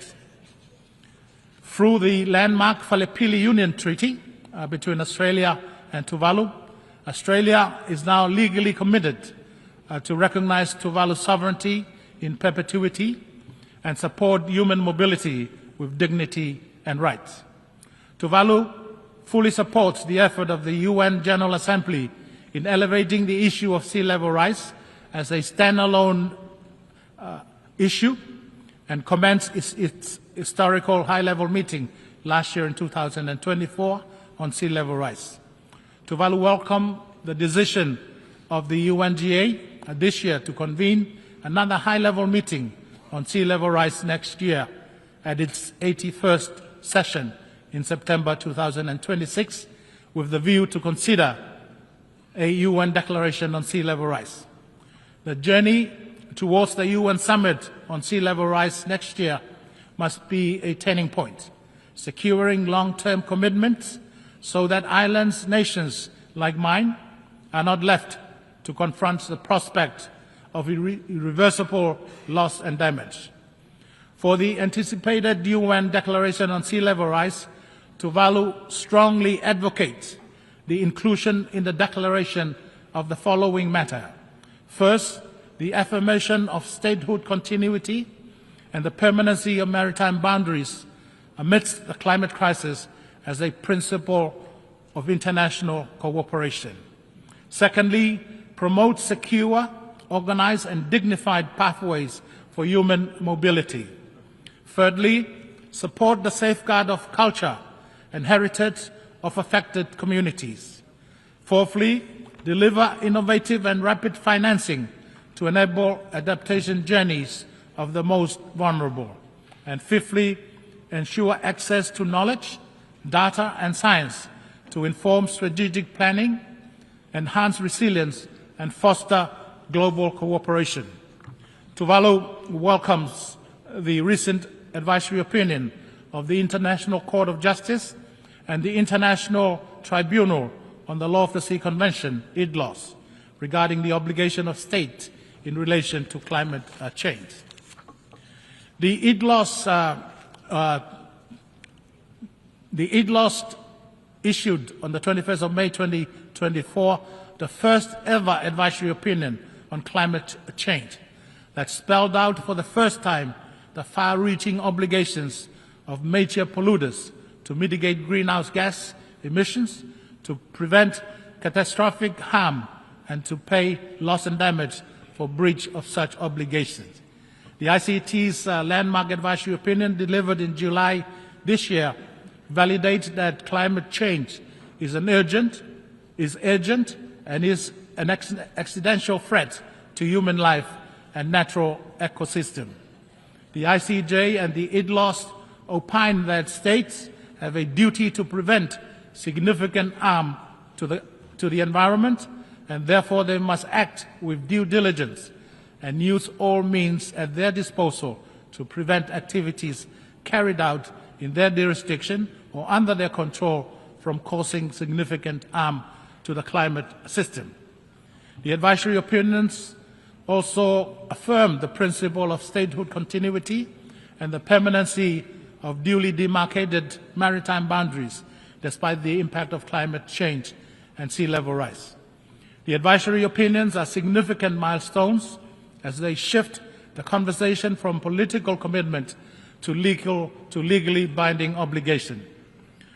Despite the advancement in state practices and the recent judicial pronouncement on climate change and sea level rise, Tuvalu continues to call for the development of an international treaty on sea level rise that codifies the legal rights of affected states and peoples, and to reaffirm the principles of statehood continuity and the permanency of maritime boundary. It is my hope that the urgency to address the existential threat of climate change and sea level rise will not be overshadowed by the ongoing geopolitical competition between the superpowers and the military conflict around the globe. Mr. President, while the UNGA prepares for the UN Summit on Sea Level Rise next year, Tuvalu continues to fulfill its obligation under the UN Framework Convention on Climate Change. With a sense of pride, Tuvalu has presented its first biennial transparency report to the UNFCCC, which is a testament to Tuvalu's commitment to transparency, accountability, and climate actions. During this week, I announced the third nationally determined contribution, NDC 3.0, which is Tuvalu's blueprint to resilience and a pledge to the world, linking climate action, sustainable development, cultural preservation, and a just transition to 100% renewable energy. But the fight for the 1.5 degree centigrade threshold cannot be won with carbon dioxide reductions alone. We must tackle methane and other short-lived gases that prevent near-term warming to buy time for deeper carbonization to take root. Only then can we protect the world from irreversible tipping points like the rapidly expanding coral bleaching that is devastating our ocean. Tuvalu has also updated its National Adaptation Plan, which provides a strategic and inclusive framework to protect people, ecosystem, infrastructure, and cultural heritage from climate change, setting clear adaptation pathways in coastal protection, infrastructure, food and water security, health and disaster risk reduction, while addressing sovereignty and cultural preservation. Tuvalu also supports the Fossil Fuel Non-Proliferation Treaty Initiative for a just phase-out of the use of fossil fuel, and call on all nations that are serious about confronting the climate crisis to join this initiative and to act decisively to protect our planet and future generations. Mr. President, Tuvalu has 26 square kilometers of land just opposed against 750,000 square kilometers of exclusive economic zones, which makes Tuvalu a large ocean state. As such, the ocean is the lifeblood of our economy. The ocean defines our culture and heritage, and the ocean is our very source of existence. As custodian of the Pacific Ocean, Tuvalu reaffirmed its commitment to conserve and sustainably use the ocean, seas, and marine resources. To that effect, Tuvalu is in the process of developing its first ever national ocean policy, not only to coordinate and guide the implementation of our commitments under SDG 14, but to also discharge our obligation to save and keep our ocean healthy. Mr. President, Tuvalu has ratified the BBNJ agreement, which has achieved the requisite 60 ratification threshold to bring it into force. Earlier this year, Tuvalu joined the global community in Nice, France, for the third United Nations Oceans Conference. In that gathering, Tuvalu joined the Ocean Rise and Coastal Resilience Coalition, which aims to support coastal cities by planning and implementing the transformation required to address sea level rise. The Nice Ocean Conference reminded us that the fate of our ocean cannot be separated from the fight against climate change and sea level rise. The commitment made in Nice must be carried forward with resolve, including through strengthened partnership and predictable financing that empower frontline community to conserve and sustainably use the ocean on their own terms. In recognition of the need for a holistic approach to peace and security, the Pacific Island leaders this year endorsed the Pacific Blue Ocean of Peace Declaration, an initiative that aims to elevate the peace dimension of regional security and promote a Pacific-led vision of stability and resilience. Tuvalu is also proud to announce its firm commitment to co-facilitate the Ocean Pioneers Coalition with France and Panama, and that Tuvalu has joined the Friends of the Ocean and Climate, which is an informal and inclusive group to advance ocean climate actions and discourse. Tuvalu shared the disappointment for the inability of the Intergovernmental Negotiating Committee to finalize on time the development of an internationally legally binding instrument on plastic pollution, including in the marine environment, and therefore urges the leaders and the UN system to continue the work and to expeditiously finalize negotiation of such a treaty. Mr. President, the principle of better together is more than just a watchword. It is a powerful affirmation of partnership in the face of increased challenges to multilateralism.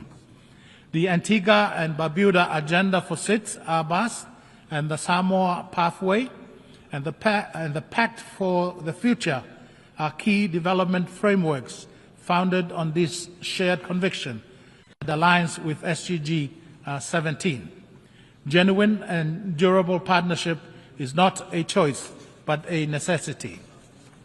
It is a principle that continues to shape international cooperation and respond to the unique and persistent challenges that SIDS and LDCs like Tuvalu continue to face. Tuvalu acknowledges the progress achieved for such a genuine and enduring partnership. However, greater global efforts remain needed by those at the lower end of the global economic scale, like the LDCs and the SIDS. The Decadal Guide for Financial Cooperation, dubbed the Compromiso de Sevilla, fell short of our ambition for a truly transformative financing framework. Much to our disappointment, there is also omission of previously agreed climate financing language from the document. Nevertheless, Tuvalu reiterates the call for urgent, scaled-up adaptation finance and the rapid operationalization and replenishment of the Loss and Damage Fund, including through the innovative use of special drawing rights. Tuvalu remains steadfast in its call for increased grants and concessional financing, improved access to climate change and development funds, technology transfer and capacity building initiatives that are tailored to the special circumstances of small island developing states. Moreover, international financial institutions must reconsider eligibility criteria that prevent vulnerable countries from accessing support simply because of income classifications that do not reflect our exposure to multidimensional risk. For Tuvalu, justice in global finance means recognizing that vulnerability cannot be measured by GDP alone. It means valuing resilience, equity, and the right of every nation, large or small, to chart a secure and sustainable future. Timely and targeted assistance is not charity. It is a matter of justice and survival. For the foregoing reasons, Tuvalu has joined the Pacific Resilience Facility, which is a Pacific-led and Pacific-managed facility to cater for the specific adaptation needs of Pacific Island countries in the face of climate change. Tuvalu calls on the international community, especially the developed countries and partner organizations, to support the capitalization of the Pacific Resilience Facility. Mr. President, non-communicable disease, NCDs, are the leading cause of morbidity and mortality in the Pacific region and in the world at large, and Tuvalu is not an exception. Poor diet and obesity intrinsically linked to the food security challenges are key contributors to this escalating public health concern. Tuvalu therefore welcomes the political commitment demonstrated through the recent adoption of the political declaration on the prevention and control of non-communicable diseases and the promotion of mental health and well-being. The acknowledgement of the need for coordinated cross-sectoral actions reflect a spirit of collective responsibility and exemplify the critical support required by countries most affected by NCDs. At the national level, Tuvalu is fully committed to upholding the commitments outlined in the declaration in our shared pursuit of achieving the global targets by 2030. Mr. President, earlier this week we commemorated the 30th anniversary of the 4th World Conference on Women and the Beijing Declaration and Plan of Action, considered the most progressive blueprint ever for advancing women's rights. Tuvalu reaffirms its commitment to gender equality and has taken important steps towards that objective. The Tuvalu Constitution now prohibits discrimination based on sex, embedding gender equality in our highest law. And last year, in 2024, Tuvalu adopted a more updated and modern national gender equity policy to assure women's empowerment and protection from violence are integrated across all sectors. Women's rights are not only human rights, but are also a foundation of sustainable development, peace and resilience. For Tuvalu, this means ensuring that women are not only included, but are leading in decision-making spaces, from village councils to global negotiation. Equally, Tuvalu places high importance on the role of young people in building a more just, sustainable, and inclusive future. As we also marked yesterday, the 30th anniversary of the World Programme of Action for Youth, we take this opportunity to underscore our support for youth development and leadership. We must continue to create the conditions that allow our young people to realize their full potential as active agents for change, as innovators and as partners in achieving the Sustainable Development Goal. Tuvalu recognized that inclusive development cannot be achieved without the full and equal participation of women and youth. Mr. President, projecting the principle of inclusivity and leaving no one behind to the UN system, Tuvalu deeply regrets the continued exclusion of the Republic of China, Taiwan, from the United Nations system. As a long-standing and reliable development partner of Tuvalu, Taiwan has consistently demonstrated its commitment to international cooperation, making meaningful contribution across a broad range of development sector. Tuvalu holds the strong view that the UNGA Resolution 2758 does not preclude Taiwan's meaningful participation in the UN system, and Tuvalu calls for the admission of Taiwan as a member of the United Nations and its specialized agency. Similarly, it is regrettable to observe that the people of Cuba continue to bear the economic burden of long-standing unilateral economic sanctions, which deny them crucial international development assistance and partnership necessary for their recovery and rebuilding efforts. Tuvalu believes that sanctions which isolate and impoverish entire peoples run counter to the spirit of the United Nations Charter. Tuvalu supports the lifting of these sanctions and joins other member states in calling for the removal of Cuba from the list of state sponsors of terrorism. Mr. President, next week on the 1st of October will be Tuvalu's 47th independence anniversary. Though the birth of Tuvalu and the United Nations are a generation apart, Tuvalu remains grateful for the privilege of being a member of the United Nations and to have engaged and collaborated with the UN family of nations in our common pursuit of advancing the vision of this session, Better Together, 80 years and more for peace, development and human rights. I wish to express my special thanks and sincere gratitude to the United Nations and its member states, in particular Tuvalu's generous traditional and emerging partners for all the support and assistance afforded to Tuvalu. Mr. President, in closing, as we engage and interact during this historic session of the General Assembly, we should do so with the full awareness of the complex and formidable challenges that confront our international community.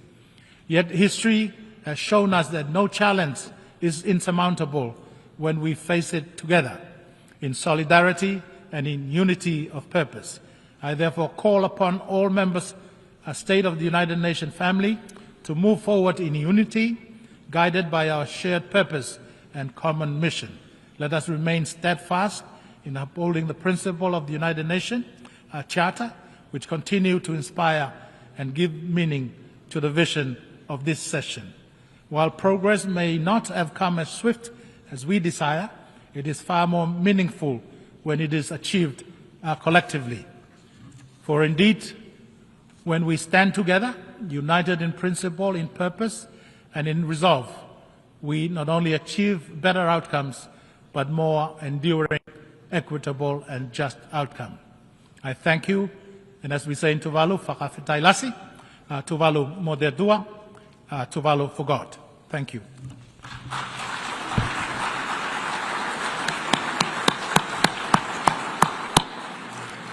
On behalf of the Assembly, I wish to thank the Prime Minister of Tuvalu. The Assembly will now hear an address of His Excellency Isake Balyu Ek, Prime Minister of the Kingdom of Tonga. I request protocol to score His Excellency and invite him to address the Assembly.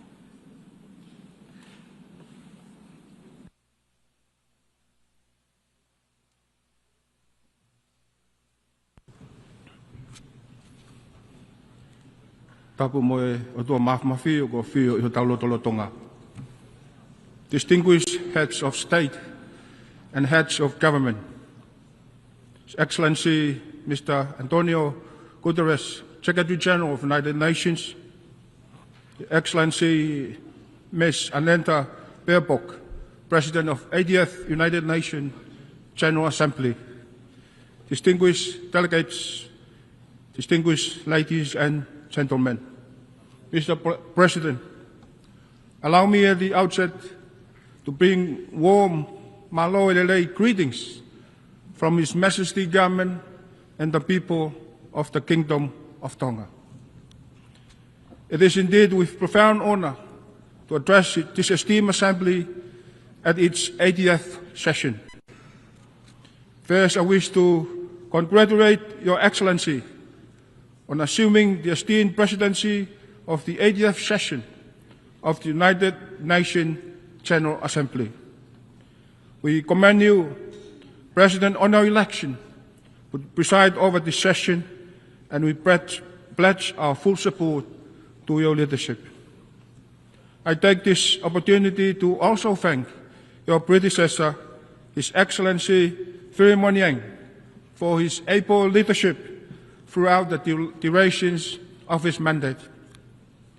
He also paid tribute to the Secretary General, His Excellency Antonio Guterres, Secretary General of the United Nations, for his steadfast efforts in advancing the purposes and principles of the United Nations and the roles he has played. Mr. President, we convene at this 80th session under the theme, Better Together, 80th years and beyond, for peace, development, and human rights. A vision to which Tonga pledges its full support. For us, as a small island developing state, these themes resonate deeply. The pursuit of peace, development, and human rights cannot be realized without urgent action on climate change, the protection of oceans, and the resilience of vulnerable communities. At a time when climate change has become a profound security threat, we must rally around the collective visions of the United Nations. For only through solidarity and shared responsibility can we safeguard our planet, uphold the dignity of all peoples, and secure a sustainable future for generations to come. As I stand before you in commemorating the 80th anniversary of the United Nations, I am pleased to share that Tonga will soon celebrate 150th anniversary of our Constitution on 4th of November 2025. Constitution Day is a profound reminder of our sovereignty, unity, and enduring independence. Proclaimed in 1875 by His Majesty King Tobago I, our Constitution laid foundation for justice, the protection of land, and the rights of people. As we mark its 150th anniversary, we celebrate not only a historic milestone, but also a living legacy that continues to guide our nations and inspire our future generations. Mr. President, Tonga reaffirms its steadfast commitment to the purposes and principles of the United Nations Charter, first signed in San Francisco 80 years ago. That historical document continues to guide our collective pursuit of peace, security, human rights, and development. It visions Antigua as a beacon for multilateralism, reminding us that the challenges we face today cannot only be addressed through unity, cooperation, and respect for international law. Mr. President, Tonga welcomes the UN 80 reform processes as an opportunity to ensure that the nation remains fit for purpose in addressing today's challenges. Just as Pacific undertakes its own review of the regional architecture under the 2050 strategy for the Blue Pacific continent. For us, reform is not abstract. It is about survival, dignity, fairness, and efficiency. If the UN is to deliver for our people, it must deliver with us, through us, and in alignment with the principle our leaders have endorsed. This means anchoring regional integrated platforms within the Pacific Islands Forum, ensuring financing flows respond to regionally determined priorities, safeguarding access for the small administrations, easing reporting patterns, and above all, increasing Pacific representations across the UN system and decision-making bodies.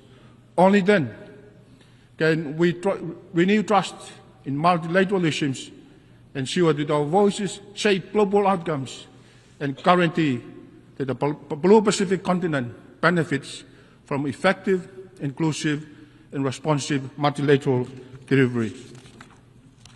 Mr. President, Tonga welcomes the adoption of the Pact for the Future with its annexes, the Global Digital Compact, and declarations of future generations as both an opportunity to strengthen multilateralism in a time of global crisis, and a responsibility to ensure no nation, however small or remote, is left behind. It focuses on climate action, sustainable development, financing, and intergenerational responsibility, speaks directly to Tonga's priorities as small island developing states on the forefront of climate change, offering a vital framework to accelerate adaptation, close critical financing gap, and safeguard a sustainable world for generations to come, while reaffirming the needs for inclusive governance where Pacific's voice help shape the decision that defines our shared future. Mr. President, last month, Tonga concluded the chairmanship of the 53rd Pacific Islands Forum Leaders Meeting. The Kingdom was privileged to host Secretary General Antonio Guterres on our shores. His attendance as a special guest reaffirmed the deep partnership between the Pacific and United Nations, and further strengthened our belief in the indispensable role of this organization. Tonga tenure as a chair was highly significant, both symbolically and practically. our representations here at the United Nations share, afforded Tonga the opportunity to assume a leadership role within the Pacific family, guiding collective priorities and setting the tone for regional cooperations. It enabled us to play a pivotal role in reinforcing Pacific solidarity, ensuring that both small and large island states stood together in a negotiation with global partners. It also amplifies Tonga's voice in international diplomacy by carrying the mandate and collective position of the Pacific regions. Above all, it left us with a legacy for resilience and provided a vital platform for advocacy on issues central to our people's survival and well-being. Mr. President, for small island states, one of the most pressing issues remain the existing threat of climate change. For Tonga, this is not a remote threat, but unfolding reality that threatens to erase decades of development gains and imperils the very existence of our island. We therefore continue to call for urgent, ambitious and concrete climate actions from the national community, action grounded in the principle of equity, justice and common but differentiated responsibility. It is in this connection that Tonga support Australia bid to host COP31 in partnership with the Pacific as a Pacific COP. We see this as an unique opportunity to bring the voices of small island developing states to the forefront of the global climate agenda, ensuring that the realities of our peoples are not only heard, but drive the urgency of action. Hosting COP31 in our regions would symbolize a global commitment to climate justice and amplify the call for solutions that safeguards the most vulnerable. Mr. President, Tonga's welcome the landmark advisory opinion of the International Court of Justice on 23rd July, a historic decision affirming that climate change is not only an environmental crisis, but also a profound challenge to international law, human rights, and the survival of our island nations. For Tonga, this opinion is more than a legal milestone. It is a moral victory that amplifies the voices of the world's most vulnerable, strengthens our call for urgent actions to cut emissions, accelerate adaptations, and deliver on lost and damaged finance, and reinforce our shared duty to secure climate justice, resilience, and protections for present and future generations. It also affirms small island developing states a special case for sustainable development. The use of the Multidimensional Vulnerability Index, MVI, more managed approach to international financial standard, and recognize the need to scale up ocean finance. Mr. President, Tonga welcomes the Convention de Sevilla adopted at the 4th International Conference on Financing for Development earlier this year. For Tonga, this commitment is especially significant. It calls for a more inclusive, fair and transparent global financial system, one that better responds to realities of countries most at risk, including smaller island developing states. This speaks directly to Tonga's priorities, mobilizing equitable financing for climate resilience, disaster preparedness, and sustainable development, addressing that sustainability and ensuring that no country is left behind because of its size, geography, or vulnerability. We see this as a framework that can help transform inequality into opportunity and reaffirms our goal for development finance that delivers for our people and for our future generations. Mr. President, Tonga joined the international community at the 2025 United Nations Ocean Conference in Nice, France, under the theme Accelerating Actions and Mobilizing All Actors to Conserve and Sustainably Use the Oceans, where we underscore the centrality of sustainable ocean-based economies to Pacific Island countries that rely on the ocean for food security, trade and culture, and we call for integrated ocean governance, stronger financing for marine conservation, resilient maritime infrastructure, and sustainable transport across our islands, while reaffirming our commitment to the Nice Ocean Action Plan and the political declarations. At home, Tonga has taken concrete steps with the Ocean Management Bill 2025, a landmark framework to conserve biodiversity, manage resources sustainably, and protect our marine environment for the benefit of our people and the future generations. Mr. President, Tonga is proud to have joined the Pacific family in the adoption of the Ocean of Peace declarations, declaring that the Blue Pacific continent as an ocean of peace. This is more than symbolism. It is a shared regional vision that peace, security, and sustainability are deeply interconnected with how we treat our ocean, how we protect our environment, and how we safeguard our communities. Tonga supports this declaration fully and calls for the principle to be embedded in our international ocean governance, climate actions, and sustainable development of efforts.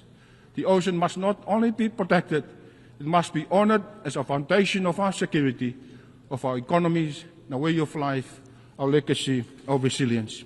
Mr. President, it is in this spirit of resilience that Tonga is proud to host the Pacific Resilience Facility, the Pacific-led, member-owned and regionally managed financing mechanism dedicated to strengthening climate and disaster resilience across our Blue Pacific continent. Tonga acknowledges with gratitude the commitments and contributions already extended by our development partners and friends of the Pacific. And we continue to urge global partners to support a Pacific-led solution, the PRF, designed to bridge the financing gap for small, high-impact adaptation projects. And in doing so, we not only strengthen resilience in the Pacific, but also demonstrate how regionally owned solutions can advance global climate and sustainable development agenda. Mr. President, Tonga continues to strengthen laws to protect our children, especially those who are susceptible to harm from technology in this digital age, and empower our youth, recognizing them as the foundations of our nation's future. Remain firmly committed to safeguarding public health and addressing the dual threats posed by the scourge of drugs and the rise of non-communicable diseases.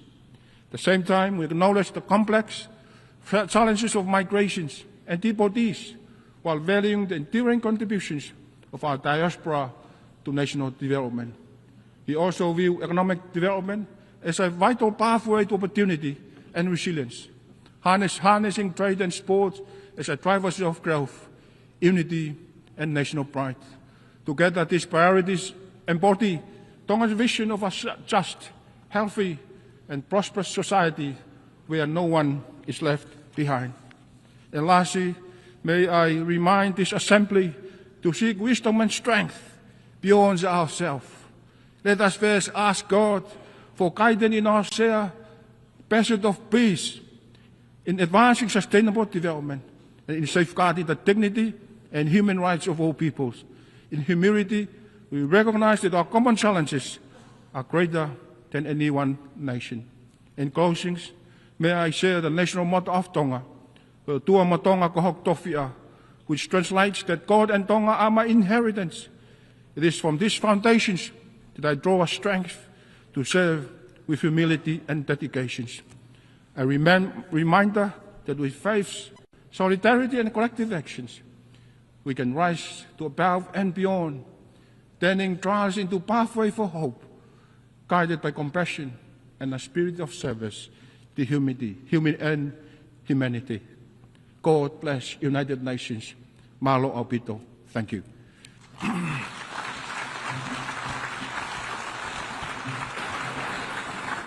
On behalf of the Assembly, I wish to thank the Prime Minister of the Kingdom of Tonga.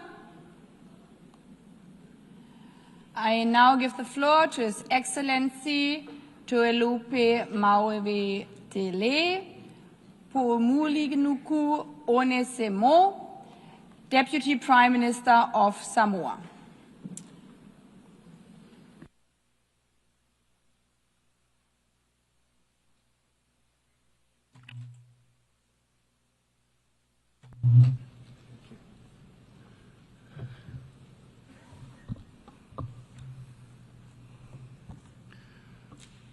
Samoa e tātou tofi, tāpua I mai amal manuia, se whairu tātou sao, I upu whai o malo au whatasi.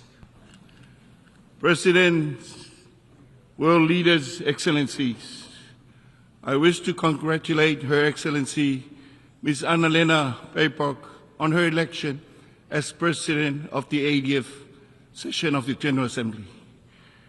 The theme you have chosen resonates deeply with Samoa, particularly as we celebrate 80 years of our United Nations.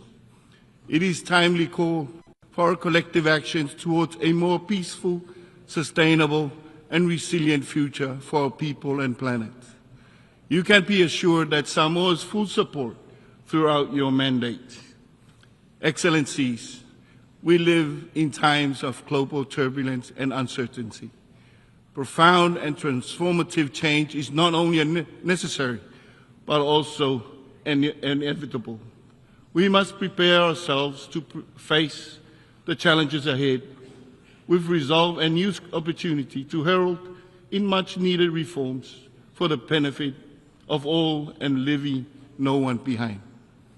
At the core of our success lies our unwavering commitment to the principles upon which the United Nations was built, multilateralism and international law. Samoa reaffirms its unwavering commitment to the United Nations as a premier forum to address global challenges. Multilateralism for Samoa is a practical necessity and not just an abstract ideal. Only through genuine cooperations and mutual trust can we craft solutions that no single nation could achieve alone. We welcome the Secretary General's UN 80 initiative. Any reform must strengthen delivery on the ground, especially for small islands, developing states, by eliminating duplications, improving coherence, and accelerating impact.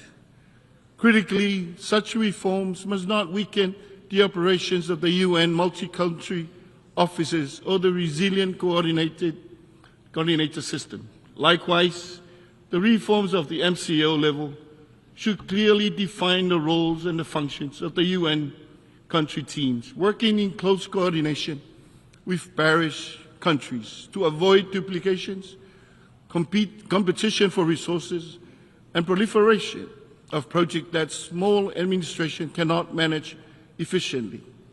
At the regional level, the UN must deliver with the region throughout the region and align with the principles agreed to by the Pacific leaders as articulated in the 2050 strategy for the Blue Pacific continent. The UN 80 initiative is the opportunity to jointly realize regional delivery of ongoing initiatives through regional mechanisms. Excellencies, land and the ocean are central to Samoan culture and are also the basis of our people, sense of belonging, our whasinomanga, and our heritage, our tofi. Village boundaries were marked by age of oak banyan trees on the mountain ridges and extend to the protruding reef, such as the values that make us a distinct people, where our history, traditions, identity, livelihoods, and everyday lives are intimately connected to our precious island ecosystem, underpinned by our unique communal Samoa culture and traditions.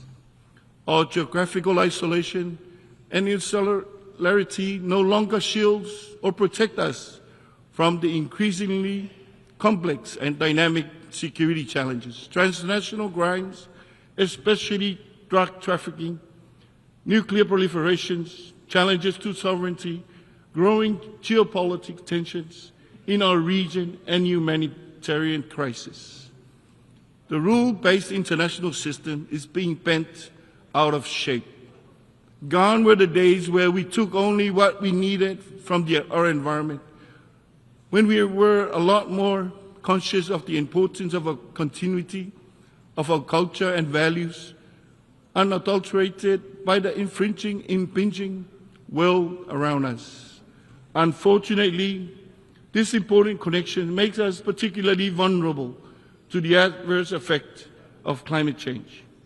Over the past decades, we have witnessed more frequent and intense storms and cyclones, such as we left a trail of destruction in the wake, homes flattened, food crops destroyed, lives lost, constant threat of relocation.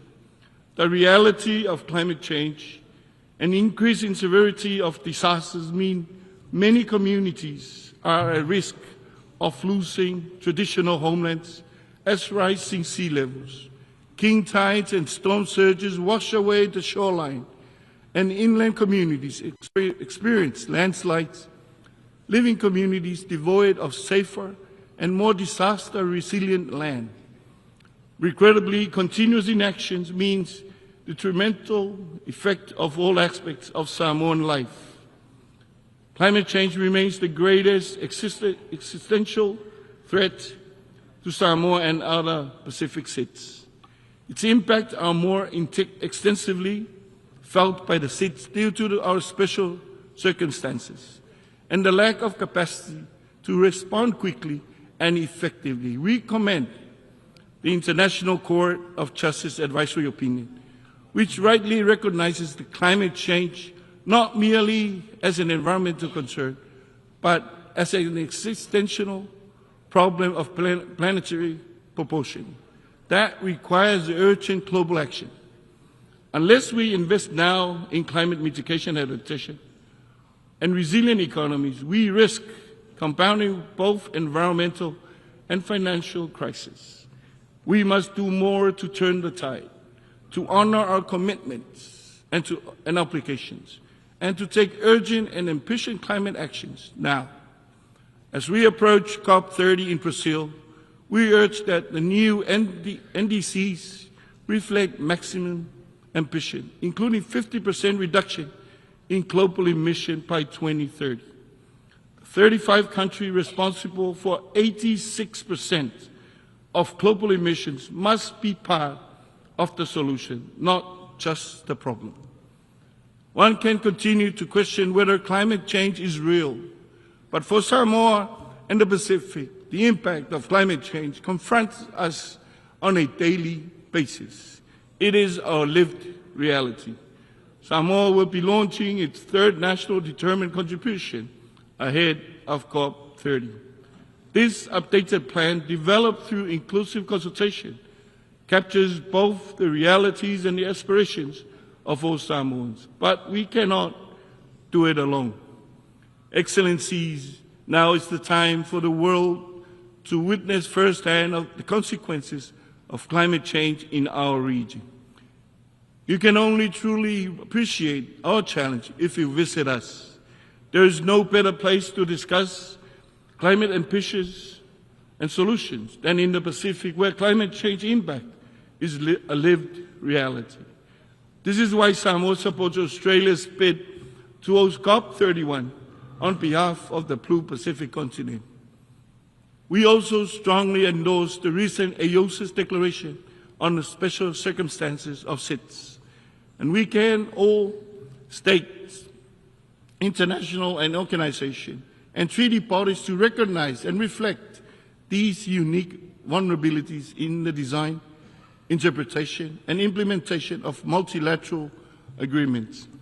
Excellencies, the Pacific Ocean is our greatest asset that must be sustainably managed for the benefit of our present and future generations. It unites our islands in common purposes. It is our home and our key to a future of infinite promises.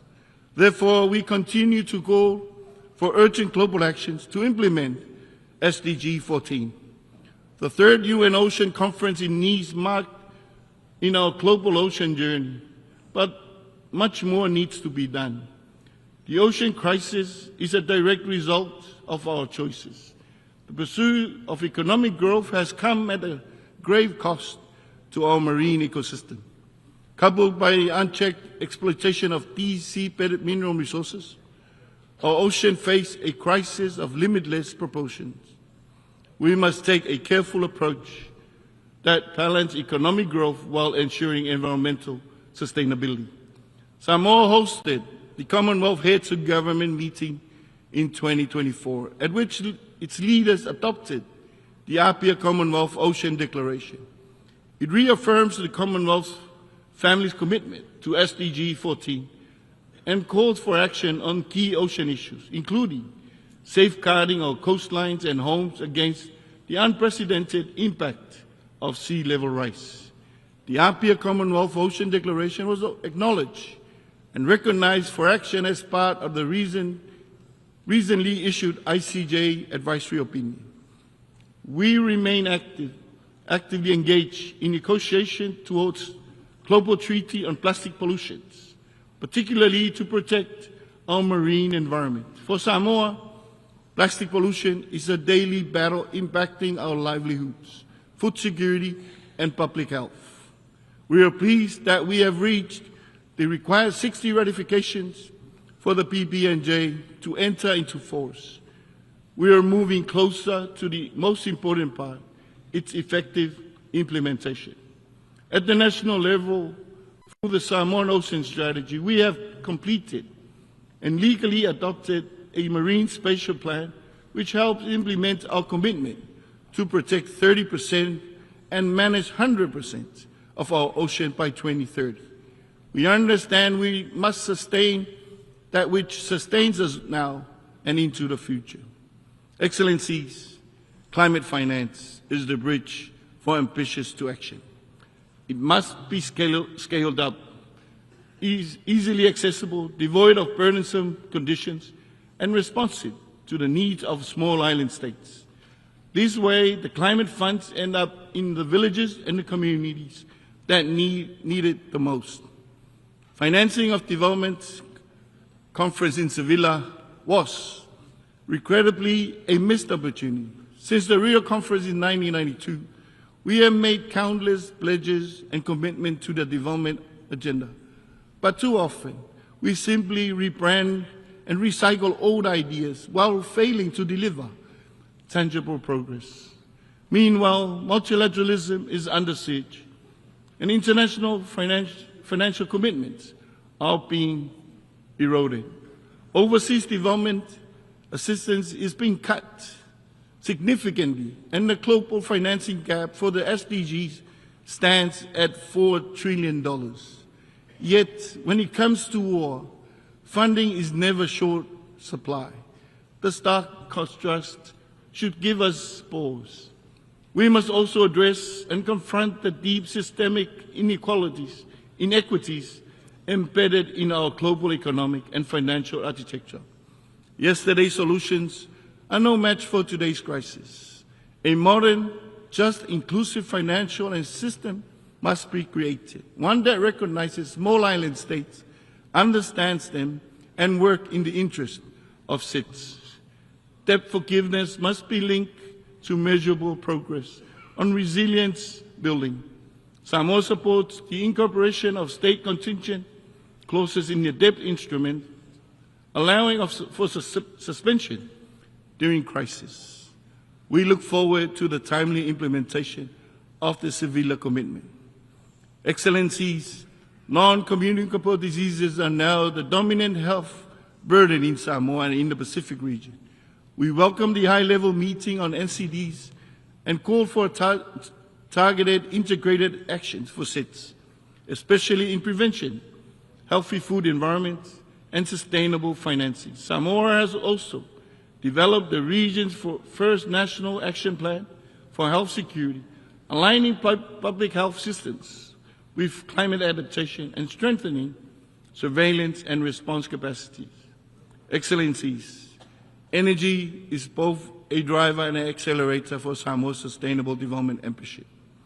The digital transformation, including AI and data analytics, offer real opportunities to drive an inclusive, just energy transition. particularly through off-grid solutions and smarter energy planning. However, Samoa's level of indebtedness, often worsened by natural disasters, remains a pressing challenge. As disasters increase in intensity and frequency due to climate change, tools such as risk-informed early action, partnership, and multi-dimensional vulnerability index are critical. We urge swift appointments of members of the MVI Independent Expert Advisory Panel. Excellencies, Samoa remains a peaceful country, steadfast in our commitment to human rights and justice. We remain concerned by the ongoing wars, including Ukraine and Gaza, the terrible loss of civilian lives, displacement of people, as well as the destruction of infrastructure and the environment, is something we do not condone. The continued supply of weapons to fuel conflict must end.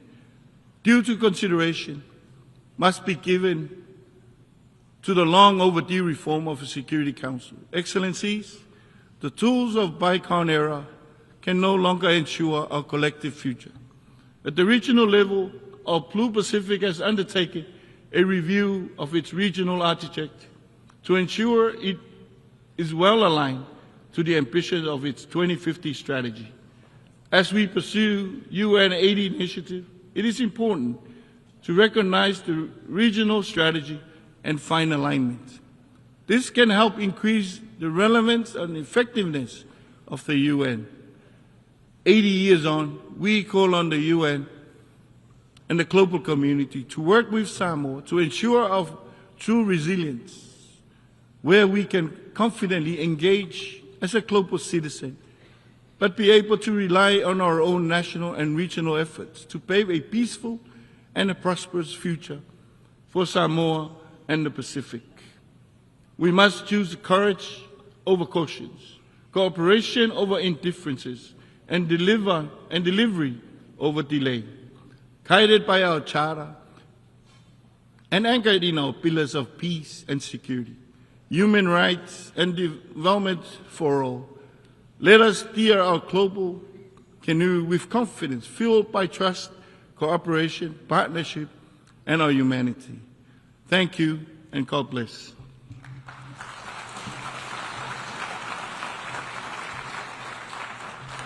I thank the Deputy Prime Minister of Samoa.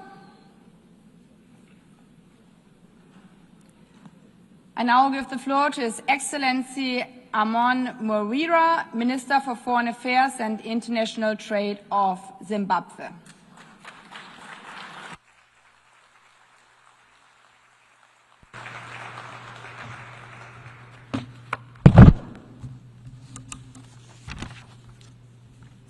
Your Excellency Ms. Annelina Baerbock, President of the 80th Session of the United Nations General Assembly, Your Majesties, Your Excellencies, Heads of State and Government, the Secretary General of the United Nations, Mr. Antonio Guterres, distinguished delegates, ladies and gentlemen, I'm humbled to issue this statement on behalf of His Excellency the President of the Republic of Zimbabwe, Dr. Idi Mnangagwa.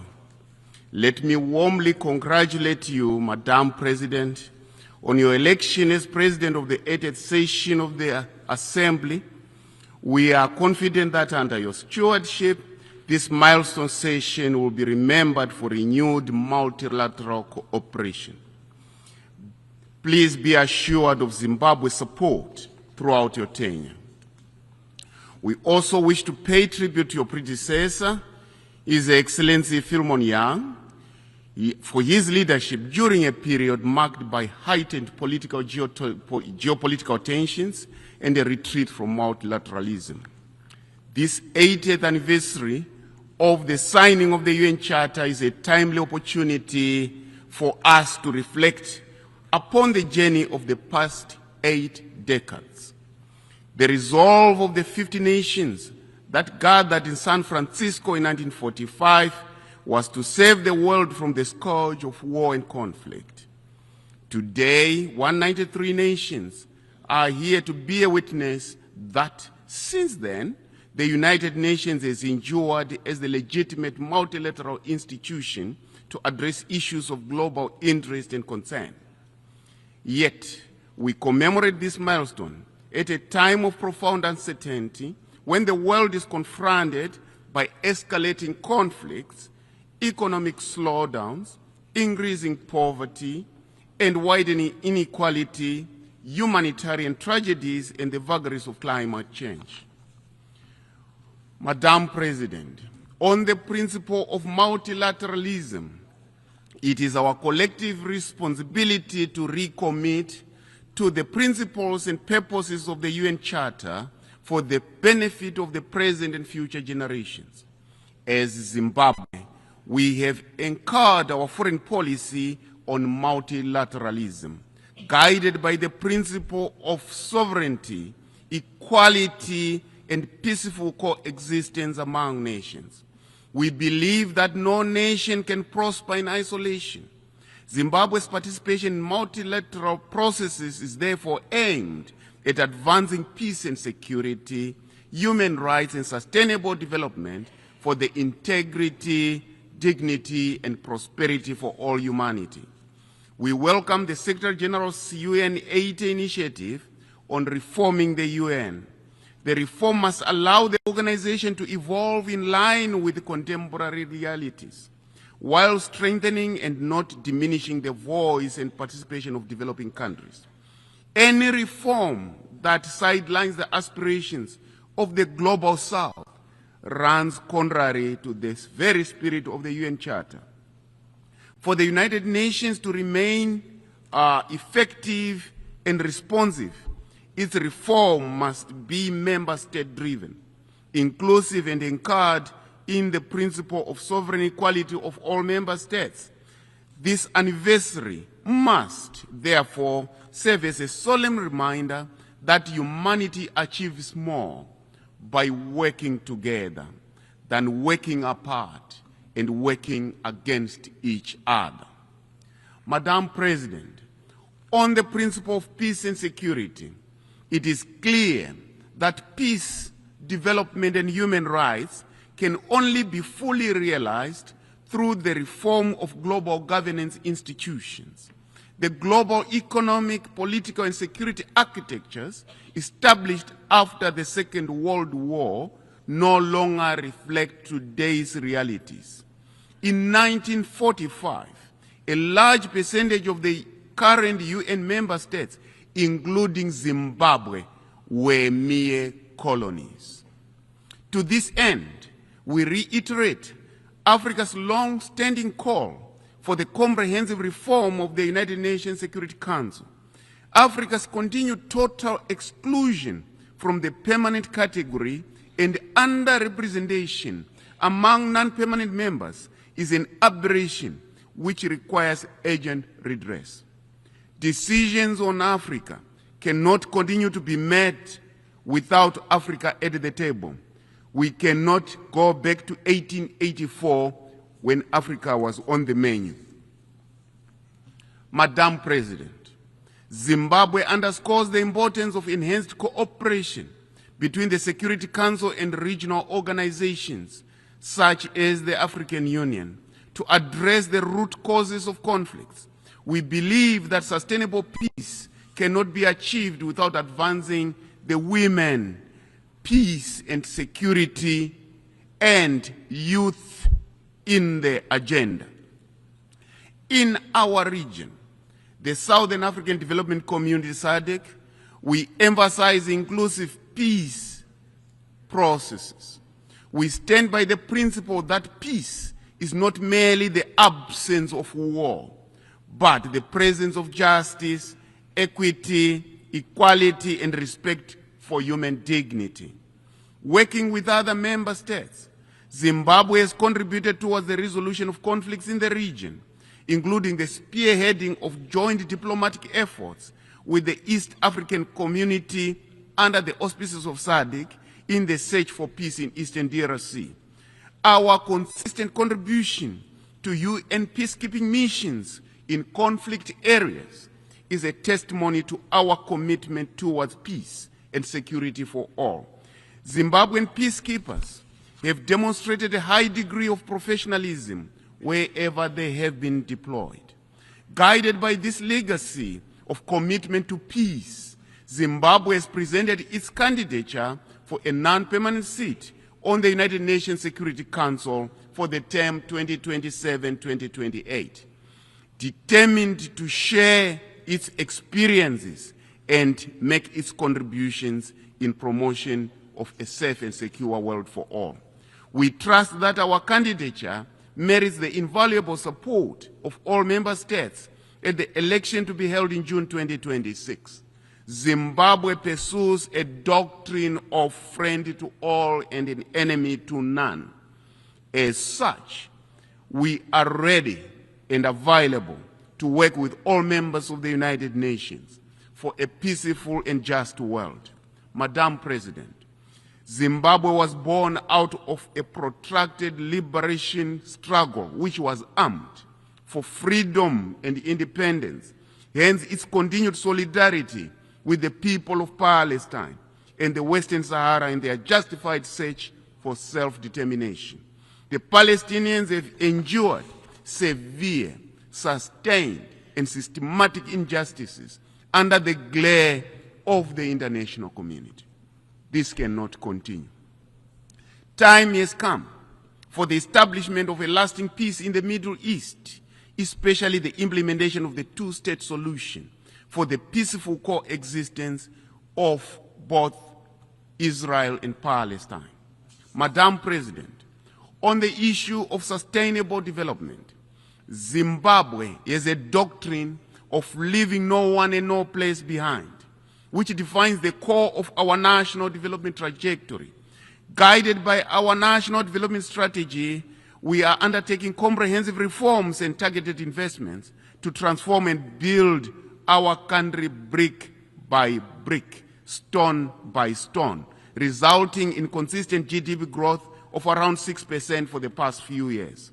Reforms to our critical economic sectors, including agriculture, mining, tourism, and manufacturing, have resulted in significant levels of investment, positively changing the lives and livelihoods of our people. Strengthening our social protection frameworks remain a top priority. The empowerment of women, youth, and persons with disabilities, enhanced inclusivity, and the broad participation in national development processes by all citizens. In addition to Zimbabwe's efforts, is its mainstreaming climate action across all development planning processes. Our focus is on expanding renewable energy use, strengthening early warning systems, scaling up climate-smart agriculture, upping our irrigation systems. Zimbabwe is ready and available to share with the UN member states our successful conservation agriculture technique that we call Pfumvudza Intwasa, which is climate-smart as a model, which is among the best, including other economic empowerment models. Madam President, we reaffirm our commitment to the Paris Agreement and the principle of common but differentiated responsibilities. As we approach COP30, Zimbabwe calls on all states to demonstrate greater ambition by enhancing their nationally determined contributions. Madam President, we welcome the adoption of our WAZA program of action for landlocked developing countries. We hope our commitment will be translated into tangible actions in line with the broader objective of reforming the international economic order to make it fairer, more inclusive, and responsive to the need of developing countries. The role of ICT and AI in transforming lives and accelerating development is indisputable. It is, however, equally observed that criminals are using ICT for harmful behavior with serious destabilizing consequences to society. Zimbabwe therefore remains supportive for the establishment of frameworks and strategies to combat the use of technology for criminal purposes. The global dialogue on AI governance should assist all countries. We applaud the deliberate effort by the UN Secretary General towards optimizing the benefits of technology while minimizing the potential harmful effects of the same. On financial architecture, we reiterate our support for the commitments undertaken at the 4th International Conference on Financing Development in Seville, Spain. It is important that we implement these commitments and also operationalize the SDG stimulus. Without the means to implement our collective action, regression is inevitable. The global economic and financial system remains skewed against the global south, compounding debt distress and entrenching poverty. The reform of the international financial architecture is a critical necessity to unlock development finance, especially for the developing countries that have remained peripheral to the development chain. Madam President, we emphasize the importance of a fair and rules-based international trading system that ensures equitable opportunities for all nations, particularly developing countries. On the principle of human rights, we uphold the principle of all rights, civil, economic, political, and social, including cultural, that are interdependent and indivisible. We reject attempts to elevate some rights over others. We equally reject the selective, arbitrary, political, and biased application of human rights frameworks and standards. We reaffirm our support through the non-aligned movement for a legally binding covenant on the right to development, an essential framework to strengthen the global development agenda. In December 2024, Zimbabwe abolished the death penalty, reaffirming our commitment to the sanctity of human life. Madam President, despite our gallant efforts towards national prosperity, we have continued to face challenges occasioned by the illegal, unilateral, coercive measures imposed on us. We therefore reiterate the call for the unconditional removal of these unjustified and unwarranted sanctions on Zimbabwe and for Zimbabwe to realize its full potential. Our people have remained resilient against this adversity, encouraged by the unwavering solidarity and support from our sister SADC countries and the African Union and other progressive partners across the world. We are greatly indebted to this magnanimous pillar of support. Zimbabwe also stands in solidarity with other nations under UCMs, especially the government and the people of Cuba, in their continued fight against one of the longest economic blockades. We reiterate our call for the removal of this comprehensive embargo. We welcome the designation of 4 December as the International Day Against Unilateral Coercive Measures. This should increase voices against the human cost of sanctions, reaffirm diplomacy over domination, and advocate for a return to legality, legitimacy, and multilateral cooperation. Madam President, the United Nations today stands at crossroads amid multiple and intersecting crises.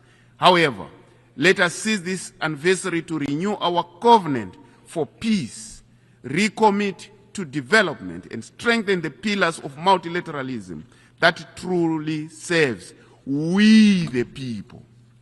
The greatest lesson from COVID-19 pandemic was that no one is safe until everyone is safe. Similarly, our sustainable future is possible only when we leave no one and no place behind. Let us build the future we all want, the future we are all proud of. I thank you.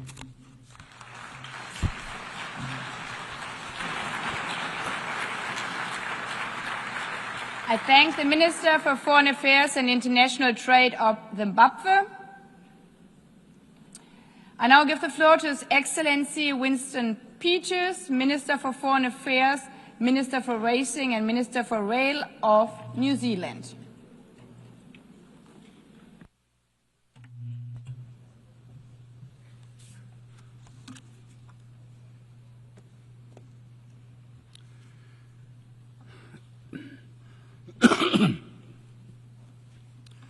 Madam President, 12 months ago, when delivering New Zealand's national statement, we said that never has it been more apparent just how much political leadership is required to respond to the international challenges we face.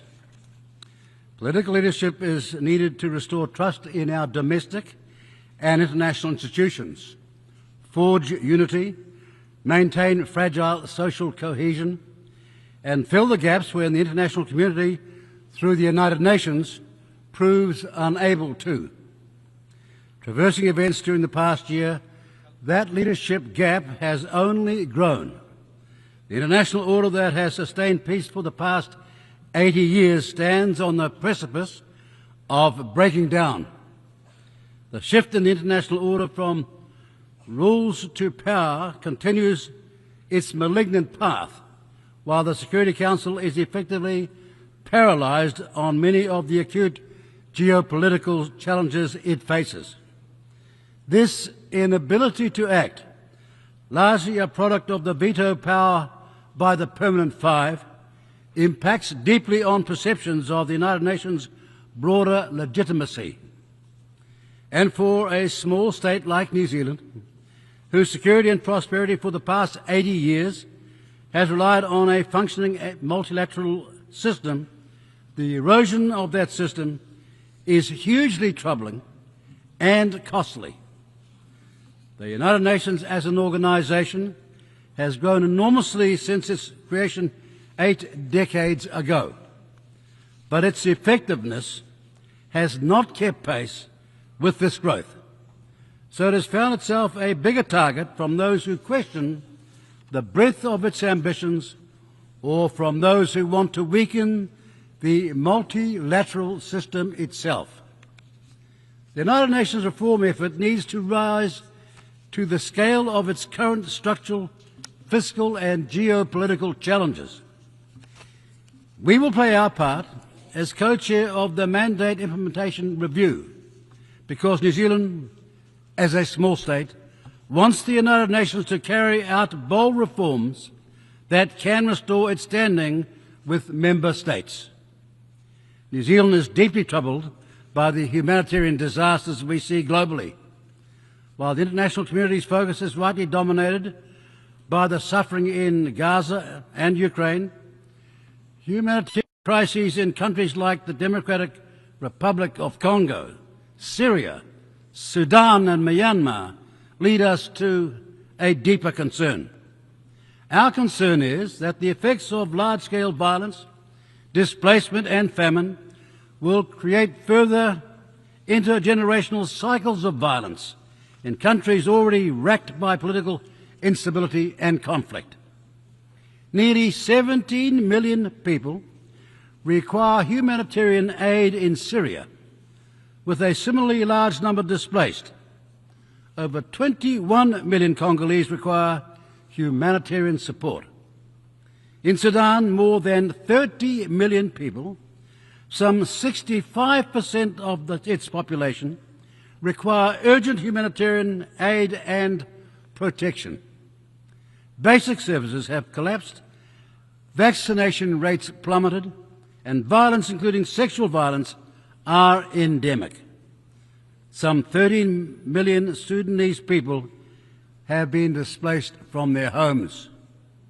In Myanmar, over 3.5 million people are internally displaced and 22 million in need of humanitarian assistance, making it the worst humanitarian crisis in Southeast Asia. These bold numbers are shocking to contemplate because they say that in too many places our shared humanity is held in contempt or worse. We need leadership that creates possibilities, not extinguishes them. Leadership that persuades rather than controls. And leadership that appeals to our better angels, not our worst instincts. We most of all need leadership that meets the common desire for shelter, sustenance, to live in peace, feel secure, and to live with the hope that their children will flourish. Most of all, we need leadership that is courageous. It was courageous leadership that saw Egyptian President Anwar Sadat address the Israeli Knesset in Jerusalem in November of 1977 to extol peace. Sadat will pay the ultimate sacrifice for his courage, but his country and Israel have benefited from his courage in the decades since. In that speech, Sadat said, and I quote, "The struggle which took us from war to war, from victims to more victims, until you and we have today reached the edge of a horrible abyss and a terrifying disaster unless together we seize this opportunity today of a durable peace based on justice." End of quotes. We again are on the edge of a horrible abyss in Gaza. But where, we ask, is the quality of leadership that can pull Israelis and Palestinians back from the abyss to project hope to the victims of this intolerable violence? Because without hope, the cycles of violence that fuel and perpetuate this never-ending conflict will not end. It will instead be a terrorist breeding ground, creating the next generation of recruits for those who only hate. That is the current context which the New Zealand government is considering the vexed question of Palestinian statehood. New Zealand is an enduring supporter of the two-state solution and Palestinian self-determination. Our long-standing policy is that Palestinian state recognition is a matter of when, not if. Now, we noted the announcements by some countries in July and August that they intended to recognise Palestinian statehood this week, now confirmed. We have also closely observed the Israeli government's actions in Gaza and on the West Bank following these earlier announcements. And we have listened carefully to the arguments made earlier this week at the Two-State Solution Conference. Palestinian statehood recognition is, however, uniquely complicated given it is embedded in a seemingly intractable, never-ending conflict situation. Very few New Zealanders can recall any period of sustainable peace in the Middle East during their lifetimes. And while New Zealand is furthest away from that conflict in the Middle East, we also acknowledge the strongly held views people have about it. New Zealanders were appalled by the barbarity of Hamas' attack on Israel citizens on October 7, 2023, the worst massacre in Israel's history, and Hamas have no plan and no place in any future Palestinian state. They know only hate. Today, nearly 2 years on from the horror inflicted that day, including the continued holding of Israeli hostages by Hamas, we are shocked to our core by harrowing images of famine in Gaza. We are also revolted by what can only be described as a grossly disproportionate response from the Israeli government.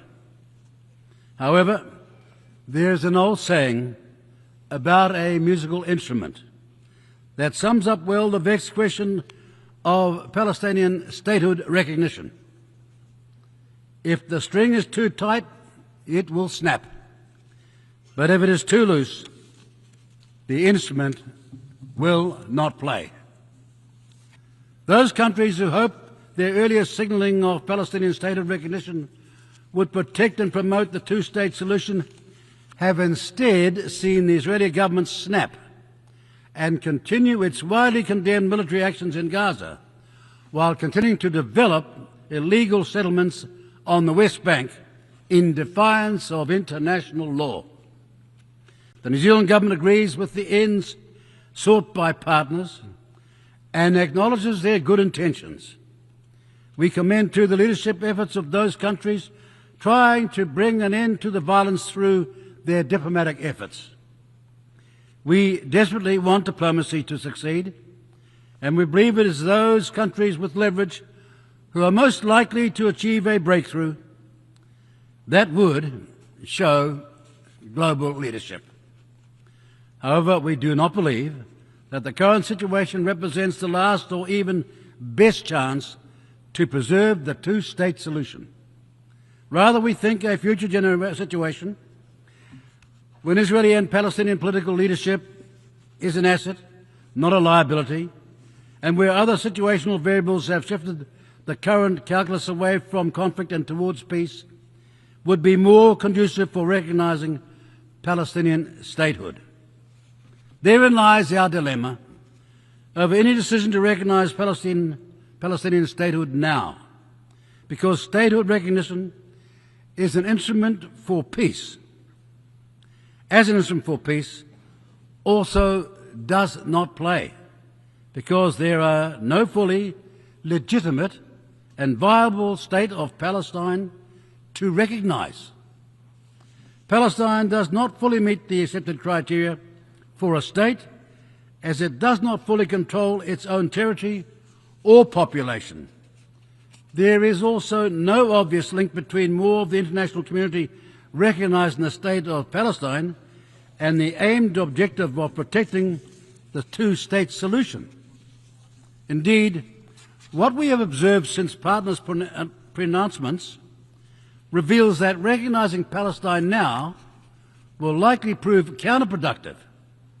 That is, Hamas resisting negotiation in the belief that it is winning the global propaganda war while pushing Israel towards even more intransigent military positions.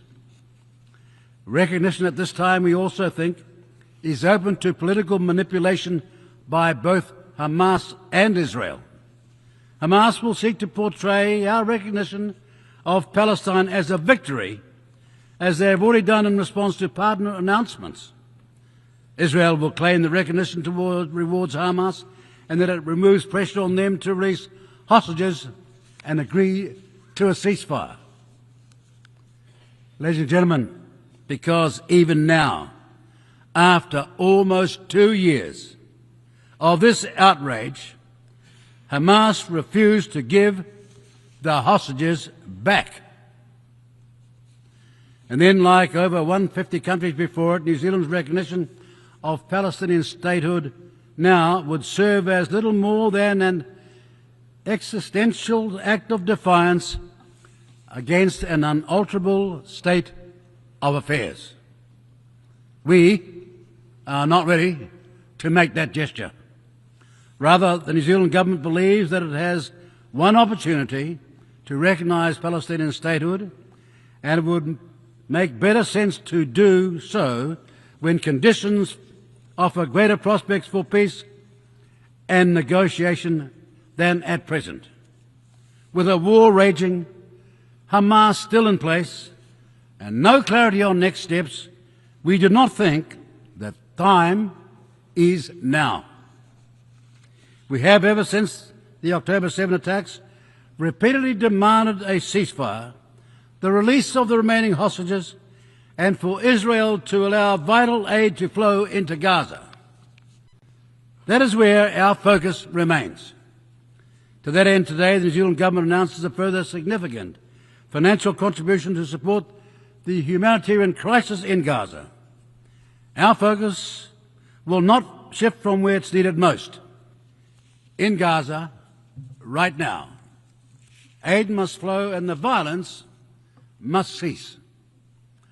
Ultimately, however, if leaders and their people do not covet peace or cannot overcome their hate, no actions taken by us will shift them from their destructive and ruinous path. But if they do covet peace, and when we see action, not in the form of rhetoric, but of agreements, and when statehood emerges, then institutions to support it, New Zealand will then recognise Palestinian statehood. Colleagues, Our focus on the leadership gaps that exist in our troubled world goes directly to our responsibility as member states, large and small, to bolster the United Nations to ensure, to our Charter's preamble, as it proclaims, to save succeeding generations from the scourge of war. Our support for the United Nations has remained unwavering since the creation in San Francisco. Keeping the spirit of San Francisco alive is the work of us all, because the United Nations, as was once said, remains our greatest hope for future peace. And now is the time for those of us who believe in multilateralism not to compromise it, but to stand up and to fight for it. Thank you. Muchas gracias al ministro. I thank the Minister for Foreign Affairs of New Zealand. I now give the floor to His Excellency Mr. Kaku Gwaja Leon Adon, Minister for Foreign Affairs of Côte d'Ivoire.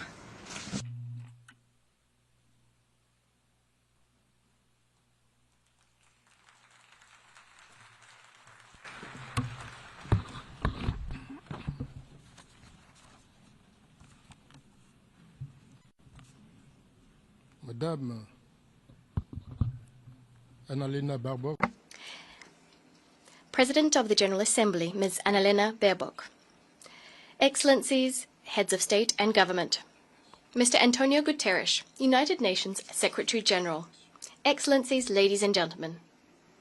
At the outset, I would like to extend to you the warm greetings of Côte d'Ivoire on the occasion of this session, as we mark the 80th anniversary of our common organization, the United Nations. Madam President, Ms. Annalena Baerbock, we'd like to extend to you our warm congratulations on your stellar election to lead this important session. Rest assured, you have Côte d'Ivoire's full support as you fulfill your mission. I'd also like to pay a glowing tribute to your predecessor, Mr. Philemon Yang. We congratulate him on the high caliber of the work he conducted throughout his term. I would like to extend our greetings in particular to Mr. Antonio Guterres, the Secretary General, for his commitment to the ideals of our organization. As we celebrate 8 decades of achievements of our noble organization in the service of our nations, our recognition also extends to the UN's founding fathers, to successive secretary generals, and all staff who selflessly served our organization, sometimes paying with their lives. My country would like to use this very special occasion, which brings us together, to honor the memory of 2 illustrious sons of the African continent, Secretary Generals Boutros Boutros-Ghali and Kofi Annan. Their actions radically transformed the United Nations at a pivotal moment in its history. Madam President, Excellencies, ladies and gentlemen, this session is without a doubt a decisive moment in the history of our organization, 8 decades after it was established with a view to enthroning peace and security in our world and promoting economic and social progress of our nations. Thus, we celebrate a world forged by the paths our countries have traveled within the United Nations, as well as the resilience of our organization, which has lived through turbulent times in its history. For this very reason, Côte d'Ivoire would like to commend the relevance of the theme chosen for this year at a time when the international political architecture is undergoing serious upheaval, which is hitting our organization very hard. Ever since it was established in 1945, the United Nations, propelled by the faith of its member states in multilateralism and international solidarity, as well as their determination to build a better world than that was bequeathed to them by the Second World War, well, the organization has managed to make great progress in discharging its mandate. Against this backdrop, the United Nations shaped the fates of many people and countries by contributing to them acceding to independence and international sovereignty. The United Nations also went to great lengths to, for 8 decades now to shield our planet from any new global conflict, as well as from any recourse to nuclear weapons. My country applauds the essential action and the crucial role of the United Nations and regional partners as regards the prevention and peaceful settlement of disputes, as well as the deployment of peacekeeping and peace-building operations. In a similar fashion, Côte d'Ivoire welcomes the fact that it has been able to contribute to various UN missions over the last few years. We are also proud to be a party to most chemical, biological, and nuclear ban and elimination treaties. At a time when conflicts and disputes have not abated, the United Nations have constantly been the best framework for our common efforts aimed at peace and security. The commitments helped us to prevent and to circumscribe many a conflict. Nonetheless, they didn't always produce the expected results, nor did they always prevent tragedies. I'm referring in particular to the genocide of the Tutsis in Rwanda between April and July 1994, which left an indelible impression on humanity. And I'd like to recall the pressing need to work together against all forms of conflicts and armed crises. President, ladies and gentlemen, as regards development and social progress, the United Nations rallied all partners behind vast initiatives aimed at supporting developing countries. This unswerving, multifaceted support from the United Nations helped many countries to establish their vital social sectors, education, health, and to accelerate the fight against poverty, hunger, global warming, and the various inequalities which sap their progress. Furthermore, in keeping with the mobilization promoted by the United Nations, decades of commitments on the part of the Bretton Woods institutions, the World Bank, and the IMF have broadened the spectrum of resources being funneled to the development of our countries. My country, Côte d'Ivoire, welcomes important initiatives launched by the United Nations, in particular the Sustainable Development Goals and the Paris Agreement covering climate change. In a similar vein, Côte d'Ivoire applauds the multifaceted humanitarian activities of the United Nations, which regularly save thousands of lives in instances of natural disasters and conflicts affecting many countries. Indeed, thanks to its specialized agencies, in particular the WFP, the HCR, the WHO, UNICEF, and OCHA, the United Nations remains the best structured, most universal global humanitarian assistance actor, a powerful symbol of international solidarity, that advocated for by the UN Charter. Decades of action, that's what we're celebrating throughout this session.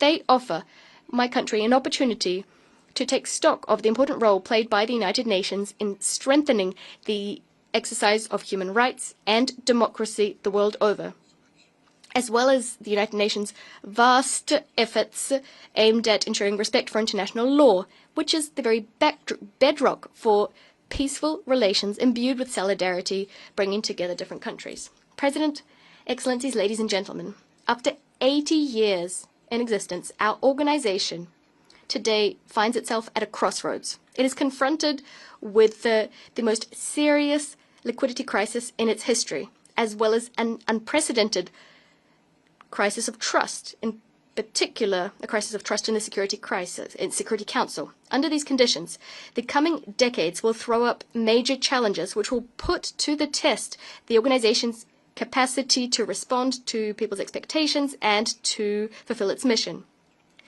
Given the world's unpredictable trajectory and the weakening of multilateralism, there is a pressing need, now more than ever, to restore the effectiveness of the United Nations on the basis of inclusive and equitable multilateralism. With this in mind, my country invites member states to reclaim the ideals enshrined in the UN Charter, as well as the constraints that fall to them as regards Charter implementation. We call on member states to revive solidarity which has always steered our actions. This is the collective commitment which will allow us, and of this I'm certain, to tackle global challenges such as climate change, terrorism, scarce development financing, information wars, and regulation of artificial intelligence. Regarding the latter, a source of many hopes and fears, Côte d'Ivoire welcomes the adoption of the Pact for the Future and the annexes thereto, as well as the Global Digital Compact, regulating the use of artificial intelligence, AI. We call for the adoption of binding universal standards so as to regulate the use of AI and digital technologies to ensure that it is used to achieve development for the benefit of all. The UN's effectiveness during this critical period calls for, as a matter of priority, the completion of Security Council reform. The paralysis of this major organ consigns the United Nations and regional organizations to powerlessness. It pushes further away all prospects of peace and the lasting settlement of conflicts and the resolution of global challenges which threaten international peace and security. Now, more than ever, Security Council reform is vital for us to be able to adapt to new international realities and to strengthen the Security Council's legitimacy. Given the impasse which characterizes the negotiations process that's been underway for a number of decades, my country would like to reiterate its call for Security Council reform, which would first and foremost grant Africa its rightful place across all categories of this body, in keeping with the common African position expressed in the Isolini Consensus and the Siet Declaration. Today, more than ever, the world needs a Security Council that is fully functional, so as to be able to craft just solutions to the conflicts consuming humanity. The reform impetus, which aims to mark the renewal of multilateralism, must also extend to global economic and financial governance through the reform of the Bretton Woods institutions and, more broadly, international financial architecture. Côte d'Ivoire welcomes Africa's accession to the G20, a major step forward. We call for everyone to courageously rally, especially our bilateral and multilateral partners, to rally so as to make up for the precipitous drop in the resources being allocated to financing development, especially in the countries of the South. President, Excellencies, ladies and gentlemen, under the leadership, the visionary leadership of His Excellency Mr. Alassane Ouattara, the President of the Republic of Côte d'Ivoire, we remain resolutely committed to respecting our obligations stemming from the UN Charter. We are attentive to the impact of geopolitical upheaval that is fracturing our world. Despite this downcast international context, Ivorians are tirelessly continuing their efforts so as to complete the process of building a stable, inclusive, resilient, and prosperous nation. On this note, my country would like to once again express its recognition and gratitude to the United Nations, which, thanks to the United Nations operation in Côte d'Ivoire, UNOSI, contributed to the restoration of peace after a decade of socio-political crisis in my country. On security, Côte d'Ivoire is currently a secure country. Today, we are welcoming, under decent conditions of dignity, thousands of people who are fleeing terrorist attacks in the Sahel region. Turning now to the economy. My country's GDP growth is dynamic. The Alassane Ouattara government is taking action to accelerate the structural economic transformation of my country, making Côte d'Ivoire more competitive, equitable, and inclusive. Within this framework, ambitious policies to reduce poverty and to improve the living conditions of Ivorians, in particular the most vulnerable, have meant that Côte d'Ivoire is in the top 3 countries in terms of Sustainable Development Goal Index progress. This is between 2015 and 2024. Moreover, we've significantly invested in human capital over the last few years. This has meant that Côte d'Ivoire has shown the biggest improvement in Africa, reaching 4th place in the world's Human Development Index. Our political environment is peaceful thanks to the dialogue that the government has been continuously promoting since 2011, as well as thanks to large-scale reforms modernizing our political life, thanks to which political parties and our civil society are freely conducting their work throughout our territory. The human rights state of affairs is satisfactory. It is being consolidated thanks to the reaffirmed independence of the judiciary, as well as to the strengthening of our regulatory and institutional framework, as well as streamlined access to justice. Madam President, following over a decade characterized by significant economic and social reforms, as well as large-scale infrastructure projects which transformed Côte d'Ivoire's image, laying the groundwork for irreversible development, our country now intends to work on locking in democratic values and consolidating institutions. On this note, we are emphasizing the definitive entrenchment of the rule of law in our country, especially as regards the practice of politics, so as to ensure that democracy and peace are irreversible, preserved for the benefit of our young people and future generations. It is in this spirit that this spirit is what characterizes the electoral process underway in the run-up to the presidential election scheduled for 25th October 2025. Everything is being done to ensure that this vote, which consecrates my country's democratic maturity, takes place as transparently and peacefully as possible. I thank you for listening to me so graciously. Muchas gracias al señor. I thank the Minister of Foreign Affairs of Côte d'Ivoire. I now give the floor to His Excellency Mr. Abdulatif bin Rashid Al Sayani, Minister for Foreign Affairs of Bahrain.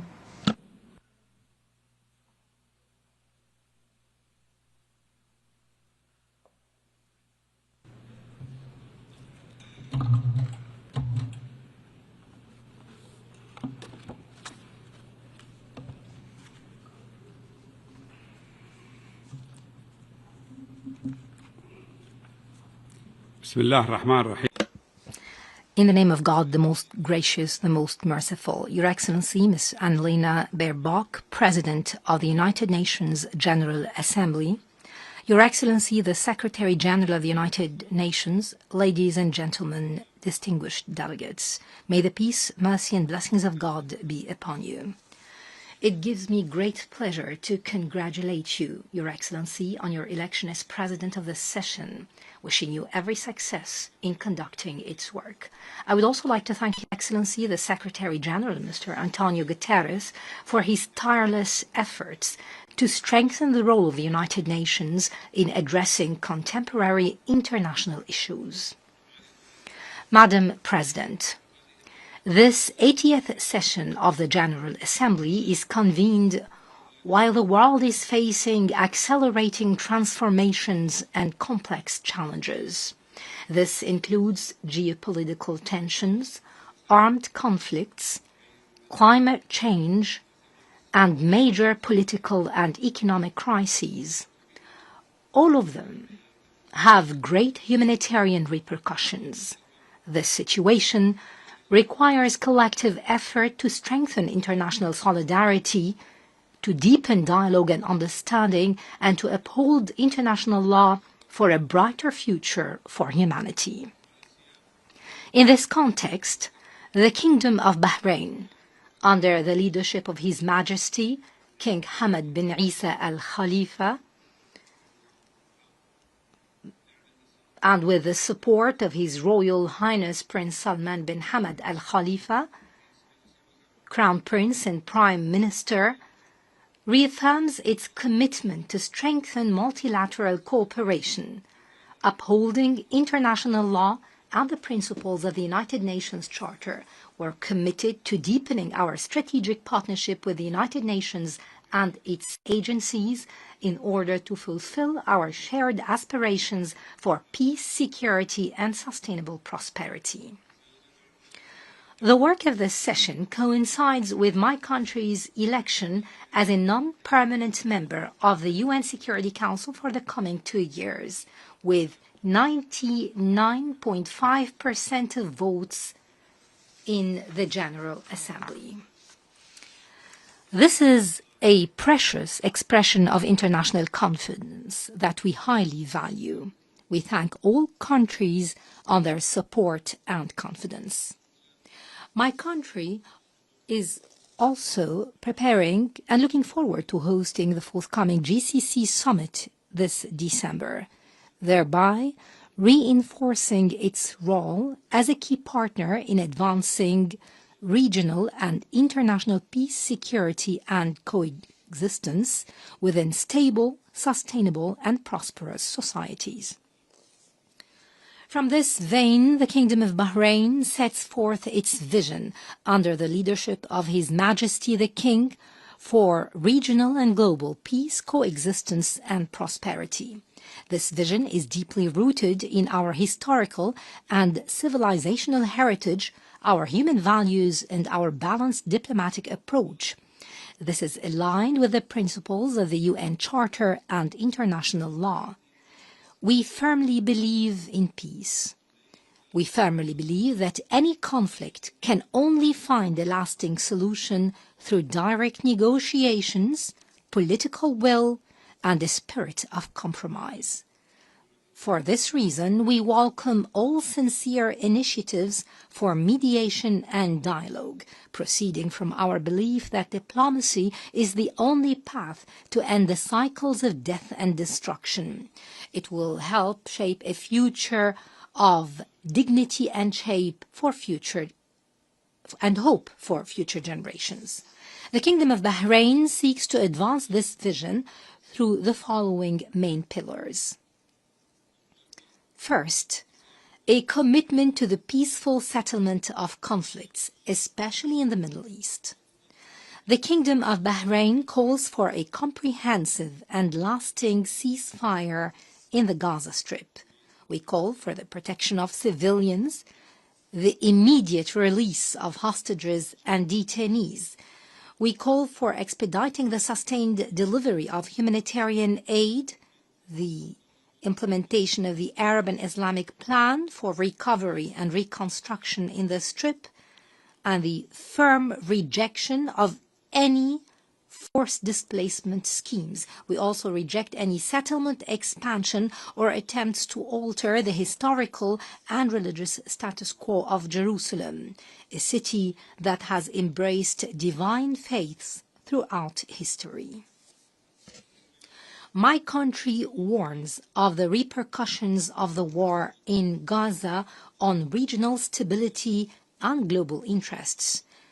We condemned the Israeli attack on the brotherly state of Qatar, which has long played a recognized role in mediation, together with the Arab Republic of Egypt and the United States of America. They aim to reach a lasting ceasefire in the Gaza Strip and secure the release of hostages and detainees. Accordingly, my country calls for negotiations and diplomatic solutions as the path to resolving the Palestinian question in line with the rules of international law and the UN Charter. We urge the international community to respond to the initiative endorsed by the 33rd Arab Summit, the Bahrain Summit, that calls for an international peace conference in the Middle East. This would lead to direct negotiations leading to a comprehensive and sustainable solution to the Palestinian-Israeli conflict. The Kingdom of Bahrain welcomes the decision of the General Assembly to endorse the New York Declaration on the peaceful settlement of the Palestinian question and the implementation of the two-state solution. We commend the growing international recognition of the State of Palestine and the concerted efforts undertaken by the Kingdom of Saudi Arabia and the French Republic in this regard. Bahrain further emphasizes the need for peaceful solutions to the crises in Syria, Lebanon, Sudan, Libya, Yemen, Somalia, and beyond, in a manner that guarantees their sovereignty, unity, and territorial integrity. It must also secure their people's rights to stability and sustainable development. This approach is based on the principles of good neighborliness, non-interference in internal affairs of other countries, and the rejection of the use of or threat of use of force. The Kingdom also affirms the importance of joint action to rid the Middle East of weapons of mass destruction. It should be spared the risks of any arms race or military escalation. We call for the resumption of U.S.-Iranian negotiations to resolve the Iranian nuclear file in a manner that promotes global peace and security. The second pillar is the promotion of a culture of peace, tolerance, coexistence, and dialogue between religions and cultures. This would be pursuant to the principles of the Kingdom of Bahrain Declaration on Freedom of Religion and Belief. We call for an international convention to combat religious hate speech and racism, and banning the abuse of digital platforms to incite extremism, radicalism, or terrorism. Turning to the third pillar of the Kingdom of Bahrain's vision, it is related to strengthening international strategic partnerships for security, peace, and prosperity. In this regard, we take pride in the comprehensive Security, Integration, and Prosperity Agreement, CCPA, signed between the Kingdom of Bahrain and the United States of America, along with the United Kingdom. His Royal Highness, the Crown Prince and Prime Minister, described it as a launching point for a multilateral framework that brings together like-minded states to achieve stability and prosperity, and an effective model of a comprehensive vision based on mutual respect and common goals.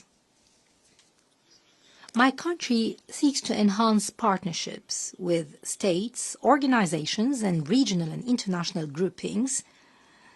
This aims at combating terrorism, strengthening cybersecurity, and ensuring food and water security. We also seek to promote digital innovation and artificial intelligence with the aim of providing a safe, stable, prosperous, and sustainable environment. The fourth pillar reaffirms my country's commitment to strengthening international cooperation for sustainable development and humanitarian solidarity. This includes tackling poverty around the world. The Royal Humanitarian Foundation in the Kingdom of Bahrain undertakes the implementation of numerous health, education, and relief projects worldwide.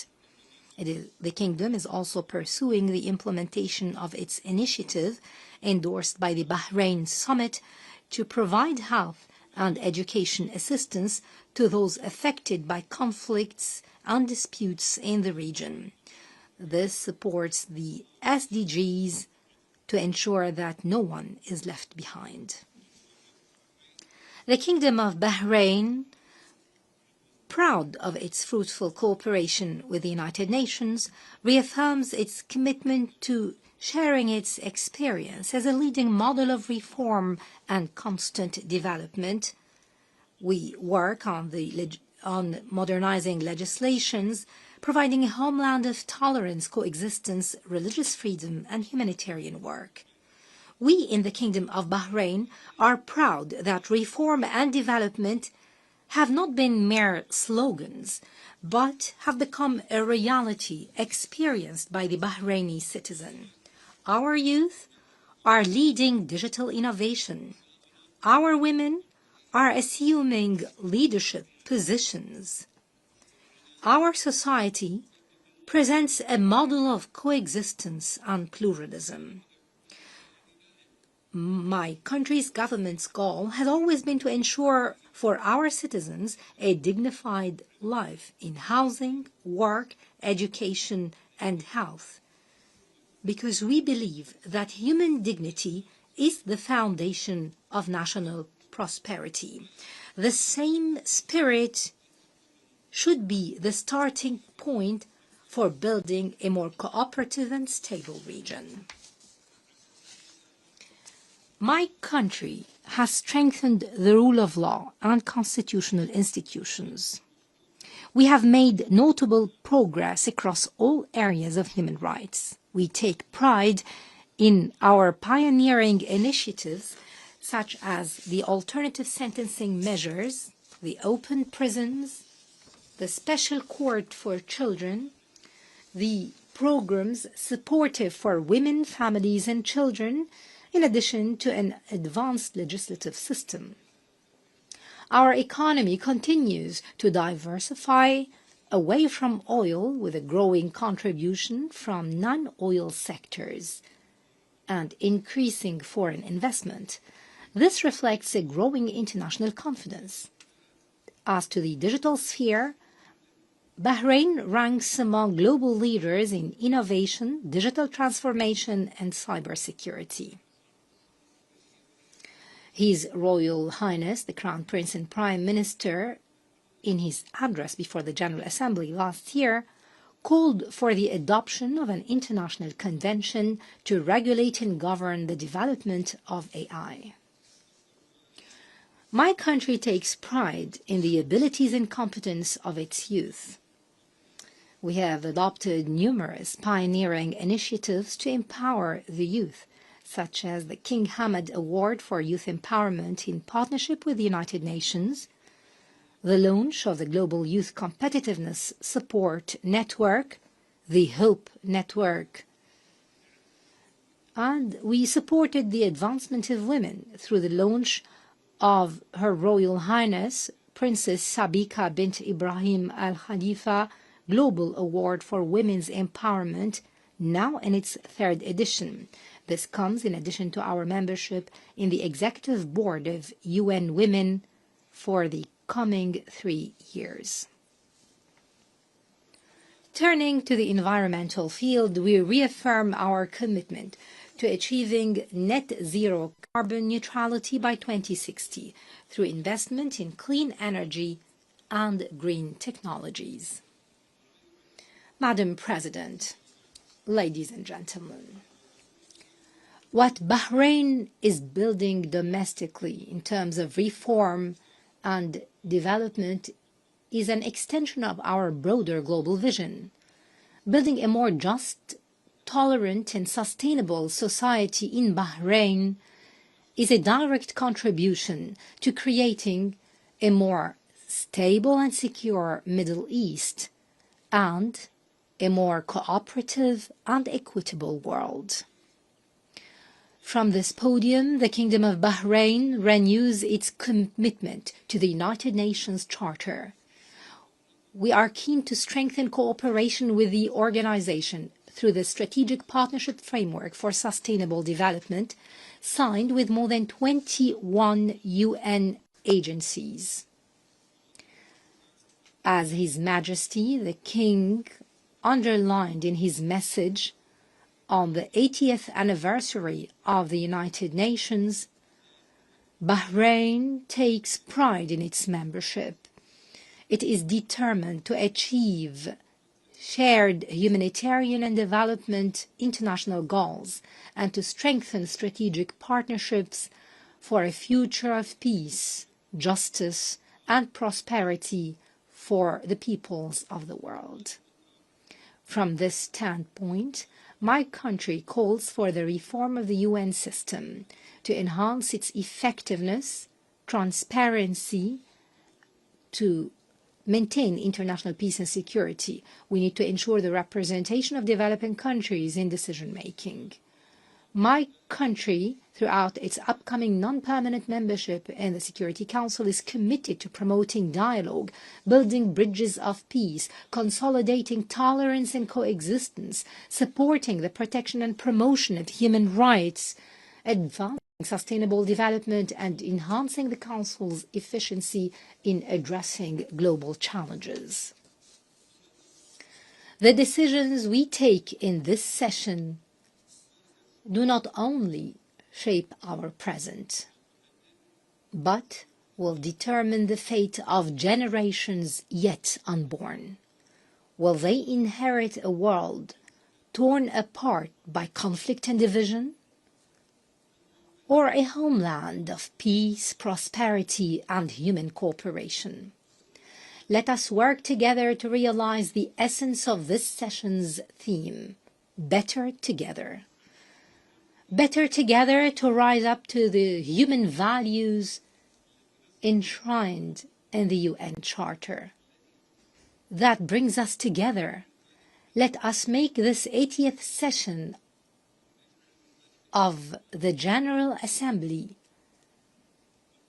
a turning point toward a more just and humane international order, with peace that upholds dignity and fulfills the aspirations of our peoples, that brings prosperity that secures our shared future. The coming generations deserve a world that embraces their dreams, unrestrained by fear and unburdened by conflict.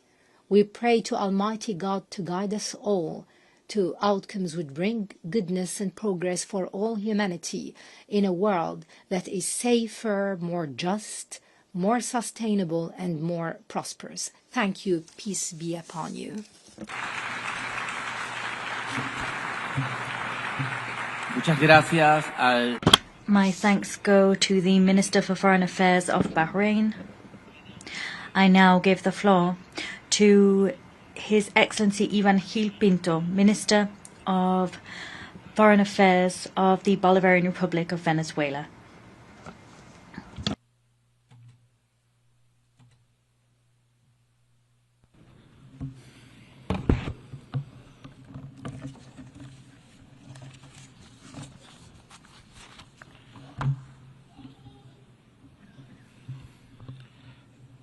Señor Presidente. Mr. President, Venezuela stands here talking to the world with a sense of truth. Over 5 centuries, the history of our homeland has been marked by one key ideal. That is the goal of achieving a society in which equality, justice, and freedom reign. Simón Bolívar was the greatest man to ever have been born on American soil. He, in word and in deed, universalized the spirit and what it meant to be Latin American and Caribbean. His was the ideal that the world should live in balance, that any and all struggle for a better society must have as its homecoming port, its final destination, peace. Mr. President, the first vessels that arrived on our Caribbean shores came to bring us under control. They subjugated our ancestors for 300 years. More than 90 million indigenous inhabitants were exterminated. There began our long struggle to resist colonialism and humiliation. 3 centuries later, the Liberation Army, comprising black people, indigenous peoples, white people, mestizos, it was an army in which slaves, peasants, and free men from across the continent stood side by side as equals. They came up from the coasts of the Caribbean Sea and rose up to Ayacucho and its mountains to free South America once and for all. Mr. President, we have been a country that has learned to struggle for its own destiny and control thereof. In the 20th century, we saw the beginning of a blockade on our coastlines in the Caribbean Sea and a coup d'etat against our nationalist general, Cipriano Castro, that was financed by oil companies and the government of the United States. The 20th century was one of bitter disputes between the ideal held by a nation that demanded the sovereign right to enjoy its own wealth for its own development and puppet governments that subjugated the country to foreign and imperialist interests. These governments sold our nation down the river and as such plunged Venezuela for decades into the most abject misery, poverty and repression. It was at the end of last century, in 1999, that the Venezuelan people succeeded in giving shape to the historic strength it had built up over decades of struggle. They ushered in a project for an independent, just and sovereign nation. That project drew upon the original ideals of Bolívar and was led by an extraordinary leader, Commander Hugo Chavez. And the project proved itself able to compel a people's movement to rise up to wage a peaceful and democratic revolution. Mr. President, since the very beginning, President Chavez bravely led a nationalist sovereign oil policy and undertook an epic journey to get OPEC back on its feet as a major multilateral instrument and a guarantee for global energy security. Today, 26 years later, global public opinion and the peoples of the world are acutely aware of everything done by the United States government to topple Commander Chavez and everything it did to lay waste to the historic project of liberation that's been supported and given new mandates time and time again by the Venezuelan people in 32 elections. With the passing of President Chavez, the people in myriad electoral and political events have reaffirmed their staunch support for the historic Venezuelan emancipation project, which is now in the hands of President Nicolás Maduro. It is also widely documented and known to all that war has been waged upon us in myriad forms. There is the criminal aggression that in the last decade has been waged against Venezuela to allow external powers to get their hands on Venezuela's natural resources and usher in a so-called regime change. There have been countless aggressions, Madam President, against Venezuela in recent years, actions seeking to destabilize the nation, plots, conspiracies. These included an assassination attempt using drones. There's been the economic war, whose most cruel form has been the 1,042 sanctions that are criminally imposed upon our oil industry and the productive sectors of our nation. We've also seen several incursions using mercenaries. In addition to all of the above, now we have an absolutely illegal and completely immoral military threat hanging over our heads. That threat is a violation of the United Nations Charter as well as of the rights of Venezuela as a sovereign state, and it is even a violation of the very laws of the United States itself. Venezuela thanks this General Assembly for the solidarity shown to it by the overwhelming majority. The governments of the world and the peoples of the world have shown us that solidarity. I'm thinking particularly of CELAC, BRICS, and the non-aligned movements. All of these peoples and all of these groups have repudiated these immoral threats and have supported Venezuelan democracy and Venezuela's right to peace and development. Madam President, in these early decades of the 21st century, we have seen false and tasteless justifications invoked to invade our sisterly country, Iraq. We have witnessed the bombing and destruction of Libya and the 20-year invasion of Afghanistan. The aggression waged by global powers has not let up for even a second. As such, a short while ago, we saw the criminal and cunning bombing of the peaceful Islamic Republic of Iran. Today, the target of this aggression is now Venezuela, a peaceful country built on solidarity.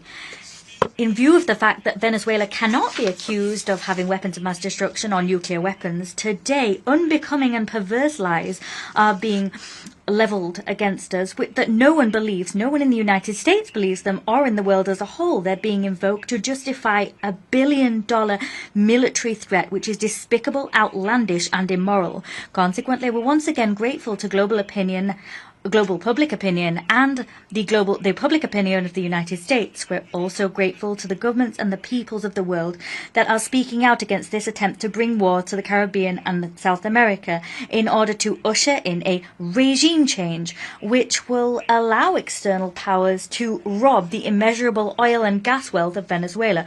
We are not surprised, Madam President. We are all well aware that the people of the United States have time and time again voted for governments that promised to bring peace and put an end to eternal war. Governments that promised to devote themselves to resolving internal problems. Poverty, the addiction epidemic, unemployment and inequality, which today characterize the U.S. and its society. And we've seen time and time again how the noble people of the United States have been disappointed. For this reason, today, Venezuela wishes to reaffirm it is dedicated to peace as Simón Bolívar was. We are devoted to our self-determination and on the basis of the United Nations Charter, we once again affirm that we have a right to defend our sovereignty and to defend peace in the Caribbean and across South America. Venezuela is part of this new pluripolar world that has been ushered in. Simón Bolívar in 1824, in the altitudes of Junín, was driven forward by the same ideal when, on the eve of a decisive battle, said to his soldiers, "Peru and the whole of America is clinging to you as a hope for peace, the daughter of victory. Even liberal Europe is watching you, enchanted under a spell, because the freedom of the New World is a hope harbored by the universe as a whole." President Venezuela defends, struggles always, and works for a world of balance, justice, and equality, a world free of colonial empires.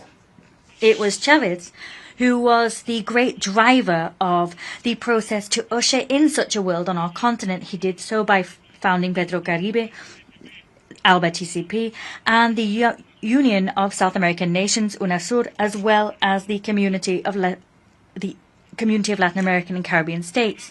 The people of Venezuela are a peace-loving people, and for this reason, they are always ready to defend that peace. We are not intimidated by threats, lies, or cannons. The love for freedom courses through our very veins. Bolívar taught us to espouse those ideals when in 1818, in the face of a threat levelled against him by an impudent Washington envoy, said, and here I quote, "It would seem to me, sir, that you are attempting to force me to insult you in return. I will not. But what I will tell you is that I will not allow this contempt to be shown for the government of Venezuela or this scorn for our rights. Fortunately, I have quite frequently seen a handful of free men vanquish powerful empires." End quote. President, the revolutionary government of President Nicolas Maduro fully reaffirms its commitment to building this world which respects international law, a world free of hegemonic empires or warmongering empires, a world in which the people of the global south are able to enjoy their right to peace and future. We stand in solidarity with the heroic people of Palestine, and we call for the end of the genocide waged by Israel's Zionist regime. We condemn attacks against the territorial integrity and sovereignty of the Islamic Republic of Iran. We stand shoulder to shoulder with Cuba, and we demand that, as the rest of the world does, the lifting of this murderous and criminal blockade. Moreover, we once again express our unwavering solidarity with the people of Nicaragua, who are worthy heirs to the legacy of Augusto César Sandino. We call for the complete, immediate and unconditional lifting of the unilateral coercive measures imposed upon the brotherly republics of Belarus, the Democratic People's Republic of Korea, Eritrea, Iran and Zimbabwe. Mr. President, we support President Putin and the noble Russian people in their struggle against neo-Nazism and the militarist aggression of the Western world. We support the initiatives of President Xi Jinping to build a community whose destiny we share. We reaffirm our historic position, that is, that we support the brave Argentine people in their struggle to reclaim the Malvinas Islands. We support them in their struggle to ensure that Argentina does not become a foreign military base that threatens peace on the continent. We reaffirm the stance of the great liberator Simón Bolívar. He said, just as we do, that sooner rather than later we must achieve the definitive emancipation of the people of Puerto Rico, and we must found an independent, free and sovereign republic there. We also renew our support for the rightful cause of the Sahrawi people. Moreover, we here reaffirm our total commitment to the group of friends in defence of the Charter of the United Nations. That group comprises governments that seek to rescue the system of the United Nations that is now on a dangerous path of decline, which may dangerously culminate in the extinction of the United Nations. The Nazis of today, just like the Nazis of Hitler yesterday, are working to destroy the United Nations. We are striving to restore its dignity and to make it ever stronger. President, today we reaffirm that the Venezuelan people will continue upon the path that they have freely chosen for themselves. The world must know that Venezuela is prepared to continue walking the path opened up for them by Simón Bolívar and the freedom fighters of America. We have given shape to a powerful national union. We stand together. We say before the world that Venezuela has never been, is not, nor will it ever be a threat for any nation whatsoever. Venezuela has been, is, and always will be a beacon of hope in terms of building a new humankind, building a world of equals without empires, with no blackmail and no threats. We will usher in a world where colonialism, slavery and exploitation are vanquished once and for all, a world in which peace can grow stronger. And, as the poet and Venezuelan singer Ali Primera said, a world where humankind is human. Thank you, President. Muchas gracias. I thank the Minister of Foreign Affairs of the Bolivarian Republic of Venezuela. I now give the floor to His Excellency Dhananjay Ramphumi, Minister of Foreign Affairs of Mauritius.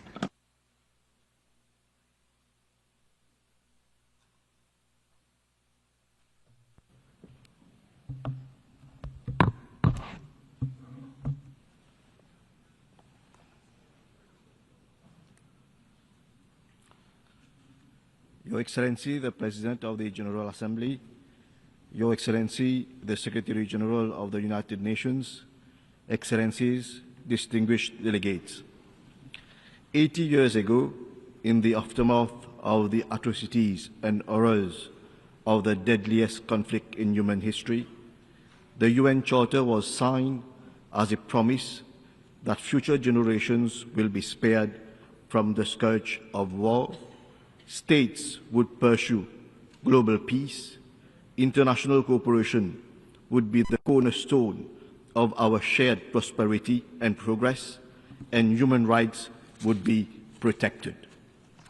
The theme, Better Together, 80 years and more for peace, development and human rights, resonates deeply with these founding ideals of our organization. There can be no peace without development, no development without peace, and neither peace nor development are sustainable without respect for human rights. The UN has stood as a beacon of hope by, amongst others, catalyzing decolonization, adopting the Universal Declaration of Human Rights, deploying over 70 peacekeeping operations, leading global efforts in times of pandemic, providing food aid to millions of people, and working in over 170 countries to help eradicate poverty, reduce inequalities, and build resilience. These are not just facts and figures, these are testimonies of what we can achieve by working together in good faith with a common purpose. These are demonstrations of how the UN is making a difference in people's lives. Unfortunately, behind these figures also hides the continued suffering of hundreds of millions of our fellow humans living in conflict zones, subject to violations of their human rights, and for whom basic human needs remain a dream. The winds of conflicts are blowing across almost all continents, all marked with blatant violations of international law. Each of them represents the failure of humanity to protect its most vulnerable.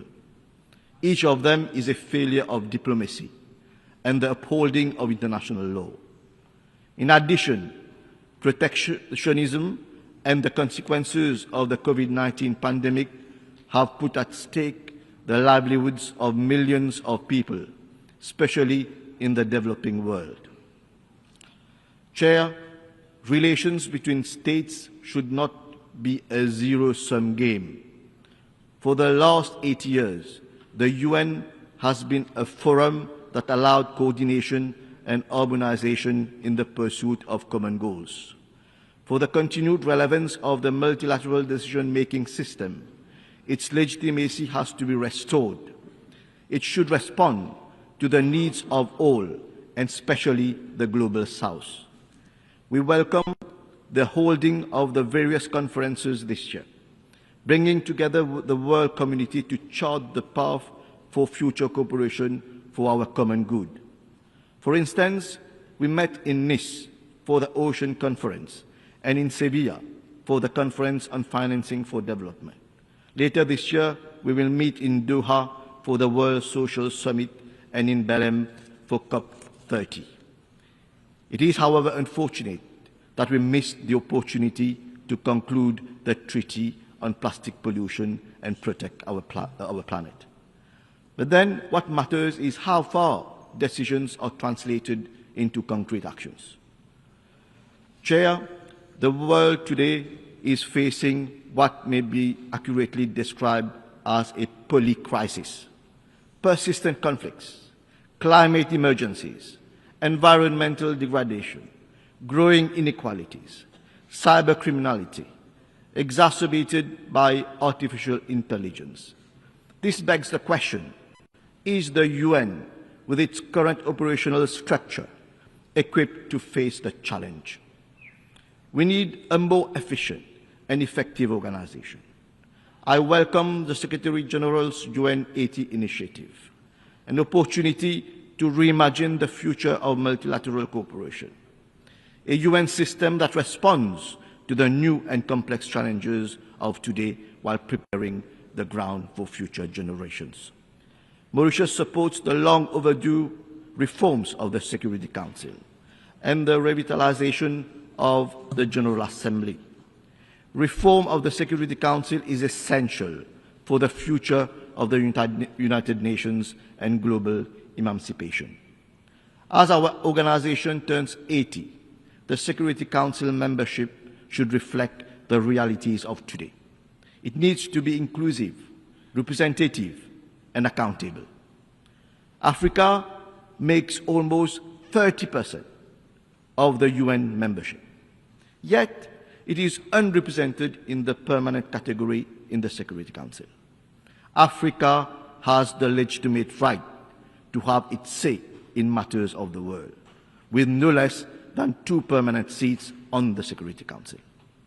India has now emerged as a major global player and should have a permanent seat on the Council commensurate with its constructive role in global affairs. Mauritius also supports the G4 and the L69 in their efforts to promote a constructive dialogue on a more representative and equitable composition of the Security Council. Mr. President, Mauritius is fortunate to have a robust and viable democratic system. The new government elected in November last has been entrusted with the duty of making Mauritius better and bringing the people together, a mission that echoes well with the theme of this 80th session. Mauritius will continue to place people at the center of its national development, with particular focus on women, youth, and vulnerable groups. True prosperity can only be achieved when economic growth, social inclusion, and environmental sustainability advance together. Mauritius remains committed to this path. As a small island developing state, faced with the devastating impacts of climate change, external economic shocks, and geopolitical uncertainties, we value multilateralism. We value the role of the UN in shaping a world governed by the rule of law and not allowing the force of anarchy to take over. Chair, in 2015, we committed to the global ambition of ending poverty, protecting our planet, and ensuring that all people enjoy peace and prosperity through the UN Agenda 2030. We are just 5 years from our own deadline. Globally, the SDGs are far off track. Finance remains the major challenge faced by SIDS like Mauritius. We need long-term investment in sustainable development and strong multilateral cooperation. Climate change is a reality. Mauritius is not spared from its cataclysmic impact. Episodes of prolonged droughts, flash floods, and cyclones are more and more frequent. Air temperature has increased by up to 1.39 degrees Celsius. Sea level is rising by 8 millimeters per year compared to the global average of 3.3 millimeters. The socio-economic challenges posed with these irreversible changes are enormous for us to face alone. Amongst others, our tourism industry is affected, agricultural production is decreasing, and food security is a real cause for concern. The historic advisory opinion of the International Court of Justice on climate change last July is clear and unambiguous.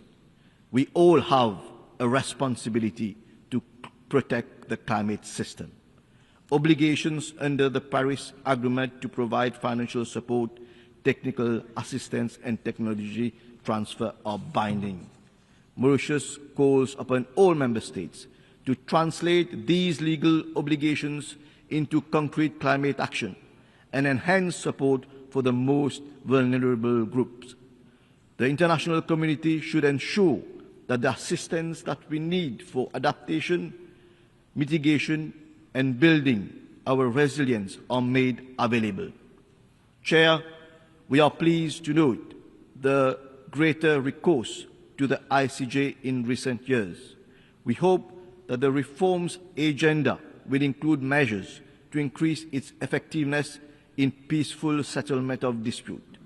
Mauritius particularly applauds the advisory opinion of the ICJ on the Chagos Archipelago, which paved the way for negotiations that led to the signature of an agreement in May this year between the governments of Mauritius and of the United Nations. This is a vindication of international law. In this context, Mauritius is strongly committed to protecting and preserving the pristine marine environment of the Chagos Archipelago.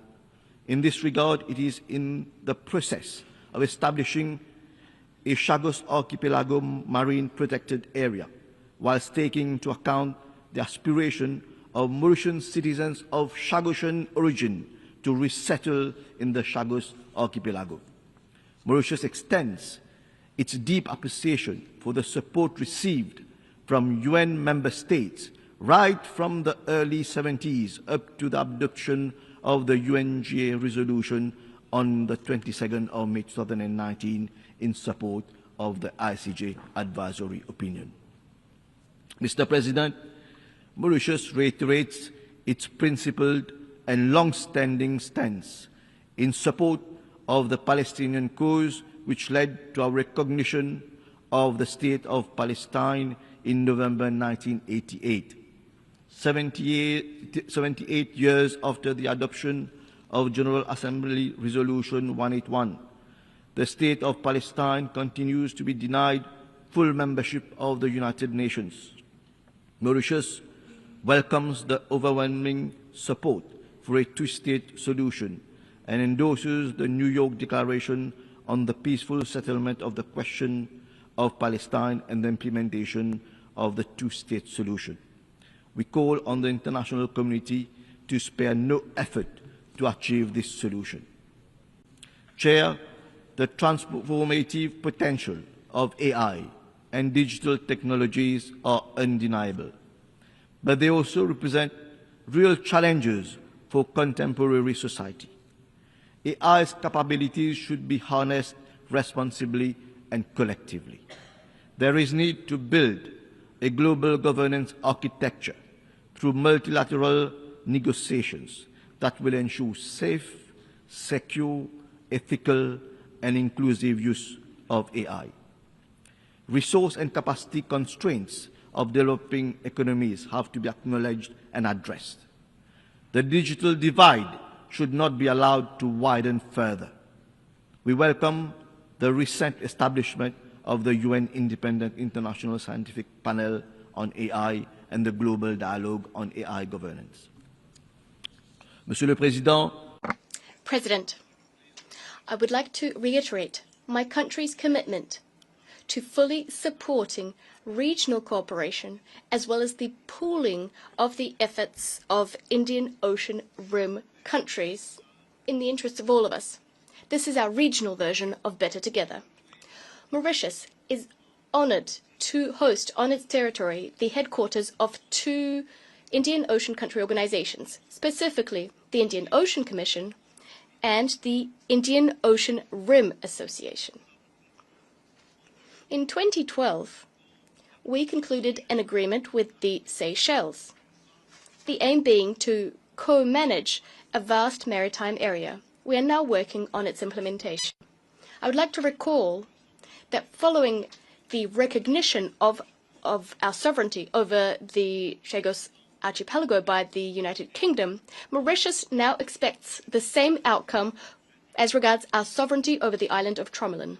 Chair, let me reiterate our strong conviction that we are indeed better together. And to continue to be better together, we must adapt, reform, and reinvigorate the UN. In this regard, the Pact for the Future charts a new course for international cooperation. Let us rise to the challenge. Let us be bold in our actions, compassionate in our leadership, and united in our resolve. No one should be left behind. Thank you. Muchas gracias al ministro de Relaciones. I thank the Minister for Foreign Affairs of Mauritius. I now give the floor to His Excellency Mr. Robert Golan Edop Yusei, Minister for Foreign Affairs of Togo.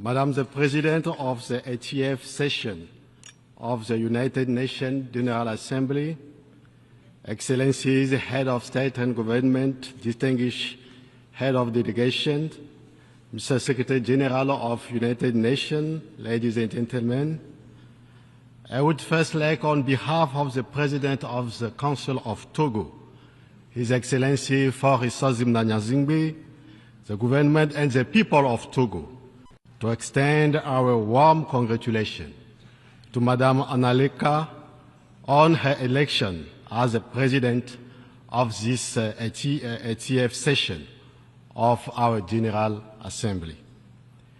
Faced with the many challenges confronting our common organization, Madam President, I wish to assure you of my country's full support and express my deep conviction that your leadership and relational intelligence will enable you to successfully lead the work of this session.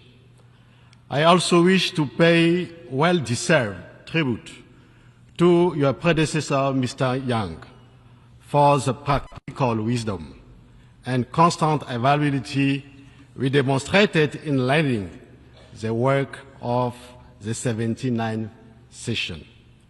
It's also particularly pleasing for me to commend the effort to the Secretary General, Antonio Guterres, to revitalize our common institution, whose effectively is threatened by the return of unilateralism and the law of force to the detriment of the force of international legality.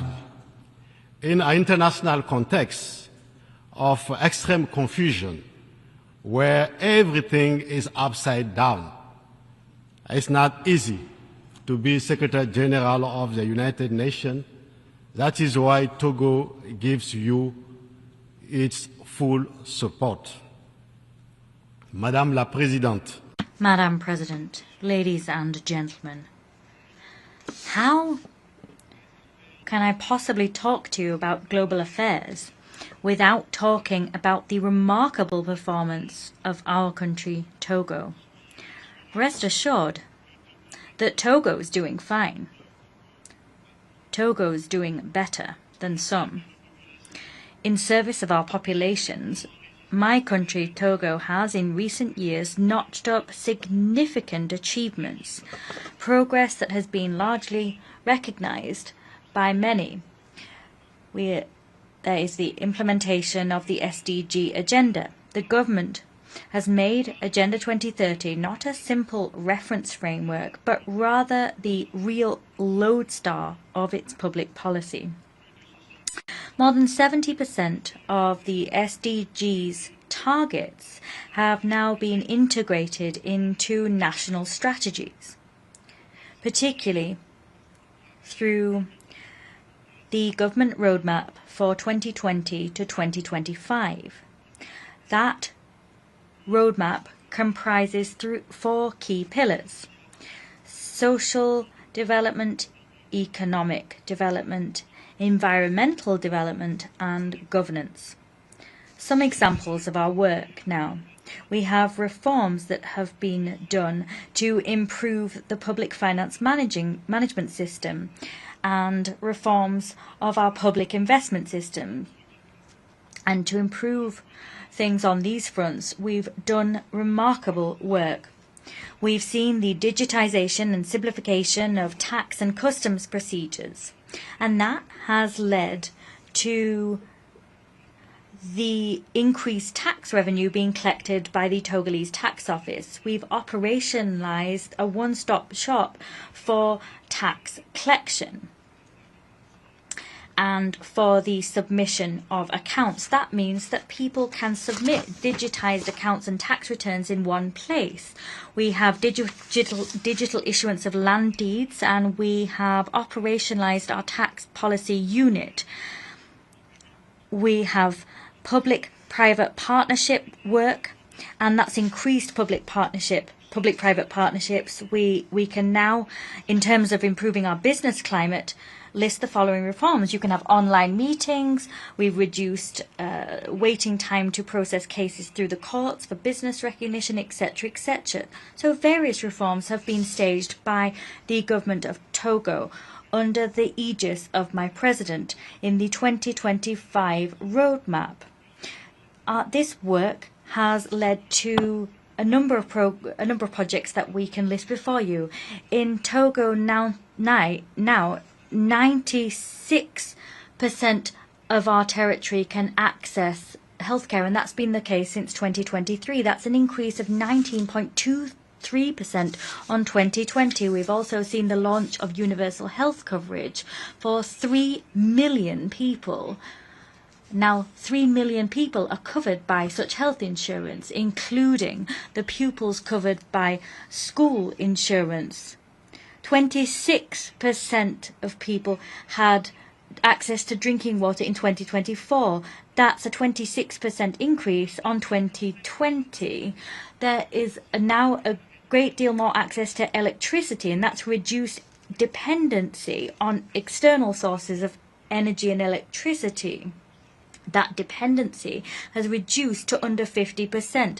24% of the population are now living below the poverty line versus 51.1% in 2020. We've seen agricultural income increase in 2025. Our maize, rice, cassava and soya sectors have all seen their revenues increase by 32%. A lot of our coastline has been protected against erosion. We've had a lot of roads tarmacked properly and restored across our territory, and that had occurred by the end of 2024. We could cite more and more examples to show you, as you will see, that Togo is doing better than it ever has done. 60% of our coastline is actually protected against coastal erosion, for example.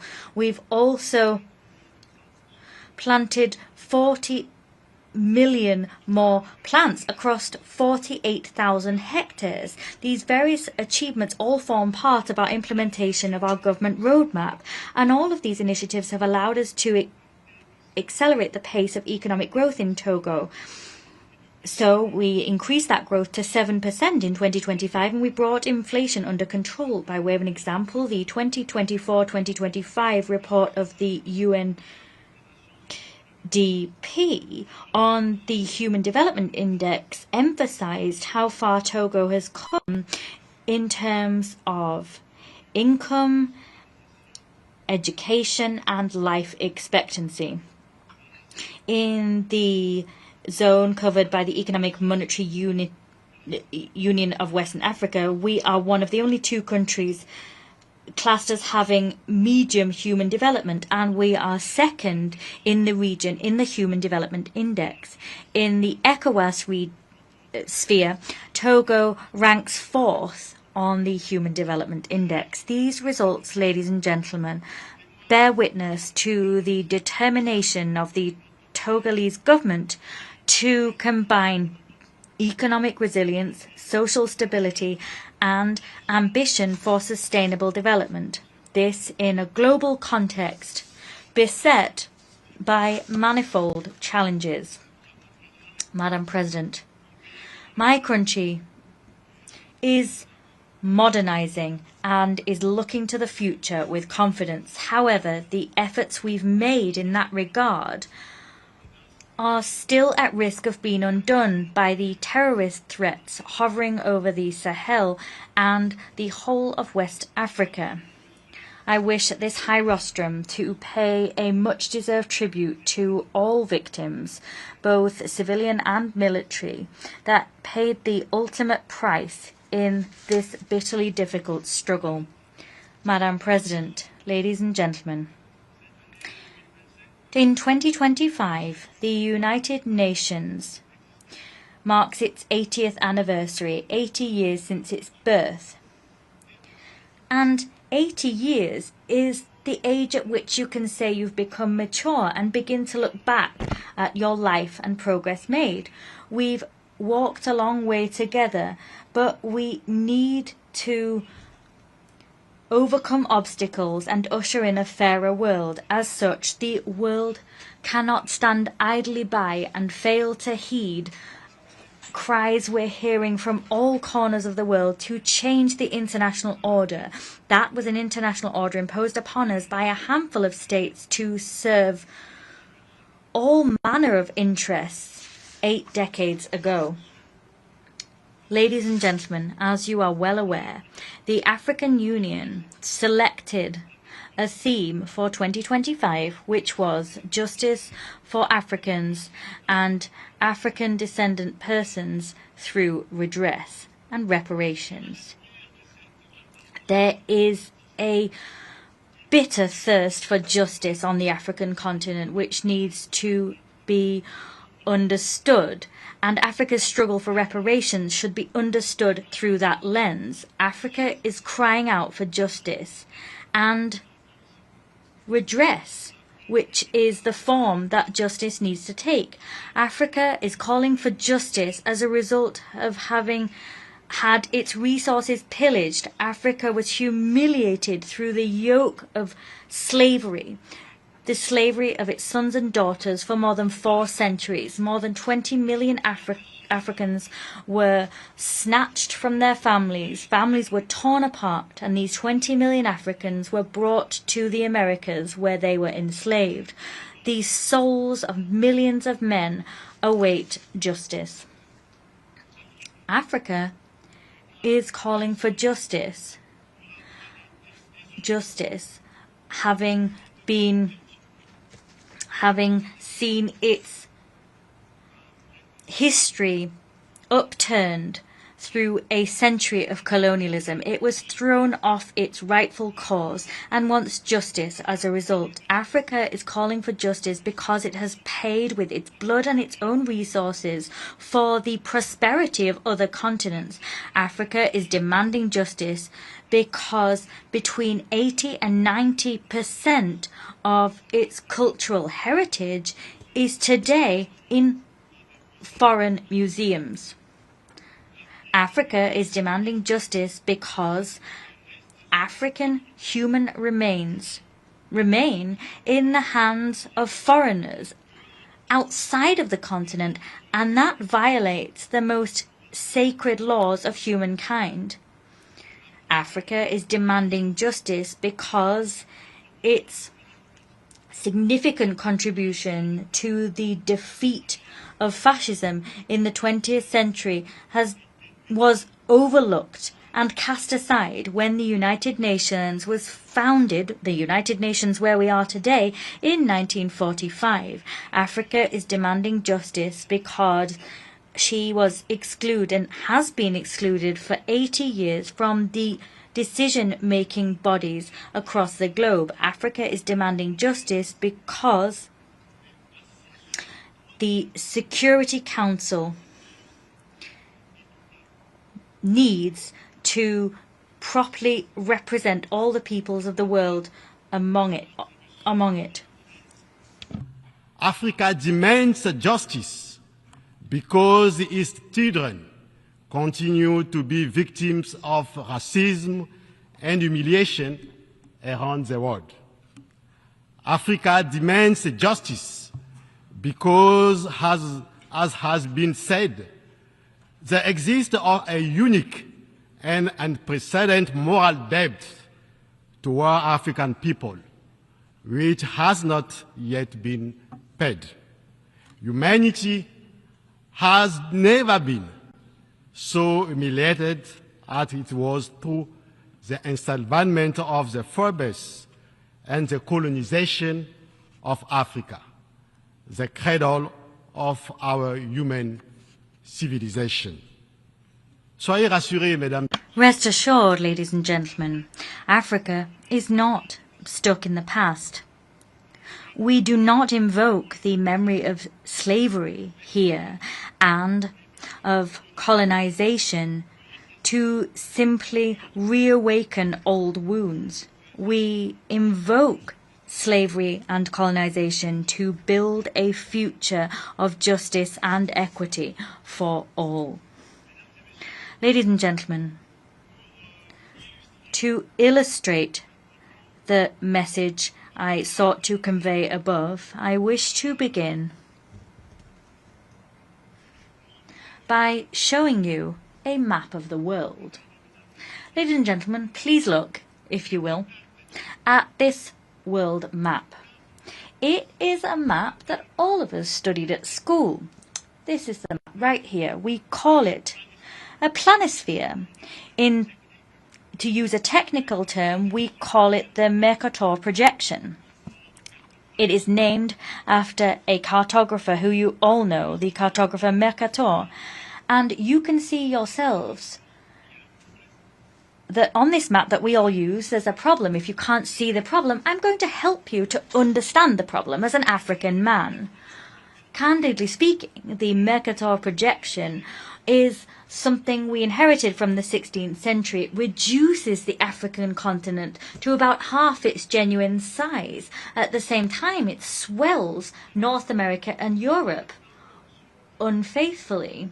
Africa extends over 30 million square kilometers. In other words, 3 times the surface area of the United States. However, on this world map, it seems scarcely any bigger. With a surface area of 30.3 million square kilometers, including all the islands, it covers 20% of Africa, the land surface area. 6% of the global surface area of the Earth, with around 1.4 billion, soon we'll have 1.5 billion inhabitants. That's the reality. In 2025 or 2030, that's where things will stand. So it accounts for about 18% of the global population. The size of Africa here is intentionally reduced. It's minuscule in real terms. It seems the size of Greenland and Russia are also reduced. Or it's reduced to the same size as Greenland and Russia. And it's all false. It's a distortion. Africa has 54 continents, and we somehow think it's smaller than it actually is.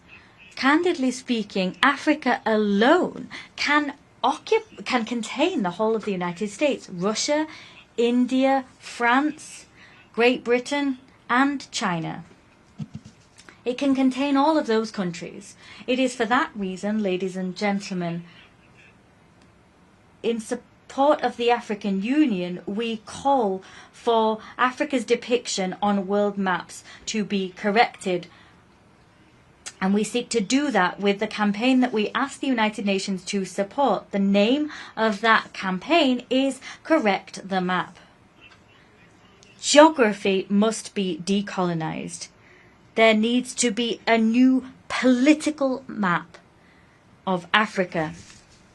You also understand why at the Second African and Caribbean Summit, held of the 7th September in Addis Ababa, Ethiopia, Africa and the Caribbean reaffirmed their determination to put the fraternal transcontinental partnership at the service of reparative justice for Africans and African descendants, and emphasize the need to move toward the creation of an African Union decade for justice for African and African descent people. I wish here to salute our brothers and sisters in the Caribbean who grasped the meaning of this struggle. You have understood that by standing together for the cause of reparation, we will advance in more effectively. This too is the essence of the Pan-Africanism, a Pan-Africanism for justice and for the cause of reparations.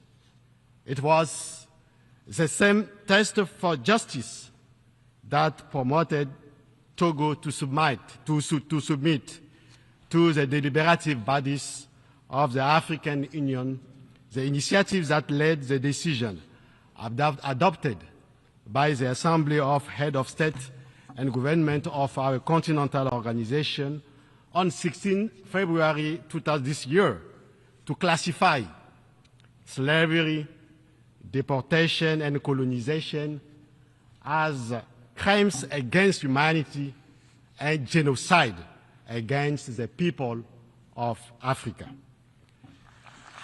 This decision marks a major event for Africa and people of African descent, for it counters the logical whereby descendant of perpetrators dictate the term of the debate and name the crimes, rather than the hateful hell, the people who suffer those crimes in the flesh. Mesdames et messieurs, ladies and gentlemen, the United Nations must not remain indifferent to reparative justice, because the crimes and injustices from the past that are not met with redress and reparative justice will simply fuel crises and conflicts in our age, and will fuel those to come even later still. Current crises are fueled by the injustices of the past that are not resolved, because people live with the memory of their wounds. Providing reparations for the crimes and injustices of the past is part of the remedy we need to apply if we are to restore peace to our world and repair relationships between civilizations. As a continent of resilience and hope, Africa embodies this bitter need for reparative justice. The recognition of past injustices, particularly through tangible actions to bring about reparations, is a vital step towards establishing a sustainable peace and full social cohesion. It is for this very reason that from this high rostrum and in the most solemn terms, I wish to call global public opinion to action. I wish to pique your conscience. You must show the courage, have the courage to tackle the issue of reparation. Today, Africa is standing before the world and demanding reparations. Calling for reparations is not about pointing the finger at anyone. Calling for reparations is an act of working for the good of humankind and for our own well-being. Doing justice for the crimes of the past is to repair history. Repairing history is a step to lifting obstacles so that justice can flow and that more equity can come into our world. Asking for reparations is an act of dismantling systems based on exploitation that continue to influence and shape the lives of several peoples. Asking for reparations is to save the world from forgetting its own history and keeping the memory of millions of peoples alive. What we're doing in asking for reparations is seeking to correct the damage done to us in the past. We're seeking to free the world from discrimination and racism. We're seeking to step out of this relentless trap of exclusion and the denial of justice.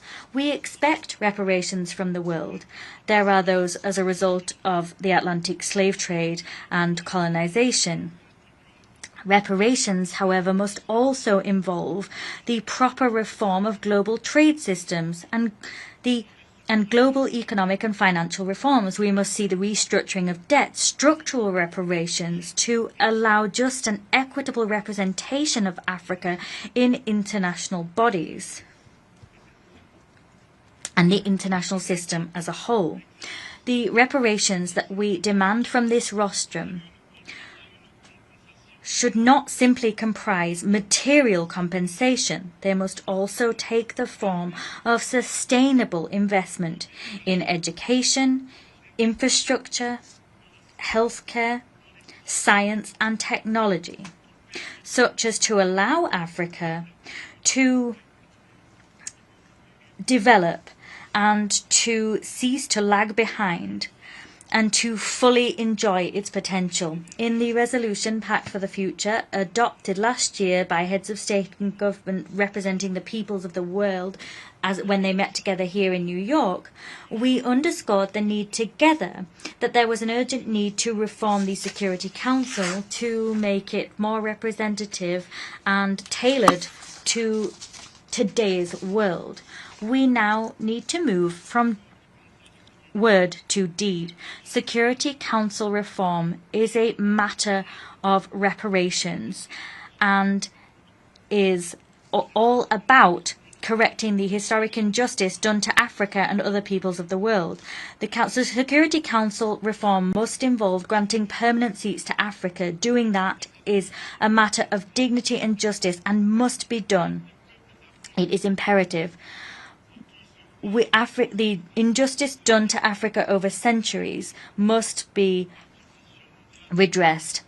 But this reform must also go hand in hand with the recognition of global current inequalities and the fact that they are rooted in historic injustices. Africa has been and is marginalized within multilateral institutions, and that must be addressed. Africa has every right to expect such reparation from the world, and that call will be at the heart of the 9th Pan-African Congress in Lomé, Togo, on renewing Pan-Africanism and the role of Africa in the reform of multilateral institutions. Part of our work will be to mobilize resources and reinventing ourselves for action, and this all forms part of the theme selected. I call upon the African community and its partners, as well as all the goodwill of all those inspired by justice, to make this meeting a historic event. Through reparations, ladies and gentlemen, we will succeed in renewing the trust of our peoples in multilateral institutions, beginning here with the United Nations. Reparations will allow us to together usher in a humankind at peace with itself, doing justice, ensuring justice is done for people whose destiny has been destroyed by crimes and historic injustice, is an act of repairing the world for everybody's benefit. Ladies and gentlemen, I must speak candidly. Africa has been overlooked over the last 80 years in global governance structures. It is high time to remedy that injustice. On very rare occasions does history offer occasions as ripe as this one to change the course that the world is walking down. After so much historic injustice done to Africa, the time has come to provide reparations as an ethical imperative. To provide reparations would be to repent for past misdeeds and to rebuild a new stage on which new international relations can be established. However, this struggle is not solely an African struggle. It is a struggle for humankind. It is a struggle so that never again will the injustices of the past shape the inequalities of the present. It is for that reason that we call upon the United Nations now, and for the sake of its own credibility, to classify the transatlantic slave trade, colonization, slavery and deportation as not only crimes against humanity, but first and foremost crimes of genocide against the peoples of Africa. Yes, it is a genocide, a genocide, a genocide. I thank you. Muchas gracias. I thank the Minister of Foreign Affairs of Togo. We have heard the last speaker in the general debate for this meeting. We will continue the general debate tomorrow at 9 a.m. in this same room. The exercise of a right to reply has been requested. I wish to remind delegations that declarations made in exercise of the right of reply are limited to 10 minutes for the first statement and to 5 minutes for the second statement. These statements must be made by delegations from their seats. I now give the floor to the Islamic Republic of Iran. Bismillah ar-Rahman ar-Rahim. Mr. President, it is regrettable for the United Nations, for humanity, and for the cause of justice that an individual who is wanted by the International Criminal Court has been granted the opportunity to address this esteemed body. An individual who bases in the blood of innocent children must not be granted the opportunity to address the United Nations, an organization whose foremost purpose is to uphold international peace and security. This is a disgrace to peace, justice, humanity, and morality. It is preposterous that a regime that persistently violates each and every principle of this organization is allowed to lecture this body instead of being expelled per Article 6 of the Charter of the United Nations. Why should we extend our attention to the address of the representative of the regime whose conduct is diametrically opposed to everything this organization stands for? The Israeli regime is inherently founded on aggression, occupation, oppression, apartheid, and terror. From its very inception up until the present day, this warmongering and expansionist regime has waged tens of wars, invaded not only all countries around it without exception, but also other countries in the region. In the past 2 years alone, it has invaded Gaza and the West Bank, Lebanon, Syria, Yemen, Iran, and Qatar. Yet even this is not enough for this occupying regime, as evidenced by the recent declaration by its criminal prime minister of their illusion to create Greater Israel, a plan that necessitates invading at least 4 more countries. Given this vast dark resume, is there any question who is the true principal enemy of peace and the main source of insecurity and instability in West Asia? One must also seriously ask, isn't there conduct real threats to and material breaches of the peace? Last year, my delegation warned that if unchecked, the Israeli regime would commit further aggressions. Unfortunately, this was not heard. We warn again that if unchecked, the Zionist regime will spare no efforts to drag the entire region into a full-scale war. Accordingly, this regime must be compelled to stop immediately and permanently all its attacks on Gaza, the West Bank, Lebanon, Syria, Yemen, and other parts of the region. This organization has the responsibility to act and must act promptly and decisively. Inaction would only embolden this regime to commit more crimes more brutally. In the past 24 months, this apartheid regime, which is the manifestation of a racist ideology, has killed over 65,000 innocent Palestinian civilians and wounded nearly 118,000 others in Gaza. It continues to brutally use the starvation of civilians as a method of war and resorts to forced displacement of Palestinians in implementing its genocidal projects, particularly in Gaza. Additionally, Palestinian civilians in the West Bank are also subject to daily violence and crimes by the Israeli regime.